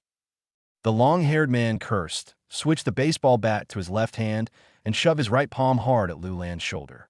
Lu Lan was wearing high heels, which made her unsteady. She was pushed backward by the force. Old Lu reached out to help her from behind, but her knee still hit the corner of the folding table next to her. The thermos overturned, spilling warm water all over the floor. Lu Lan gasped, sweat beading on her forehead. The phone slid 2 meters away, its screen cracking in several places. Old Lu quickly helped her up, his voice trembling with anger. "What a terrible thing. How could you hit a woman? So what if you hit a woman? If you push me too far, I'll take care of you too, you old bones." The henchman with the iron pipe made a move to step forward. Despite the pain in her knees, Lu Lan gritted her teeth, pushed away Lao Lu's hand, took another step forward, and stood in front of Qin Yang again, spreading her arms to protect the father and daughter behind her. "Boss Qin, take the kids to the backyard and lock the door. I'll handle this. There are security cameras here. They can't escape." Qin Yang looked at that stubborn back. "We met for the first time today, and the contract was signed less than half an hour ago when this person used his own body to take a knife for him. The other party threatened his daughter in front of him and physically assaulted the store manager he had just signed a contract with. The newly fused intermediate physical enhancement and doubled fighting skills surged through his limbs, making his joints itch. "Sister Lu, please move aside," Qin Yang said. Lu Lan turned her head, looking anxious. "Boss Qin, a wise man doesn't fight a losing battle. You should take the child and hide first. Hold my daughter for a moment." Qin Yang bent down and gently placed Nuo in Lu Lan's arms, his movements soft and his voice gentle. "Sweetie, close your eyes and count to 10. Daddy's taking care of some trash." Nono closed her eyes and covered her ears with her 2 little hands. Qin Yang tugged at the collar of his delivery uniform, stepped past Lu Lan, and walked towards the long-haired man. His steps were slow, with a strange rhythm. His muscles, strengthened by the system, tightened beneath the loose fabric, gathering strength.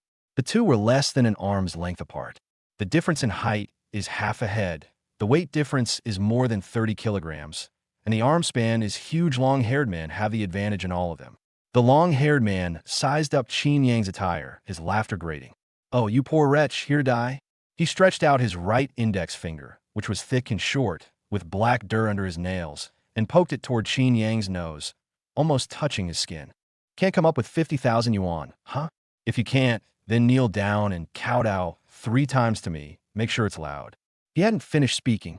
Qin Yang raised his right hand. Without warning, without gathering strength, there is no transition between stillness and attack. With his 5 fingers perfectly aligned, he gripped the base of the long-haired man's arrogant index finger. The long-haired man's pupils contracted. Qin Yang stared into his eyes, his lips moving slightly. 50,000 is too expensive. I'll give you a discount. Outwards. A fold. Click. The cracking sound of bones dislocating echoed in the empty shop, followed by a long-haired man's howl that burst from his throat. Ah! The sound was so sharp and piercing that it sent several sparrows that were perched on the power lines by the door flying away. Chapter 49. Now that we're here, why are we just leaving? Tiger, who was smoking a cigarette just a second ago, had all the color drained from his face. The unfinished yellow crane tower cigarette flicked from the corner of his mouth, the butt rolled across the wet cement ground, and went out with a last wisp of white smoke. His eyes bulged out, his lips quickly turned from the yellowish flesh color of tobacco and alcohol to purple, his Adam's apple bobbed, and his voice was forced out from deep within his chest. Ouch, my forehead hurts. His legs buckled, and his knees slammed hard on the newly leveled cement floor, splashing up a ring of light gray cement. His right hand's 5 fingers were bent outwards at an angle that shouldn't belong to the human body, and the second joints of his middle and ring fingers had protruded abnormally from under the skin, with dark red blood beads seeping from between his fingers. Beads of cold sweat rolled down his forehead, sliding down the cheap dragon tattoo on his temple and into his collar. In no time, the tight black vest on the back was soaked through. The 2 burly men behind him were stunned for a full 2 seconds. They hadn't expected that this tall, thin young man in a yellow delivery uniform, who looked no different from any other delivery rider on the street, could be so efficient. The young man with the iron pipe was the first to react. He threw the galvanized pipe, which was covered in wall plaster, onto the cashier's counter, the metal striking the cement surface with a sharp, piercing sound. He reached under his belt buckle with his left hand and pulled out a fine steel folding knife. Not to be outdone, the burly man next to him, who had just kicked and smashed the sample tiles, pulled out a black, single-edged knife with a rubber handle from his pocket with his short, thick fingers. The 2 men exchanged a glance, their eyes flashing with a fierce light. Their feet clattered on the broken tiles scattered on the ground, and they split up to flank Qin Yang from both sides. "You little brat, you're asking for trouble. How dare you cripple Brother Tiger's hand?" The man with the rubber-handled knife cursed through gritted teeth, his voice trembling as his adrenaline surged. After cursing, he pushed off with his foot, sending the blade forward, aiming straight for Qin Yang's left chest, near his heart. Qin Yang didn't move. He didn't even adopt any proper fighting stance. He simply uncrossed his arms and let his hands hang naturally at his sides. The short sword on the left slashed diagonally towards the left chest, the blade trailing a slow, silver arc under the white light of the fluorescent tube. Qin Yang deftly spun his left toe on the slippery cement ground, his upper body naturally leaning back along the path of the knife on the left. The cold wind from the steel dagger brushed past his nose, the blade grazing the yellow corner of his delivery uniform, only picking up 2 wisps of faded cotton thread that twirled in the air before falling, without even touching his skin. Both men missed their targets and couldn't stop their momentum. The one with the short sword, having used too much force, staggered forward half a step, his chest gaping open. The burly man with the rubber-handled knife fared even worse. His center of gravity shifted forward to the point where he was almost kneeling, his side abdomen and lower back completely exposed. Qin Yang did not give them a second chance to strike.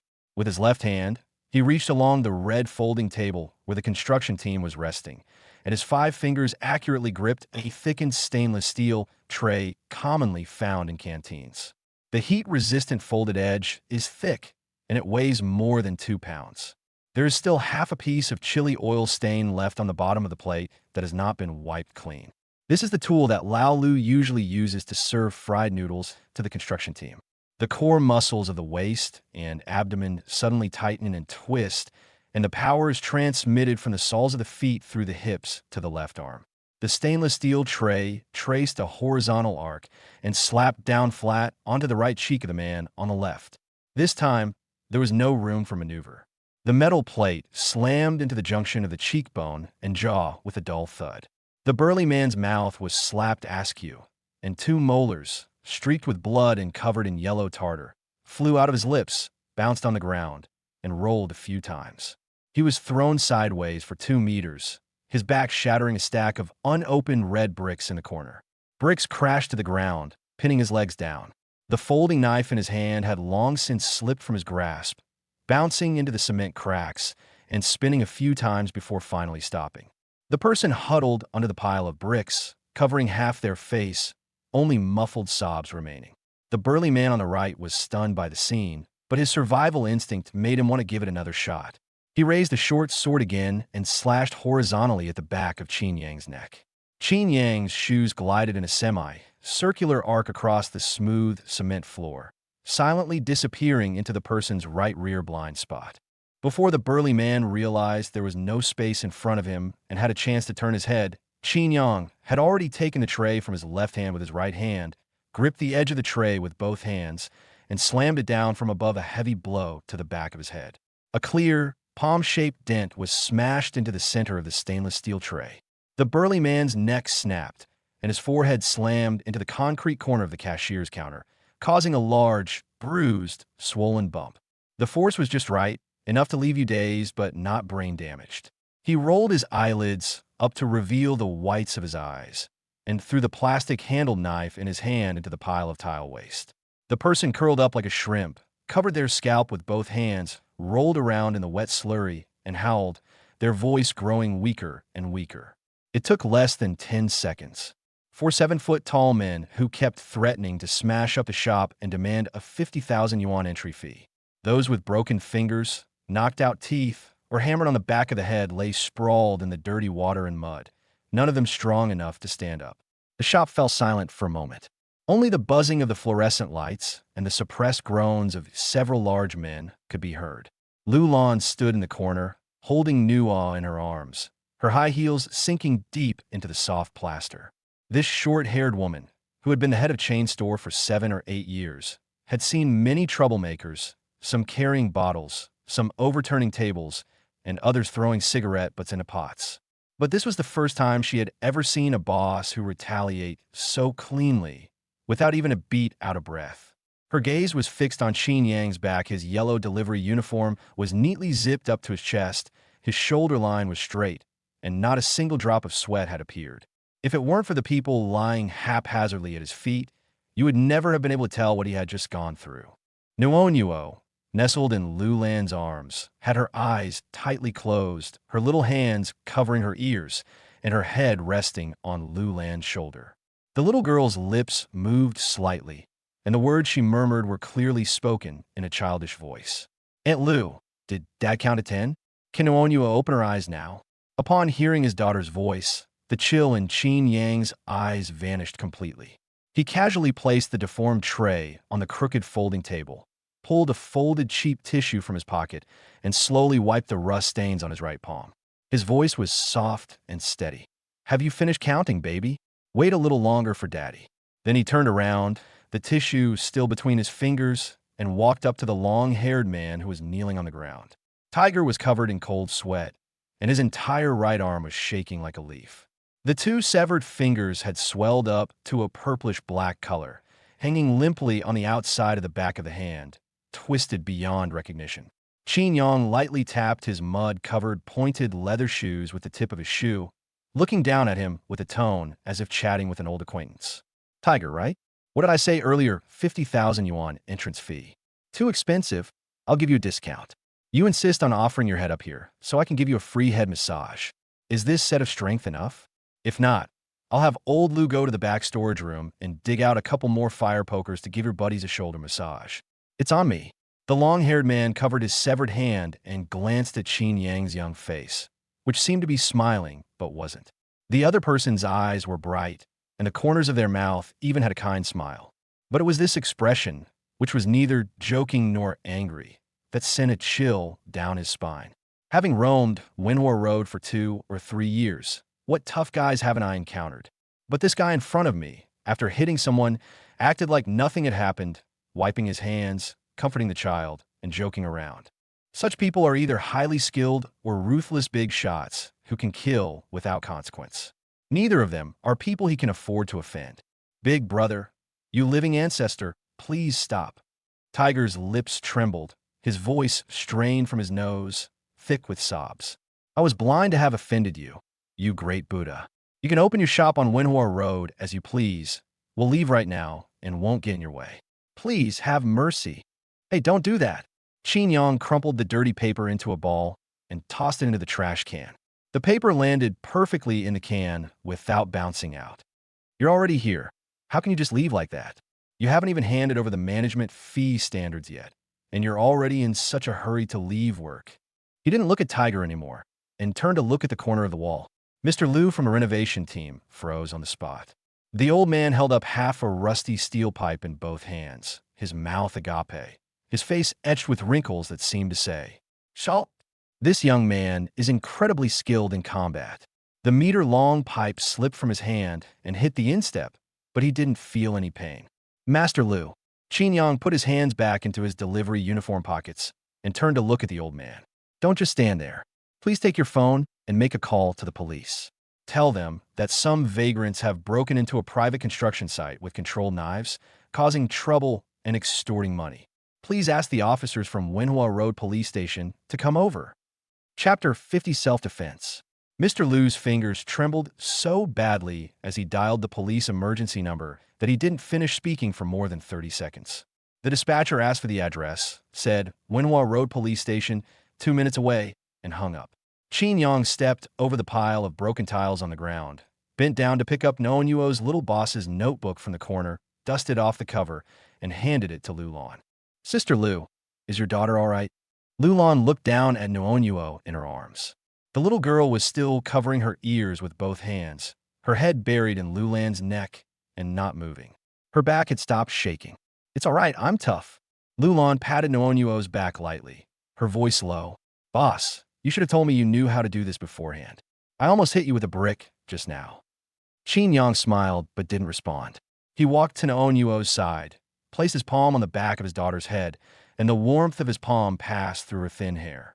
Honey, all the trash has been cleared away. Daddy's done cleaning up. Nono loosened her fingers from her ears one by one, revealing one eye first. She spun around to make sure the big guys on the ground were all curled up and motionless before peeking out her whole face. Dad won. Absolutely. Yay. That's great. Nono grinned and reached out for a hug. Qin Yang took her from Lulan's arms and bounced her around. The little girl had gained a bit of weight recently. A police siren sounded outside the door, and alternating red and blue lights shone back and forth on the glass door. 2 young police officers in uniform rushed in first, followed by a middle-aged officer in his 50s with a slightly protruding belly. The officer had just stepped 1 foot across the threshold when his gaze swept around the store, and he stopped in his tracks. He looked down at the police report in his hand. Extortion at knife point. The victim is the new tenant shop owner. He looked up again at the 4 burly men rolling on the ground, groaning in pain, and then at the young man in the yellow vest standing innocently in the middle, holding his little daughter. Who reported the crime? Mr. Liu quickly raised his still trembling hand. I took the call. The middle-aged police officer walked up to Tiger, squatted down, and examined the swollen, deformed right hand. He then turned to look at the burly man under the cashier who was clutching the back of his head and rolling his eyes. The corner of his mouth twitched. Tiger. Tiger raised his head when he heard the sound. Upon seeing the person's face clearly, he felt a lump in his throat, and his expression changed from relief to despair. Chun. Brother Chun. Old Chun stood up, crossed his arms, and stared down at him. We just got you out of detention last month, and you signed a guarantee, right? You said you'd never cause trouble in the Wenhua Road area again, right? Tiger's lips trembled twice, but he didn't dare to reply. The burly man next to him, whose 2 molars had been knocked out, had recovered by then. Covering half his face, he mumbled, Officer Chun, he hit someone. The one in the yellow shirt hit someone. We want a medical examination. Old Chun ignored him and turned his gaze to Qin Yang. Young man, are you the shop owner? Qin Yang switched Noonyuo to his other arm and nodded. Yes, it's my shop. We just signed a contract today, and it's under renovation. Tell me what happened. Before Qin Yang could speak, Lulan pulled a portable voice recorder from her pocket and snapped it to a halt. Officer, I am Lulan, the operations manager of this store. These 4 people broke into the construction site at 3:17 p.m., trampled on the ground, kicked and broke the tiles, and demanded 50,000 yuan from us as an entry fee. She pointed to a hemispherical device in the corner of the ceiling with a red indicator light on. The entire venue is under 360-degree surveillance with audio recording. It was installed and tested this morning and is recording the whole time. I also have a habit of recording with me. so the conversations are completely preserved. Qin glanced at her sideways. When did this woman install the surveillance cameras? The contract was only signed this morning, and the equipment arrived this afternoon. Lu Lan felt his gaze and turned her head slightly to return his look. The meaning couldn't be clearer. Don't worry, boss. I didn't work for nothing for 8 years running a chain store. After listening, Old Chun waved to the two young police officers, make a copy of the surveillance hard drive, and take it back to the scene to take photos as evidence. Tiger's last shred of hope vanished. He opened his mouth as if to say something, but then swallowed it back. Old Chun squatted back down in front of him, his tone as calm as announcing the weather forecast. Disturbing the peace, illegally entering a business premises, threatening a minor with a controlled knife. Tiger, this time you'll be spending the whole new year in jail. The two young officers moved swiftly, pulling handcuffs from behind their waists and snapping them together with 4 crisp sounds, stringing the 4 men who were still howling on the ground together. When Tiger was being dragged out, he tucked his neck into his collar as he passed Qin, not daring to glance in his direction even once. Nuo Nuo perched on Qin shoulder, poked her little head out, and shouted at the back of Tiger's head. Goodbye, bad guy. Don't come to Daddy's place again. Tiger tripped and almost fell to his knees on the spot. Old Chin handed the man over to his apprentice to be put into the police car, then turned around and walked back.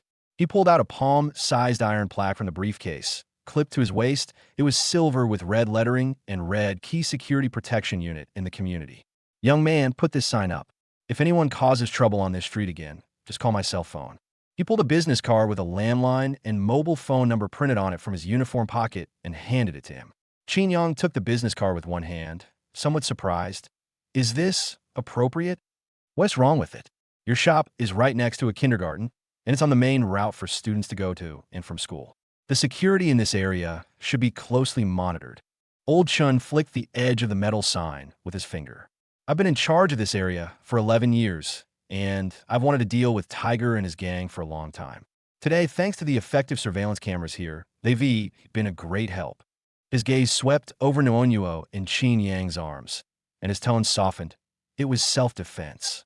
It's all clear in the video. Just give a statement later. Don't feel guilty. Qin Yang nodded. As Old Chun was leaving, he patted him on the shoulder, stepped out the door, and then turned back to add, by the way, your fried rice, I heard from the old neighbors at the night market that it smells so good it can waft through 3 alleys. Remember to leave a couple of takeout orders for the station when you open for business. The guys on night shifts are always looking for takeout. There must be enough. As the police car drove away, most of the neighbors who had been watching the commotion outside the gate dispersed.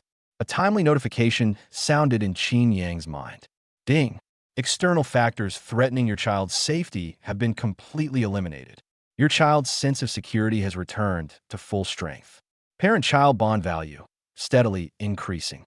He just breathed a sigh of relief when a heavy sigh came from behind him. Mr. Liu from the renovation team stood behind the cashier, carrying the broken stainless steel tray, his face contorted with pain. Qin Yang put Nuo down and went over to take a look.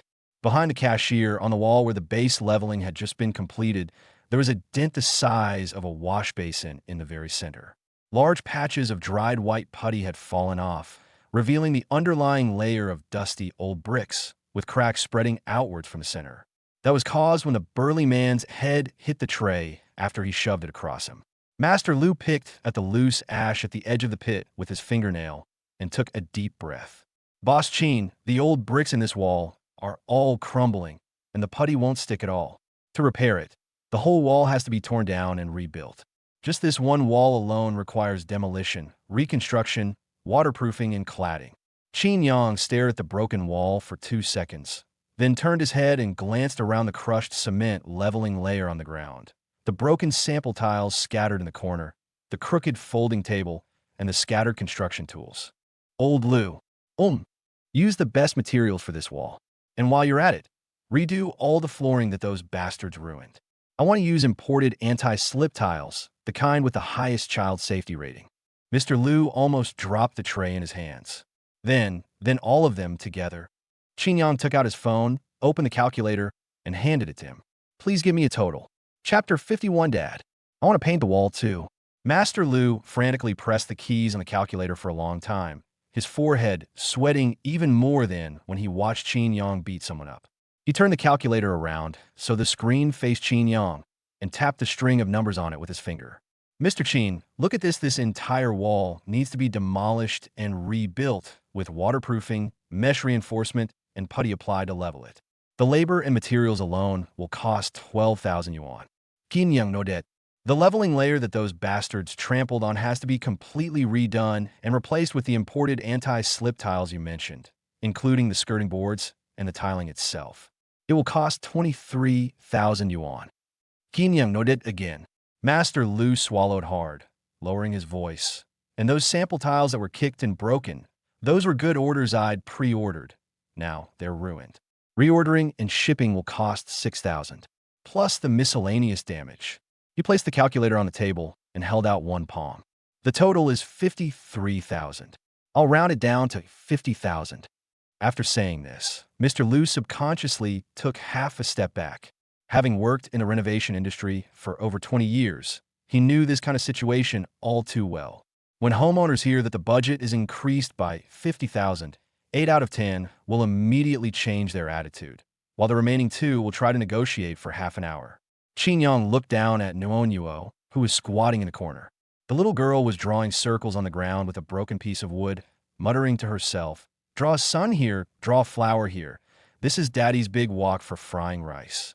She was so focused on her drawing that she didn't even notice the sharp edges of the broken tiles scattered around her feet. Qin Yang looked away, took out his phone, and pulled up the payment code. "Brother Lu, scan me." Master Lu was taken aback for a moment. "Huh? 50,000? I'll transfer it to you via WeChat." Qin Yang shoved his phone screen in front of him. "I have only one requirement. All paints must be the top-of-the-line children's environmentally friendly paints on the market, with volatile organic compound VOC content less than 1/10 of the national standard. The floor tiles must have maximum anti-slip coefficient, and all edges and corners must be rounded. Children will be coming and going in this store from now on, so even if it costs more, we can't leave any safety hazards." Master Lu's mouth was open, and he couldn't close it for a long time. Having worked in this industry for 20 years, this is the first time I've seen a client more willing to increase the budget than he was. "Boss, aren't you going to try and negotiate the price?" "What price negotiation? There are no discounts when it comes to children." Qin Yang waved his phone at him. "Scan quickly. I'm afraid you'll change your mind and raise the price." Mr. Lu hurriedly pulled out his phone and scanned the code. "Receive payment via WeChat, 50,000 yuan. After the announcement ended, Mr. Lu's entire demeanor changed. He straightened his back and seemed ready to salute Qin Yang on the spot. "Don't worry, Mr. Qin. I'll go to the building materials market to pick up the goods first thing tomorrow morning. There are only 3 stores in the whole city that have that German-imported children's paint in stock.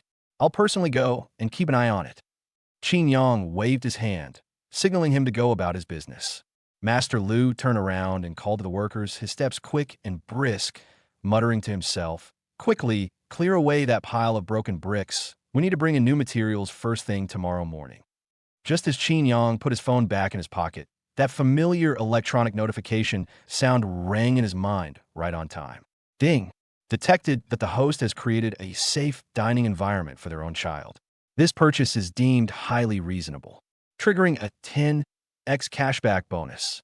Spend 50,000 yuan and receive 500,000 yuan in cashback. My phone vibrated in my pocket immediately afterward. Qin Yang remained outwardly calm, his back to Master Lu as he quietly opened the bank's text message. Looking at the extra 50 after the balance, he suppressed his laughter, trying his best not to let it out. 5,000 for 500,000. How could spending money on my daughter be so addictive? He locked his phone and put it back in his pocket. Out of the corner of his eye, he saw that Nuonyuo had already put down the wooden strip and was standing on tiptoe to reach a roller brush placed by the wall. Her little hands were far away, and she was so anxious that her face scrunched up. "Dad, I want to paint the walls too." Qin Yang rushed over and pulled her out from beside the pile of tools. "You're going to paint the wall? Can you even reach it?" "I'm not short. I'm a small boss. The small boss has to supervise the work." Nono kicked her 2 short legs twice in midair and puffed out her cheeks in dissatisfaction. Qin Yang was both amused and exasperated. He turned to look at Master Lu's side. The workers were busy cleaning up the broken bricks, And in the corner were several buckets of freshly opened sample paint, which were small buckets of environmentally friendly paint used for color mixing in two shades, light pink and light blue. He put Nuonuo down, casually pulled an old newspaper from the pile of waste paper, folded it into a small hat, and put it on her head. Okay, here's a job for you. He picked up the bucket of light pink sample paint, placed it at the lowest point against the wall, and then found the smallest brush and stuffed it into Nono's hand. This last strip on the wall is yours. Just paint up to where you can reach it, and don't step on the stool. Nuo's eyes lit up, and he took the brush with great seriousness, holding it in both hands and examining it closely. Roger that. Boss, get to work. She squatted down, dipped a brush in paint, and began to apply it to the wall with great effort.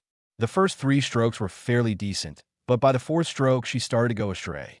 The pink paint splattered all the way from the wall to the baseboard next to her, and then climbed up the baseboard to her own shoes. Qin watched from the side and did not stop them. The little girl got more and more excited as she painted, swinging the brush merrily, and paint splatters flew everywhere. Less than 2 minutes later, a pink stain appeared on the tip of her nose, a light blue smudge appeared on her left cheek, and a newspaper hat on her forehead was a mess. Mr. Liu glanced at it as he passed by and almost choked on his own saliva. Mr. Qin, is your daughter painting the walls or painting herself? Qin Yang squatted down and used his sleeve to wipe the pink stain on Nuonuo's nose. The more he wiped, the more smudged it became, so he simply gave up. Let her be as long as she's happy. Nono had no idea that she had turned into a tabby cat and was still diligently drawing circles on the wall while humming an off-key nursery rhyme. Swish, swish, swish, swish. Dad's shop is the prettiest. Qin Yang leaned against the opposite pillar, looking at the little figure covered in paint, wearing a newspaper hat askew, squatting on the ground, working hard, and his heart softened completely. A few months ago, he was still worried about his 80,000 yuan debt, counting coins after closing up shop at night to calculate the cost of ingredients for the next day. Now I have millions in my pocket, I've bought a villa, opened a shop, and have a little girl who calls me daddy every day. It was worth it. The construction continued until after 9 p.m., when Mr. Liu and his workers left, saying they would come back early the next morning to continue. The shop quieted down, with only the buzzing of the temporary construction light bulbs overhead. Nuo had long since reached her limit. She curled up on the old sofa that had been temporarily moved to the corner, hugging her little notebook, and her breathing became even. The paint stains on his face hadn't been wiped off, yet pink and blue were mixed together, smeared all over his face in a crooked and messy way. Qin Yang draped his coat over her and tucked the corners in. He stood up, stretched his shoulders, and prepared to pull up the roller shutter. The moment my hand touched the doorknob, a gust of night wind blew in from outside. A certain smell wafted in the wind, a light, fresh floral scent with a touch of coolness. Before Qin Yang could react, the crisp sound of high heels clicking on the concrete floor came from outside the roller shutter. A hand lifted a corner of the curtain from the outside. Shen Wanru stood outside the door, still wearing the black suit dress she had worn to the company meeting earlier that day. Her hair, which had been styled in a bun that morning, was now loose and draped over her shoulders. She was carrying a thermal bag, and her expression was a mixture of anger and worry. Kim Yang. Her voice was low, and her gaze went over his shoulder to Nono, who was sleeping soundly on the sofa. Her brows furrowed. It's almost 10 o'clock. Why aren't you home with Nuonuo yet? Chapter 52, Measuring Dimensions. Shen Wanru's voice wasn't loud, but every word carried a scrutinizing tone. Qin Yang stood up straight reflexively, like a student caught climbing over the wall by the homeroom teacher. He chuckled dryly, stepping aside to make room for half the doorway. It was an accident, purely an accident. The young boss insisted on supervising the construction himself. Don't you know who your daughter got her stubbornness from? Shen Wanru raised her eyelids slightly, but didn't respond to that. She stepped across the threshold in her patent leather ankle boots with stiletto heels, the soles of her boots making crisp sounds as they hit the clean floor. His black wool coat was open, and the suit dress underneath accentuated his sharp waistline under the construction lights. His gaze passed over Qin Yang's shoulder and landed on the sofa. Nono curled up in a small ball, her face covered in paint so thick that her original skin color was no longer visible. Pink and blue were mixed together, A blob of paint that hadn't dried was on the tip of her nose. Her crooked newspaper cap had slipped down to above her eyebrows, and drool was dripping from the corner of her mouth onto the sofa cushion. Shen Wanru's lips twitched twice. All the reprimands I had prepared for the whole trip were stuck in my throat. I'll take her to the car first. Qin Yang bent down and gently wiped Nuonyuo's dirty face clean, then scooped Nuonyuo, coat and all, into his arms with very gentle movements. Nono whimpered in her sleep, her little hands reaching up and groping around before grabbing his collar, burying her head his shoulder, smacking her lips, and mumbling, "Daddy's shop is the prettiest." Shen Wanru stepped aside to let them pass, her gaze following the father and son as they left the house. The reading lights were on in the Maybach outside. Oldly walked around from the driver's seat, opened the back door, and took Nuonyuo with a gentler touch than usual. Qin Yang tucked the corner of his jacket into the seatbelt to secure it, reached out to test the car's air conditioning temperature, and then stepped out. He went back into the store and casually pulled down half of the roller shutter. The metal curtain swayed down halfway, shutting out the night breeze and streetlights. The room fell silent immediately.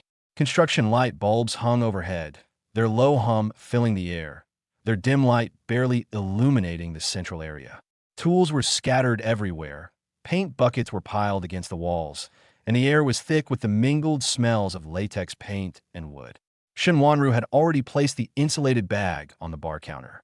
Pull the zipper, and a bowl of fish maw and chicken soup steams out, its aroma spreading in all directions with the steam.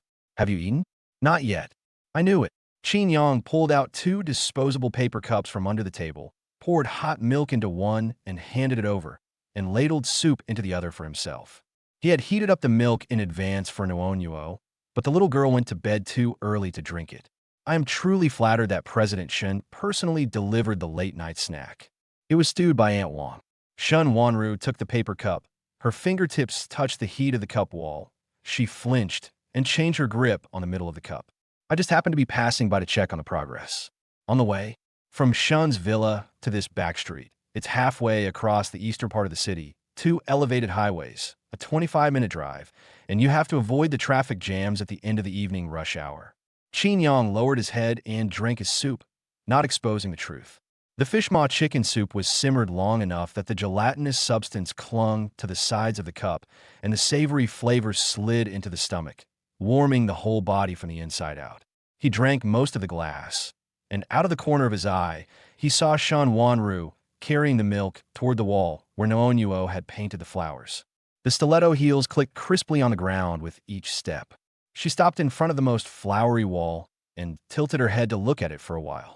The construction light shone on her from the side, illuminating half of her profile, the bridge of her nose, her jawline, and her loose hair hanging over her shoulders.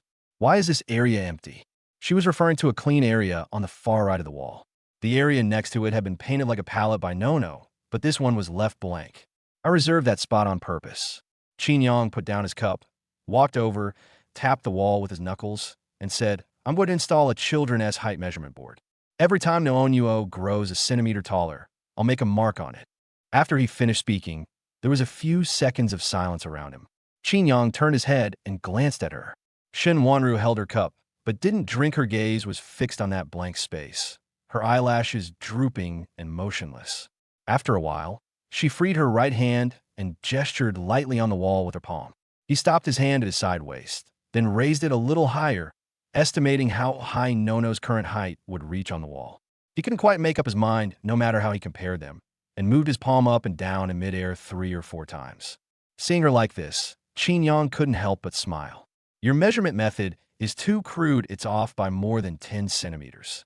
He turned and walked to the toolbox, rummaged through a pile of hammers and pliers, and pulled out a roll of yellow tailor's tape measure, which Master Lu kept to measure curtain sizes. "Come on, let me give you a reference measurement. Nuonyuo is 98 centimeters tall now, and on you it would be about." He pulled out the measuring tape, his eyes comparing Shen Wanru's waistline to the wall, and said, "We need to actually measure it against the wall to be accurate." He stepped forward. The action itself is nothing special. It's just one person going behind another to measure dimensions against the wall. It is logical and reasonable. Qin Yang himself didn't think much of it, until his left hand, holding the zero mark of the measuring tape, touched the wall, while his right hand gripped the tape and pulled it upwards, his arms slipping through the sides of Shun Wanru's open coat. The atmosphere between the two changed the moment that action was completed. The distance from the base of the wall to her waist required a fully straight measuring tape. The price of straightening the tape was that Qin Yang's arms completely wrapped around Shun Wanru's body. His coat was open. The fabric of the inner suit dress was excessively thin. When the fabric was placed against the inside of his forearm, the small amount of fabric in the middle did not provide any cushioning at all. The heat emanated directly through him, the warmth of his body, real and tangible, separated from the slightly rough skin on his arm from a day's work by only a thin layer. Qin Yang froze. His hand froze in midair, unsure whether to advance or retreat. Shun Wanru's back was less than 3 centimeters from his chest. She didn't turn around, but Qin Yang could see that her shoulder line was tense, and something was throbbing under the skin above her collarbone. The frequency was abnormally fast. She didn't move. They didn't dodge. Qin Yang lowered his gaze, intending to look at the markings on the measuring tape. But my gaze first fell on the back of her neck. That section of skin, usually covered by a collar, was now exposed under the dim construction lights. The red color started from the base of the ears, spread downwards, past the side of the neck, and disappeared into the edge of the collar. His Adam's apple bobbed. Her fingers tightened, and the soft measuring tape stretched taut against the fabric of her waist. His fingers caressed Shun Wanru's extremely slender waistline, so delicate that he could almost encircle it with his hand. He could even feel the rise and fall of her body with her breath. 62, Qin Yang said, his voice a little hoarse. He cleared his throat, lowered his voice, and his breath swept uncontrollably across her ear as he said, President Shun, your waist is 2 centimeters thinner than the standard. Shun Wanru's earlobes turned visibly red, and half of her neck even felt hot. She didn't turn around. Her voice came from ahead, trembling slightly. What exactly are you measuring? It's a reference value. Qin Yang's thumb rubbed against the numbers on the measuring tape, his fingertip brushing against her waist through the fabric, and said, Otherwise, how can I set the measurement position for Noonyuo? You're too thin, President Shun. Eat less salad and more of the fried rice I made. Who lost weight? The ruler said so. See for yourself if you don't believe me. Shun Wanru finally turned her head to the side. The angle is too close. She turned her head, and the distance between their noses shrank to less than 10 centimeters. The construction light shone from the side, illuminating half of her face, the shadows of her eyelashes, the curve of her nose, her tightly pursed lips, and the faint teeth marks she had bitten on her lower lip. Qin Yang's image was reflected in her eyes. Qin Yang, you did this on purpose. It's not a question, it's a statement. Qin Yang did not deny it. His arm was still around her waist, not pulled back. The soft ruler dangled from the fingertips, its end resting on the ground, making a very soft, rustling sound. Shun Wanru slowly raised her right hand. Qin Yang thought she was going to push him away, and his body tensed slightly. But her fingertips only touched his forearm. She didn't apply any force. The warmth of my palm touched you, carrying a slight coolness. Shun Wanru's palms were sweating. This discovery finally eased the last tension in Qin Yang's mind. He lowered his head. Her eyelashes closed halfway. Their breaths mingled, carrying the lingering warmth of the milk and fish maw soup. The distance shrank to 5 centimeters. 3 centimeters. 1 centimeter. Whoosh! 2 beams of high beam shone directly from the street outside the door, tearing open the gap below the half-rolled iron gate and illuminating the entire shop. Qin Yang's eyes sharpened, and he instinctively stepped aside to block Shun Wanru. He withdrew his arm from her waist and turned to squint at the door. Chapter 53, Is Nono going to have a younger brother? Qin Yang squinted and looked out the door. The source of the high beams was the black Maybach. Oldly sat in the driver's seat, his neck stiffly turned to the other side, his expression clearly indicating that he hadn't seen anything. The rear windows were rolled down. Noonyuo's little face, still smeared with blue paint, peeked out of the car window. Her round eyes shone frighteningly in the night, and her mouth was wide open as she shrieked into the shop. Mommy's face is as red as a big apple. Daddy, did you secretly kiss Mommy? Qin Yang loosened his grip, and the soft ruler fell to the ground with a thud. Shun Wanru sprang back half a step, turning around faster than when she slammed her fist on the table at the board meeting. A blush spread from her ears to her neck. She hurried to the door, her footsteps tapping frantically on the ground. She pulled Noonyuo back out of the car window and said in a low voice, "Who told you to wake up? Go home and go to sleep." But Nono saw it. "You didn't see anything. Mom, your face is even redder." Shen Wanru was furious and turned to glare at Qin Yang. Qin Yang strolled out, hands in his pockets, a smug grin on his face, his habit of being cheeky reflexive kicking in again. "Since the junior boss has spoken, Mr. Shen, shall we go back and continue?" Shen Wanru, carrying Noonyuo, crawled into the back seat, leaving him with a cold, indifferent profile. "Qin Yang, are you planning to sleep in the garage tonight?" "That won't do. I'm sensitive to new beds." Qin Yang shamelessly bent down and followed her inside, his buttocks barely touching the seat before he snuggled closer to Shen Wanru. "I can only fall asleep when I'm squeezed in with President Shen." Shen Wanru snorted coldly, but moved her body half an inch inward to make room for him. Noonyuo nestled in her mother's arms, her little head tilted, her gaze sweeping back and forth between the two of them several times, before suddenly chuckling out. "Mom and Dad are sitting so close. Does that mean Noonyuo is going to have a little brother? I heard the teacher say that if Mom and Dad love each other, then..." Oldly in the front seat almost veered off course when steering the wheel. "No, go to sleep." The Maybach drove smoothly toward the Shun family villa in the night, and the interior of the car became quiet. Nono fussed for less than 2 minutes before falling asleep on Shun Wanru's lap, her little hand still clutching Qin Yang's clothes. Qin Yang glanced at Shun Wanru. She was looking down at her phone, the screen light reflecting off her profile, the redness at the base of her ears still lingering. He wisely kept quiet, turned his gaze back to the streetlights flashing past the car window, and smiled silently. The restaurant renovation progressed rapidly over the next week. Master Liu added more people to his team, and Qin Yang went to check on things every other day, spending the rest of his time on the penthouse villa in Jinqiu Bay. When the renovation team submitted their materials list, Qin Yang casually handed over a deposit of 500,000 yuan, leaving the project manager stunned. "Replace all the paint in the house with the highest grade, non-toxic paint for children available on the market."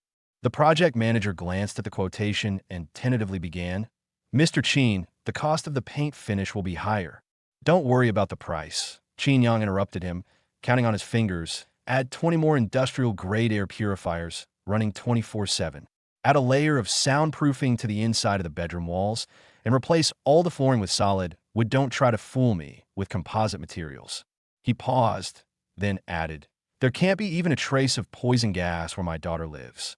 The project manager nodded repeatedly, calculating in his mind how much commission he could earn from this deal. As soon as Qin Yang finished signing, the mobile banking notification popped up, and that familiar mechanical voice rang in his mind. Ding!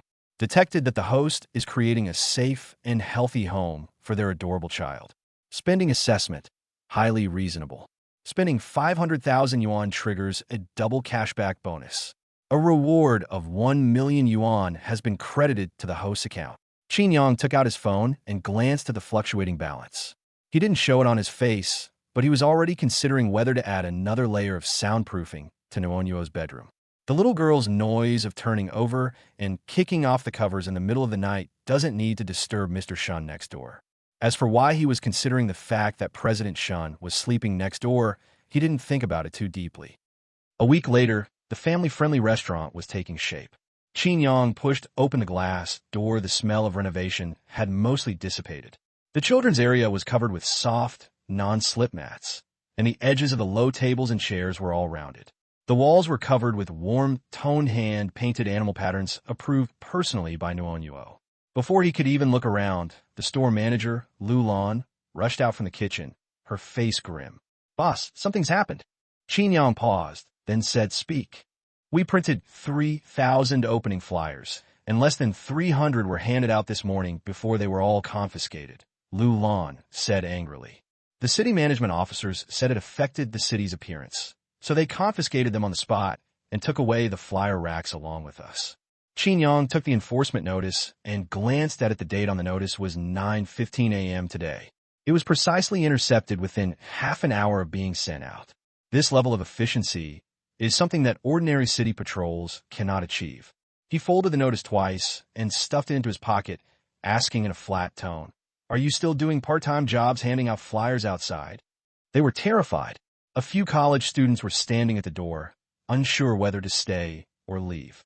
Qin Yang opened the door and poked half his body out, waving to the few young men outside who were hunched over. "You've worked hard. You'll get your wages today. Go back and rest." The students thanked them repeatedly and ran away. Lulan followed behind Qin Yang, her brows furrowed. "Boss Qin, it's obvious someone's sabotaging us behind the scenes. Not only have 3,000 flyers gone to waste, but we're opening the day after tomorrow, and nobody even knows about this store. What are we going to do?"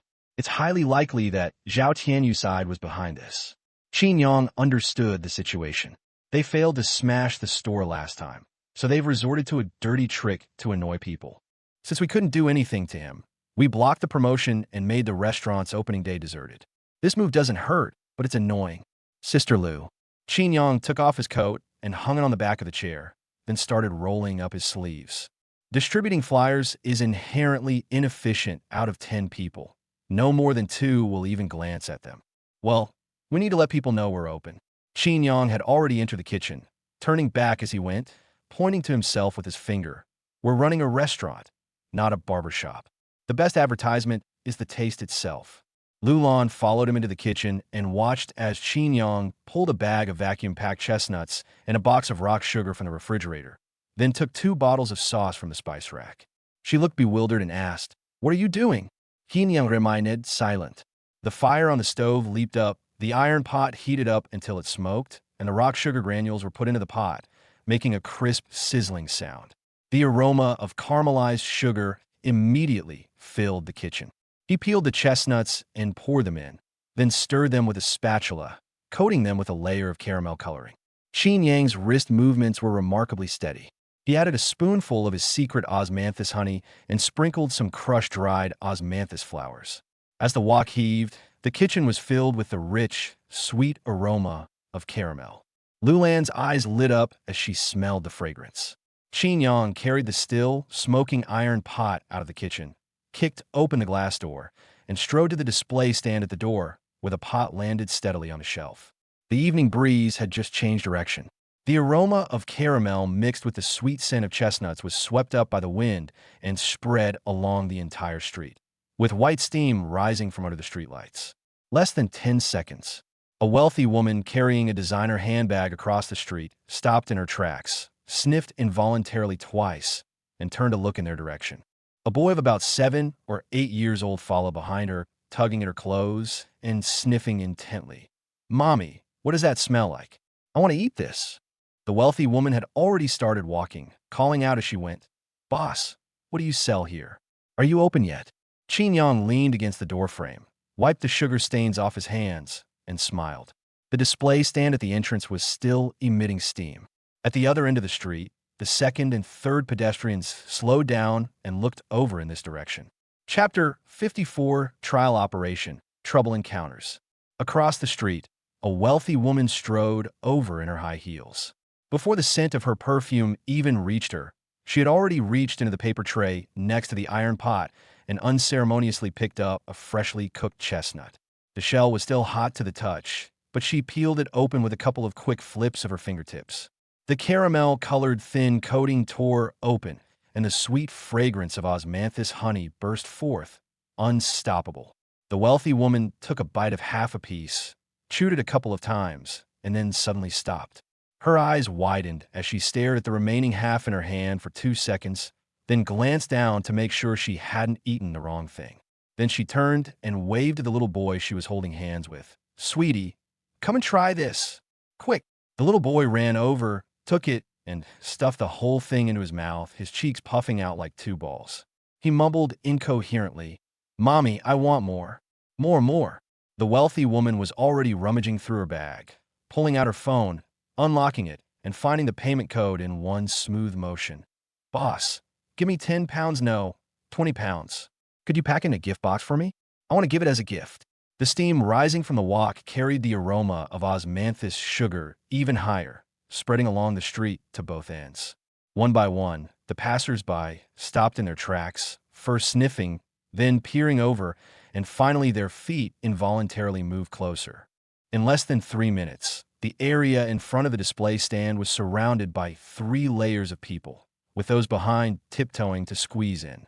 Qin Yang tapped the table with an iron shovel, the 2 crisp clangs silencing the noise. He stood behind the pot, his apron stained with sugar, and shouted, "Not a penny for sale today, all free." The crowd was silent for half a second, then erupted. £1 per person. Qin Yang raised his hand to lower the volume, his voice not loud, but very steady. "Consider it a good deed for our trial opening in 3 days. Please do us the honor of coming and support us then. That would be better than anything else." "Free? Boss, are you out of your mind? Stop talking nonsense and line up. Don't make me stand at the back." "Boss, what's the name of your shop? I'm filming a video for Douyin." "Wait, don't move, let me focus." Qin Yang leaned against the door frame, crossed his arms, and looked at the queue that stretched for half a street, a smile playing on his lips. 3,000 flyers are nothing. A pot is worth 10,000. Lulan watched the whole thing from back. After everyone had left, Qin Yang casually tossed her a brown paper bag containing about half a pound of food. She peeled one open and put it in her mouth. Her teeth pierced the thin shell, and the pinkish, sweet flesh melted on her tongue. She stopped chewing, and her eyes slowly widened. "Boss Qin, your cooking skills are amazing. We're located right in the sewers. Customers have to peel off the manhole covers themselves to get in." Qin Yang chuckled, didn't reply, and took the iron pot back to the kitchen to rinse it with water. Without turning his head, he said amidst the splashing water, "Sister Lu, go back and rest. The real show starts in 3 days." On the day of trial operation, red silk ribbons were hung at the shop entrance, and flower baskets stretched from the steps to the sidewalk, the bright red ribbons swaying gently in the morning breeze. The sunlight fell perfectly on the brand new signboard, its gold paint reflecting the light. But the atmosphere inside the store was completely at odds with the lively atmosphere at the entrance. Lulan stood behind the cashier, holding a rag in her hand. She had wiped the same countertop no less than 8 times, and the rag was so wet that it was almost dripping wet. Her eyes kept drifting towards the door, her lips pressed into a thin line. Qin Yang carried over a plate of diced mangoes and placed it on a corner booth. Nono cheered and pounced over, grabbing a piece and stuffing it in her mouth full of juice. He glanced at Lulan out of the corner of his eye. He changed direction and walked to the bar, tapping his knuckles twice on the counter. "Sister Lu, is something the matter?" Lulan zionte. She forced a smile, her facial muscles stiff. "And nothing. I probably didn't sleep well last night."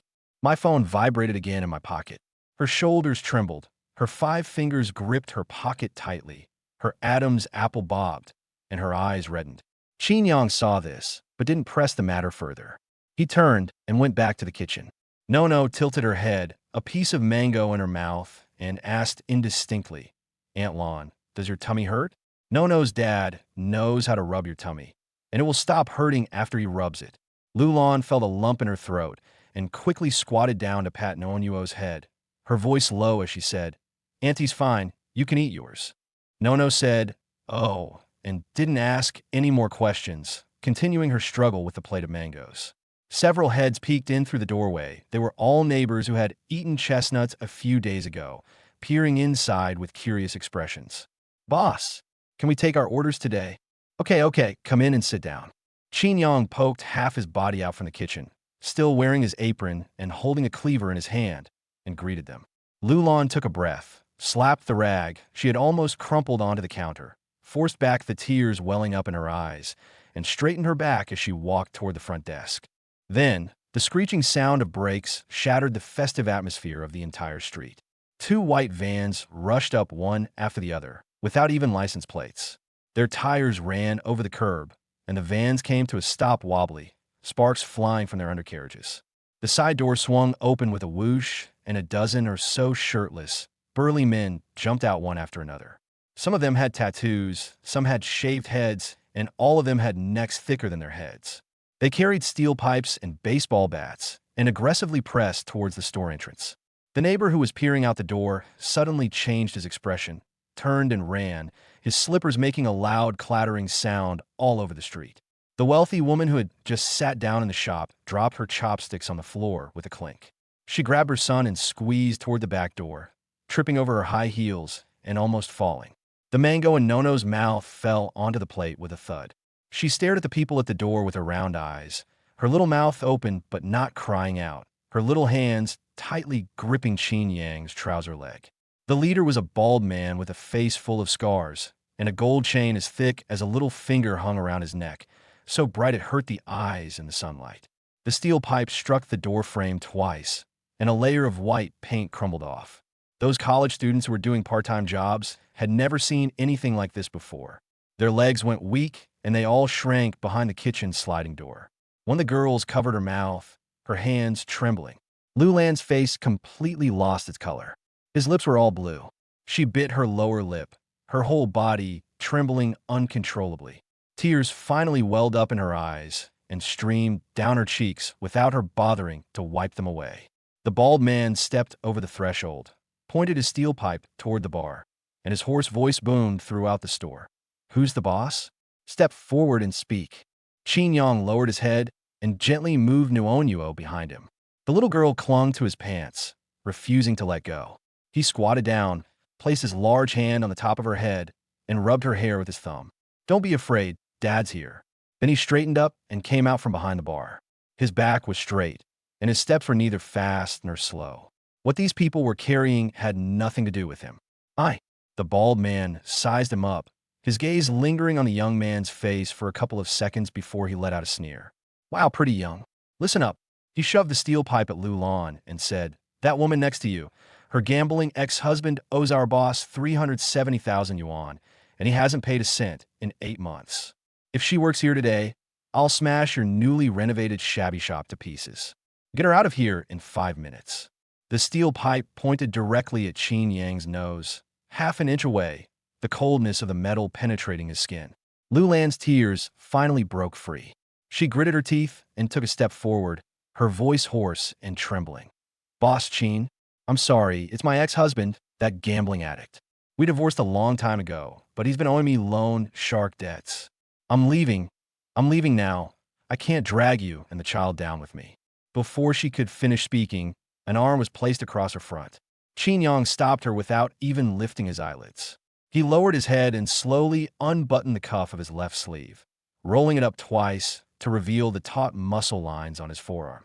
"Sister Lu, you're the store manager I hired. If you leave, who will manage the front desk for me?" His tone was flat, no different from asking about the price of scallions at the market. The smile on the bald man's face froze. Qin Yang then raised his eyes and looked at him. His gaze was unusually flat, and he gestured with his chin toward the group of burly men around him. "Before you start smashing things, let me explain the cost to you." His voice wasn't loud, but the shop was so quiet you could hear a pin drop, so every word he spoke was deafening. From the floor tiles to the paint, the hard decoration materials alone cost 620,000 yuan. If you lay a single finger on it, I will call the police and file a lawsuit for property damage and disturbing the peace. I will make you lose everything, not even your underwear." He paused, then pulled Nono behind him back to block her further. "Also, my daughter is inside." His voice suddenly dropped a half degree, no longer the calm tone of someone calculating accounts. Those few words were forced out from under his throat, and the air in the shop seemed to grow heavier. "If you scare her..." He didn't finish a sentence, but that unspoken part sent chills down your spine even more than if he had said it aloud. The bald man froze for 2 seconds, then flew into a rage. His muscular face twitched, he swung the steel pipe into his hand, and turned to yell at the group behind him. "What are you standing there for? Smash it!" More than a dozen steel pipes were raised at the same time, the metal reflecting a cold light under the lamp. At that very moment, a deep engine sound came from the direction of the street corner. The steel pipe in the bald man's hand stopped in midair. He turned his head to look at the street corner. At the intersection of Wenhua Road, 7 identical black Olympic Sports Center vehicles lined up in a long row, with a Maybach bringing up the rear, driving at a steady speed. A red special pass was pressed under the windshield, and the paint gleamed faintly in the sunlight. One car after another silently rolled in. The rear window of the car in the lead was slowly rolling down. Chapter 55, Zhou Ju Saves the Day. The car window rolled down completely, revealing the face of a middle-aged man. His sideburns were shaved extremely short. The furrow between his eyebrows was deep enough to trap a mosquito, and the corners of his mouth were turned down, giving him the expression of someone who had been scolding people for years. He glanced at the scene at the door and got out before the car had even come to a complete stop. He wore a navy blue executive jacket with crisp trousers, a fountain pen clipped to his left breast pocket, and his leather shoes made a crisp, clean sound as they stepped on the curb. The car doors behind them popped open one after another, and 6 or 7 people wearing similar executive jackets got out. Some were carrying document bags, while others were still putting away their phones, but they all followed the lead person. The bald man opened his mouth. Where did it come from? Before he could finish uttering those 2 words, the leader's gaze had already swept over them. There was no anger or threat in his gaze, it was just a casual glance. But the words that followed just wouldn't come out of the bald man's throat. In broad daylight, a dozen or so burly men armed with weapons surrounded a legitimate business that was in the process of opening for trial operation. The middle-aged man spoke very slowly, uttering each word clearly and enunciating every punctuation mark. He turned his head to look at a young man wearing glasses behind him. You filmed them from the moment they got off the bus? You got it. Director Zhou, not a single frame off. Director Zhou. These 2 words floated in the morning breeze and accurately entered the ears of everyone present. A sudden chill ran down the bald man's back. He didn't watch the news much, but his wife, Tianju, followed him on Jiangxing's evening news, and he'd seen that face on TV at least 20 times. Zhou Deming, director of Jiangxing Commerce Bureau. His palms began to sweat, and the iron pipe slipped in his hands. Before they could even come up with a solution, the tail end of the convoy made a commotion. A dark black Maybach. The car door popped open. A pair of black stilettos clicked down with a crisp click. The wind lifted a corner of Shun Wanru's beige trench coat. She reached out to press it down, took off her sunglasses, and revealed her eyes, which were so cold they could freeze. 8 people followed her out. Black suits, black ties, black leather shoes, each person's shoulders were almost as wide as 2 bald heads side by side. They didn't run, but they moved extremely fast, covering the bald group completely in just over 10 seconds. The outer perimeter was blocked by 7 government vehicles, while the inner circle consisted of 8 burly bodyguards who were close to the face of the enemy. The bald man twisted his neck and found that he couldn't even squeeze through a crack. Shun Wanru ignored these people and walked straight into the store, her high heels clicking on the floor tiles. Her steps were quick, but not hurried. She gripped her sunglasses tightly until her knuckles turned white. The first person she saw when she entered the room was Qin Yang. Standing is fine. I looked at Nono a second time. She huddled behind Qin Yang's legs, her eyes red-rimmed and her little mouth pouting, but she didn't cry out. Shun Wanru squatted down, her knees directly on the floor tiles, and pulled Noonyuo out from behind Qin Yang's legs, holding her in her arms and placing her palm on the back of her daughter's head. Mom is late. Nono buried her face in her neck and groaned softly. Mom, those people were carrying sticks. It was so scary. Shun Wanru's jaw tightened slightly. She stood up, holding Noonyuo, and turned to face the door. The bald man's gaze met hers. Who gave you the audacity? Shun Wanru's voice wasn't loud, but her speech was even slower than Director Zhou's. To raid my partner's shop? The bald man opened his mouth. He didn't know this woman, but he recognized the Maybach, the coordination of the 8 bodyguards in their positions, and what the Director Zhou he had just heard meant. The bureau chief personally led the team here. The Maybach-owning woman, worth hundreds of billions, personally brought her bodyguards. What the hell kind of store is this? His palms were soaked with sweat from the iron pipe, and he loosened his grip. Clang! The steel pipe hit the marble floor tiles, bounced twice, and rolled to a stop at Shun Wanru's feet. His brothers behind him were even more sensible. They threw away baseball bats, iron bars, and even a switchblade pulled from one of their waistbands. A series of crackling sounds followed, like firecrackers going off. Big! Brothers and sisters. The bald man's hoarse voice turned into a quail's quail. It's a misunderstanding. It's all a misunderstanding. We brothers are just passing by and dropping by, bringing a switchblade when visiting neighbors. Qin Yang leaned against the bar, arms crossed, his tone casual. Your neighborhood has really bad security. Director Zhou had no interest in listening to their bickering. His phone was already pressed to his ear. I witnessed a dozen armed men causing trouble in front of the restaurant that was in trial operation on Wenhua Road. Yes, send people immediately within 10 minutes. He paused for a moment. Bring enough people so I don't have to make a second call. It's over. He turned to look at Qin Yang, his stern face softening slightly. Mr. Qin, are you all right? Everyone's fine. Qin Yang glanced down at Nonyuo, the little girl peeking out from Shun Wanru's arms, staring curiously at the shirtless people squatting on the ground. It's just that my daughter got a little frightened. It's good that the child wasn't hurt. Director Zhou nodded, turned around to look at the group of people, shook his head, wrinkled his nose, and turned down at the corners of his mouth. The sound of police sirens came from the end of the street, growing louder and more piercing as it approached. 3 police cars and a van were parked at the intersection. Before the doors were even opened, the lead officer jumped out and jogged to Director Zhou, bending so low that his belt was almost digging into his flesh. Director Zhou, Chief Liu and his team have arrived. Take them all away. Director Zhou gestured with his chin toward the group of people. Seal all the weapons and equipment for evidence. If anyone asks, just say I witnessed it. Yes. What happened next was pretty much a foregone conclusion. The police officers came up and pinned him down one by one. When the bald man was dragged towards the police car by his arms, his legs couldn't support him and his feet left 2 white marks on the ground. He glanced back at the shop entrance and saw Qin Yang squatting on the ground, wiping Nonyuo's snot. There was no smugness or anger on that young face. His expression was calm, as if the farce had nothing to do with him. The last thought that crossed the bald man's mind was the biggest mistake of my life was taking this job. By the time the last police car drove away, a crowd had already gathered across the street. The older folks were the boldest, crowding at the front and whispering amongst themselves while pointing at the shop signs. My goodness, what's the deal with this shop? Didn't you see the license plates on those cars? Red-headed passes. And that Maybach. We'll eat here from now on. I'll book my grandson's birthday party here too. Qin Yang was too lazy to go out and explain anything, so he turned around and went back into the shop. Lulan was still standing behind the cashier.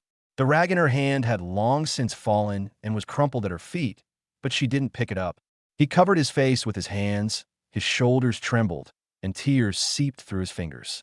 Qin Yang walked over, bent down, and pulled a pack of tissues from under the table, placing it next to her. Sister Lu. Lulan lowered her hand, her face a mess, her nose bright red.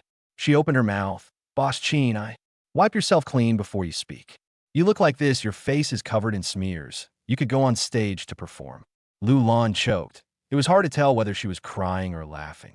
She pulled out 3 tissues and wiped her face haphazardly, her voice still trembling. I really never thought I'd drag you and the child into this. My ex-husband, that gambling addict, I signed the divorce papers with him, but those loan sharks won't acknowledge them.